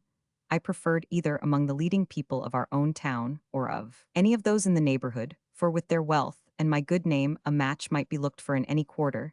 This offer and their sound advice strengthened my resolution, and I never gave Don Fernando a word in reply that could hold out to him any hope of success, however remote. All this caution of mine, which he must have taken for coyness, had apparently the effect of increasing his wanton appetite for, that is the name I give to his passion for me. Had it been what he declared it to be, you would not know of it now, because there would have been no occasion to tell you of it at length. He learned that my parents were contemplating marriage for me in order to put an end to his hopes of obtaining possession of me, or at least to secure additional protectors to watch over me, and this intelligence or suspicion made him act, as you shall hear. One night, as I was in my chamber with no other companion than a damsel who waited on me, with the doors carefully locked, lest my honor should be imperiled through any carelessness, I know not nor can conceive how it happened, but with all this seclusion and these precautions, and in the solitude and silence of my retirement, I found him standing before me, a vision that so astounded me that it deprived my eyes of sight and my tongue of speech. I had no power to utter a cry, nor I think did he give me time to utter one, as he immediately approached me, and taking me in his arms, for overwhelmed as I was powerless, I say, to help myself. He began to make such professions to me that I know not how falsehood could have had the power of dressing them up to seem so like truth, and the traitor contrived that his tears should vouch for his words, and his sighs for his sincerity. I, a poor young creature alone, ill versed among my people in cases such as this, began I know not how to think all these lying protestations true, though without being moved by his sighs and tears to anything more than pure compassion. And so, as the first feeling of bewilderment passed away, and I began in some degree to recover myself, I said to him with more courage than I thought I could have possessed if, as I am now in your arms, Senor, I were in the claws of a fierce lion, and my deliverance could be procured by doing or saying anything to the prejudice of my honor. It would no more be in my power to do it or say it than it would be possible that what should not have been so then. If you hold my body clasped in your arms, I hold my soul secured by virtuous intentions, very different from yours. As you will see if you attempt to carry them into effect by force, I am your vassal. But I am not your slave, your nobility neither has nor should have any right to dishonor or degrade my humble birth and low-born peasant. As I am, I have my self-respect, as much as you a lord and gentleman with me your violence. Will be to no purpose your wealth, will have no weight your words, will have no power to deceive me, nor your sighs or tears to soften me. Were I to see any of the things I speak of in him, whom my parents gave me as a husband, his will should be mine, and mine should be bounded by his and my honor being preserved. Even though my inclinations were not, would willingly yield him what you center would now obtain by force. And this, I say lest you should suppose that any but my lawful husband shall ever win anything of me. If that, said this disloyal gentleman, be the only scruple you feel, fairest Dorothea, for that is the name of this unhappy being, see here, I give you my hand to be yours, and let heaven from which nothing is hid, and this image of Our Lady you have here be witnesses of this pledge. When Cardenio heard her say she was called Dorothea, he showed fresh agitation, and felt convinced of the truth of his former suspicion. But he was unwilling to interrupt the story, and wished to hear the end of what he already all but knew, so he merely said, "What is Dorothea your name, Senora? I have heard of another of the same name, who can perhaps match your misfortunes. But proceed by and by. I may tell you something that will astonish you as much as it will excite your compassion." Dorothea was struck by Cardenio's words, as well as by his strange and miserable attire, and begged him, if he knew anything concerning her, to tell it to her at once, for, if fortune had left her any blessing,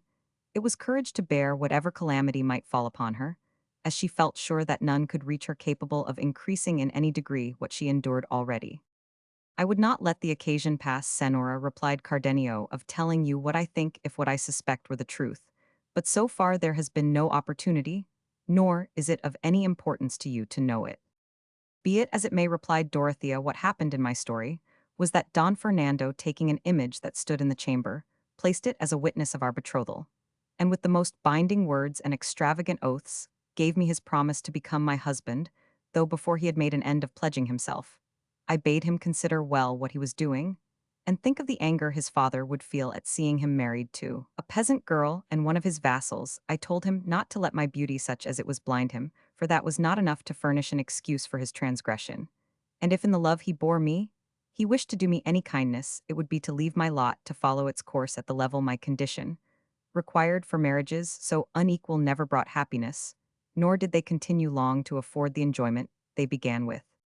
All this that I have now repeated, I said to him, and much more which I cannot recollect, but it had no effect in inducing him to forego his purpose. He who has no intention of paying does not trouble himself about difficulties when he is striking the bargain. At the same time I argued the matter briefly in my own mind, saying to myself, I shall not be the first who has risen through marriage from a lowly to a lofty station,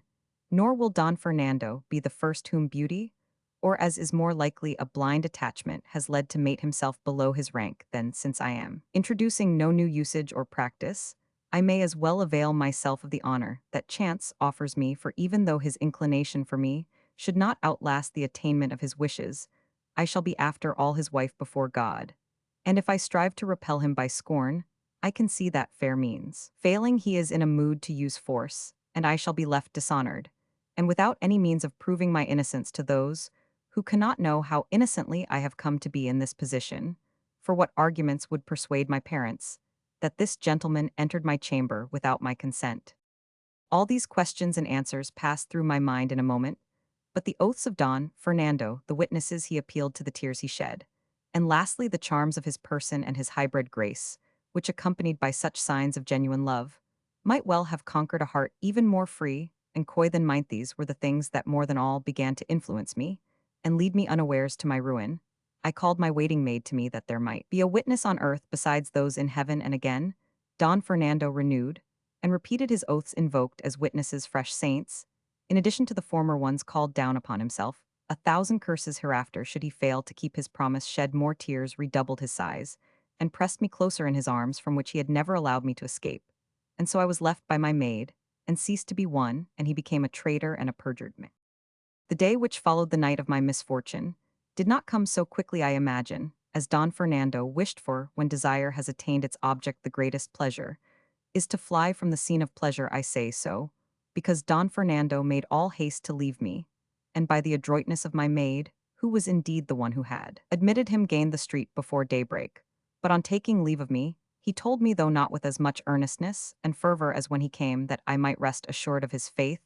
and of the sanctity and sincerity of his oaths. And to confirm his words, he drew a rich ring off his finger and placed it upon mine. He then took his departure, and I was left, I know not whether sorrowful or happy. All I can say is I was left agitated and troubled in mind, and almost bewildered by what had taken place. And I had not the spirit, or else it did not occur to me, to chide my maid for the treachery she had been guilty of in concealing Don Fernando in my chamber, for as yet I was unable to make up my mind whether what had befallen me was for good or evil. I told Don Fernando at parting that, as I was now his, he might see me on other nights in the same way, until it should be his pleasure to let the matter become known. But except the following night, he came no more, nor for more than a month could I catch a glimpse of him in the street or in church, while I wearied myself with watching for one, although I knew he was in the town, and almost every day went out hunting a pastime. He was very fond of. I remember well how sad and dreary those days and hours were to me. I remember well how I began to doubt as they went by, and even to lose confidence in the faith of Don Fernando. And I remember too how my maid heard those words, in reproof of her audacity, that she had not heard before, and how I was forced to put a constraint on my tears, and on the expression of my countenance, not to give my parents cause to ask me why I was so melancholy, and drive me to invent falsehoods in reply. But all this was suddenly brought to an end, for the time came when all such considerations were disregarded, and there was no further question of honor. When my patience gave way, and the secret of my heart became known abroad, the reason was that a few days later it was reported in the town that Don Fernando had been married in a neighboring city to a maiden of rare beauty, the daughter of parents of distinguished position, though not so rich that her portion would entitle her to look for so brilliant a match. It was said, too, that her name was Lucinda, and that at the betrothal some strange things had happened. Cardenio heard the name of Lucinda, but he only shrugged his shoulders, bit his lips, bent his brows, and before long 2 streams of tears escaped from his eyes. Dorothea, however, did not interrupt her story, but went on in these words. This sad intelligence reached my ears, and instead of being struck with a chill with such wrath and fury, did my heart burn, that I scarcely restrained myself from rushing out into the streets, crying aloud, and proclaiming openly the perfidy and treachery of which I was the victim. But this transport of rage was for the time checked by a resolution I formed to be carried out the same night,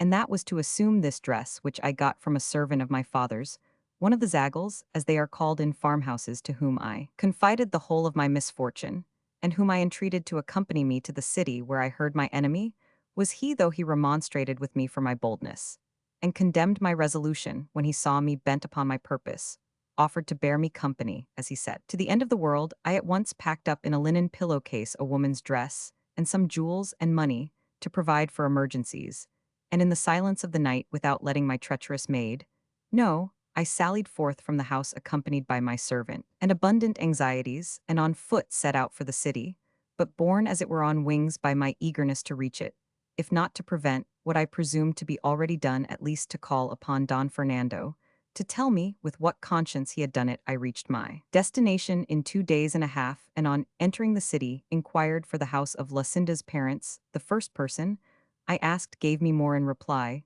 than I sought to know. He showed me the house, and told me all that had occurred at the betrothal of the daughter of the family, an affair of such notoriety in the city that it was the talk of every knot of idlers in the street. He said that, on the night of Don Fernando's betrothal with Lucinda, as soon as she had consented to be his bride, by saying yes, she was taken with a sudden fainting fit, and that, on the bridegroom approaching to unlace the bosom of her dress to give her air, he found a paper in her own handwriting in which she said, and declared that she could not be Don Fernando's bride, because she was already Cardenio's, who, according to the man's account, was a gentleman of distinction of the same city, and that if she had accepted Don Fernando, it was only in obedience to her parents. In short, he said the words of the paper made it clear she meant to kill herself on the completion of the betrothal, and gave her reasons for putting an end to herself, all which was confirmed, it was said, by a dagger they found somewhere in her clothes on seeing this Don Fernando, persuaded that Lucinda had befooled, slighted, and trifled with him, assailed her before she had recovered from her swoon and tried to stab her with the dagger that had been found, and would have succeeded had not her parents, and those who were present, prevented him. It was said, moreover, that Don Fernando went away at once, and that Lucinda did not recover from her prostration until the next day, when she told her parents how she was really the bride of that Cardenio I have mentioned. I learned, besides, that Cardenio, according to report, had been present at the betrothal, and that upon seeing her betrothed contrary to his expectation, he had quitted the city in despair, leaving behind him a letter declaring the wrong Lucinda had done him, and his intention of going where no one should ever see him again. All this was a matter of notoriety in the city, and everyone spoke of it, especially when it became known that Lucinda was missing from her father's house, and from the city, for she was not to be found anywhere, to the distraction of her parents, who knew not what steps to take to recover her. What I learned revived my hopes, and I was better pleased not to have found Don Fernando than to find him married, for it seemed to me that the door was not yet entirely shut upon relief in my case, and I thought that perhaps heaven had put this impediment in the way of the second marriage to lead him to recognize his obligations under the former one, and reflect that as a Christian he was bound to consider his soul above all human objects. All this passed through my mind, and I strove to comfort myself without comfort, indulging in faint and distant hopes of cherishing that life that I now abhor. But while I was in the city uncertain what to do, as I could not find Don Fernando, I heard notice given by the public crier, offering a great reward to anyone who should find me, and giving the particulars of my age, and of the very dress I wore, and I heard it said that the lad who came with me had taken me away from my father's house, a thing that cut me to the heart, showing how low my good name had fallen, since it was not enough that I should lose it by my flight, but they must add with whom I had fled, and that one so much beneath me, and so unworthy of my consideration. The instant I heard the notice, I quitted the city with my servant, who now began to show signs of wavering in his fidelity to me, and the same night, for fear of discovery, we entered the most thickly wooded part of these mountains. But as is commonly said, one evil calls up another, and the end of one misfortune is apt to be the beginning of one still greater. And so it proved in my case for my worthy servant, until then so faithful and trusty, when he found me in this lonely spot, moved more by his own villainy than by my beauty, sought to take advantage of the opportunity which these solitudes seemed to present him, and with little shame and less fear of God and respect for me, began to make overtures to me, and finding that I replied to the effrontery of his proposals with justly severe language, he laid aside the entreaties which he had employed at first, and began to use violence. But just heaven, that seldom fails to watch over and aid good intentions, so aided mine, that with my slight strength, and with little exertion, I pushed him over a precipice, where I left him, whether dead or alive, I know not, and then, with greater speed than seemed possible in my terror and fatigue, I made my way into the mountains without any other thought or purpose, save that of hiding myself among them and escaping my father and those dispatched in search of me by his orders. It is now I know not how many months since, with this object I came here, where I met a herdsman, who engaged me as his servant at a place in the heart of the Sierra. And all this time I have been serving him as herd, striving to keep always afield to hide these locks, which have now unexpectedly betrayed me. But all my care and pains were unavailing, for my master made the discovery that I was not a man, and harbored the same base designs as my servant. And as fortune does not always supply a remedy in cases of difficulty, and I had no precipice or ravine at hand down which to fling the master and cure his passion, as I had in the servant's case, I thought it a lesser evil to leave him and again conceal myself among these crags than make trial of my strength and argument with him. So, as I say once more, I went into hiding to seek for some place where I might with sighs and tears implore heaven to have pity on my misery and grant me help and strength to escape from it, or let me die among the solitudes, leaving no trace of an unhappy being who, by no fault of hers, has furnished matter for talk and scandal at home and abroad. Chapter Roman 29, which treats of the droll device and method adopted to extricate our love-stricken knight from the severe penance he had imposed upon himself. Such, sirs, is the true story of my sad adventures. Judge for yourselves now whether the sighs and lamentations you heard, and the tears that flowed from my eyes, had not sufficient cause, even if I had indulged in them more freely. And if you consider the nature of my misfortune, you will see that consolation is idle, as there is no possible remedy for it. All I ask of you is what you may easily and reasonably do to show me where I may pass my life unharassed by the fear and dread of discovery, by those who are in search of me, for though the great love my parents bear me makes me feel sure of being kindly received by them, so great is my feeling of shame at the mere thought that I cannot present myself before them, as they expect that I had rather banish myself from their sight, for ever than look them in the face with the reflection that they beheld mine stripped of that purity they had a right to expect in me.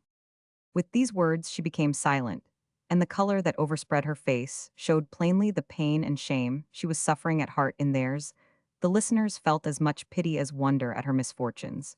But as the curate was just about to offer her some consolation and advice, Cardenio forestalled him, saying, "So then, Senora, you are the fair Dorothea, the only daughter of the rich Clenardo." Dorothea was astonished at hearing her father's name,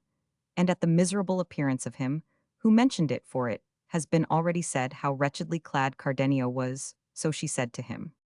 "And who may you be, brother, who seem to know my father's name so well, for so far, if I remember rightly, I have not mentioned it in the whole story of my misfortunes." "I am that unhappy being, Senora," replied Cardenio, "whom, as you have said, Lucinda declared to be her husband. I am the unfortunate Cardenio, whom the wrongdoing of him, who has brought you to your present condition,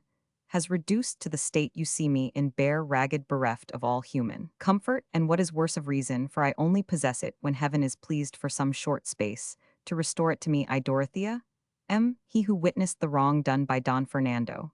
and waited to hear the yes uttered by which Lucinda owned herself his betrothed. I am he who had not courage enough to see how her fainting fit ended, or what came of the paper that was found in her bosom, because my heart had not the fortitude to endure so many strokes of ill fortune at once, and so losing patience, I quitted the house, and leaving a letter with my host, which I entreated him to place in Lucinda's hands, I betook myself to these solitudes, resolved to end here the life I hated,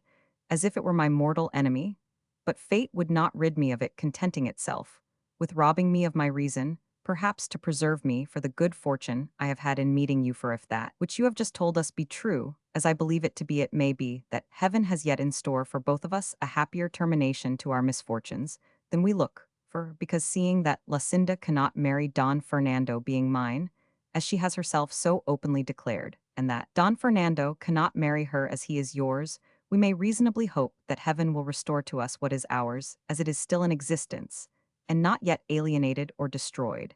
And as we have this consolation springing from no very visionary hope or wild fancy, I entreat you, Senora, to form new resolutions in your better mind, as I mean to do in mine, preparing yourself to look forward to happier fortunes. For I swear to you, by the faith of a gentleman and a Christian, not to desert you, until I see you in possession of Don Fernando, and if I cannot by words induce him to recognize his obligation to you, in that case, to avail myself of the right which my rank as a gentleman gives me, and with just cause challenge him, on account of the injury he has done you, not regarding my own wrongs, which I shall leave to heaven to avenge, while I on earth devote myself to yours." Cardenio's words completed the astonishment of Dorothea, and not knowing how to return thanks for such an offer, she attempted to kiss his feet, but Cardenio would not permit it, and the licentiate replied for both, commended the sound reasoning of Cardenio, and lastly begged, advised, and urged them to come with him to his village, where they might furnish themselves with what they needed and take measures to discover Don Fernando or restore Dorothea to her parents, or do what seemed to them most advisable. Cardenio and Dorothea thanked him, and accepted the kind offer he made them, and the barber, who had been listening to all attentively, and in silence on his part, some kindly words also, and with no less goodwill than the curate offered his services in any way that might be of use to them, he also explained to them in a few words the object that had brought them there, and the strange nature of Don Quixote's madness, and how they were waiting for his squire, who had gone in search of him, like the recollection of a dream. The quarrel he had had with Don Quixote came back to Cardenio's memory, and he described it to the others, but he was unable to say what the dispute was about. At this moment they heard a shout and recognized it as coming from Sancho Panza, who, not finding them where he had left them, was calling aloud to them. They went to meet him, and in answer to their inquiries about Don Quixote, he told them how he had found him stripped to his shirt-length yellow, half dead with hunger, and sighing for his lady Dulcinea, and although he had told him that she commanded him to quit that place and come to El Toboso, where she was expecting him, he had answered that he was determined not to appear in the presence of her beauty until he had done deeds to make him worthy of her favor, And if this went on, Sancho said, he ran the risk of not becoming an emperor as in duty-bound, or even an archbishop, which was the least he could be, for which reason they ought to consider what was to be done to get him away from there. The licentiate, in reply, told him not to be uneasy, for they would fetch him away in spite of himself. He then told Cardenio and Dorothea what they had proposed to do to cure Don Quixote, or at any rate take him home, upon which Dorothea said that she could play the distressed damsel better than the barber, especially as she had there the dress in which to do it to the life, and that they might trust to her acting the part in every particular requisite for carrying out their scheme, for she had read a great many books of chivalry, and knew exactly the style in which afflicted damsels begged boons of knights-errant. In that case, said the curate, there is nothing more required than to set about it at once, for beyond a doubt, fortune is declaring itself in our favor, since it has so unexpectedly begun to open a door for your relief, and smoothed the way for us to our object. Dorothea then took out of her pillowcase a complete petticoat of some rich stuff, and a green mantle of some other fine material, and a necklace and other ornaments out of a little box. And with these in an instant she so arrayed herself that she looked like a great and rich lady. All this, and more, she said, she had taken from home in case of need,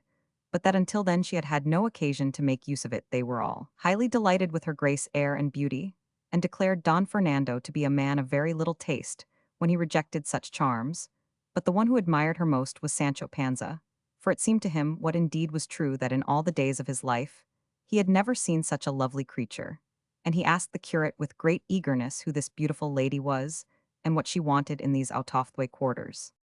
This fair lady, brother Sancho, replied the curate, is no less a personage than the heiress, in the direct male line of the great kingdom of Micamican, who has come in search of your master to beg a boon of him, which is that he redress a wrong or injury that a wicked giant has done her. And from the fame as a good knight which your master has acquired far and wide, this princess has come from Guinea to seek him.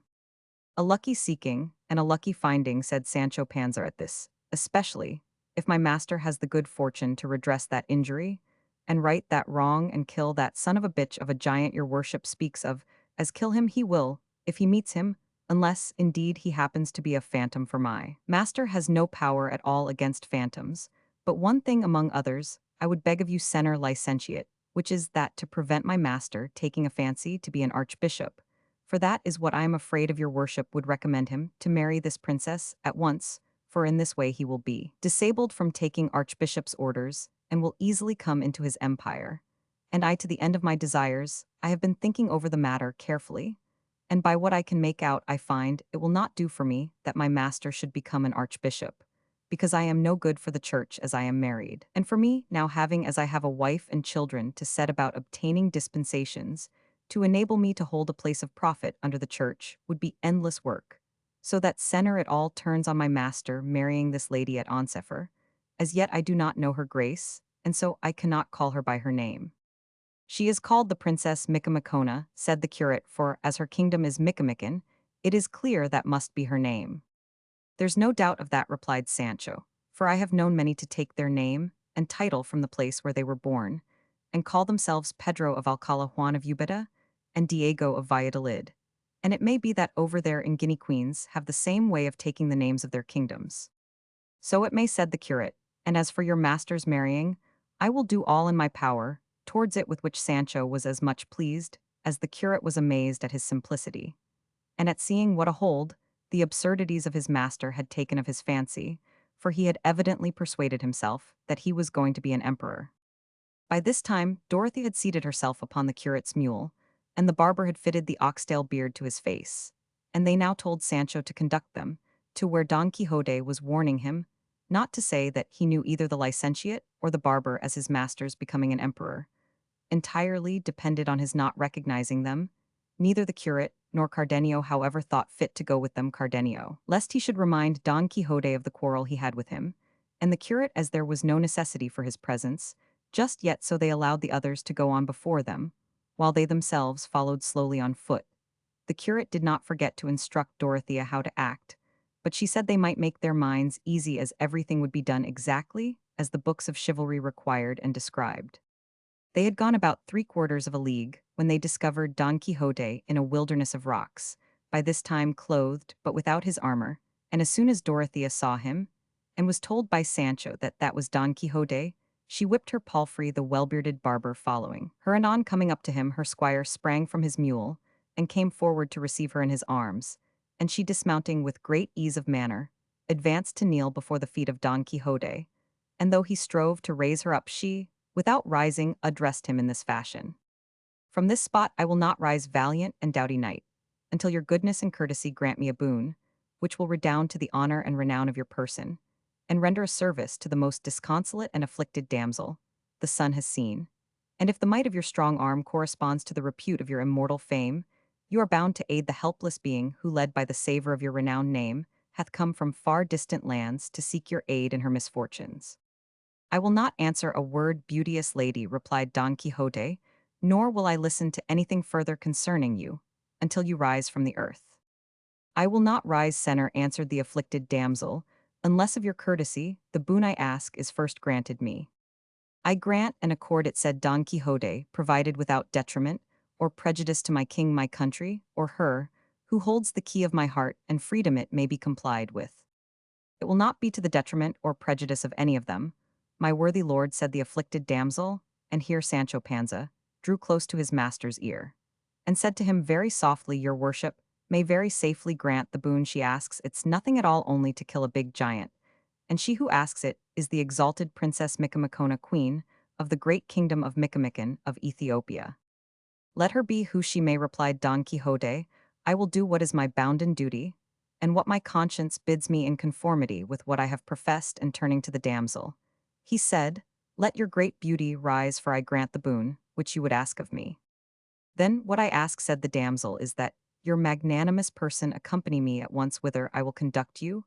and that you promise not to engage in any other adventure or quest, until you have avenged me of a traitor who against all human and divine law has usurped my kingdom. I repeat that I grant it, replied Don Quixote, and so, lady, you may from this day forth lay aside the melancholy that distresses you,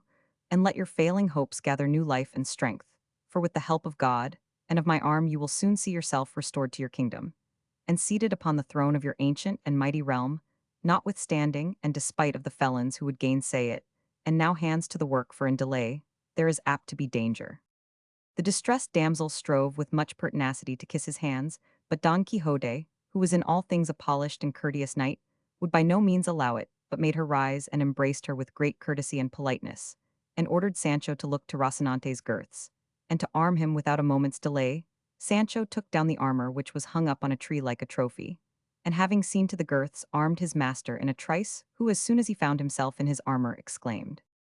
let us be gone, in the name of God, to bring aid to this great lady. The barber was all this time on his knees at great pains to hide his laughter, and not let his beard fall, for had it fallen maybe their fine scheme would have come to nothing. But now seeing the boon granted, and the promptitude with which Don Quixote prepared to set out in compliance with it, he rose, and took his lady's hand, and between them they placed her upon the mule Don Quixote, then mounted Rocinante, and the barber settled himself on his beast, Sancho being left to go on foot, which made him feel anew the loss of his dapple, finding the want of him now. But he bore all with cheerfulness, being persuaded that his master had now fairly started, and was just on the point of becoming an emperor, for he felt no doubt at all that he would marry this princess, and be king of Micomicon. At least the only thing that troubled him was the reflection that this kingdom was in the land of the blacks, and that the people they would give him for vassals would be all black. But for this, he soon found a remedy in his fancy, and said he to himself, what is it to me if my vassals are blacks? What more have I to do than make a cargo of them, and carry them to Spain, where I can sell them, and get ready money for them, and with it buy some title or some office in which to live at ease all the days of my life, not unless you go to sleep and haven't the wit or skill to turn things to account and sell 3, 6, or 10,000 vassals, while you would be talking about it. By God, I will stir them up big and little, or as best I can, and let them be ever so black, ill turn them into white or yellow. Come, come, what a fool I am. And so he jogged on, so occupied with his thoughts, and easy in his mind, that he forgot all about the hardship of traveling on foot. Cardenio and the curate were watching all this from among some bushes, not knowing how to join company with the others, but the curate, who was very fertile in devices, soon hit upon a way of effecting their purpose, and with a pair of scissors he had in a case, he quickly cut off Cardenio's beard, and putting on him a grey jerkin of his own, he gave him a black cloak, leaving himself in his breeches and doublet, while Cardenio's appearance was so different from what it had been that he would not have known himself had he seen himself in a mirror having effected this. Although the others had gone on ahead, while they were disguising themselves, they easily came out on the high road before them, for the brambles and awkward places they encountered did not allow those on horseback to go as fast as those on foot. They then posted themselves on the level ground at the outlet of the sierra, and as soon as Don Quixote and his companions emerged from it, the curate began to examine him very deliberately, as though he were striving to recognize him. And after having stared at him for some time, he hastened towards him with open arms, exclaiming, "A happy meeting, with the mirror of chivalry, my worthy compatriot Don Quixote of La Mancha, the flower and cream of high breeding, the protection and relief of the distressed, the quintessence of knights errant." And so saying, he clasped in his arms the knee of Don Quixote's left leg. He, astonished at the stranger's words and behavior, looked at him attentively, and at length recognized him, very much surprised to see him there, and made great efforts to dismount. This, however, the curate would not allow, on which Don Quixote said, "Permit me, Senor Licentiate, for it is not fitting that I should be on horseback, and so reverend a person as your worship on foot." "On no account will I allow it," said the curate. "Your mightiness must remain on horseback, for it is on horseback you achieve the greatest deeds and adventures that have been beheld in our age. As for me, an unworthy priest, it will serve me well enough to mount on the haunches of one of the mules of these gentlefolk who accompany your worship, if they have no objection, and I will fancy I am mounted on the steed Pegasus, or on the zebra or charger that bore the famous Moor Musarac, who to this day lies enchanted in the great hill of Zulema, a little distance from the great Complutum." "Nor even that will I consent to, Senor Licentiate," answered Don Quixote, "and I know it will be the good pleasure of my lady, the princess, out of love for me, to order her squire to give up the saddle of his mule to your worship, and he can sit behind if the beast will bear it." "It will, I am sure," said the princess, "and I am sure, too, that I need not order my squire, for he is too courteous and considerate to allow a churchman to go on foot when he might be mounted." "That he is," said the barber, and at once alighting, he offered his saddle to the curate, who accepted it without much entreaty, but unfortunately, as the barber was mounting behind the mule, being, as it happened, a hired one, which is the same thing as saying ill-conditioned, lifted its hind hoofs, and let fly a couple of kicks in the air, which would have made Master Nicholas wish his expedition in quest of Don Quixote at the devil had they caught him on the breast or head. As it was, they so took him by surprise that he came to the ground, giving so little heed to his beard that it fell off, and all he could do when he found himself without it was to cover his face hastily with both his hands and moan that his teeth were knocked out. Don Quixote, when he saw all that bundle of beard detached without jaws or blood from the face of the fallen squire, exclaimed, "By the living God, but this is a great miracle! It has knocked off and plucked away the beard from his face, as if it had been shaved off designedly." The curate, seeing the danger of discovery that threatened his scheme, at once pounced upon the beard, and hastened with it to where Master Nicholas lay, still uttering moans, and drawing his head to his breast, had it on in an instant, muttering over him some words which he said were a certain special charm for sticking on beards, as they would see, and as soon as he had it fixed, he left him, and the squire appeared well bearded and whole as before, whereat Don Quixote was beyond measure astonished, and begged the curate to teach him that charm, when he had an opportunity, as he was persuaded its virtue must extend beyond the sticking on of beards. For it was clear that where the beard had been stripped off, the flesh must have remained torn and lacerated, and when it could heal all that, it must be good for more than beards. And so it is, said the curate, and he promised to teach it to him on the first opportunity. They then agreed that for the present the curate should mount, and that the three should ride by turns, until they reached the inn, which might be about 6 leagues from where they were. 3 then being mounted, that is to say, Don Quixote, the princess, and the curate, and 3 on foot, Cardenio the barber, and Sancho Panza. Don Quixote said to the damsel, "Let your highness, lady, lead on whithersoever is most pleasing to you." But before she could answer, the licentiate said, "Towards what kingdom would your ladyship direct our course? Is it perchance towards that of Micamican? It must be, or else I know little about kingdoms." She, being ready on all points, understood that she was to answer yes, so she said, "Yes, senor, my way lies towards that kingdom." "In that case," said the curate, "we must pass right through my village, and there your worship will take the road to Cartagena, where you will be able to embark, fortune favoring. And if the wind be fair and the sea smooth and tranquil, in somewhat less than 9 years, you may come in sight of the great Lake Miona, I mean Meotides, which is little more than 100 days' journey this side of your highness' kingdom." Your worship is mistaken, Senner, said she, for it is not 2 years since I set out from it. And though I never had good weather, nevertheless, I am here to behold what I so longed for. And that is my lord Don Quixote of La Mancha, whose fame came to my ears as soon as I set foot in Spain, and impelled me to go in search of him to commend myself to his courtesy, and entrust the justice of my cause to the might of his invincible arm. Enough, no more praise, said Don Quixote at this, for I hate all flattery. And though this may not be so, still language of the kind is offensive to my chaste ears. I will only say, Senora, that whether it has might or not, that which it may or may not have shall be devoted to your service even to death. And now, leaving this to its proper season, I would ask the Senor Licentiate to tell me what it is that has brought him into these parts alone, unattended, and so lightly clad that I am filled with amazement. I will answer that, briefly replied the curate. You must know then, Senor Don Quixote, that Master Nicholas, our friend and barber, and I were going to Seville to receive some money that a relative of mine, who went to the Indies many years ago, had sent me, and not such a small sum, but that it was over 60,000 pieces of 8 full weight, which is something, and passing by this place yesterday, we were attacked by 4 footpads who stripped us even to our beards, and them they stripped off so that the barber found it necessary to put on a false one, and even this young man here, pointing to Cardignathi, completely transformed.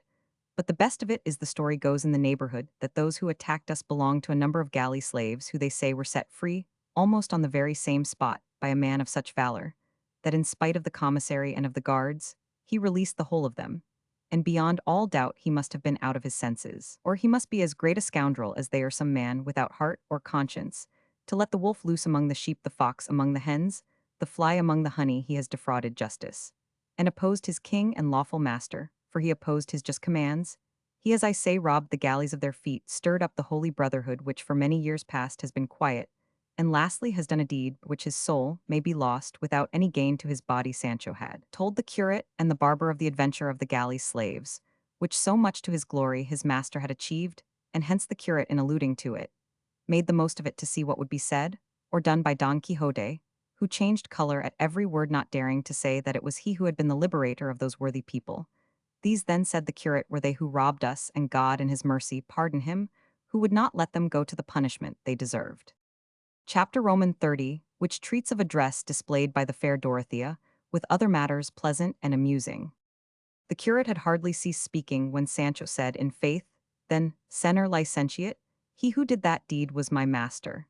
And it was not for want of my telling him beforehand and warning him to mind what he was about, and that it was a sin to set them at liberty, as they were all on the march there, because they were special scoundrels.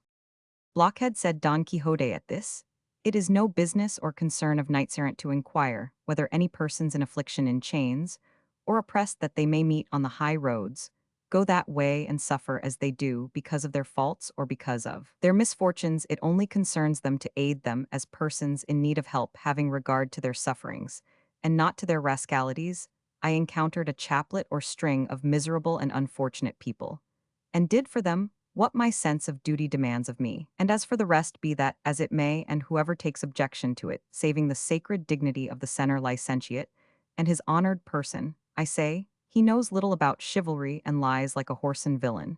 And this I will give him to know to the fullest extent with my sword. And so saying, he settled himself in his stirrups, and pressed down his morion for the barber's basin, which according to him was Mambrino's helmet, he carried hanging at the saddle-bow, until he could repair the damage done to it by the galley slaves. Dorothea, who was shrewd and sprightly, and by this time thoroughly understood Don Quixote's crazy turn, and that all except Sancho Panza were making game of him, not to be behind the rest, said to him, on observing his irritation, Sir Knight, remember the boon you have promised me, and that in accordance with it you must not engage in any other adventure, be it ever so pressing. Calm yourself, for, if the licentiate had known that the galley slaves had been set free by that unconquered arm, he would have stopped his mouth thrice over, or even bitten his tongue 3 times, before he would have said a word that tended towards disrespect of your worship. That I swear heartily, said the curate, and I would have even plucked off a mustache. I will hold my peace, Senora, said Don Quixote, and I will curb the natural anger that had arisen in my breast, and will proceed in peace and quietness, until I have fulfilled my promise. But in return for this consideration, I entreat you to tell me, if you have no objection to do so, what is the nature of your trouble, and how many, who and what are the persons of whom I am to require due satisfaction, and on whom I am to take vengeance on your behalf. "That I will do with all my heart," replied Dorothea, "if it will not be wearisome to you to hear of miseries and misfortunes." "It will not be wearisome, Senora," said Don Quixote, to which Dorothea replied, "Well, if that be so, give me your attention." As soon as she said this, Cardenio and the barber drew close to her side, eager to hear what sort of story the quick-witted Dorothea would invent for herself, and Sancho did the same, for he was as much taken in by her as his master, and she, having settled herself comfortably in the saddle, and with the help of coughing and other preliminaries, taken time to think, began with great sprightliness of manner in this fashion. "First of all, I would have you know, sirs, that my name is," and here she stopped for a moment, for she forgot the name the curate had given her.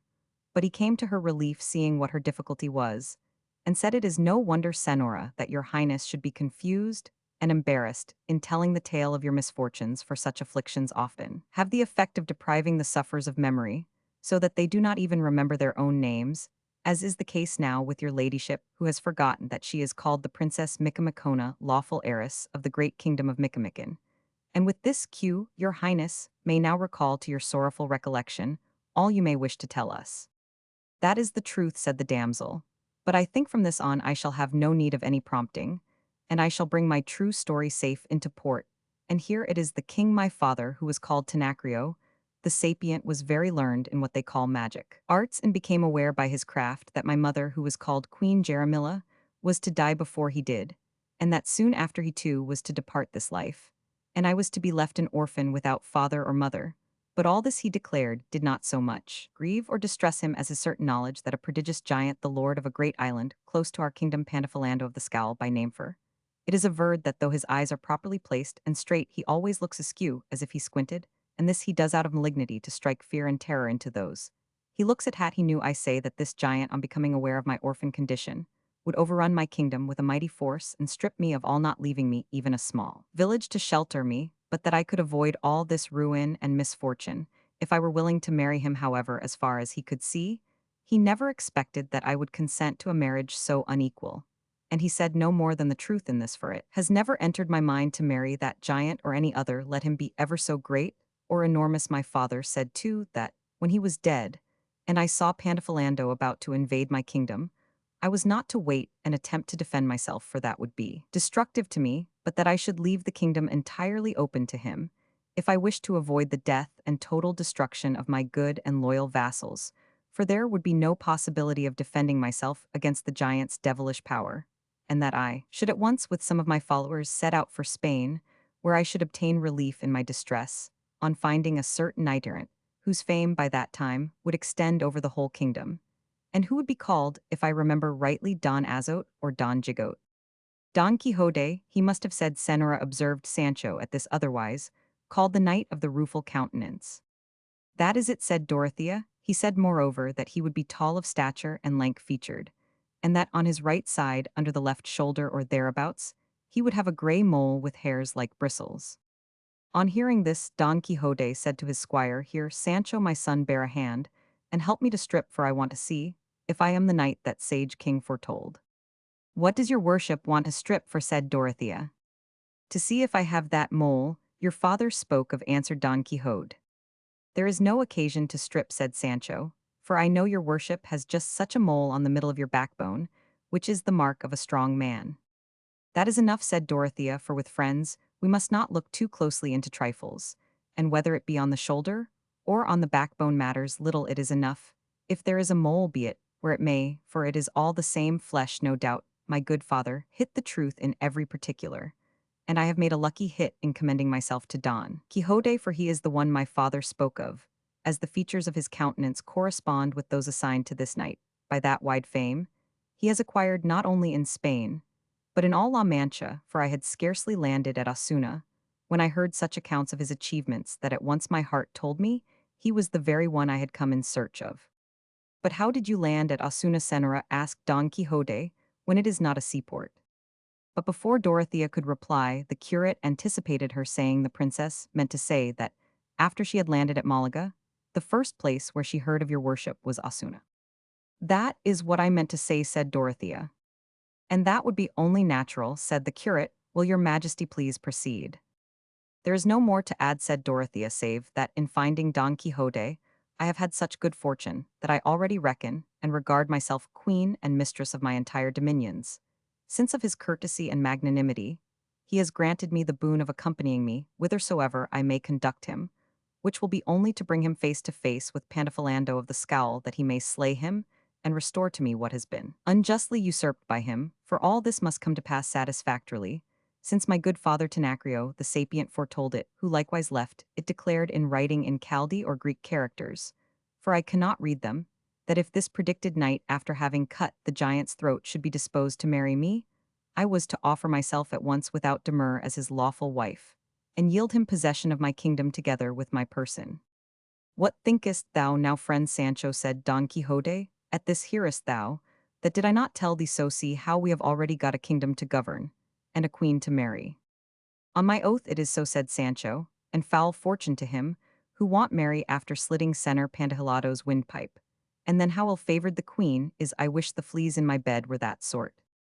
And so saying, he cut a couple of capers in the air with every sign of extreme satisfaction, and then ran to seize the bridle of Dorothea's mule, and checking it fell on his knees before her, begging her to give him her hand to kiss in token of his acknowledgment of her, as his queen and mistress. Which of the bystanders could have helped laughing to see the madness of the master, and the simplicity of the servant Dorothea, therefore gave her hand, and promised to make him a great lord in her kingdom, when heaven should be so good as to permit her to recover and enjoy it, for which Sancho returned thanks in words that set them all laughing again.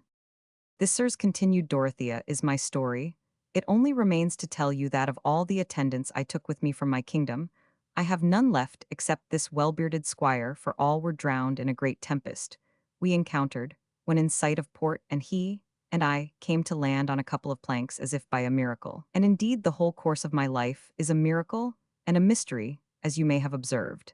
And if I have been over-minute in any respect, or not as precise as I ought, let it be accounted for by what the licentiate said at the beginning of my tale, that constant and excessive troubles deprive the sufferers of their memory. They shall not deprive me of mine, exalted and worthy princess, said Don Quixote. However great and unexampled those which I shall endure in your service may be, and here I confirm anew the boon I have promised you, and I swear to go with you to the end of the world, until I find myself in the presence of your fierce enemy, whose haughty head I trust by the aid of my arm to cut off with the edge of the sai, will not say good sword, thanks to Gins de Passamont who carried away mine thighs, he said between his teeth, and then continued, and when it has been cut off, and you have been put in peaceful possession of your realm, it shall be left to your own decision to dispose of your person, as may be most pleasing to you, for so long as my memory is occupied, my will enslaved, and my understanding enthralled by her. I say, no more. It is impossible for me for a moment to contemplate marriage, even with a PH. The last words of his master about not wanting to marry were so disagreeable to Sancho that, raising his voice, he exclaimed with great irritation, by my oath, Senor Don Quixote, you are not in your right senses, for how can your worship possibly object to marrying such an exalted princess as this? Do you think fortune will offer you behind every stone such a piece of luck as is offered you now? Is my lady Dulcinea fairer perchance? Not she, nor half as fair, and I will even go so far as to say she does not come up to the shoe of this one. Here a poor chance I have of getting that county I am waiting for, if your worship goes looking for dainties in the bottom of the sea, in the devil's name, Mary, Mary, and take this kingdom that comes to hand without any trouble, and when you are king make me a marquis or governor of a province, and for the rest let the devil take it all. Don Quixote, when he heard such blasphemies uttered against his lady Dulcinea, could not endure it, and lifting his pike, without saying anything to Sancho or uttering a word, he gave him two such thwacks that he brought him to the ground, and had it not been that Dorothea cried out to him to spare him, he would have no doubt taken his life on the spot. Do you think he said to him, after a pause, you scurvy clown, that you are to be always interfering with me, and that you are to be always offending, and I always pardoning? Don't fancy it, impious scoundrel, for that beyond a doubt thou art, since thou hast set thy tongue going against the peerless Dulcinea. Know you not, lout vagabond beggar, that were it not for the might that she infuses into my arm, I should not have strength enough to kill a flea-say scoffer with a viper's tongue? What think you has won this kingdom and cut off this giant's head, and made you a marquis? For all this I count as already accomplished and decided.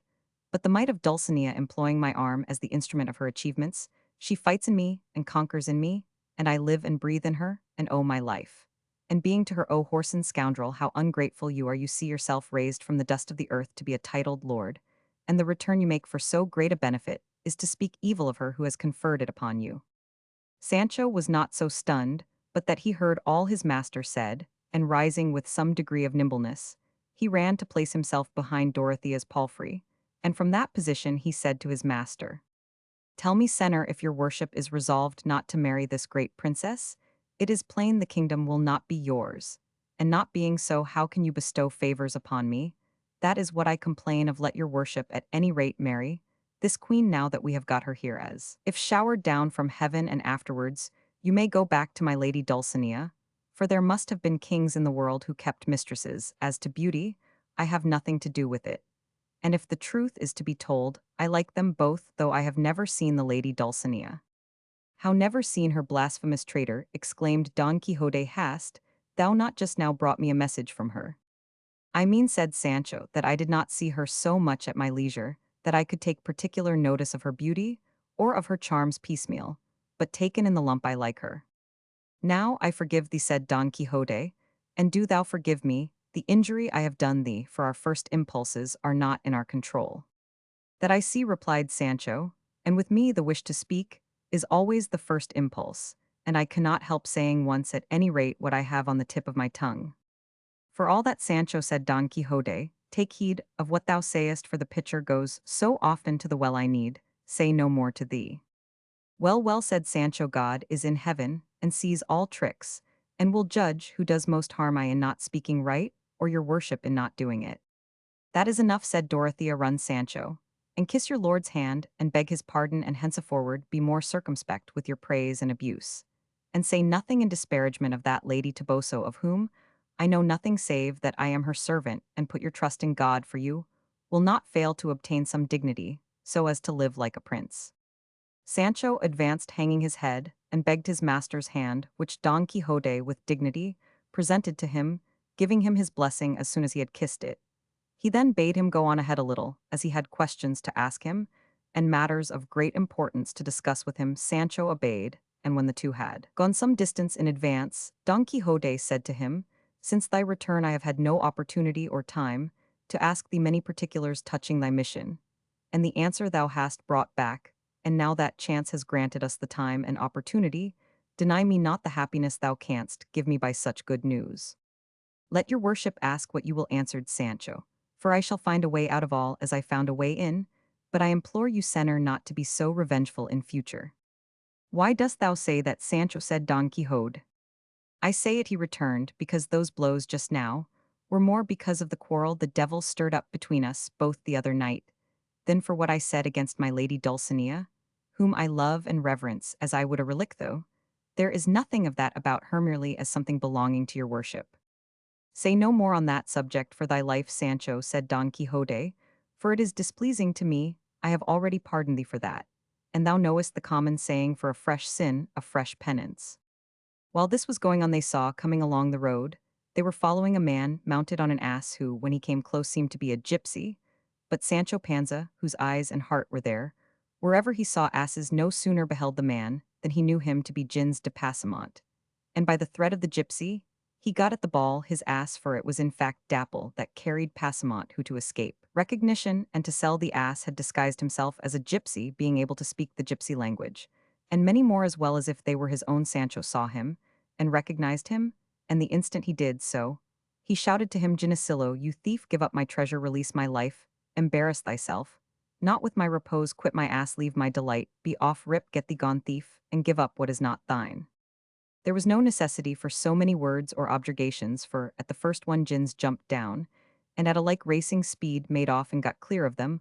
All Sancho hastened to his Dapple, and embracing him, he said, "How hast thou fared, my blessing Dapple of my eyes, my comrade?" all the while kissing him and caressing him as if he were a human being. The ass held his peace, and let himself be kissed and caressed by Sancho. Without answering a single word, they all came up and congratulated him on having found Dapple. Don Quixote, especially, who told him that notwithstanding this, he would not cancel the order for the 3 escolts, for which Sancho thanked him. While the two had been going along conversing in this fashion, the curate observed to Dorothea that she had shown great cleverness as well in the story itself, as in its conciseness, and the resemblance it bore to those of the books of chivalry. She said that she had many times amused herself reading them, but that she did not know the situation of the provinces or seaports, and so she had said at haphazard that she had landed at Osuna. So I saw, said the curate, and for that reason I made haste to say what I did, by which it was all set right. But is it not a strange thing to see how readily this unhappy gentleman believes all these figments, and lies simply, because they are in the style and manner of the absurdities of his books? So it is, said Cardenio, and so uncommon and unexampled that were one to attempt to invent and concoct it in fiction, I doubt if there be any wit keen enough to imagine it. But another strange thing about it, said the curate, is that apart from the silly things which this worthy gentleman says in connection with his craze, when other subjects are dealt with, he can discuss them in a perfectly rational manner, showing that his mind is quite clear and composed, so that provided his chivalry is not touched upon, no one would take him to be anything but a man of thoroughly sound understanding. While they were holding this conversation, Don Quixote continued his with Sancho, saying, Friend Panza, let us forgive and forget as to our quarrels, and tell me now, dismissing anger and irritation, where, how, and when didst thou find Dulcinea? What was she doing? What didst thou say to her? What did she answer? How did she look when she was reading my letter? Who copied it out for thee? And everything in the matter that seems to thee worth knowing, asking, and learning, neither adding nor falsifying, to give me pleasure, nor yet curtailing, lest you should deprive me of it. Senor, replied Sancho, if the truth is to be told, nobody copied out the letter for me, for I carried no letter at all. It is as thou sayest, said Don Quixote, for the notebook, in which I wrote it, I found in my own possession, 2 days after thy departure, which gave me very great vexation, as I knew not what thou wouldst do on finding thyself without any letter, and I made sure thou wouldst return from the place where thou didst first miss it.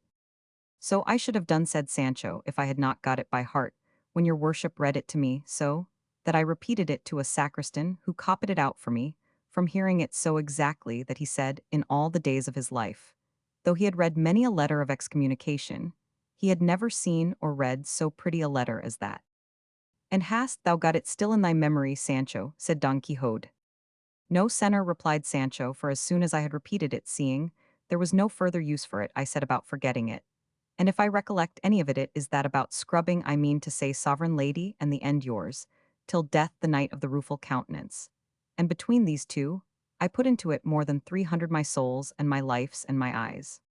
Chapter Roman 30, one of the delectable discussion between Don Quixote and Sancho Panza, his squire, together with other incidents. All that is not unsatisfactory to me, said Don Quixote, go on, thou didst reach her. And what was that Queen of Beauty doing? Surely thou didst find her stringing pearls, or embroidering some device in gold thread for this her enslaved knight. I did not, said Sancho, but I found her winnowing 2 bushels of wheat in the yard of her house. Then depend upon it, said Don Quixote, the grains of that wheat were pearls when touched by her hands, and didst thou look, friend, was it white wheat or brown? It was neither but red, said Sancho. Then I promise thee, said Don Quixote, that winnowed by her hands, beyond a doubt the bread it made was of the whitest. But go on, when thou gavest her my letter, did she kiss it? Did she place it on her head? Did she perform any ceremony befitting it? Or what did she do? When I went to give it to her, replied Sancho, she was hard at it, swaying from side to side, with a lot of wheat she had in the sieve. And she said to me, lay the letter, friend, on the top of that sack, for I cannot read it until I have done sifting all this. Discreet lady, said Don Quixote, that was in order to read it at her leisure, and enjoy it, proceeds Sancho. While she was engaged in her occupation, what converse did she hold with thee? What did she ask about me? And what answer didst thou give? Make haste, tell me all, and let not an atom be left behind in the ink bottle. She asked me nothing, said Sancho, but I told her how your worship was left doing penance in her service, naked from the waist up in among these mountains like a savage, sleeping on the ground, not eating bread off a tablecloth, nor combing your beard, weeping, and cursing your fortune. In saying I cursed my fortune, thou saidst, wrong, said Don Quixote, for rather do I bless it, and shall bless it all the days of my life for having made me worthy of aspiring to love so lofty a lady as Dulcinea del Toboso. And so lofty she is, said Sancho, that she overtops me by more than a hand's breadth. What, Sancho, said Don Quixote, didst thou measure with her? I measured in this way, said Sancho, going to help her to put a sack of wheat on the back of an ass. We came so close together that I could see she stood more than a good palm over me. Well said Don Quixote, and doth she not of a truth accompany, and adorn this greatness with 1,000,000,000 charms of mind? But one thing thou wilt not deny, Sancho. When thou camest close to her, didst thou not perceive a sabin odor and aromatic fragrance? I know not what delicious, that I cannot find a name, for I mean a redolence and exhalation, as if thou wert in the shop of some dainty glover. All I can say is, said Sancho, that I did perceive a little odor something gaudy. It must have been that she was all in a sweat with hard work. It could not be that, said Don Quixote, but thou must have been suffering from cold in the head, or must have smelt thyself, for I know well what would be the scent of that rose among thorns, that lily of the field that dissolved amber. Maybe so, replied Sancho. There often comes from myself that same odor which then seemed to me to come from her grace the lady Dulcinea, but that's no wonder, for one devil is like another. Well then, continued Don Quixote, now she has done sifting the corn, and sent it to the mill. What did she do when she read the letter? As for the letter, said Sancho, she did not read it, for she said she could neither read nor write. Instead of that, she tore it up into small pieces, saying that she did not want to let anyone read it, lest her secrets should become known in the village, and that what I had told her by word of mouth about the love your worship bore her, and the extraordinary penance you were doing for her sake, was enough. And to make an end of it, she told me to tell your worship that she kissed your hands, and that she had a greater desire to see you than to write to you, and that therefore she entreated and commanded you on sight of this present to come out of these thickets, and to have done with carrying on absurdities, and to set out at once for El Toboso, unless something else of greater importance should happen, for she had a great desire to see your worship. She laughed greatly when I told her how your worship was called the Knight of the Rueful Countenance. I asked her if that Biscayan the other day had been there, and she told me he had, and that he was an honest fellow. I asked her too about the galley slaves, but she said she had not seen any as yet. So far all goes well, said Don Quixote. But tell me, what jewel was it that she gave thee on taking thy leave in return for thy tidings of me? For it is a usual and ancient custom, with knights and ladies errant, to give the squires damsels or dwarfs, who bring tidings of their ladies to the knights, or of their knights to the ladies, some rich jewel, as a guerdon for good news and acknowledgment of the message. That is very likely, said Sancho, and a good custom it was to my mind, but that must have been in days gone by, for now it would seem to be the custom only to give a piece of bread and cheese, because that was what my lady Dulcinea gave me over the top of the yard wall when I took leave of her, and more by token it was sheep's milk cheese. She is generous in the extreme, said Don Quixote, and if she did not give thee a jewel of gold, no doubt it must have been because she had not one to hand there to give thee. But sleeves are good after Easter. I shall see her, and all shall be made right. But knowest thou what amazes me, Sancho? It seems to me thou must have gone and come through the air, for thou hast taken but little more than 3 days to go to El Toboso, and return, though it is more than 30 leagues from here to there, from which I am inclined to think that the sage magician, who is my friend and watches over my interests, for of necessity there is, and must be one, or else I should not be a right knight-errant, that this same, I say, must have helped thee to travel without thy knowledge, for some of these sages will catch up a knight-errant sleeping in his bed, and without his knowing how, or in what way it happened, he wakes up the next day more than 1,000 leagues away from the place where he went to sleep. And if it were not for this, knights-errant would not be able to give aid to one another in peril, as they do at every turn, for a knight maybe is fighting in the mountains of Armenia with some dragon or fierce serpent or another knight, and gets the worst of the battle, and is at the point of death. But when he least looks for it, there appears over against him on a cloud or chariot of fire another knight, a friend of his, who just before had been in England, and who takes his part and delivers him from death, and at night he finds himself in his own quarters, supping very much to his satisfaction, and yet from one place to the other will have been 2 or 3 thousand leagues, and all this is done by the craft and skill of the sage enchanters who take care of those valiant knights. So that, friend Sancho, I find no difficulty in believing that thou mayest have gone from this place to El Toboso, and returned in such a short time, since, as I have said, some friendly sage must have carried thee through the air without thee perceiving it. That must have been it, said Sancho, for indeed Rocinante went like a gypsy's ass, with quicksilver in his ears. Quicksilver, said Don Quixote, I, and what is more, a legion of devil's folk that can travel and make others travel, without being weary exactly as the whim seizes them. But putting this aside, what thinkest thou I ought to do about my lady's command to go and see her? For though I feel that I am bound to obey her mandate, I feel too that I am debarred by the boon I have accorded to the princess that accompanies us, and the law of chivalry compels me to have regard for my word, In preference to my inclination, on the one hand, the desire to see my lady pursues, and harasses me on the other my solemn promise, and the glory I shall win in this enterprise urge and call me. But what I think I shall do is to travel with all speed, and reach quickly the place where this giant is. And on my arrival, I shall cut off his head, and establish the princess peacefully in her realm, and forthwith I shall return to behold the light. That lightens my senses, to whom I shall make such excuses that she will be led to approve of my delay, for she will see that it entirely tends to increase her glory and fame, for all that I have won am winning, or shall win by arms in this life, comes to me of the favor she extends to me, and because I am hers. Ah, what a sad state your worship's brains are in, said Sancho. Tell me, senor, do you mean to travel all that way for nothing, and to let slip and lose so rich and great a match as this, where they give as a portion a kingdom, that in sober truth I have heard say, is more than 20,000 leagues round about, and abounds with all things necessary to support human life, and is bigger than Portugal and Castile put together? Peace, for the love of God. Blush for what you have said, and take my advice, and forgive me and marry at once in the first village, where there is a curate, if not here is our licentiate, who will do the business beautifully. Remember, I am old enough to give advice, and this I am giving comes pat to the purpose, for a sparrow in the hand is better than a vulture on the wing, and he who has the good to his hand, and chooses the bad, that the good he complains of may not come to him.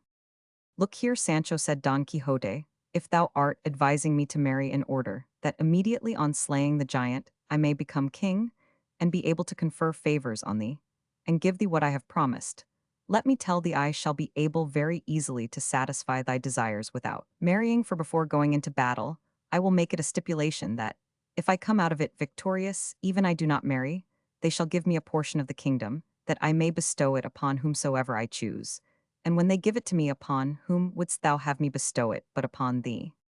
That is plain speaking, said Sancho, but let your worship take care to choose it on the sea-coast, so that if I don't like the life, I may be able to ship off my black vassals, and deal with them, as I have said. Don't mind going to see my lady Dulcinea now, but go and kill this giant, and let us finish off this business, for by God it strikes me, it will be one of great honor and great profit. I hold thou art in the right of it, Sancho, said Don Quixote, and I will take thy advice as to accompanying the princess, before going to see Dulcinea. But I counsel thee not to say anything to anyone, or to those who are with us, about what we have considered and discussed, for, as Dulcinea is so decorous that she does not wish her thoughts to be known, it is not right that I or anyone for me should disclose them. Well then, if that be so, said Sancho, how is it that your worship makes all those you overcome by your arm go to present themselves before my lady Dulcinea, this being the same thing as signing your name to it that you love her, and are her lover,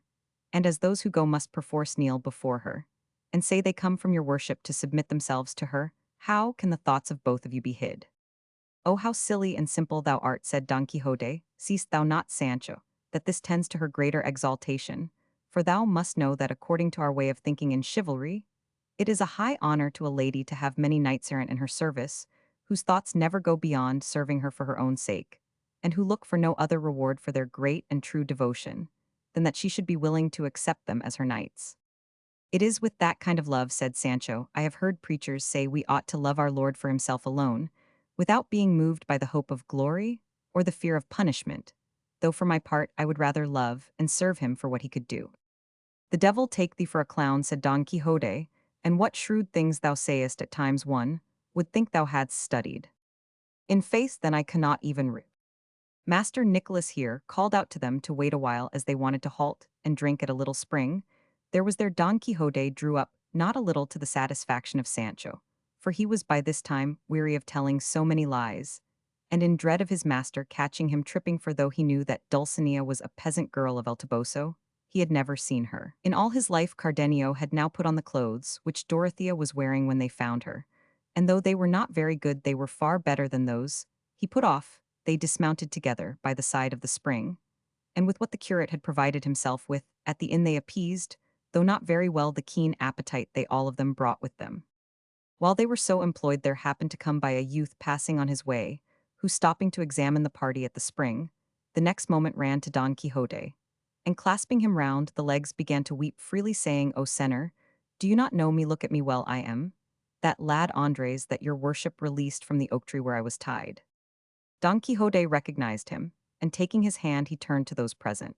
and said that your worships may see how important it is to have knights errant to redress the wrongs and injuries done by tyrannical and wicked men in this world.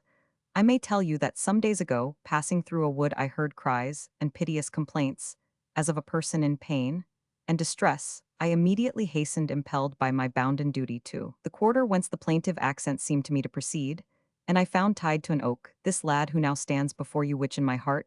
I rejoice at, for his testimony will not permit me to depart from the truth in any particular. He was, I say, tied to an oak, naked from the waist up,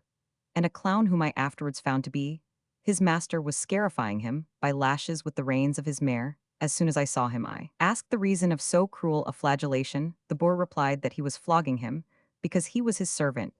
and because of carelessness that proceeded rather from dishonesty than stupidity, on which this boy said, Senner, he flogs me only because I ask for my wages. The master made I know not what speeches and explanations, which though I listened to them,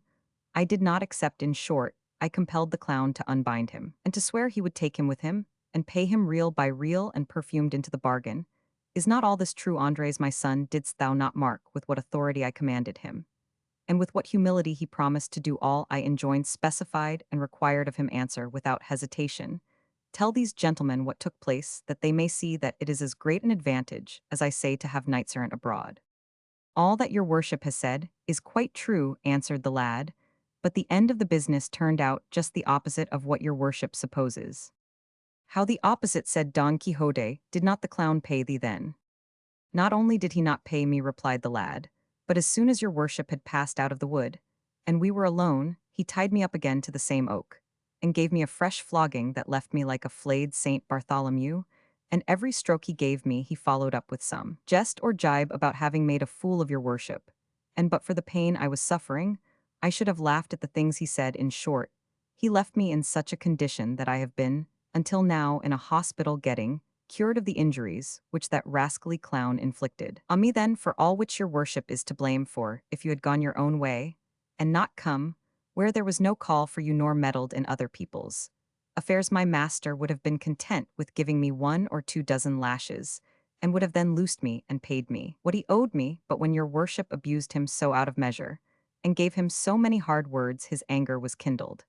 and as he could not revenge himself on you, as soon as he saw you had left him, the storm burst upon me in such a way that I feel as if I should never be a man again. The mischief, said Don Quixote, lay in my going away, for I should not have gone until I had seen thee paid, because I ought to have known well by long experience that there is no clown who will keep his word if he finds it will not suit him to keep it. But thou rememberest, Andres, that I swore if he did not pay thee I would go and seek him, and find him though he were to hide himself in the whale's belly. That is true, said Andres, but it was of no use. Thou shalt see now whether it is of use or not, said Don Quixote, and so saying he got up hastily and bade Sancho bridle. Rocinante, who was browsing while they were eating, Dorothea asked him what he meant to do. He replied that he meant to go in search of this clown, and chastise him for such iniquitous conduct, and see Andres paid to the last maravedi despite, and in the teeth of all the clowns in the world. To which she replied that he must remember that, in accordance with his promise, he could not engage in any enterprise until he had concluded hers,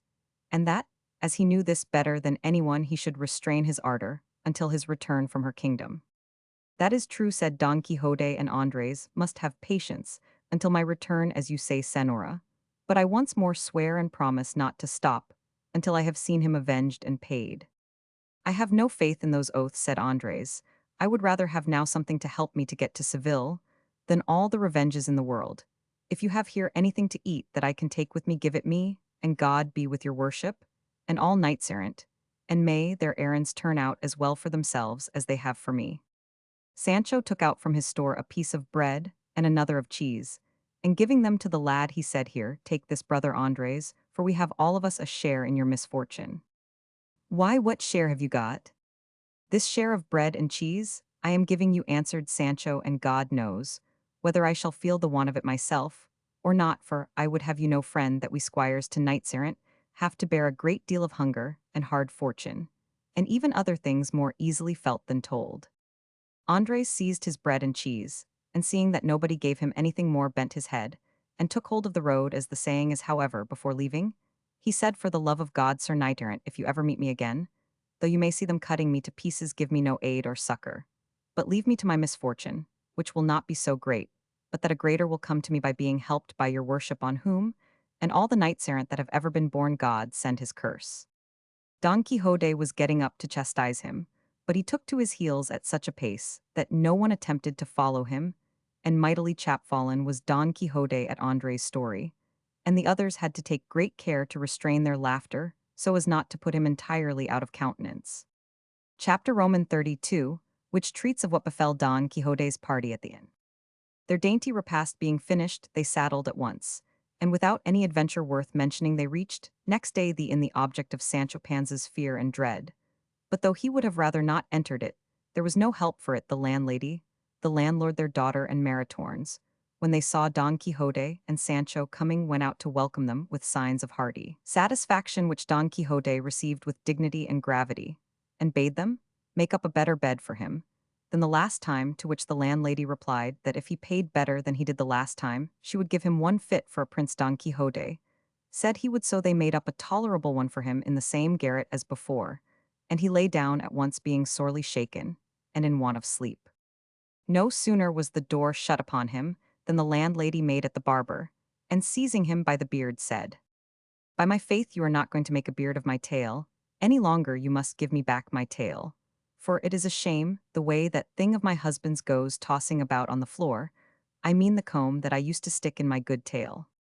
But for all she tugged at it, the barber would not give it up, until the licentiate told him to let her have it, as there was now no further occasion for that stratagem, because he might declare himself and appear in his own character, and tell Don Quixote that he had fled to this inn when those thieves, the galley slaves, robbed him, and should he ask for the princess squire, they could tell him that she had sent him on before her, to give notice to the people of her kingdom, that she was coming and bringing with her the deliverer of them. All on this the barber cheerfully restored the tale to the landlady, and at the same time they returned all the accessories they had borrowed to effect Don Quixote's deliverance. All the people of the inn were struck with astonishment at the beauty of Dorothea, and even at the comely figure of the shepherd. Cardenio the curate made them get ready such fare as there was in the inn, and the landlord, in hope of better payment, served them up a tolerably good dinner. All this time Don Quixote was asleep, and they thought it best not to waken him, as sleeping would now do him more good than eating. While at dinner, the company consisting of the landlord, his wife, their daughter Maritornes, and all the travelers, they discussed the strange craze of Don Quixote, and the manner in which he had been found, and the landlady told them what had taken place between him and the carrier, and then, looking round to see if Sancho was there, when she saw he was not, she gave them the whole story of his blanketing, which they received with no little amusement. But on the curate observing that it was the books of chivalry, which Don Quixote had read, that had turned his brain, the landlord said, "I cannot understand how that can be, for in truth to my mind there is no better reading in the world, and I have here 2 or 3 of them with other writings, that are the very life not only of myself, but of plenty more, for when it is harvest time, the reapers flock here on holidays, and there is always one among them who can read and who takes up one of these books, and we gather round him 30 or more of us, and stay listening to him with a delight that makes our gray hairs grow young again. At least I can say for myself that, when I hear of what furious and terrible blows the knights deliver, I am seized with the longing to do the same, and I would like to be hearing about them night and day." "And I just as much," said the landlady, "because I never have a quiet moment in my house, except when you are listening to someone reading, for then you are so taken up that for the time being you forget to scold." "That is true," said Maritornes, "and faith, I relish hearing these things greatly too, for they are very pretty, especially when they describe some lady or another in the arms of her knight under the orange trees, and the duenna who is keeping watch for them half dead with envy and fright. All this, I say, is as good as honey." "And you, what do you think, young lady?" said the curate, turning to the landlord's daughter. "I don't know indeed, senor," said she. "I listen too, and to tell the truth, though I do not understand it, I like hearing it. But it is not the blows that my father likes that I like, but the laments the knights utter when they are separated from their ladies, and indeed they sometimes make me weep with the pity I feel for them." "Then you would console them, if it was for you they wept, young lady," said Dorothea. "I don't know what I should do," said the girl. "I only know that there are some of those ladies so cruel, that they call their knights tigers and lions, and 1,000 other foul names, and Jesus, I don't know what sort of folk they can be so unfeeling and heartless, that rather than bestow a glance upon a worthy man, they leave him to die or go mad. I don't know what is the good of such prudery if it is for honor's sake. Why not marry them, that's all they want. Hush, child, said the landlady, it seems to me thou knowest a great deal about these things, and it is not fit for girls to know or talk so much. As the gentleman asked me, I could not help answering him, said the girl. Well then, said the curate, bring me these books, senor landlord, for I should like to see them. With all my heart, said he, and going into his own room, he brought out an old valise secured with a little chain, on opening which the curate found in it 3 large books and some manuscripts written in a very good hand. The first that he opened he found to be Don Cyrangilio of Thrace, and the second Don Felix Mart of Hyrcania, and the other the history of the great Captain Gonzalo Hernandez de Cordova, with the life of Diego Garcia de Perez. When the curate read the 2 first titles, he looked over at the barber, and said, we want my friend's housekeeper and niece here now. Nay, said the barber, I can do just as well to carry them to the yard, or to the hearth, and there is a very good fire there. What, your worship would burn my books, said the landlord. Only these 2, said the curate, Don Cyrangilio and Felix Mart. Are my books then heretics or phlegmatics that you want to burn them, said the landlord. Schismatics you mean, friend, said the barber, not phlegmatics.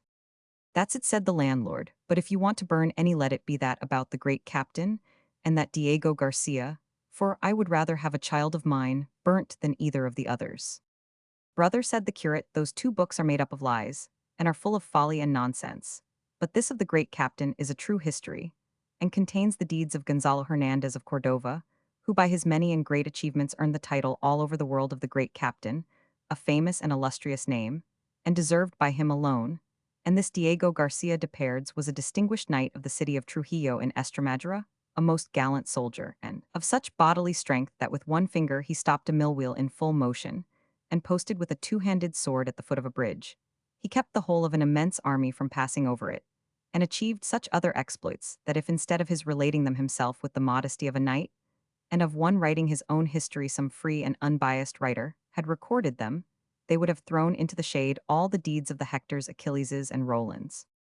Tell that to my father, said the landlord, there's a thing to be astonished at, stopping a mill wheel. By God, your worship should read what I have read of Felix Mart of Hyrcania, how with one single backstroke he cleft 5 giants asunder through the middle as if they had been made of beanpods, like the little friars the children make, and another time he attacked a very great and powerful army, in which there were more than 1,600,000 soldiers, all armed from head to foot, and he routed them all as if they had been flocks of sheep. And then, what do you say to the good Cyrangilio of Thrace, that was so stout and bold as may be seen in the book, where it is related that as he was sailing along a river, there came up out of the midst of the water against him a fiery serpent, and he, as soon as he saw it, flung himself upon it, and got astride of its scaly shoulders, and squeezed its throat with both hands with such force that the serpent, finding he was throttling, it had nothing for it but to let itself sink to the bottom of the river, carrying with it the knight who would not let go his hold. And when they got down there, he found himself among palaces and gardens, so pretty that it was a wonder to see. And then the serpent changed itself into an old ancient man, who told him such things as were never heard. Hold your peace, senor, for if you were to hear this you would go mad with delight. A couple of figs for your great captain, and your Diego Garcia. Hearing this, Dorothea said in a whisper to Cardenio, our landlord is almost fit to play a second part to Don Quixote. I think so, said Cardenio, for, as he shows, he accepts it as a certainty that everything those books relate took place exactly as it is written down, and the barefooted friars themselves would not persuade him to the contrary. But consider, brother, said the curate, once more, there never was any Felix Mart of Hyrcania in the world, nor any Cyrangilio of Thrace, or any of the other knights of the same sort, that the books of chivalry talk of the whole thing is the fabrication and invention of idle wits devised by them for the purpose you describe of beguiling the time, as your reapers do, when they read. For I swear to you in all seriousness, there never were any such knights in the world, and no such exploits or nonsense ever happened anywhere. Try that bone on another dog, said the landlord, as if I did not know how many make 5. And where my shoe pinches me, don't think to feed me with pap, for by God, I am no fool. It is a good joke for your worship to try, and persuade me that everything these good books say is nonsense and lies, and they printed by the license of the lords of the royal council, as if they were people who would allow such a lot of lies to be printed all together, and so many battles and enchantments that they take away one's senses. I have told you, friend, said the curate, that this is done to divert our idle thoughts, and as in well-ordered states games of chess, fives, and billiards are allowed for the diversion of those who do not care, or are not obliged, or are unable to work, so books of this kind are allowed to be printed on the supposition that what indeed is the truth, there can be nobody so ignorant as to take any of them for true stories. And if it were permitted me now, and the present company desired it, I could say something about the qualities books of chivalry should possess to be good ones that would be to the advantage, and even to the taste of some. But I hope the time will come when I can communicate my ideas to someone who may be able to mend matters. And in the meantime, Senor landlord, believe what I have said and take your books, and make up your mind about their truth or falsehood. And much good may they do you, and God grant you may not fall lame of the same foot your guest, Don Quixote, halts on. No fear of that, returned the landlord. I shall not be so mad as to make a knight errant of myself, for I see well enough that things are not now as they used to be in those days, when they say those famous knights roamed about the world. Sancho had made his appearance in the middle of this conversation, and he was very much troubled and cast down by what he heard said about knights-errant being now no longer in vogue, and all books of chivalry being folly and lies. And he resolved in his heart to wait and see what came of this journey of his master's. And if it did not turn out as happily as his master expected, he determined to leave him and go back to his wife and children and his ordinary labor. The landlord was carrying away the valise and the books, but the curate said to him, "Wait, I want to see what those papers are that are written in such a good hand." The landlord, taking them out, handed them to him to read, and he perceived they were a work of about 8 sheets of manuscript, with in large letters at the beginning the title of novel of the ill-advised curiosity. The curate read 3 or 4 lines to himself, and said, "I must say the title of this novel does not seem to me a bad one, and I feel an inclination to read it all." To which the landlord replied, "Then your reverence will do well to read it, for I can tell you that some guests who have read it here have been much pleased with it, and have begged it of me very earnestly. But I would not give it meaning to return it to the person who forgot the valise books and papers here, for maybe he will return here some time or other. And though I know I shall miss the books, faith, I mean to return them, for though I am an innkeeper, still I am a Christian." "You are very right, friend," said the curate, "but for all that, if the novel pleases me, you must let me copy it." "With all my heart," replied the host. While they were talking, Cardenio had taken up the novel and begun to read it, and forming the same opinion of it as the curate, he begged him to read it so that they might all hear it. "I would read it," said the curate, "if the time would not be better spent in sleeping." "It will be rest enough for me," said Dorothea, "to while away the time by listening to some tale, for my spirits are not yet tranquil enough to let me sleep when it would be seasonable." "Well then, in that case," said the curate, "I will read it. If it were only out of curiosity, perhaps it may contain something pleasant." Master Nicholas added his entreaties to the same effect, and Sancho too, seeing which and considering that he would give pleasure to all and receive it himself, the curate said, "Well, then attend to me everyone, for the novel begins thus." Chapter Roman 33, in which is related the novel of the ill-advised curiosity. In Florence, a rich and famous city of Italy in the province called Tuscany, there lived 2 gentlemen of wealth and quality, Anselmo and Lothario, such great friends that by way of distinction they were called by all that knew them the 2 friends. They were unmarried, young, of the same age, and of the same tastes, which was enough to account for the reciprocal friendship between them. Anselmo, it is true, was somewhat more inclined to seek pleasure in love than Lothario, for whom the pleasures of the chase had more attraction.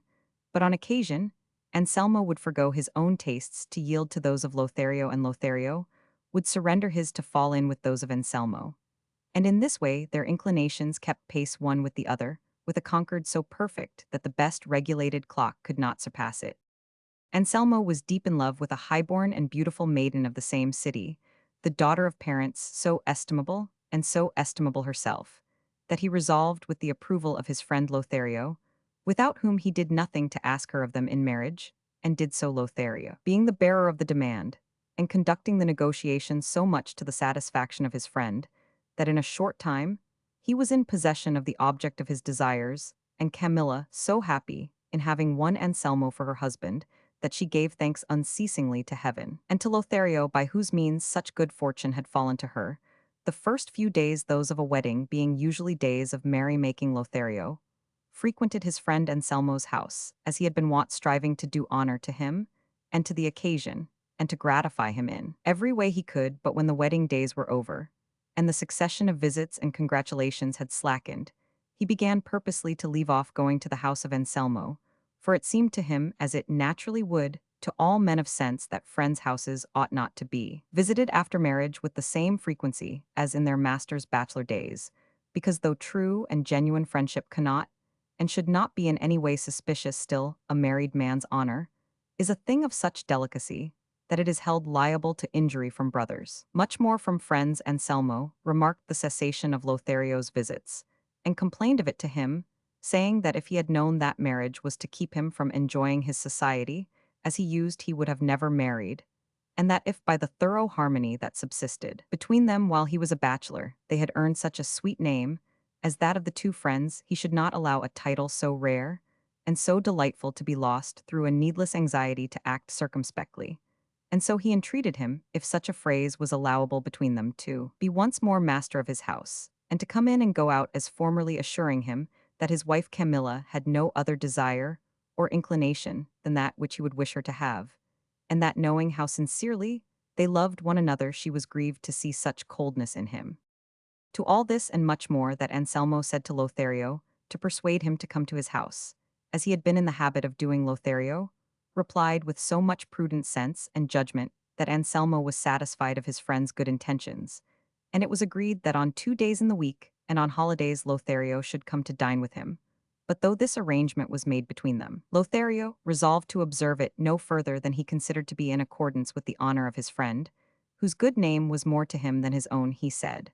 And justly that a married man upon whom heaven had bestowed a beautiful wife should consider as carefully what friends he brought to his house, as what female friends his wife associated with, for what cannot be done or arranged in the marketplace, in church, at public festivals, or at stations, opportunities that husbands cannot always deny their wives, may be easily managed in the house of the female friend or relative in whom most confidence is reposed. Lothario said, too, that every married man should have some friend who would point out to him any negligence he might be guilty of in his conduct, for it will sometimes happen that, owing to the deep affection the husband bears his wife, either he does not caution her, or not to vex her, refrains from telling her to do or not to do certain things, doing or avoiding which may be a matter of honor or reproach to him, and errors of this kind he could easily correct if warned by a friend. But where is such a friend to be found as Lothario would have, so judicious, so loyal, and so true? Of a truth I know not Lothario alone was such a one, for with the utmost care and vigilance he watched over the honor of his friend, and strove to diminish, cut down, and reduce the number of days for going to his house, according to their agreement, lest the visits of a young man wealthy, highborn, and with the attractions he was conscious of possessing at the house of a woman so beautiful as Camilla should be regarded with suspicion by the inquisitive and malicious eyes of the idle public, for though his integrity and reputation might bridle slanderous tongues, still he was unwilling to hazard either his own good name or that of his friend. And for this reason, most of the days agreed upon he devoted to some other business which he pretended was unavoidable, so that a great portion of the day was taken up with complaints on one side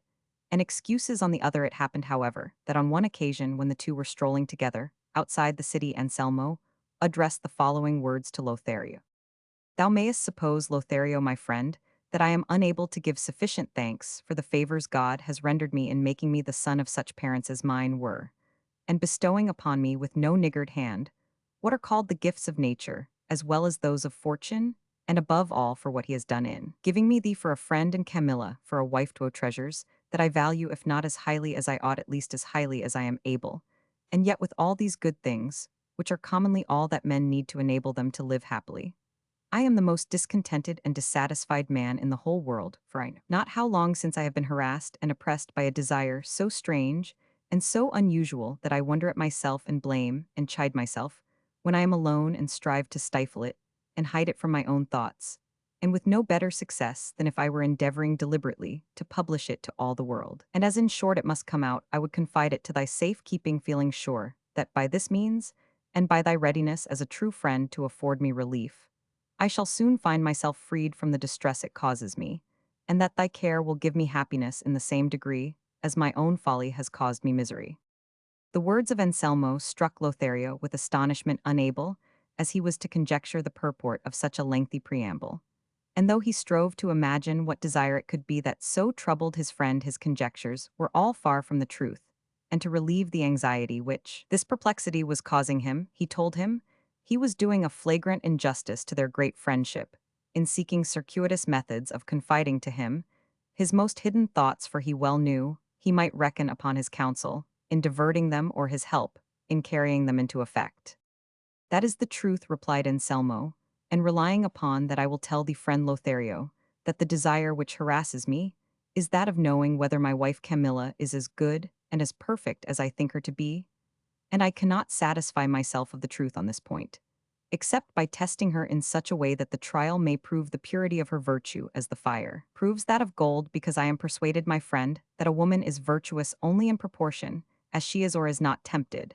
and that she alone is strong who does not yield to the promises, gifts, tears, and importunities of earnest lovers. For what thanks does a woman deserve for being good if no one urges her to be bad? And what wonder is it that she is reserved and circumspect, to whom no opportunity is given of going wrong, and who knows she has a husband that will take her life the first time he detects her in an impropriety? I do not therefore hold her who is virtuous through fear or want of opportunity in the same estimation as her who comes out of temptation and trial with a crown of victory. And so, for these reasons and many others that I could give thee to justify and support the opinion, I hold I am desirous that my wife Camilla should pass this crisis, and be refined and tested by the fire of finding herself wooed, and by one worthy to set his affections upon her. And if she comes out as I know she will victorious from this struggle, I shall look upon my good fortune as unequaled. I shall be able to say that the cup of my desire is full, and that the virtuous woman of whom the sage says, who shall find her has fallen to my lot. And if the result be the contrary of what I expect, in the satisfaction of knowing that I have been right in my opinion,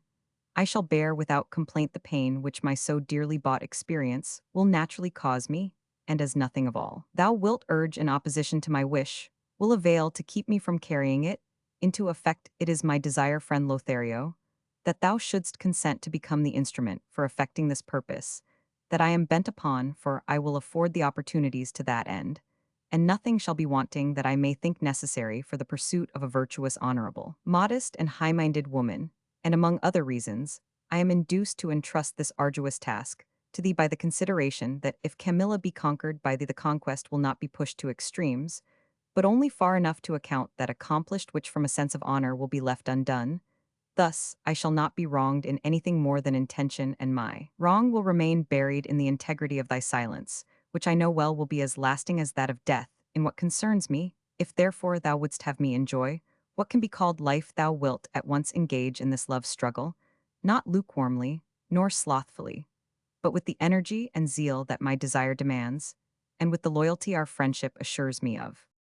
Such were the words Anselmo addressed to Lothario, who listened to them with such attention that, except to say what has been already mentioned, he did not open his lips until the other had finished. Then, perceiving that he had no more to say, after regarding him for a while as one would regard something never before seen, that excited wonder and amazement, he said to him, I cannot persuade myself, Anselmo, my friend, that what thou hast said to me is not in jest. If I thought that thou wert speaking seriously,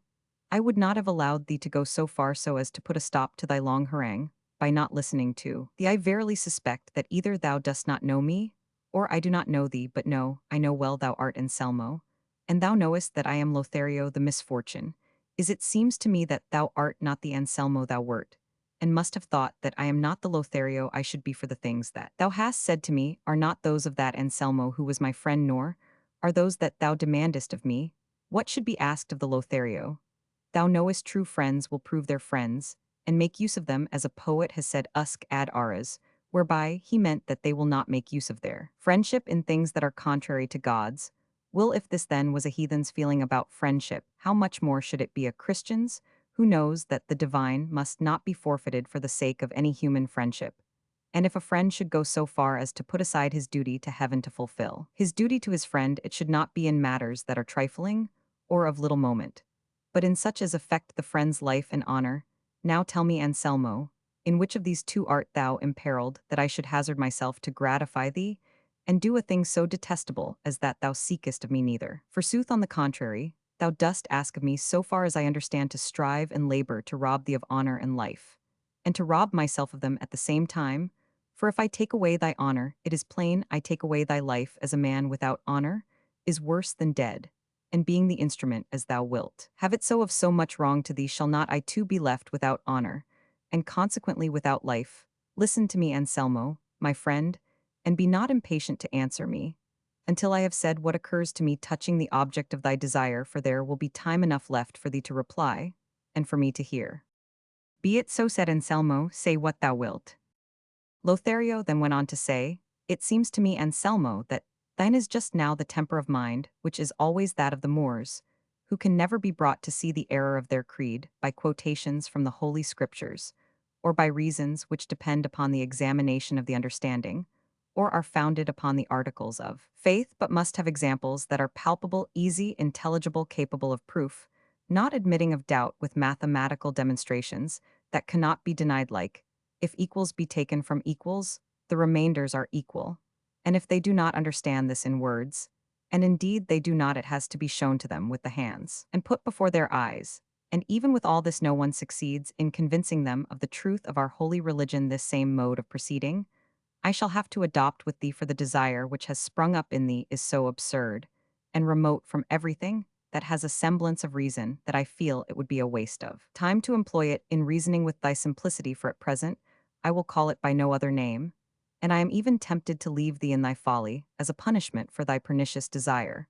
But the friendship I bear thee, which will not allow me to desert thee in such manifest danger of destruction, keeps me from dealing so harshly by the end, that thou mayest clearly see this. Say, Anselmo, hast thou not told me that I must force my suit upon a modest woman decoy, one that is virtuous make overtures, to one that is pure-minded pay court, to one that is prudent? Yes, thou hast told me so. Then, if thou knowest that thou hast a wife modest, virtuous, pure-minded, and prudent, what is it that thou seekest? And if thou believest that she will come forth victorious from all my attacks, doubtless she would, what higher titles than those she possesses now dost thou think thou canst bestow upon her then?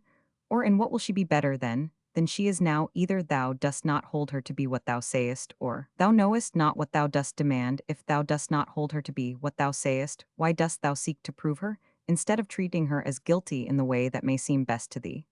But if she be as virtuous as thou believest, it is an uncalled for proceeding to make trial of truth itself, for after trial it will but be in the same estimation as before. Thus then, it is conclusive that to attempt things from which harm rather than advantage may come to us, is the part of unreasoning and reckless minds, more especially when they are things which we are not forced or compelled to attempt, and which show from afar that it is plainly madness to attempt them. Difficulties are attempted either for the sake of God, or for the sake of the world, or for both. Those undertaken for God's sake are those which the saints undertake when they attempt to live the lives of angels in human bodies. Those undertaken for the sake of the world are those of the men who traverse such a vast expanse of water, such a variety of climates, so many strange countries, to acquire what are called the blessings of fortune. And those undertaken for the sake of God and the world together are those of brave soldiers, who no sooner do they see in the enemies, while a breach as wide as a cannon ball could make, than casting aside all fear, without hesitating or heeding the manifest peril that threatens them, borne onward by the desire of defending their faith, their country, and their king, they fling themselves dauntlessly into the midst of the thousand opposing deaths that await them. Such are the things that men are wont to attempt, and there is honor, glory, gain in attempting them, however full of difficulty and peril they may be. But that which thou sayest it is thy wish to attempt and carry out will not win thee the glory of God, nor the blessings of fortune, nor fame among men. For even if the issue be as thou wouldst have it, thou wilt be no happier, richer, or more honored than thou art this moment. And if it be otherwise, thou wilt be reduced to misery greater than can be imagined. For then it will avail thee nothing to reflect that no one is aware of the misfortune that has befallen thee. It will suffice to torture and crush thee that thou knowest it thyself. And in confirmation of the truth of what I say, let me repeat to thee a stanza made by the famous poet Luigi Tansillo at the end of the first part of his Tears of St. Peter, which says thus: The anguish and the shame but greater grew in Peter's heart as morning slowly came.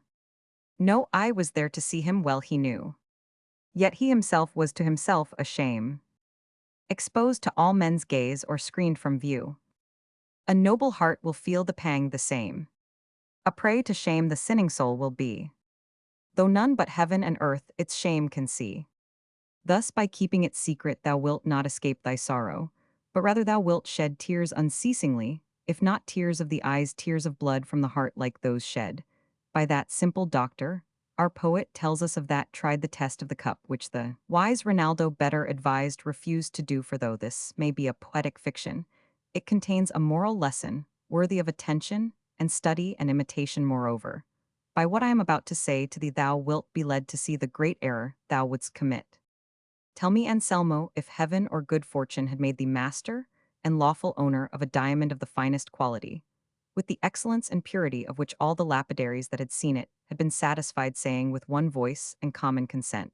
that in purity, quality, and fineness, it was all that a stone of the kind could possibly be, thou thyself too being of the same belief, as knowing nothing to the contrary, would it be reasonable in thee to desire to take that diamond and place it between an anvil and a hammer, and by mere force of blows and strength of arm try, if it were as hard and as fine as they said, and if thou didst, and if the stone should resist so silly a test that would add nothing to its value or reputation,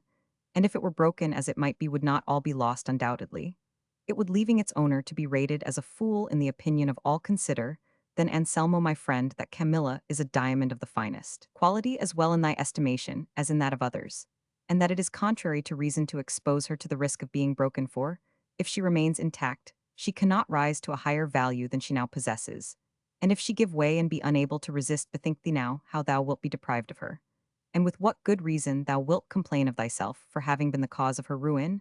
and thine own remember there is no jewel in the world so precious as a chaste and virtuous woman, and that the whole honor of women consists in reputation. And since thy wife's is of that high excellence, that thou knowest, wherefore shouldst thou seek to call that truth in question, remember, my friend, that woman is an imperfect animal, and that impediments are not to be placed in her way to make her trip and fall, but that they should be removed, and her path left clear of all obstacles, so that without hindrance she may run her course freely to attain the desired perfection, which consists in being virtuous. Naturalists tell us that the ermine is a little animal which has a fur of purest white, and that when the hunters wish to take it, they make use of this artifice, having ascertained the places which it frequents and passes, they stop the way to them with mud, and then rousing it drive it towards the spot. And as soon as the ermine comes to the mud, it halts and allows itself to be taken captive, rather than pass through the mire, and spoil and sully its whiteness which it values more than life and liberty. The virtuous and chaste woman is an ermine, and whiter and purer than snow is the virtue of modesty. And he who wishes her not to lose it, but to keep and preserve it, must adopt a course different from that employed with the ermine. He must not put before her the mire of the gifts and attentions of persevering lovers, because perhaps, and even without a perhaps, may not have sufficient virtue and natural strength in herself to pass through and tread under foot these impediments. They must be removed, and the brightness of virtue and the beauty of a fair fame must be put before her. A virtuous woman, too, is like a mirror of clear shining crystal, liable to be tarnished and dimmed by every breath that touches it. She must be treated as relics are adored, not touched. She must be protected and prized, as one protects and prizes a fair garden full of roses and flowers, the owner of which allows no one to trespass or pluck a blossom enough for others, that from afar and through the iron grating they may enjoy its fragrance and its beauty. Finally, let me repeat to thee some verses that come to my mind. I heard them in a modern comedy, and it seems to me they bear upon the point we are discussing. A prudent old man was giving advice to another, the father of a young girl, to lock her up, watch over her, and keep her in seclusion, and among other arguments he used these: woman is a thing of glass, but her brittleness tease best, not too curiously to test. Who knows what may come to pass? Breaking is an easy matter, and it's folly to expose what you cannot mend to blows, what you can't make whole to shatter. This then all may hold as true, and the reason's plain to see. For if Danaes there be, there are golden showers too. All that I have said to thee so far, Anselmo, has had reference to what concerns thee now. It is right that I should say something of what regards myself. And if I be prolix, pardon me, for the labyrinth into which thou hast entered, and from which thou wouldst have me extricate thee makes it necessary. Thou dost reckon me thy friend, and thou wouldst rob me of honor, a thing wholly inconsistent with friendship. And not only dost thou aim at this, but thou wouldst have me rob thee of it also. That thou wouldst rob me of it is clear, for when Camilla sees that I pay court to her, as thou requirest, she will certainly regard me as a man, without honor or right feeling, since I attempt and do a thing so much opposed to what I owe to my own position, and thy friendship, that thou wouldst have me rob thee of it, is beyond a doubt. For Camilla, seeing that I press my suit upon her, will suppose that I have perceived in her something light that has encouraged me to make known to her my base desire, And if she holds herself dishonored, her dishonor touches thee as belonging to her, and hence arises what so commonly takes place, that the husband of the adulterous woman, though he may not be aware of, or have given any cause for his wife's failure in her duty, or being careless or negligent have had it in his power, to prevent his dishonor nevertheless, is stigmatized by a vile and reproachful name, and in a manner regarded with eyes of contempt, instead of pity by all who know of his wife's guilt, though they see that he is unfortunate not by his own fault, but by the lust of a vicious consort. But I will tell thee why with good reason dishonor attaches to the husband of the unchaste wife, though he know not that she is so, nor be to blame, nor have done anything, or given any provocation to make her so. And be not weary with listening to me, for it will be for thy good. When God created our first parent in the earthly paradise, the Holy Scripture says that he infused sleep into Adam, and while he slept took a rib from his left side of which he formed our mother Eve. And when Adam awoke and beheld her, he said, "This is flesh of my flesh and bone of my bone." And God said, "For this shall a man leave his father and his mother, and they shall be two in one flesh." And then was instituted the divine sacrament of marriage, with such ties that death alone can loose them, and such is the force and virtue of this miraculous sacrament that it makes two different persons one and the same flesh. And even more than this, when the virtuous are married, for though they have two souls they have but one will, and hence it follows that as the flesh of the wife is one, and the same with that of her husband, the stains that may come upon it, or the injuries it incurs fall upon the husband's flesh, though he, as has been said, may have given no cause for them, for as the pain of the foot or any member of the body is felt by the whole body, because all is one flesh, as the head feels the hurt to the ankle, without having caused it, so the husband being one with her shares the dishonor of the wife. And as all worldly honor or dishonor comes of flesh and blood, and the erring wife's is of that kind, the husband must needs bear his part of it, and be held dishonored without knowing it. See, then, Anselmo, the peril thou art encountering in seeking to disturb the peace of thy virtuous consort, see for what an empty and ill-advised curiosity thou wouldst rouse up passions that now repose in quiet in the breast of thy chaste wife. Reflect that what thou art staking all to win is little, and what thou wilt lose so much that I leave it undescribed, not having the words to express it. But if all I have said be not enough to turn thee from thy vile purpose, thou must seek some other instrument for thy dishonor and misfortune, for such I will not consent to be, though I lose thy friendship, the greatest loss that I can conceive. Having said this, the wise and virtuous Lothario was silent, and Anselmo, troubled in mind, and deep in thought, was unable for a while to utter a word in reply.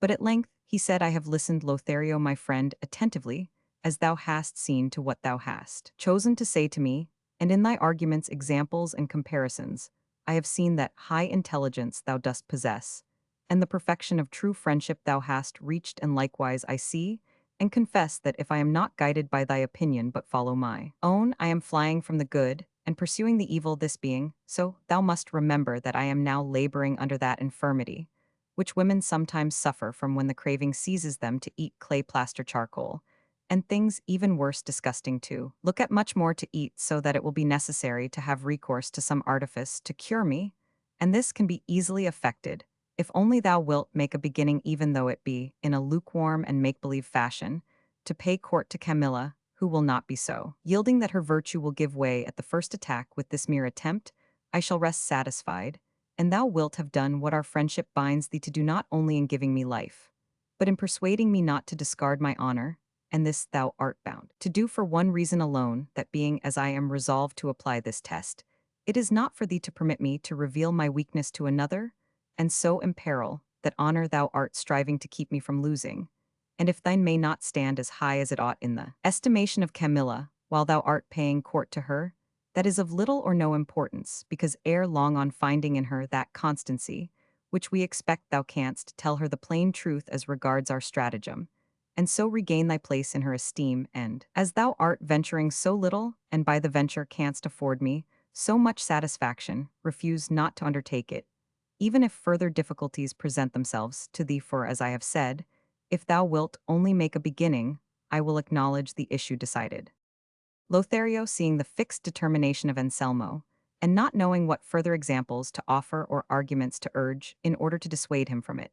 and perceiving that he threatened to confide his pernicious scheme to someone else to avoid a greater evil, resolved to gratify him and do what he asked, intending to manage the business so as to satisfy Anselmo without corrupting the mind of Camilla. So in reply, he told him not to communicate his purpose to any other, for he would undertake the task himself, and would begin it as soon as he pleased. Anselmo embraced him warmly and affectionately, and thanked him for his offer as if he had bestowed some great favor upon him. And it was agreed between them to set about it the next day. Anselmo, affording opportunity and time to Lothario to converse alone with Camilla, and furnishing him with money and jewels to offer and present to her, he suggested too that he should treat her to music and write verses in her praise, and if he was unwilling to take the trouble of composing them, he offered to do it himself. Lothario agreed to all with an intention very different from what Anselmo supposed, and with this understanding they returned to Anselmo's house, where they found Camilla awaiting her husband anxiously and uneasily, for he was later than usual in returning that day. Lothario repaired to his own house, and Anselmo remained in his, as well satisfied, as Lothario was troubled in mind, for he could see no satisfactory way out of this ill-advised business. That night, however, he thought of a plan by which he might deceive Anselmo without any injury to Camilla. The next day,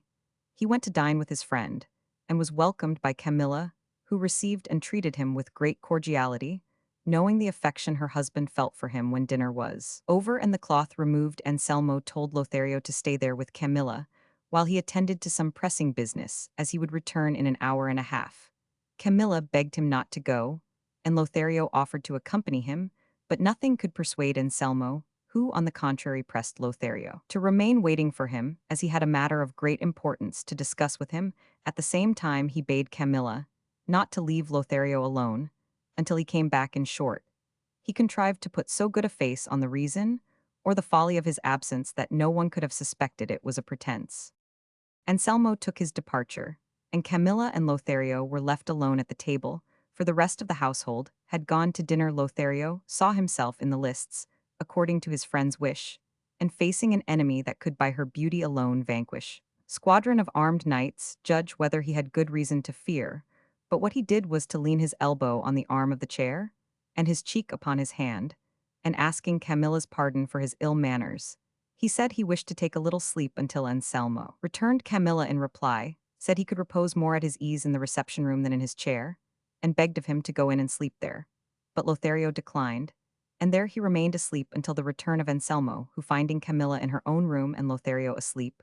imagined that he had stayed away so long as to have afforded them time enough for conversation, and even for sleep, and was all impatience until Lothario should wake up that he might go out with him and question him as to his success. Everything fell out as he wished. Lothario awoke, and the two at once left the house, and Anselmo asked what he was anxious to know, and Lothario in answer told him that he had not thought it advisable to declare himself entirely the first time, and therefore had only extolled the charms of Camilla, telling her that all the city spoke of nothing else but her beauty and wit. For this seemed to him an excellent way of beginning to gain her goodwill, and render her disposed to listen to him with pleasure the next time. Thus, availing himself of the device the devil has recourse to, when he would deceive one who is on the watch, for he, being the angel of darkness, transforms himself into an angel of light,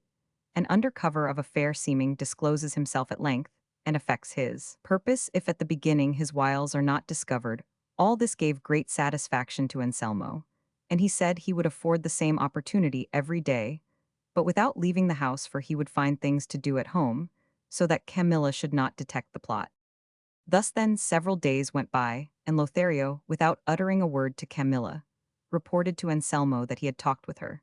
and that he had never been able to draw from her the slightest indication of consent to anything dishonorable, nor even a sign or shadow of hope. On the contrary, he said she would inform her husband of it.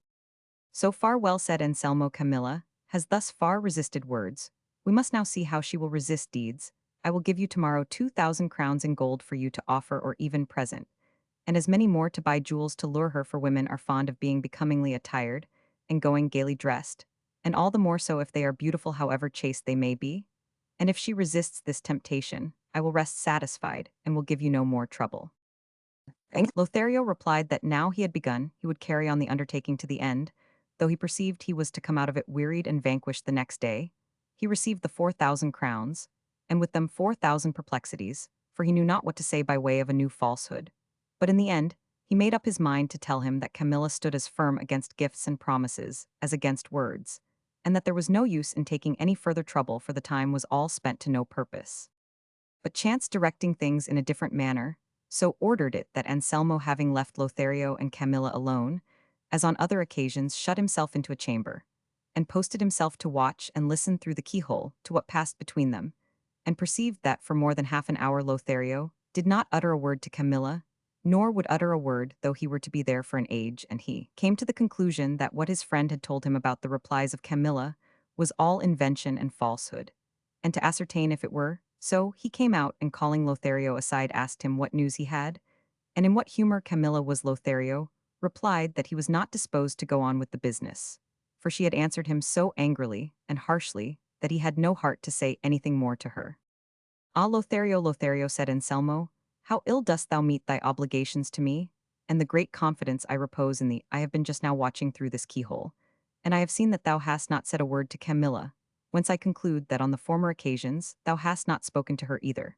And if this be so, as no doubt it is, why dost thou deceive me, or wherefore seekest thou by craft to deprive me of the means I might find of attaining my desire? Anselmo said no more, but he had said enough to cover Lothario with shame and confusion, and he, feeling as it were his honor touched by having been detected in a lie, swore to Anselmo that he would from that moment devote himself to satisfying him, without any deception, as he would see if he had the curiosity to watch, though he need not take the trouble, for the pains he would take to satisfy him would remove all suspicions from his mind. Anselmo believed him, and to afford him an opportunity more free and less liable to surprise, he resolved to absent himself from his house for 8 days, betaking himself to that of a friend of his who lived in a village not far from the city, and the better to account for his departure to Camilla, he so arranged it that the friend should send him a very pressing invitation. Unhappy short-sighted Anselmo, what art thou doing? What art thou plotting? What art thou devising? Bethink thee thou art working against thyself, plotting thine own dishonor, devising thine own ruin. Thy wife Camilla is virtuous, thou dost possess her in peace and quietness. No one assails thy happiness, her thoughts wander not beyond the walls of thy house. Thou art her heaven on earth, the object of her wishes, the fulfillment of her desires, the measure wherewith she measures her will, making it conform in all things to thine and heaven's. If then the mine of her honor, beauty, virtue, and modesty yields thee without labor all the wealth it contains, and thou canst wish for, why wilt thou dig the earth in search of fresh veins of new unknown treasure, risking the collapse of all, since it but rests on the feeble props of her weak nature? Bethink thee that from him who seeks impossibilities that which is possible may with justice be withheld, as was better expressed by a poet who said, "'Tis mine to seek for life in death. Health in disease seek I. I seek in prison freedom's breath, in traitor's loyalty. So fate that ever scorns to grant, or grace or boon to me, since what can never be I want, denies me what might be." The next day Anselmo took his departure for the village, leaving instructions with Camilla that during his absence, Lothario would come to look after his house and to dine with her, and that she was to treat him as she would himself. Camilla was distressed, as a discreet and right-minded woman would be at the orders her husband left her, and bade him remember that it was not becoming that anyone should occupy his seat at the table during his absence, and if he acted thus from not feeling confidence that she would be able to manage his house, let him try her this time, and he would find by experience that she was equal to greater responsibilities. Anselmo replied that it was his pleasure to have it so, and that she had only to submit and obey. Camilla said she would do so, though against her will. Anselmo went, and the next day Lothario came to his house, where he was received by Camilla with a friendly and modest welcome. But she never suffered Lothario to see her alone, for she was always attended by her men and women servants, especially by a handmaid of hers, Leonela, by name, to whom she was much attached, for they had been brought up together from childhood in her father's house, and whom she had kept with her after her marriage with Anselmo. The first 3 days Lothario did not speak to her, though he might have done so when they removed the cloth, and the servants retired to dine hastily, for such were Camilla's orders. Nay, more, Leonela had directions to dine earlier than Camilla, and never to leave her side. She, however, having her thoughts fixed upon other things more to her taste, and wanting that time and opportunity for her own pleasures, did not always obey her mistress' commands, but on the contrary left them alone, as if they had ordered her to do so. But the modest bearing of Camilla, the calmness of her countenance, the composure of her aspect, were enough to bridle the tongue of Lothario. But the influence which the many virtues of Camilla exerted in imposing silence on Lothario's tongue proved mischievous for both of them, for if his tongue was silent his thoughts were busy, and could dwell at leisure upon the perfections of Camilla's goodness and beauty, one by one charms enough to warm with love a marble statue, not to say a heart of flesh. Lothario gazed upon her when he might have been speaking to her, and thought how worthy of being loved she was. And thus reflection began little by little to assail his allegiance to Anselmo. And 1,000 times he thought of withdrawing from the city, and going where Anselmo should never see him, nor he see Camilla. But already, the delight he found in gazing on her interposed, and held him fast. He put a constraint upon himself, and struggled to repel and repress the pleasure he found in contemplating Camilla. When alone, he blamed himself for his weakness, called himself a bad friend, nay, a bad Christian. Then he argued the matter, and compared himself with Anselmo, always coming to the conclusion that the folly and rashness of Anselmo had been worse than his faithlessness, and that if he could excuse his intentions as easily before God as with man, he had no reason to fear any punishment for his offense. In short, the beauty and goodness of Camilla, joined with the opportunity which the blind husband had placed in his hands, overthrew the loyalty of Lothario. And giving heed to nothing save the object towards which his inclinations led him, after Anselmo had been 3 days absent during which he had been carrying on a continual struggle with his passion, he began to make love to Camilla with so much vehemence and warmth of language that she was overwhelmed with amazement, and could only rise from her place and retire to her room without answering him a word. But the hope which always springs up with love was not weakened in Lothario. By this repelling demeanor, on the contrary, his passion for Camilla increased, and she, discovering in him what she had never expected, knew not what to do, and considering it neither safe nor right to give him the chance or opportunity of speaking to her again, she resolved to send, as she did that very night, one of her servants with a letter to Anselmo, in which she addressed the following words to him. Chapter Roman 34, in which is continued the novel of the ill-advised curiosity. It is commonly said that an army looks ill without its general, and a castle without its castellan. And I say that a young married woman looks still worse without her husband, unless there are very good reasons for it. I find myself so ill at ease without you, and so incapable of enduring this separation, that unless you return quickly, I shall have to go for relief to my parents' house, even if I leave yours without a protector for the one you left me. If indeed he deserved that title, has, I think, more regard to his own pleasure than to what concerns you, as you are possessed of discernment. I need say no more to you, nor indeed is it fitting I should say more. Anselmo received this letter, and from it he gathered that Lothario had already begun his task, and that Camilla must have replied to him, as he would have wished, and delighted beyond measure at such intelligence. He sent word to her not to leave his house on any account, as he would very shortly return. Camilla was astonished at Anselmo's reply, which placed her in greater perplexity than before, for she neither dared to remain in her own house nor yet to go to her parents', for in remaining her virtue was imperiled, and in going she was opposing her husband's commands. Finally, she decided upon what was the worst course for her, to remain, resolving not to fly from the presence of Lothario, that she might not give food for gossip to her servants. And she now began to regret having written as she had to her husband, fearing he might imagine that Lothario had perceived in her some lightness, which had impelled him to lay aside the respect he owed her. But confident of her rectitude, she put her trust in God,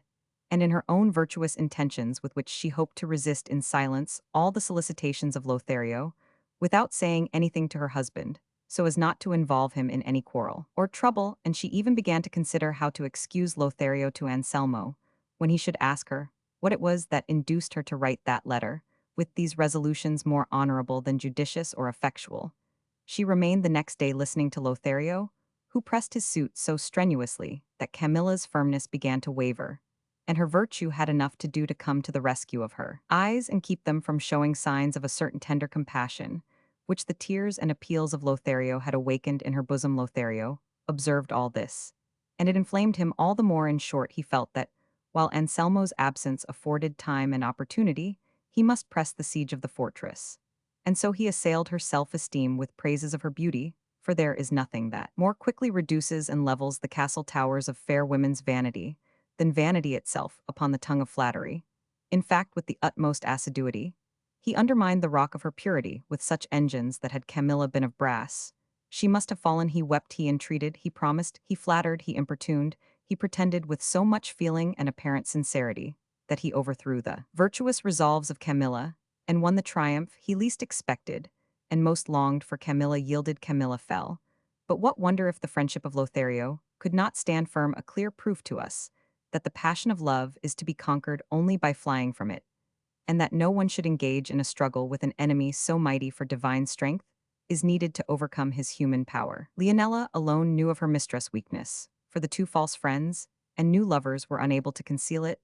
Lothario did not care to tell Camilla the object Anselmo had in view, nor that he had afforded him the opportunity of attaining such a result, lest she should undervalue his love, and think that it was by chance and without intending it, and not of his own accord, that he had made love to her.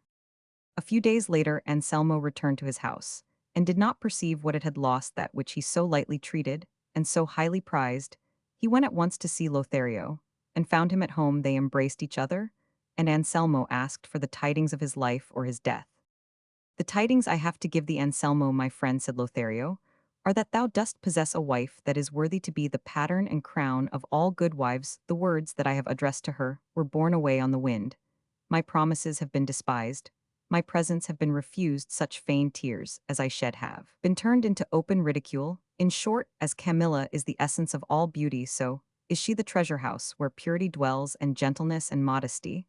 abide, with all the virtues that can confer praise, honor, and happiness upon a woman. Take back thy money, my friend, here it is, and I have had no need to touch it, for the chastity of Camilla yields not to things so base as gifts or promises. Be content, Anselmo, and refrain from making further proof.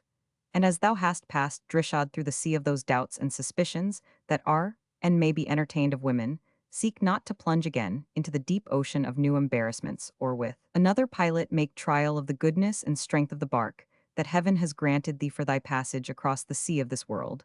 But reckon thyself now safe in port, moor thyself with the anchor of sound reflection, and rest in peace until thou art called upon to pay that debt which no nobility on earth can escape paying." Anselmo was completely satisfied by the words of Lothario, and believed them as fully as if they had been spoken by an oracle. Nevertheless, he begged of him not to relinquish the undertaking, were it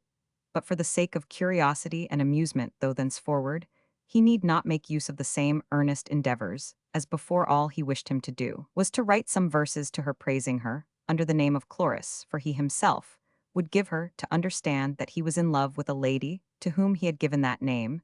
to enable him to sing her praises with the decorum due to her modesty.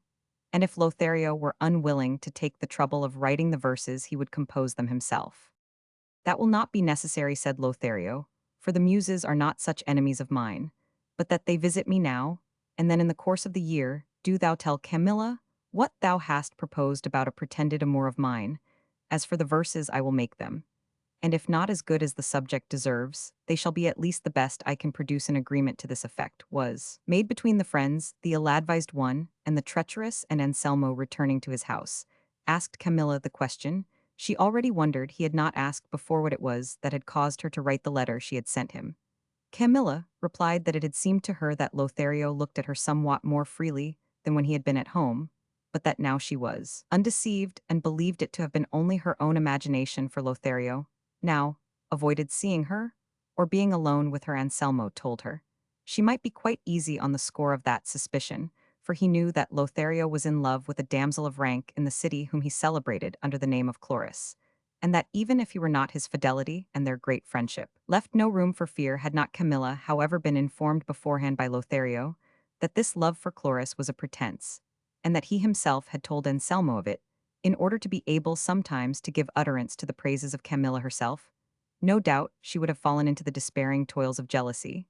But being forewarned, she received the startling news without uneasiness. The next day, as the three were at table, Anselmo asked Lothario to recite something of what he had composed for his mistress Chloris, for, as Camilla did not know her, he might safely say what he liked. "Even did she know her," returned Lothario, "I would hide nothing, for when a lover praises his lady's beauty, and charges her with cruelty, he casts no imputation upon her fair name. At any rate, all I can say is that yesterday I made a sonnet on the ingratitude of this Chloris, which goes thus. Sonnet. At midnight, in the silence when the eyes of happier mortals balmy slumbers close, the weary tale of my unnumbered woes to Chloris and to heaven is wont to rise. And when the light of day returning dies, the portals of the east with tints of rose, with undiminished force my sorrow flows. in broken accents and in burning sighs. And when the sun ascends his star-girt throne,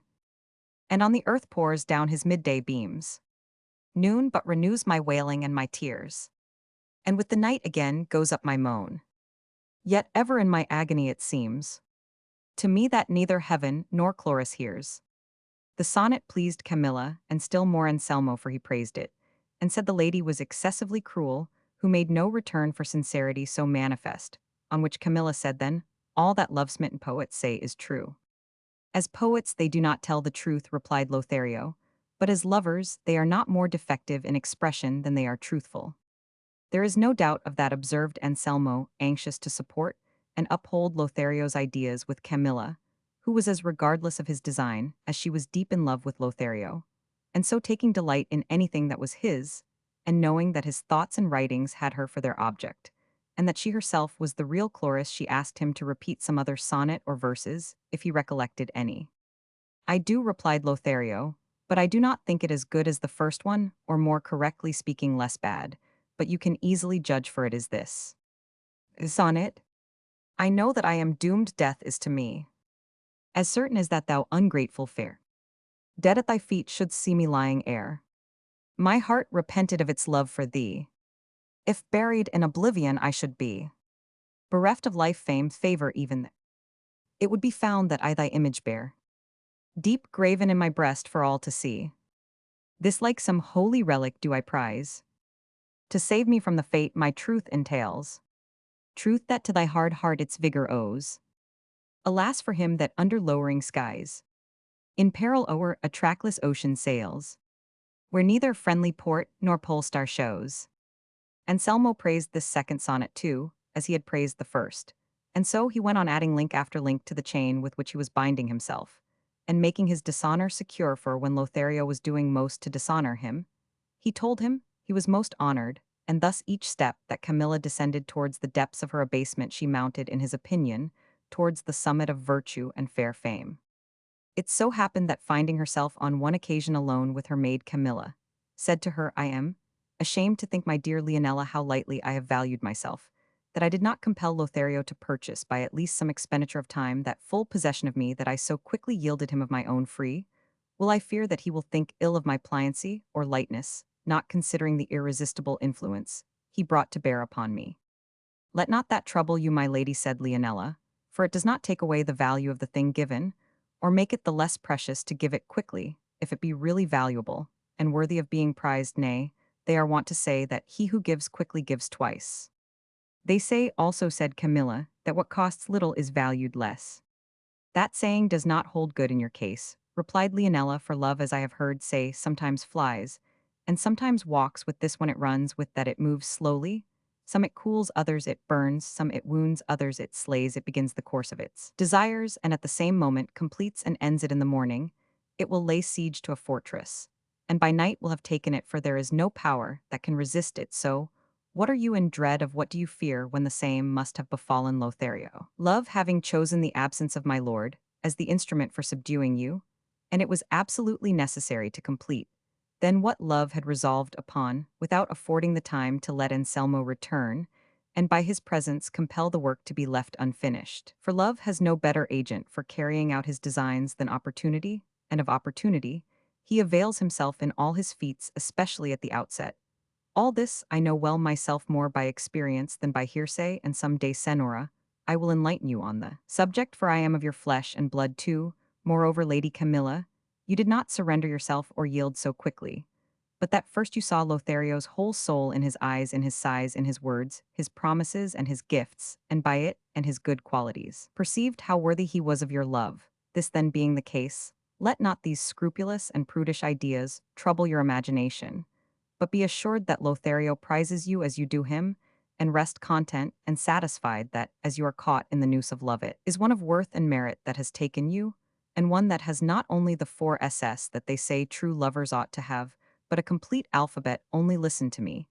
and you will see how I can repeat it by rote. He is to my eyes and thinking amiable, brave, courteous, distinguished, elegant, fond, gay, honorable, illustrious, loyal, manly, noble, open, polite, quick-witted, rich, and the SS, according to the saying, And then tender voracious X does not suit him, for it is a rough letter Y has been given already, and Z zealous for your honor.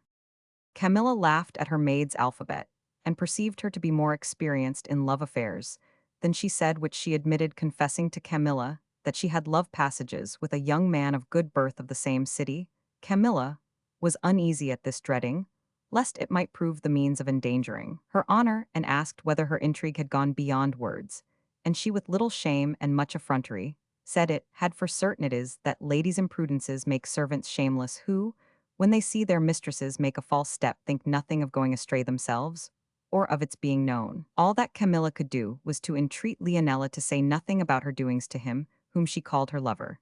and to conduct her own affairs secretly, lest they should come to the knowledge of Anselmo, or of Lothario. Leonela said she would, but kept her word in such a way that she confirmed Camilla's apprehension of losing her reputation through her means. For this abandoned and bold Leonela, as soon as she perceived that her mistress' demeanor was not what it was wont to be, had the audacity to introduce her lover into the house, confident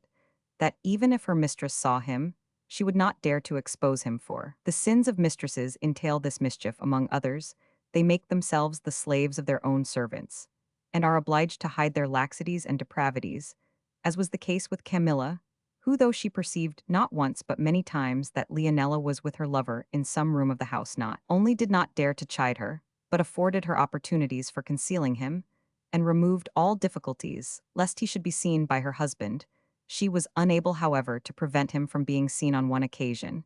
as he sallied forth at daybreak by Lothario, who, not knowing who he was, at first took him for a spectre, but as soon as he saw him, hasten away, muffling his face with his cloak, and concealing himself carefully and cautiously. He rejected this foolish idea, and adopted another which would have been the ruin of all, had not Camilla found a remedy. It did not occur to Lothario that this man he had seen, issuing at such an untimely hour from Anselmo's house, could have entered it on Leonela's account, nor did he even remember there was such a person as Leonela. All he thought was that, as Camilla had been light and yielding with him, so she had been with another. For this further penalty the erring woman's sin brings with it, that her honor is distrusted even by him to whose overtures and persuasions she has yielded, and he believes her to have surrendered more easily to others, and gives implicit credence to every suspicion that comes into his mind. All Lothario's good sense seems to have failed him at this juncture. All his prudent maxims escaped his memory, for, without once reflecting rationally,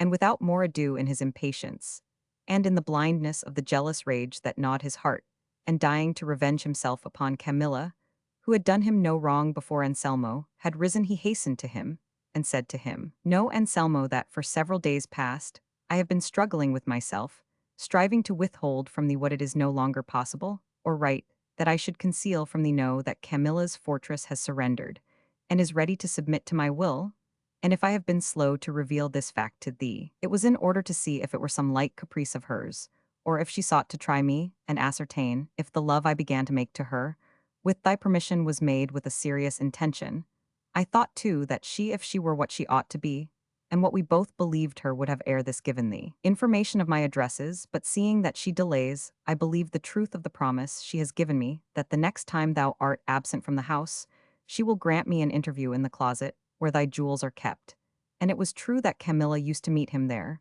but I do not wish thee to rush precipitately to take vengeance, for the sin is as yet only committed in intention, and Camilla's may change perhaps between this and the appointed time, and repentance spring up in its place, as hitherto thou hast always followed my advice wholly, or in part follow, and observe this that I will give thee now, so that without mistake, and with mature deliberation, thou mayest satisfy thyself as to what may seem the best course. Pretend to absent thyself for 2 or 3 days, as thou hast been wont to do on other occasions, and contrive to hide thyself in the closet, for the tapestries and other things there afford great facilities for thy concealment, and then thou wilt see with thine own eyes, and I with mine, what Camilla's purpose may be, and if it be a guilty one which may be feared rather than expected. With silence, prudence, and discretion, thou canst thyself become the instrument of punishment for the wrong done thee." Anselmo was amazed, overwhelmed, and astounded at the words of Lothario, which came upon him at a time when he least expected to hear them, for he now looked upon Camilla as having triumphed over the pretended attacks of Lothario, and was beginning to enjoy the glory of her victory. He remained silent for a considerable time, looking on the ground with fixed gaze, and at length said, "Thou hast behaved, Lothario, as I expected of thy friendship. I will follow thy advice in everything, do as thou wilt, and keep this secret as thou seest it should be kept in circumstances so unlooked for." Lothario gave him his word, but after leaving him, he repented altogether of what he had said to him, perceiving how foolishly he had acted, as he might have revenged himself upon Camilla in some less cruel and degrading way. He cursed his want of sense, condemned his hasty resolution, and knew not what course to take to undo the mischief or find some ready escape from it. At last, he decided upon revealing all to Camilla, and as there was no want of opportunity for doing so, he found her alone the same day. But she, as soon as she had the chance of speaking to him, said, "Lothario, my friend, I must tell thee I have a sorrow in my heart which fills it so that it seems ready to burst, and it will be a wonder if it does not, for the audacity of Leonela has now reached such a pitch that every night she conceals a gallant of hers in this house, and remains with him till morning at the expense of my reputation, inasmuch as it is open to anyone to question it, who may see him quitting my house at such unseasonable hours. But what distresses me is that I cannot punish or chide her for her privity to our intrigue, bridles my mouth, and keeps me silent about hers, while I am dreading that some catastrophe will come of it." As Camilla said this, Lothario at first imagined it was some device to delude him into the idea that the man he had seen going out was Leonella's lover, and not hers. But when he saw how she wept and suffered and begged him to help her, he became convinced of the truth. And the conviction completed his confusion and remorse. However, he told Camilla not to distress herself, as he would take measures to put a stop to the insolence of Leonela. At the same time, he told her what, driven by the fierce rage of jealousy, he had said to Anselmo, and how he had arranged to hide himself in the closet that he might there see plainly how little she preserved her fidelity to him. And he entreated her pardon for this madness, and her advice as to how to repair it, and escape safely from the intricate labyrinth in which his imprudence had involved him. Camilla was struck with alarm at hearing what Lothario said, and with much anger and great good sense she reproved him, and rebuked his base design, and the foolish and mischievous resolution he had made. But as woman has by nature a nimbler wit than man for good, and for evil though it is apt to fail, when she sets herself deliberately to reason, Camilla, on the spur of the moment, thought of a way to remedy what was to all appearance irremediable, and told Lothario to contrive that the next day Anselmo should conceal himself in the place he mentioned, for she hoped from his concealment to obtain the means of their enjoying themselves for the future without any apprehension, and without revealing her purpose to him entirely. She charged him to be careful as soon as Anselmo was concealed to come to her when Leonela should call him, and to all she said to him to answer as he would have answered had he not known that Anselmo was listening. Lothario pressed her to explain her intention, fully so that he might with more certainty and precaution take care to do what he saw to be needful. "I tell you," said Camilla, "there is nothing to take care of except to answer me what I shall ask you," for she did not wish to explain to him beforehand what she meant to do, fearing lest he should be unwilling to follow out an idea which seemed to her such a good one, and should try or devise some other less practicable plan. Lothario then retired, and the next day Anselmo, under pretense of going to his friend's country house, took his departure, and then returned to conceal himself, which he was able to do easily, as Camilla and Leonela took care to give him the opportunity, and so he placed himself in hiding in the state of agitation that it may be imagined he would feel, who expected to see the vitals of his honor laid bare before his eyes, and found himself on the point of losing the supreme blessing he thought he possessed in his beloved Camilla. Having made sure of Anselmo's being in his hiding place, Camilla and Leonela entered the closet, and the instant she set foot within it, Camilla said with a deep sigh, "Ah dear, Leonela, would it not be better, before I do what I am unwilling you should know, lest you should seek to prevent it, that you should take Anselmo's dagger that I have asked of you, and with it pierce this vile heart of mine? But no, there is no reason why I should suffer the punishment of another's fault. I will first know what it is that the bold, licentious eyes of Lothario have seen in me that could have encouraged him to reveal to me a design so base as that which he has disclosed regardless of his friend. And of my honor, go to the window, Leonela, and call him, for no doubt he is in the street waiting to carry out his vile project. But mine, cruel it may be, but honorable, shall be carried out first." "Ah, Senora," said the crafty Leonela, who knew her part, "what is it you want to do with this dagger? Can it be that you mean to take your own life or Lothario's? For whichever you mean to do, it will lead to the loss of your reputation and good name. It is better to dissemble your wrong, and not give this wicked man the chance of entering the house now. and finding us alone consider Senora, we are weak women. And he is a man and determined. And as he comes with such a base purpose, blind and urged by passion perhaps, before you can put yours into execution, he may do what will be worse for you than taking your life ill betide my master Anselmo, for giving such authority in his house to this shameless fellow. And supposing you kill him, Senora, as I suspect you mean to do, what shall we do with him when he is dead? What my friend replied Camilla, we shall leave him for Anselmo to bury him, for in reason it will be to him a light labor to hide his own infamy underground summon him. Make haste, for all the time I delay, in taking vengeance for my wrong seems, to me an offense against the loyalty I owe my husband. Anselmo was listening to all this, and every word that Camilla uttered made him change his mind. But when he heard that it was resolved to kill Lothario, his first impulse was to come out and show himself to avert such a disaster. But in his anxiety to see the issue of a resolution so bold and virtuous, he restrained himself, intending to come forth in time to prevent the deed at this moment, Camilla throwing herself upon a bed that was close by swooned away, and Leonela began to weep bitterly, exclaiming, woe is me, that I should be fated to have dying here in my arms the flower of virtue, upon earth the crown of true, wives the pattern of chastity, with more to the same effect, so that anyone who heard her would have taken her for the most tender-hearted and faithful handmaid in the world, and her mistress for another persecuted Penelope. Camilla was not long in recovering from her fainting fit, and on coming to herself, she said, why do you not go, Leonela, to call hither that friend the falsest to his friend, the sun ever shone, upon or night concealed, away run haste speed, lest the fire of my wrath burn itself out with delay, and the righteous vengeance that I hope for melt away in menaces and maledictions.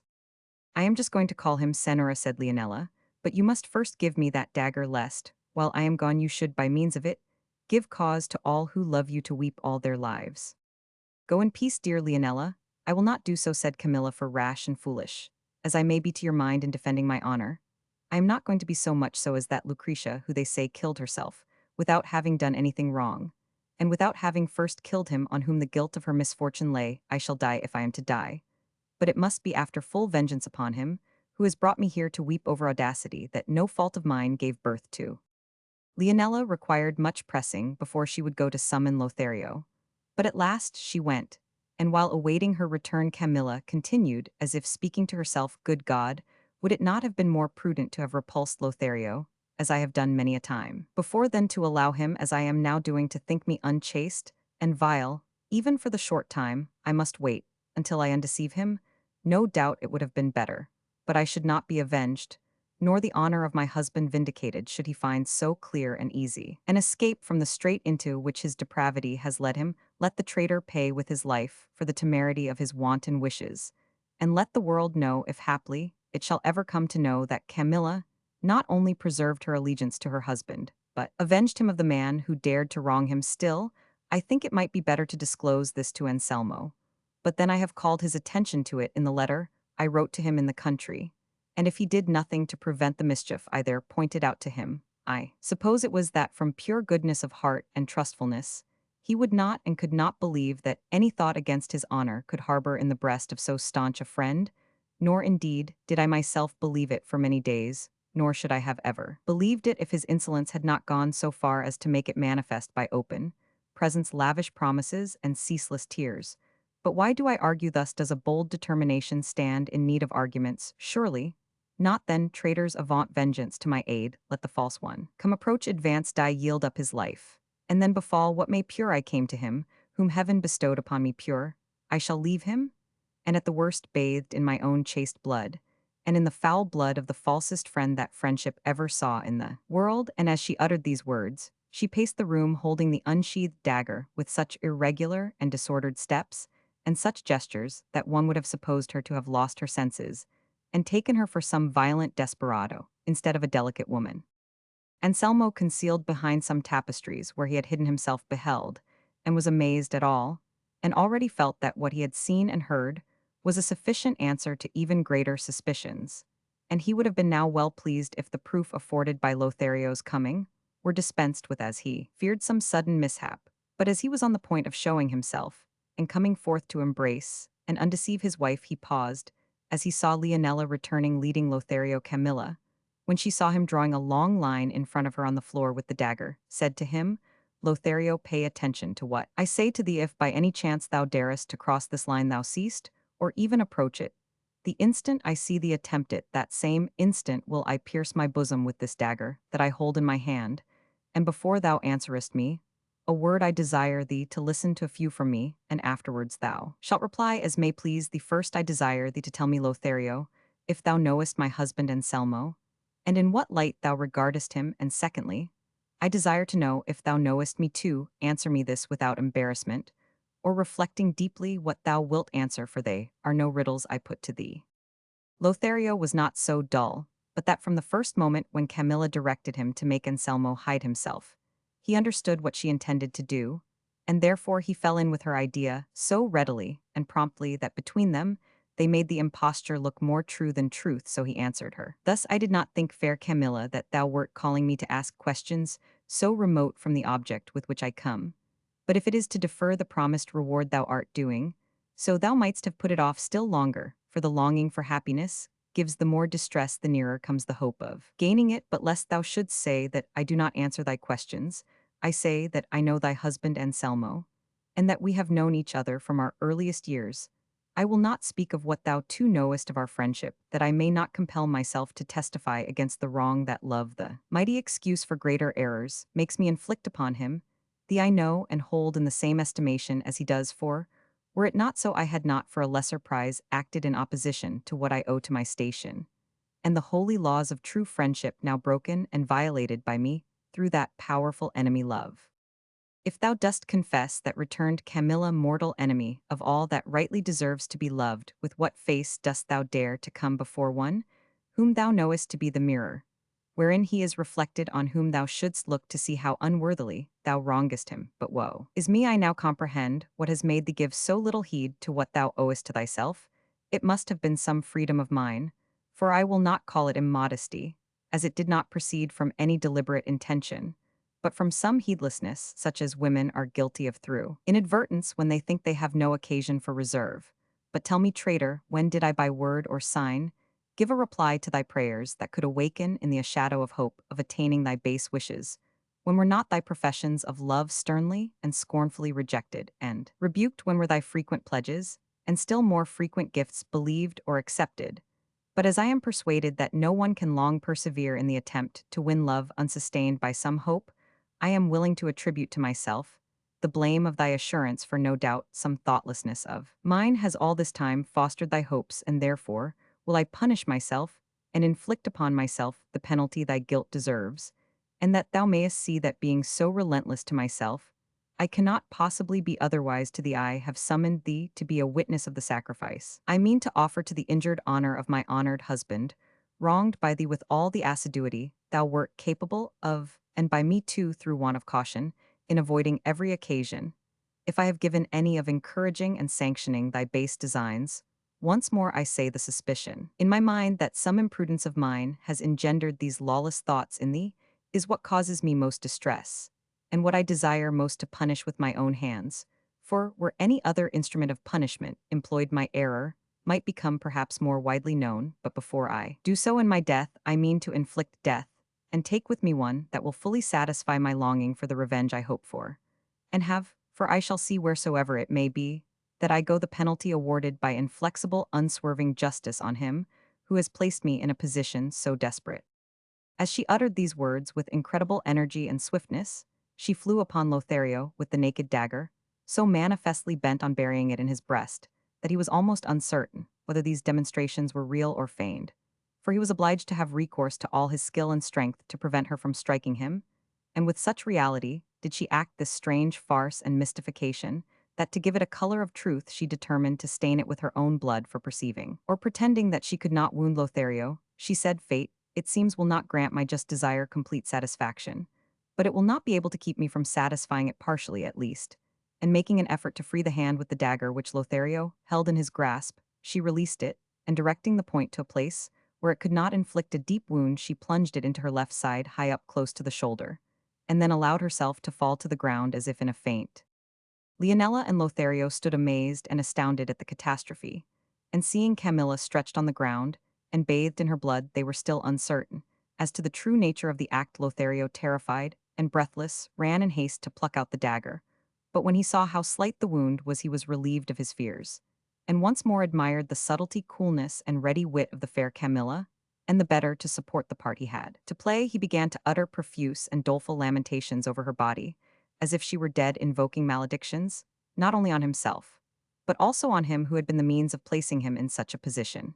And knowing that his friend Anselmo heard him, he spoke in such a way as to make a listener feel much more pity for him than for Camilla, even though he supposed her dead. Leonela took her up in her arms and laid her on the bed, entreating Lothario to go in quest of someone to attend to her wound in secret, and at the same time asking his advice and opinion as to what they should say to Anselmo about his lady's wound. If he should chance to return before it was healed, he replied they might say what they liked, for he was not in a state to give advice that would be of any use. All he could tell her was to try and staunch the blood, as he was going where he should never more be seen, and with every appearance of deep grief and sorrow, he left the house. But when he found himself alone, and where there was nobody to see him, he crossed himself unceasingly, lost in wonder at the adroitness of Camilla, and the consistent acting of Leonela. He reflected how convinced Anselmo would be that he had a second Portia for a wife, and he looked forward anxiously to meeting him in order to rejoice together over falsehood and truth, the most craftily veiled that could be imagined.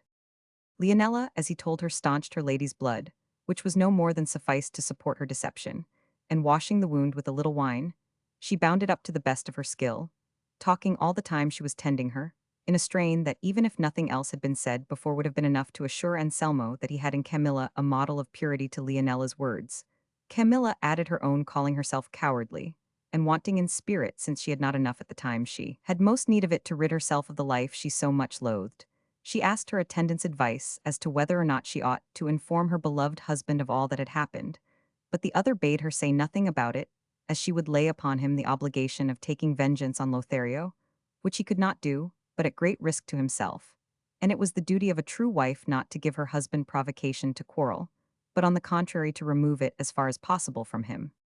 Camilla replied that she believed she was right, and that she would follow her advice, but at any rate it would be well to consider how she was to explain the wound to Anselmo, for he could not help seeing it, to which Leonela answered that she did not know how to tell a lie even in jest. How then can I know, my dear, said Camilla, for I should not dare to forge or keep up a falsehood if my life depended on it. If we can think of no escape from this difficulty, it will be better to tell him the plain truth than that he should find us out in an untrue story. Be not uneasy, Senora, said Leonela, between this and tomorrow I will think of what we must say to him, and perhaps the wound being where it is, it can be hidden from his sight, and heaven will be pleased to aid us in a purpose so good and honorable. Compose yourself, Senora, and endeavor to calm your excitement, lest my lord find you agitated, and leave the rest to my care and God's, who always supports good intentions. Anselmo had with the deepest attention listened to, and seen played out the tragedy of the death of his honor, which the performers acted with such wonderfully effective truth, that it seemed as if they had become the realities of the parts they played. He longed for night, and an opportunity of escaping from the house to go and see his good friend Lothario, and with him give vent to his joy over the precious pearl he had gained in having established his wife's purity. Both mistress and maid took care to give him time and opportunity to get away, and taking advantage of it, he made his escape, and at once went in quest of Lothario, and it would be impossible to describe how he embraced him when he found him, and the things he said to him in the joy of his heart, and the praises he bestowed upon Camilla, all which Lothario listened to, without being able to show any pleasure, for he could not forget how deceived his friend was, and how dishonorably he had wronged him, and though Anselmo could see that Lothario was not glad still, he imagined it was only because he had left Camilla wounded, and had been himself the cause of it. And so, among other things, he told him not to be distressed about Camilla's accident, for as they had agreed to hide it from him, the wound was evidently trifling, and that being so he had no cause for fear, but should henceforward be of good cheer, and rejoice with him, seeing that by his means and adroitness, he found himself raised to the greatest height of happiness that he could have ventured to hope for, and desired no better pastime than making verses in praise of Camilla that would preserve her name for all time to come. Lothario commended his purpose, and promised on his own part to aid him in raising a monument so glorious.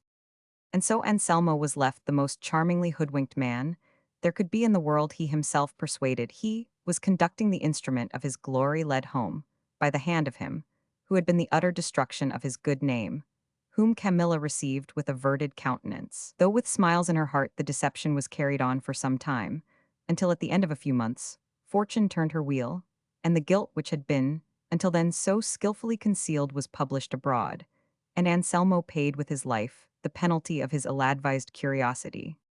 Chapter Roman 35, which treats of the heroic and prodigious battle Don Quixote had with certain skins of red wine, and brings the novel of the ill-advised curiosity to a close.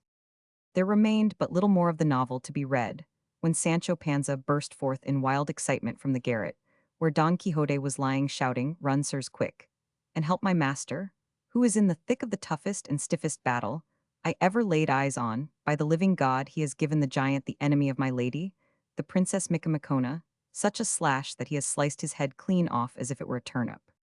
"What are you talking about, brother?" said the curate, pausing, as he was about to read the remainder of the novel. "Are you in your senses, Sancho? How the devil can it be, as you say, when the giant is 2,000 leagues away?"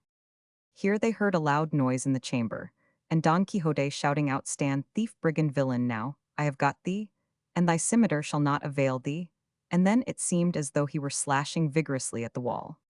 "Don't stop to listen," said Sancho, "but go in and part them, or help my master, though there is no need of that now, for no doubt the giant is dead by this time, and giving account to God of his past wicked life. For I saw the blood flowing on the ground, and the head cut off and fallen on one side, and it is as big as a large wineskin." "May I die," said the landlord at this, "if Don Quixote, or Don Devil, has not been slashing some of the skins of red wine that stand full at his bed's head. And the spilt wine must be what this good fellow takes for blood." And so saying he went into the room, and the rest after him, and there they found Don Quixote in the strangest costume in the world. He was in his shirt, which was not long enough in front to cover his thighs completely, and was 6 fingers shorter behind. His legs were very long and lean, covered with hair, and anything but clean on his head. He had a little greasy red cap that belonged to the host round his left arm. He had rolled the blanket of the bed, to which Sancho, for reasons best known to himself, owed a grudge, and in his right hand he held his unsheathed sword, with which he was slashing about on all sides, uttering exclamations, as if he were actually fighting some giant, and the best of it was his eyes were not open, for he was fast asleep, and dreaming that he was doing battle with the giant, for his imagination was so wrought upon by the adventure he was going to accomplish that it made him dream he had already reached the kingdom of Micomicon, and was engaged in combat with his enemy, and believing he was laying on the giant, he had given so many sword cuts to the skins that the whole room was full of wine. On seeing this, the landlord was so enraged that he fell on Don Quixote, and with his clenched fist began to pummel him in such a way that if Cardenio and the curate had not dragged him off, he would have brought the war of the giant to an end. But in spite of all, the poor gentleman never woke, until the barber brought a great pot of cold water from the well, and flung it with one dash all over his body, on which Don Quixote woke up, but not so completely as to understand what was the matter. Dorothea, seeing how short and slight his attire was, would not go in to witness the battle between her champion and her opponent. As for Sancho, he went searching all over the floor for the head of the giant, and not finding it, he said, "I see now that it's all enchantment in this house. For the last time, on this very spot where I am now, I got ever so many thumps without knowing who gave them to me, or being able to see anybody. And now this head is not to be seen anywhere about, though I saw it cut off with my own eyes, and the blood running from the body as if from a fountain." "What blood and fountains are you talking about, enemy of God and his saints?" said the landlord. "Don't you see, you thief, that the blood and the fountain are only these skins here that have been stabbed, and the red wine swimming all over the room, and I wish I saw the soul of him that stabbed them swimming in hell." "I know nothing about that," said Sancho. "All I know is it will be my bad luck that through not finding this head my county will melt away like salt in water." For Sancho, awake, was worse than his master asleep, so much had his master's promises addled his wits. The landlord was beside himself at the coolness of the squire, and the mischievous doings of the master, and swore it should not be like the last time when they went without paying, and that their privileges of chivalry should not hold good this time, to let one or other of them off, without paying even to the cost of the plugs that would have to be put to the damaged wineskins. The curate was holding Don Quixote's hands, who, fancying he had now ended the adventure, and was in the presence of the Princess Micomicona, knelt before the curate, and said, "Exalted and beauteous lady, your highness may live from this day forth fearless of any harm this base being could do you, and I too from this day forth am released from the promise I gave you, since by the help of God on high, and by the favor of her by whom I live and breathe, I have fulfilled it so successfully. Did not I say so? Said Sancho. On hearing this, you see I wasn't drunk there. You see my master has already salted the giant. There's no doubt about the bulls, my county is all right. Who could have helped laughing at the absurdities of the pair, master and man, and laugh? They did all except the landlord, who cursed himself. But at length the barber Cardenio and the curate contrived with no small trouble to get Don Quixote on the bed, and he fell asleep with every appearance of excessive weariness. They left him to sleep, and came out to the gate of the inn to console Sancho Panza on not having found the head of the giant. But much more work had they to appease the landlord, who was furious at the sudden death of his wineskins, and said the landlady, half scolding, half crying at an evil moment, and in an unlucky hour, he came into my house this night, Arantwood, that I had never set eyes on him, for dear he has cost me. The last time he went off with the overnight score against him for supper, bed straw, and barley for himself and his squire, and a hack, and an ass, saying he was a knight adventurer. God send unlucky adventures to him, and all the adventurers in the world, and, therefore, not bound to pay anything, for it was so settled by the knight errantry tariff. And then all because of him came the other gentleman and carried off my tail, and gives it back more than 2 quartios the worse, all stripped of its hair, so that it is no use for my husband's purpose. And then for a finishing touch to all, to burst my wineskins, and spill my wine, I wish I saw his own blood spilt. But let him not deceive himself, for by the bones of my father, and the shade of my mother, they shall pay me down every quarto, or my name is not what it is, and I am not my father's daughter. All this, and more to the same effect, the landlady delivered with great irritation, and her good maid Maritornes backed her up, while the daughter held her peace and smiled from time to time. The curate smoothed matters by promising to make good all losses to the best of his power, not only as regarded the wineskins, but also the wine, and above all the depreciation of the tale, which they set such store by. Dorothea comforted Sancho, telling him that she pledged herself as soon as it should appear certain that his master had decapitated the giant, and she found herself peacefully established in her kingdom, to bestow upon him the best county there was in it. With this Sancho consoled himself, and assured the princess she might rely upon it that he had seen the head of the giant, and more by token, it had a beard that reached to the girdle, and that if it was not to be seen now, it was because everything that happened in that house went by enchantment, as he himself had proved the last time he had lodged there. Dorothea said she fully believed it, and that he need not be uneasy, for all would go well and turn out as he wished. All therefore being appeased, the curate was anxious to go on with the novel, as he saw there was but little more left to read. Dorothea and the others begged him to finish it, and he, as he was willing to please them, and enjoyed reading it himself, continued the tale in these words. The result was that from the confidence Anselmo felt in Camilla's virtue he lived happy and free from anxiety, and Camilla purposely looked coldly on Lothario, that Anselmo might suppose her feelings towards him to be the opposite of what they were. And the better to support the position, Lothario begged to be excused from coming to the house, as the displeasure with which Camilla regarded his presence was plain to be seen, but the befooled Anselmo said he would on no account allow such a thing, and so, in 1,000 ways, he became the author of his own dishonor, while he believed he was ensuring his happiness. Meanwhile, the satisfaction with which Leonela saw herself empowered to carry on her amour reached such a height that, regardless of everything else, she followed her inclinations, unrestrainedly, feeling confident that her mistress would screen her, and even show her how to manage it safely. At last, one night, Anselmo heard footsteps in Leonela's room, and on trying to enter to see who it was, he found that the door was held against him, which made him all the more determined to open it, and exerting his strength he forced it open, and entered the room in time to see a man leaping through the window into the street.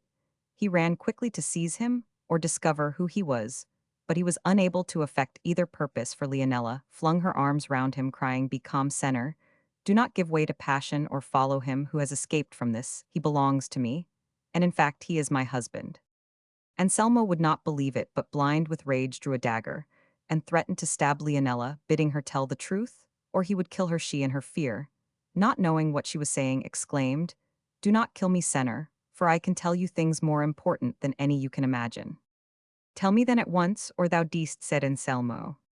"It would be impossible for me now," said Leonela. "I am so agitated. Leave me till tomorrow, and then you shall hear from me what will fill you with astonishment. But rest assured that he who leaped through the window is a young man of the city, who has given me his promise to become my husband."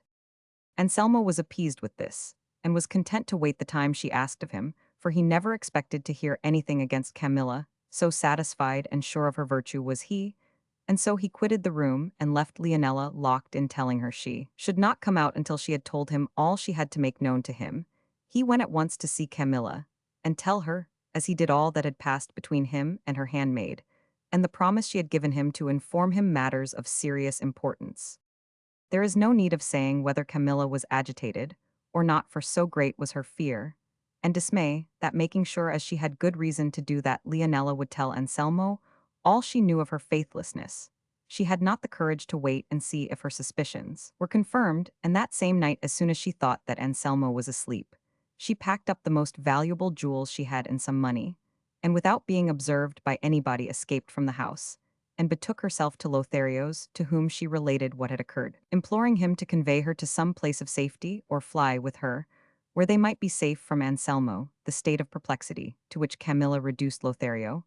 was such that he was unable to utter a word in reply, still less to decide upon what he should do. At length he resolved to conduct her to a convent, of which a sister of his was prioress. Camilla agreed to this, and with the speed which the circumstances demanded, Lothario took her to the convent and left her there, and then himself quitted the city without letting anyone know of his departure. As soon as daylight came, Anselmo, without missing Camilla from his side, rose eager to learn what Leonela had to tell him, and hastened to the room where he had locked her in. He opened the door, entered, but found no Leonela. All he found was some sheets knotted to the window, a plain proof that she had let herself down from it, and escaped. He returned uneasy to tell Camilla, but not finding her in bed or anywhere in the house, he was lost in amazement. He asked the servants of the house about her, but none of them could give him any explanation. As he was going in search of Camilla, it happened by chance that he observed her boxes were lying open, and that the greater part of her jewels were gone, and now he became fully aware of his disgrace, and that Leonela was not the cause of his misfortune. And just as he was without delaying to dress himself completely, he repaired sad at heart and dejected to his friend Lothario to make known his sorrow to him, but when he failed to find him, and the servants reported that he had been absent from his house all night, and had taken with him all the money he had, he felt as though he were losing his senses, and to make all complete on returning to his own house, he found it deserted, and empty, not one of all his servants, male or female, remaining in it. He knew not what to think or say or do, and his reason seemed to be deserting him. Little by little he reviewed his position and saw himself in a moment left without wife, friend, or servants, abandoned, he felt, by the heaven above him, and more than all robbed of his honor, for in Camilla's disappearance he saw his own ruin. After long reflection, he resolved at last to go to his friend's village, where he had been staying when he afforded opportunities for the contrivance of this complication of misfortune. He locked the doors of his house, mounted his horse, and with a broken spirit set out on his journey. But he had hardly gone halfway when, harassed by his reflections, he had to dismount and tie his horse to a tree, at the foot of which he threw himself, giving vent to piteous heartrending sighs. And there he remained till nearly nightfall, when he observed a man approaching on horseback from the city, of whom, after saluting him, he asked what was the news in Florence. The citizen replied, "The strangest that have been heard for many a day, for it is reported abroad that Lothario, the great friend of the wealthy Anselmo, who lived at San Giovanni, carried off last night Camilla, the wife of Anselmo, who also has disappeared. All this has been told by a maidservant of Camilla's, whom the governor found last night lowering herself by a sheet from the windows of Anselmo's house. I know not indeed precisely how the affair came to pass. All I know is that the whole city is wondering at the occurrence, for no one could have expected a thing of the kind, seeing the great and intimate friendship that existed between them, so great, they say, that they were called the two friends." "Is it known at all," said Anselmo, "what road Lothario and Camilla took?" "Not in the least," said the citizen, "though the governor has been very active in searching for them." "God speed you, senor," said Anselmo. "God be with you," said the citizen, and went his way. This disastrous intelligence almost robbed Anselmo, not only of his senses, but of his life. He got up as well as he was able, and reached the house of his friend, who as yet knew nothing of his misfortune, but seeing him come pale, worn, and haggard, perceived that he was suffering some heavy affliction. Anselmo at once begged to be allowed to retire to rest, and to be given writing materials. His wish was complied with, and he was left lying down and alone, for he desired this, and even that the door should be locked. Finding himself alone, He so took to heart the thought of his misfortune that by the signs of death he felt within him, he knew well his life was drawing to a close, and therefore he resolved to leave behind him a declaration of the cause of his strange end. He began to write, but before he had put down all he meant to say his breath failed him, and he yielded up his life a victim to the suffering which his ill-advised curiosity had entailed upon him, the master of the house, observing that it was now late, and that Anselmo did not call, determined to go in and ascertain if his indisposition was increasing, and found him lying on his face, his body partly in the bed, partly on the writing table, on which he lay with the written paper open and the pen still in his hand. Having first called to him, without receiving any answer, his host approached him, and taking him by the hand, found that it was cold, and saw that he was dead. Greatly surprised and distressed, he summoned the household to witness the sad fate which had befallen Anselmo, and then he read the paper, the handwriting of which he recognized as his, and which contained these words: "A foolish and ill-advised desire has robbed me of life. If the news of my death should reach the ears of Camilla, let her know that I forgive her, for she was not bound to perform miracles, nor ought I to have required her to perform them. And since I have been the author of my own dishonor, there is no reason why." So far Anselmo had written, and thus it was plain that at this point, before he could finish what he had to say, his life came to an end. The next day,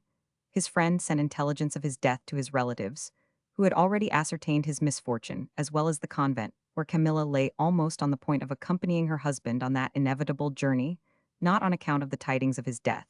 but because of those she received of her lover's departure. Although she saw herself a widow, it is said she refused either to quit the convent or take the veil, until not long afterwards intelligence reached her that Lothario had been killed in a battle, in which Roman 1,000 de Lautrec had been recently engaged with the great Captain Gonzalo Fernandez de Cordova in the kingdom of Naples, whither her too late repentant lover had repaired. On learning this, Camilla took the veil, and shortly afterwards died, worn out by grief and melancholy. This was the end of all three, an end that came of a thoughtless beginning. "I like this novel," said the curate, "but I cannot persuade myself of its truth. And if it has been invented, the author's invention is faulty, for it is impossible to imagine any husband so foolish as to try such a costly experiment as Anselmo's. If it had been represented as occurring between a gallant and his mistress, it might pass. But between husband and wife, there is something of an impossibility about it. As to the way in which the story is told, however, I have no fault to find." Chapter Roman 36, which treats of more curious incidents that occurred at the inn. Just at that instant, the landlord, who was standing at the gate of the inn, exclaimed, "Here comes a fine troop of guests. If they stop here, we may say gaudimus." "What are they?" said Cardenio. "4 men," said the landlord, "riding a la giunta, with lances and bucklers, and all with black veils. And with them there is a woman in white on a side saddle, whose face is also veiled, and 2 attendants on foot." "Are they very near?" said the curate. "So near," answered the landlord, "that here they come." Hearing this, Dorothea covered her face, and Cardenio retreated into Don Quixote's room, and they hardly had time to do so before the whole party the host had described entered the inn, and the 4 that were on horseback, who were of high-bred appearance, and bearing, dismounted, and came forward to take down the woman who rode on the side saddle, and one of them, taking her in his arms, placed her in a chair that stood at the entrance of the room where Cardenio had hidden himself all this time. Neither she nor they had removed their veils, or spoken a word. Only on sitting down on the chair, the woman gave a deep sigh, and let her arms fall like one that was ill and weak. The attendants on foot then led the horses away to the stable. Observing this, the curate, curious to know who these people in such a dress, and preserving such silence, went to where the servants were standing, and put the question to one of them, who answered him: "Faith, sir, I cannot tell you who they are. I only know they seem to be people of distinction, particularly he who advanced to take the lady you saw in his arms. And I say so because all the rest show him respect, and nothing is done except what he directs and orders." "And the lady, who is she?" asked the curate. "That I cannot tell you either," said the servant, "for I have not seen her face all the way. I have indeed heard her sigh many times, and utter such groans, that she seems to be giving up the ghost every time. But it is no wonder if we do not know more than we have told you as my comrade. And I have only been in their company 2 days, for having met us on the road they begged, and persuaded us to accompany them to Andalusia, promising to pay us well." "And have you heard any of them called by his name?" asked the curate. "No, indeed," replied the servant. "They all preserve a marvelous silence on the road, for not a sound is to be heard among them, except the poor lady's sighs and sobs, which make us pity her. and we feel sure that wherever it is she is going it is against her will, and as far as one can judge from her dress, she is a nun, or what is more likely about to become one. And perhaps it is because taking the vows is not of her own free will that she is so unhappy as she seems to be. That may well be, said the curate, and leaving them, he returned to where Dorothea was, who, hearing the veiled lady sigh moved by natural compassion, drew near to her, and said, "What are you suffering from, Senora? If it be anything that women are accustomed, and know how to relieve, I offer you my services with all my heart." To this the unhappy lady made no reply, and though Dorothea repeated her offers more earnestly, she still kept silence, until the gentleman with the veil, who the servant said was obeyed by the rest, approached, and said to Dorothea, "Do not give yourself the trouble, Senora, of making any offers to that woman, for it is her way to give no thanks for anything that is done for her, and do not try to make her answer, unless you want to hear some lie from her lips."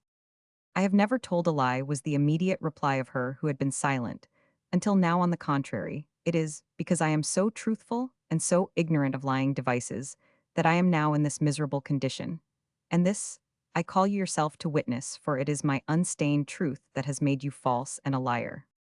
Cardenio heard these words clearly and distinctly, being quite close to the speaker, for there was only the door of Don Quixote's room between them, and the instant he did so, uttering a loud exclamation, he cried, "Good God, what is this I hear? What voice is this that has reached my ears?" Startled at the voice, the lady turned her head, and not seeing the speaker, she stood up, and attempted to enter the room, observing which the gentleman held her back, preventing her from moving a step in her agitation, and sudden movement the silk with which she had covered her face fell off and disclosed a countenance of incomparable and marvelous beauty, but pale and terrified, for she kept turning her eyes everywhere she could direct her gaze, with an eagerness that made her look as if she had lost her senses, and so marked that it excited the pity of Dorothea, and all who beheld her, though they knew not what caused it. The gentleman grasped her firmly by the shoulders, and being so fully occupied with holding her back, he was unable to put a hand to his veil, which was falling off as it did at length entirely, and Dorothea, who was holding the lady in her arms, raising her eyes, saw that he who likewise held her was her husband Don Fernando.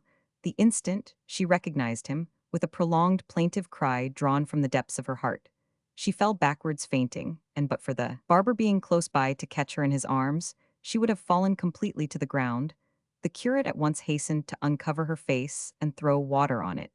and as he did so, Don Fernando, for he it was who held the other in his arms, recognized her, and stood as if death-stricken by the sight, not however relaxing his grasp of Lucinda, for it was she that was struggling to release herself from his hold, having recognized Cardenio by his voice. As he had recognized her, Cardenio also heard Dorothea's cry, as she fell fainting, and imagining that it came from his Lucinda, burst forth in terror from the room, and the first thing he saw was Don Fernando with Lucinda in his arms.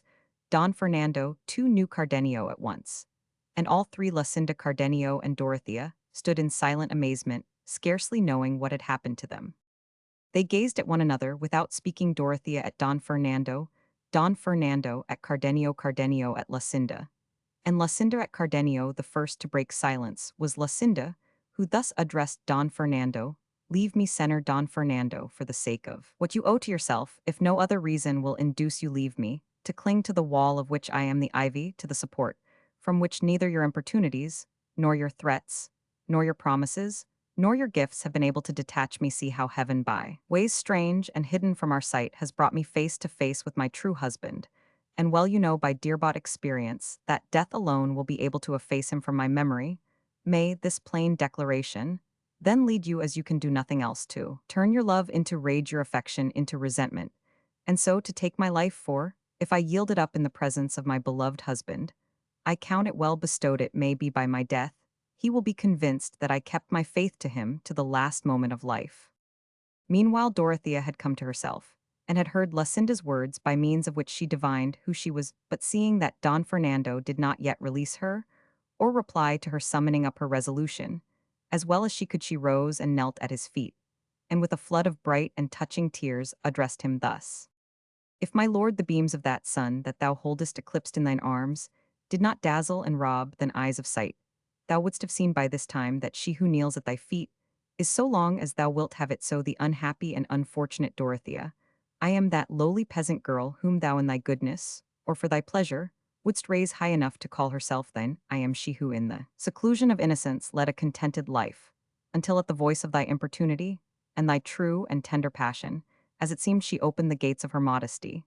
and surrendered to thee the keys of her liberty, a gift received by thee, but thanklessly, as is clearly shown by my forced retreat to the place where thou dost find me, and by thy appearance under the circumstances in which I see thee. Nevertheless, I would not have thee suppose that I have come here driven by my shame. It is only grief and sorrow at seeing myself forgotten by thee that have led me. It was thy will to make me thine, and thou didst so follow thy will that now, even though thou repentest, thou canst not help being mine. Bethink thee, my lord, the unsurpassable affection I bear thee may compensate for the beauty and noble birth for which thou wouldst desert me. Thou canst not be the fair Lucinda's, because thou art mine, nor can she be thine, because she is Cardenio's. And it will be easier, remember, to bend thy will to love one who adores thee than to lead one to love thee who abhors thee. Now,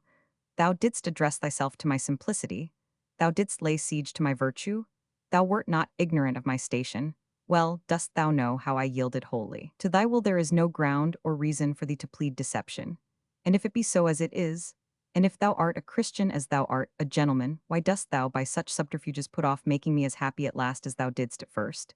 And if thou wilt not have me for what I am, thy true and lawful wife, at least take and accept me as thy slave for so long as I am, then I will count myself happy and fortunate. Do not, by deserting me, let my shame become the talk of the gossips in the streets. Make not the old age of my parents miserable, for the loyal services they as faithful vassals have ever rendered thine are not deserving of such a return. And if thou thinkest it will debase thy blood to mingle it with mine, reflect that there is little or no nobility in the world that has not traveled the same road, and that in illustrious lineages it is not the woman's blood that is of account, and moreover, that true nobility consists in virtue. And if thou art wanting in that, refusing me, what injustice thou owest me then? Even I have higher claims to nobility than thine to make an end senner. These are my last words to thee, whether thou wilt or wilt not. I am thy wife. Witness thy words, which must not and ought not to be false. If thou dost pride thyself on that for want of which thou scornest me, witness the pledge which thou didst give me, and witness heaven, which thou thyself didst call to witness the promise thou hadst made me. And if all this fail, thy own conscience will not fail to lift up its silent voice in the midst of all thy gaiety, and vindicate the truth of what I say, and mar thy highest pleasure and enjoyment. All this and more the injured Dorothea delivered with such earnest feeling, and such tears, that all present, even those who came with Don Fernando, were constrained to join her in them. Don Fernando listened to her without replying, until, ceasing to speak, she gave way to such sobs and sighs that it must have been a heart of brass that was not softened by the sight of so great sorrow. Lucinda stood regarding her with no less compassion for her sufferings than admiration for her intelligence and beauty, and would have gone to her to say some words of comfort to her, but was prevented by Don Fernando's grasp, which held her fast. He, overwhelmed with confusion and astonishment, after regarding Dorothea for some moments with a fixed gaze, opened his arms, and releasing Lucinda, exclaimed, "Thou hast conquered, fair Dorothea, thou hast conquered, for it is impossible to have the heart to deny the united force of so many truths." Lucinda, in her feebleness, was on the point of falling to the ground when Don Fernando released her, but Cardenio, who stood near, having retreated behind Don Fernando, to escape recognition, casting fear aside, and regardless of what might happen, ran forward to support her, and said, as he clasped her in his arms, "If heaven in its compassion is willing to let thee rest at last, mistress of my heart, true, constant, and fair, nowhere canst thou rest more safely than in these arms that now receive thee, and received thee before when fortune permitted me to call thee mine." At these words, Lucinda looked up at Cardenio, at first beginning to recognize him by his voice, and then satisfying herself by her eyes that it was he, and hardly knowing what she did, and heedless of all considerations of decorum, she flung her arms around his neck, and pressing her face close to his, said, "Yes, my dear lord, you are the true master of this your slave, even though adverse fate interpose again, and fresh dangers threaten this life that hangs on yours." A strange sight was this for Don Fernando, and those that stood around, filled with surprise at an incident so unlooked for. Dorothea fancied that Don Fernando changed color, and looked as though he meant to take vengeance on Cardenio, for she observed him put his hand to his sword, and the instant the idea struck her with wonderful quickness, she clasped him round the knees, and kissing them, and holding him so as to prevent his moving, she said, while her tears continued to flow, "What is it thou wouldst do, my only refuge in this unforeseen event? Thou hast thy wife at thy feet, and she whom thou wouldst have for thy wife is in the arms of her husband. Reflect whether it will be right for thee, whether it will be possible for thee to undo what heaven has done, or whether it will be becoming in thee to seek to raise her to be thy mate, who in spite of every obstacle and strong in her truth and constancy, is before thine eyes bathing with the tears of love, the face and bosom of her lawful husband. For God's sake I entreat of thee for thine own eye. Implore thee let not this open manifestation rouse thy anger, but rather so calm it as to allow these two lovers to live in peace and quiet, without any interference from thee so long as heaven permits them. And in so doing thou wilt prove the generosity of thy lofty noble spirit, and the world shall see that, with thee reason has more influence than passion. All the time Dorothea was speaking, Cardenio, though he held Lucinda in his arms, never took his eyes off Don Fernando, determined, if he saw him make any hostile movement, to try and defend himself, and resist as best he could all who might assail him, though it should cost him his life. But now Don Fernando's friends, as well as the curate and the barber who had been present, all the while, not forgetting the worthy Sancho Panza, ran forward, and gathered round Don Fernando, entreating him to have regard for the tears of Dorothea and not suffer her reasonable hopes to be disappointed, since, as they firmly believed, what she said was but the truth, and bidding him observe that it was not as it might seem by accident, but by a special disposition of Providence, that they had all met in a place where no one could have expected a meeting, and the curate bade him remember that only death could part Lucinda from Cardenio, that even if some sword were to separate them, they would think their death most happy, and that, in a case that admitted of no remedy, his wisest course was by conquering and putting a constraint upon himself, to show a generous mind, and of his own accord suffer these two to enjoy the happiness heaven had granted them. He bade him to turn his eyes upon the beauty of Dorothea, and he would see that few, if any, could equal, much less excel her, while to that beauty should be added her modesty, and the surpassing love she bore him.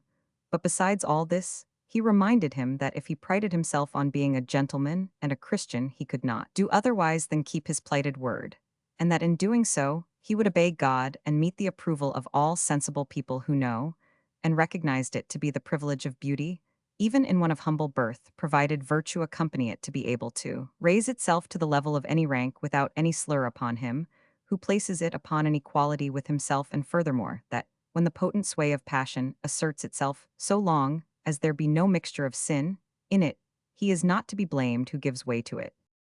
To be brief, they added to these such other forcible arguments that Don Fernando's manly heart, being after all nourished by noble blood, was touched and yielded to the truth, which even had he wished it he could not gainsay, and he showed his submission and acceptance of the good advice that had been offered to him, by stooping down and embracing Dorothea, saying to her, Rise, dear lady, it is not right that what I hold in my heart should be kneeling at my feet, and if until now I have shown no sign of what I own, it may have been by heaven's decree, in order that, seeing the constancy with which you love me, I may learn to value you as you deserve. What I entreat of you is, that you reproach me not with my transgression and grievous wrongdoing, for the same cause and force that drove me to make you mine impelled me to struggle against being yours, and to prove this turn and look at the eyes of the now happy Lucinda, and you will see in them an excuse for all my errors. And as she has found and gained the object of her desires, and I have found in you what satisfies all my wishes, may she live in peace and contentment as many happy years with her Cardenio, as on my knees I pray heaven to allow me to live with my Dorothea. And with these words he once more embraced her, and pressed his face to hers with so much tenderness that he had to take great heed to keep his tears from completing the proof of his love and repentance in the sight of all, not so Lucinda and Cardenio, and almost all the others, for they shed so many tears, some in their own happiness, some at that of the others, that one would have supposed a heavy calamity had fallen upon them all. Even Sancho Panza was weeping, though afterwards he said he only wept because he saw that Dorothea was not, as he fancied, the Queen Micomicona, of whom he expected such great favors. Their wonder, as well as their weeping, lasted some time, and then Cardenio and Lucinda went and fell on their knees before Don Fernando, returning him thanks for the favor he had rendered them in language so grateful that he knew not how to answer them, and raising them up embraced them with every mark of affection and courtesy.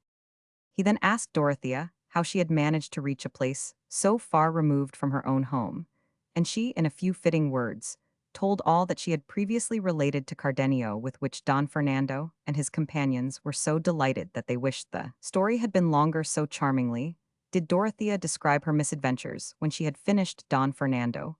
recounted what had befallen him in the city after he had found in Lucinda's bosom the paper, in which she declared that she was Cardenio's wife and never could be his. He said he meant to kill her, and would have done so had he not been prevented by her parents, and that he quitted the house full of rage and shame, and resolved to avenge himself when a more convenient opportunity should offer the next day. He learned that Lucinda had disappeared from her father's house, and that no one could tell whither she had gone finally at the end of some months. He ascertained that she was in a convent, and meant to remain there all the rest of her life if she were not to share it with Cardenio. And as soon as he had learned this, taking these three gentlemen as his companions, he arrived at the place where she was, but avoided speaking to her, fearing that if it were known he was there, stricter precautions would be taken in the convent. And watching a time when the porter's lodge was open, he left two to guard the gate, and he and the other entered the convent in quest of Lucinda, whom they found in the cloisters in conversation with one of the nuns, and carrying her off without giving her time to resist. They reached a place with her where they provided themselves with what they required for taking her away, all which they were able to do in complete safety, as the convent was in the country at a considerable distance from the city. He added that, when Lucinda found herself in his power, she lost all consciousness, and after returning to herself, did nothing but weep and sigh without speaking a word, and thus in silence and tears they reached that in which for him was reaching heaven, where all the mischances of earth are over and at an end. Chapter Roman 37, in which is continued the story of the famous Princess Micomicona, with other droll adventures. To all this Sancho listened with no little sorrow at heart, to see how his hopes of dignity were fading away and vanishing in smoke, and how the fair Princess Micomicona had turned into Dorothea, and the giant into Don Fernando, while his master was sleeping tranquilly, totally unconscious of all that had come to pass. Dorothea was unable to persuade herself that her present happiness was not all a dream. Cardenio was in a similar state of mind, and Lucinda's thoughts ran in the same direction. Don Fernando gave thanks to heaven for the favor shown to him, and for having been rescued from the intricate labyrinth in which he had been brought so near the destruction of his good name and of his soul. And in short, everybody in the inn was full of contentment and satisfaction at the happy issue of such a complicated and hopeless business. The curate, as a sensible man, made sound reflections upon the whole affair, and congratulated each upon his good fortune. But the one that was in the highest spirits and good humor was the landlady, because of the promise Cardenio and the curate had given her to pay for all the losses and damage she had sustained through Don Quixote's means. Sancho, as has been already said, was the only one who was distressed, unhappy, and dejected. And so with a long face he went into his master, who had just awoke, and said to him, "Sir, rueful countenance, your worship may as well sleep on as much as you like without troubling yourself about killing any giant or restoring her kingdom to the princess, for that is all over and settled now."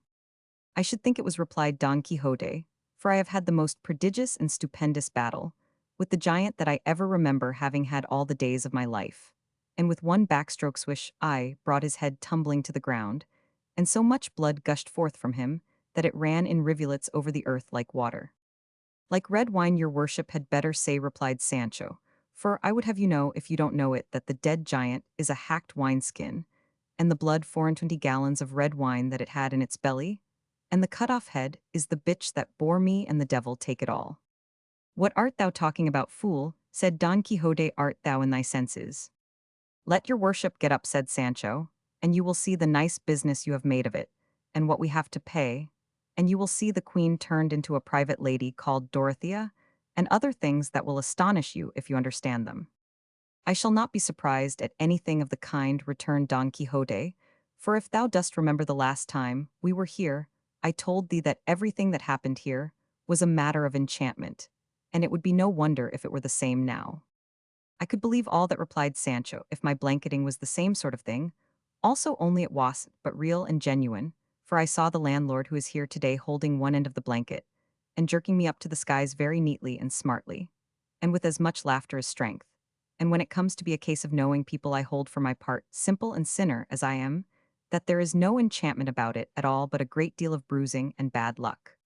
"Well, well, God will give a remedy," said Don Quixote. "Hand me my clothes, and let me go out, for I want to see these transformations and things thou speakest of."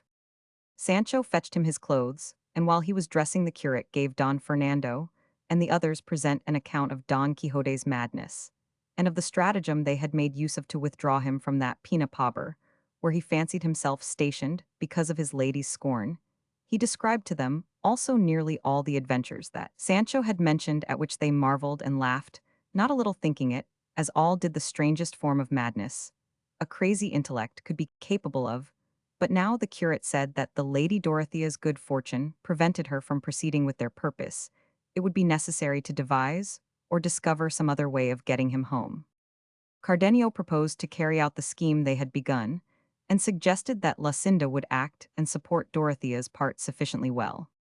No, said Don Fernando, that must not be, for I want Dorothea to follow out this idea of hers, and if the worthy gentleman's village is not very far off, I shall be happy if I can do anything for his relief. It is not more than 2 days' journey from this, said the curate. Even if it were more, said Don Fernando, I would gladly travel so far for the sake of doing so good a work.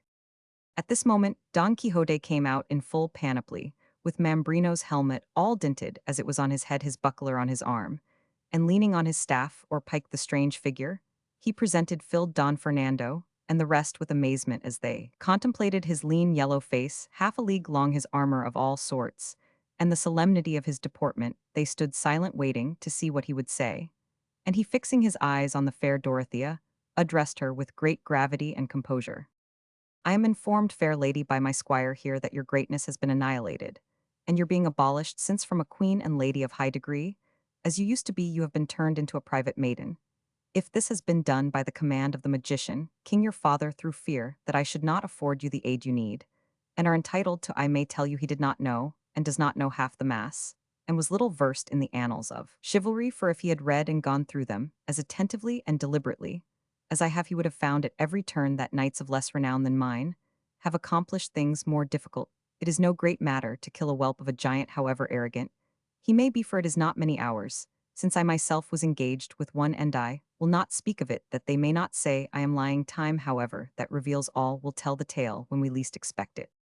You were engaged with a couple of wineskins, and not a giant, said the landlord at this. But Don Fernando told him to hold his tongue, and on no account interrupt Don Quixote, who continued, I say in conclusion, high and disinherited lady, that if your father has brought about this metamorphosis in your person for the reason I have mentioned, you ought not to attach any importance to it, for there is no peril on earth through which my sword will not force a way, and with it, before many days are over, I will bring your enemy's head to the ground, and place on yours the crown of your kingdom. Don Quixote said no more, and waited for the reply of the princess, who, aware of Don Fernando's determination to carry on the deception, until Don Quixote had been conveyed to his home, with great ease of manner and gravity, made answer, whoever told you, valiant knight of the rueful countenance, that I had undergone any change or transformation, did not tell you the truth, for I am the same as I was yesterday. It is true that certain strokes of good fortune, that have given me more than I could have hoped for, have made some alteration in me, but I have not therefore ceased to be what I was before, or to entertain the same desire. I have had all through of availing myself of the might of your valiant and invincible arm, and so, Senor, let your goodness reinstate the father that begot me in your good opinion, and be assured that he was a wise and prudent man, since by his craft he found out such a sure and easy way of remedying my misfortune, for I believe, Senor, that had it not been for you I should never have lit upon the good fortune I now possess, and in this I am saying what is perfectly true, as most of these gentlemen who are present can fully testify. All that remains is to set out on our journey tomorrow, for today we could not make much way, and for the rest of the happy result, I am looking forward to, I trust to God and the valor of your heart. So said the sprightly Dorothea, and on hearing her, Don Quixote turned to Sancho, and said to him with an angry air, I declare now, little Sancho, thou art the greatest little villain in Spain, say thief and vagabond, hast thou not just now told me that this princess had been turned into a maiden called Dorothea, and that the head which I am persuaded I cut off from a giant was the bitch that bore thee, and other nonsense that put me in the greatest perplexity I have ever been in all my life, I vow, and here he looked to heaven and ground his teeth. I have a mind to play the mischief with thee in a way that will teach sense for the future to all lying squires of knights-errant in the world.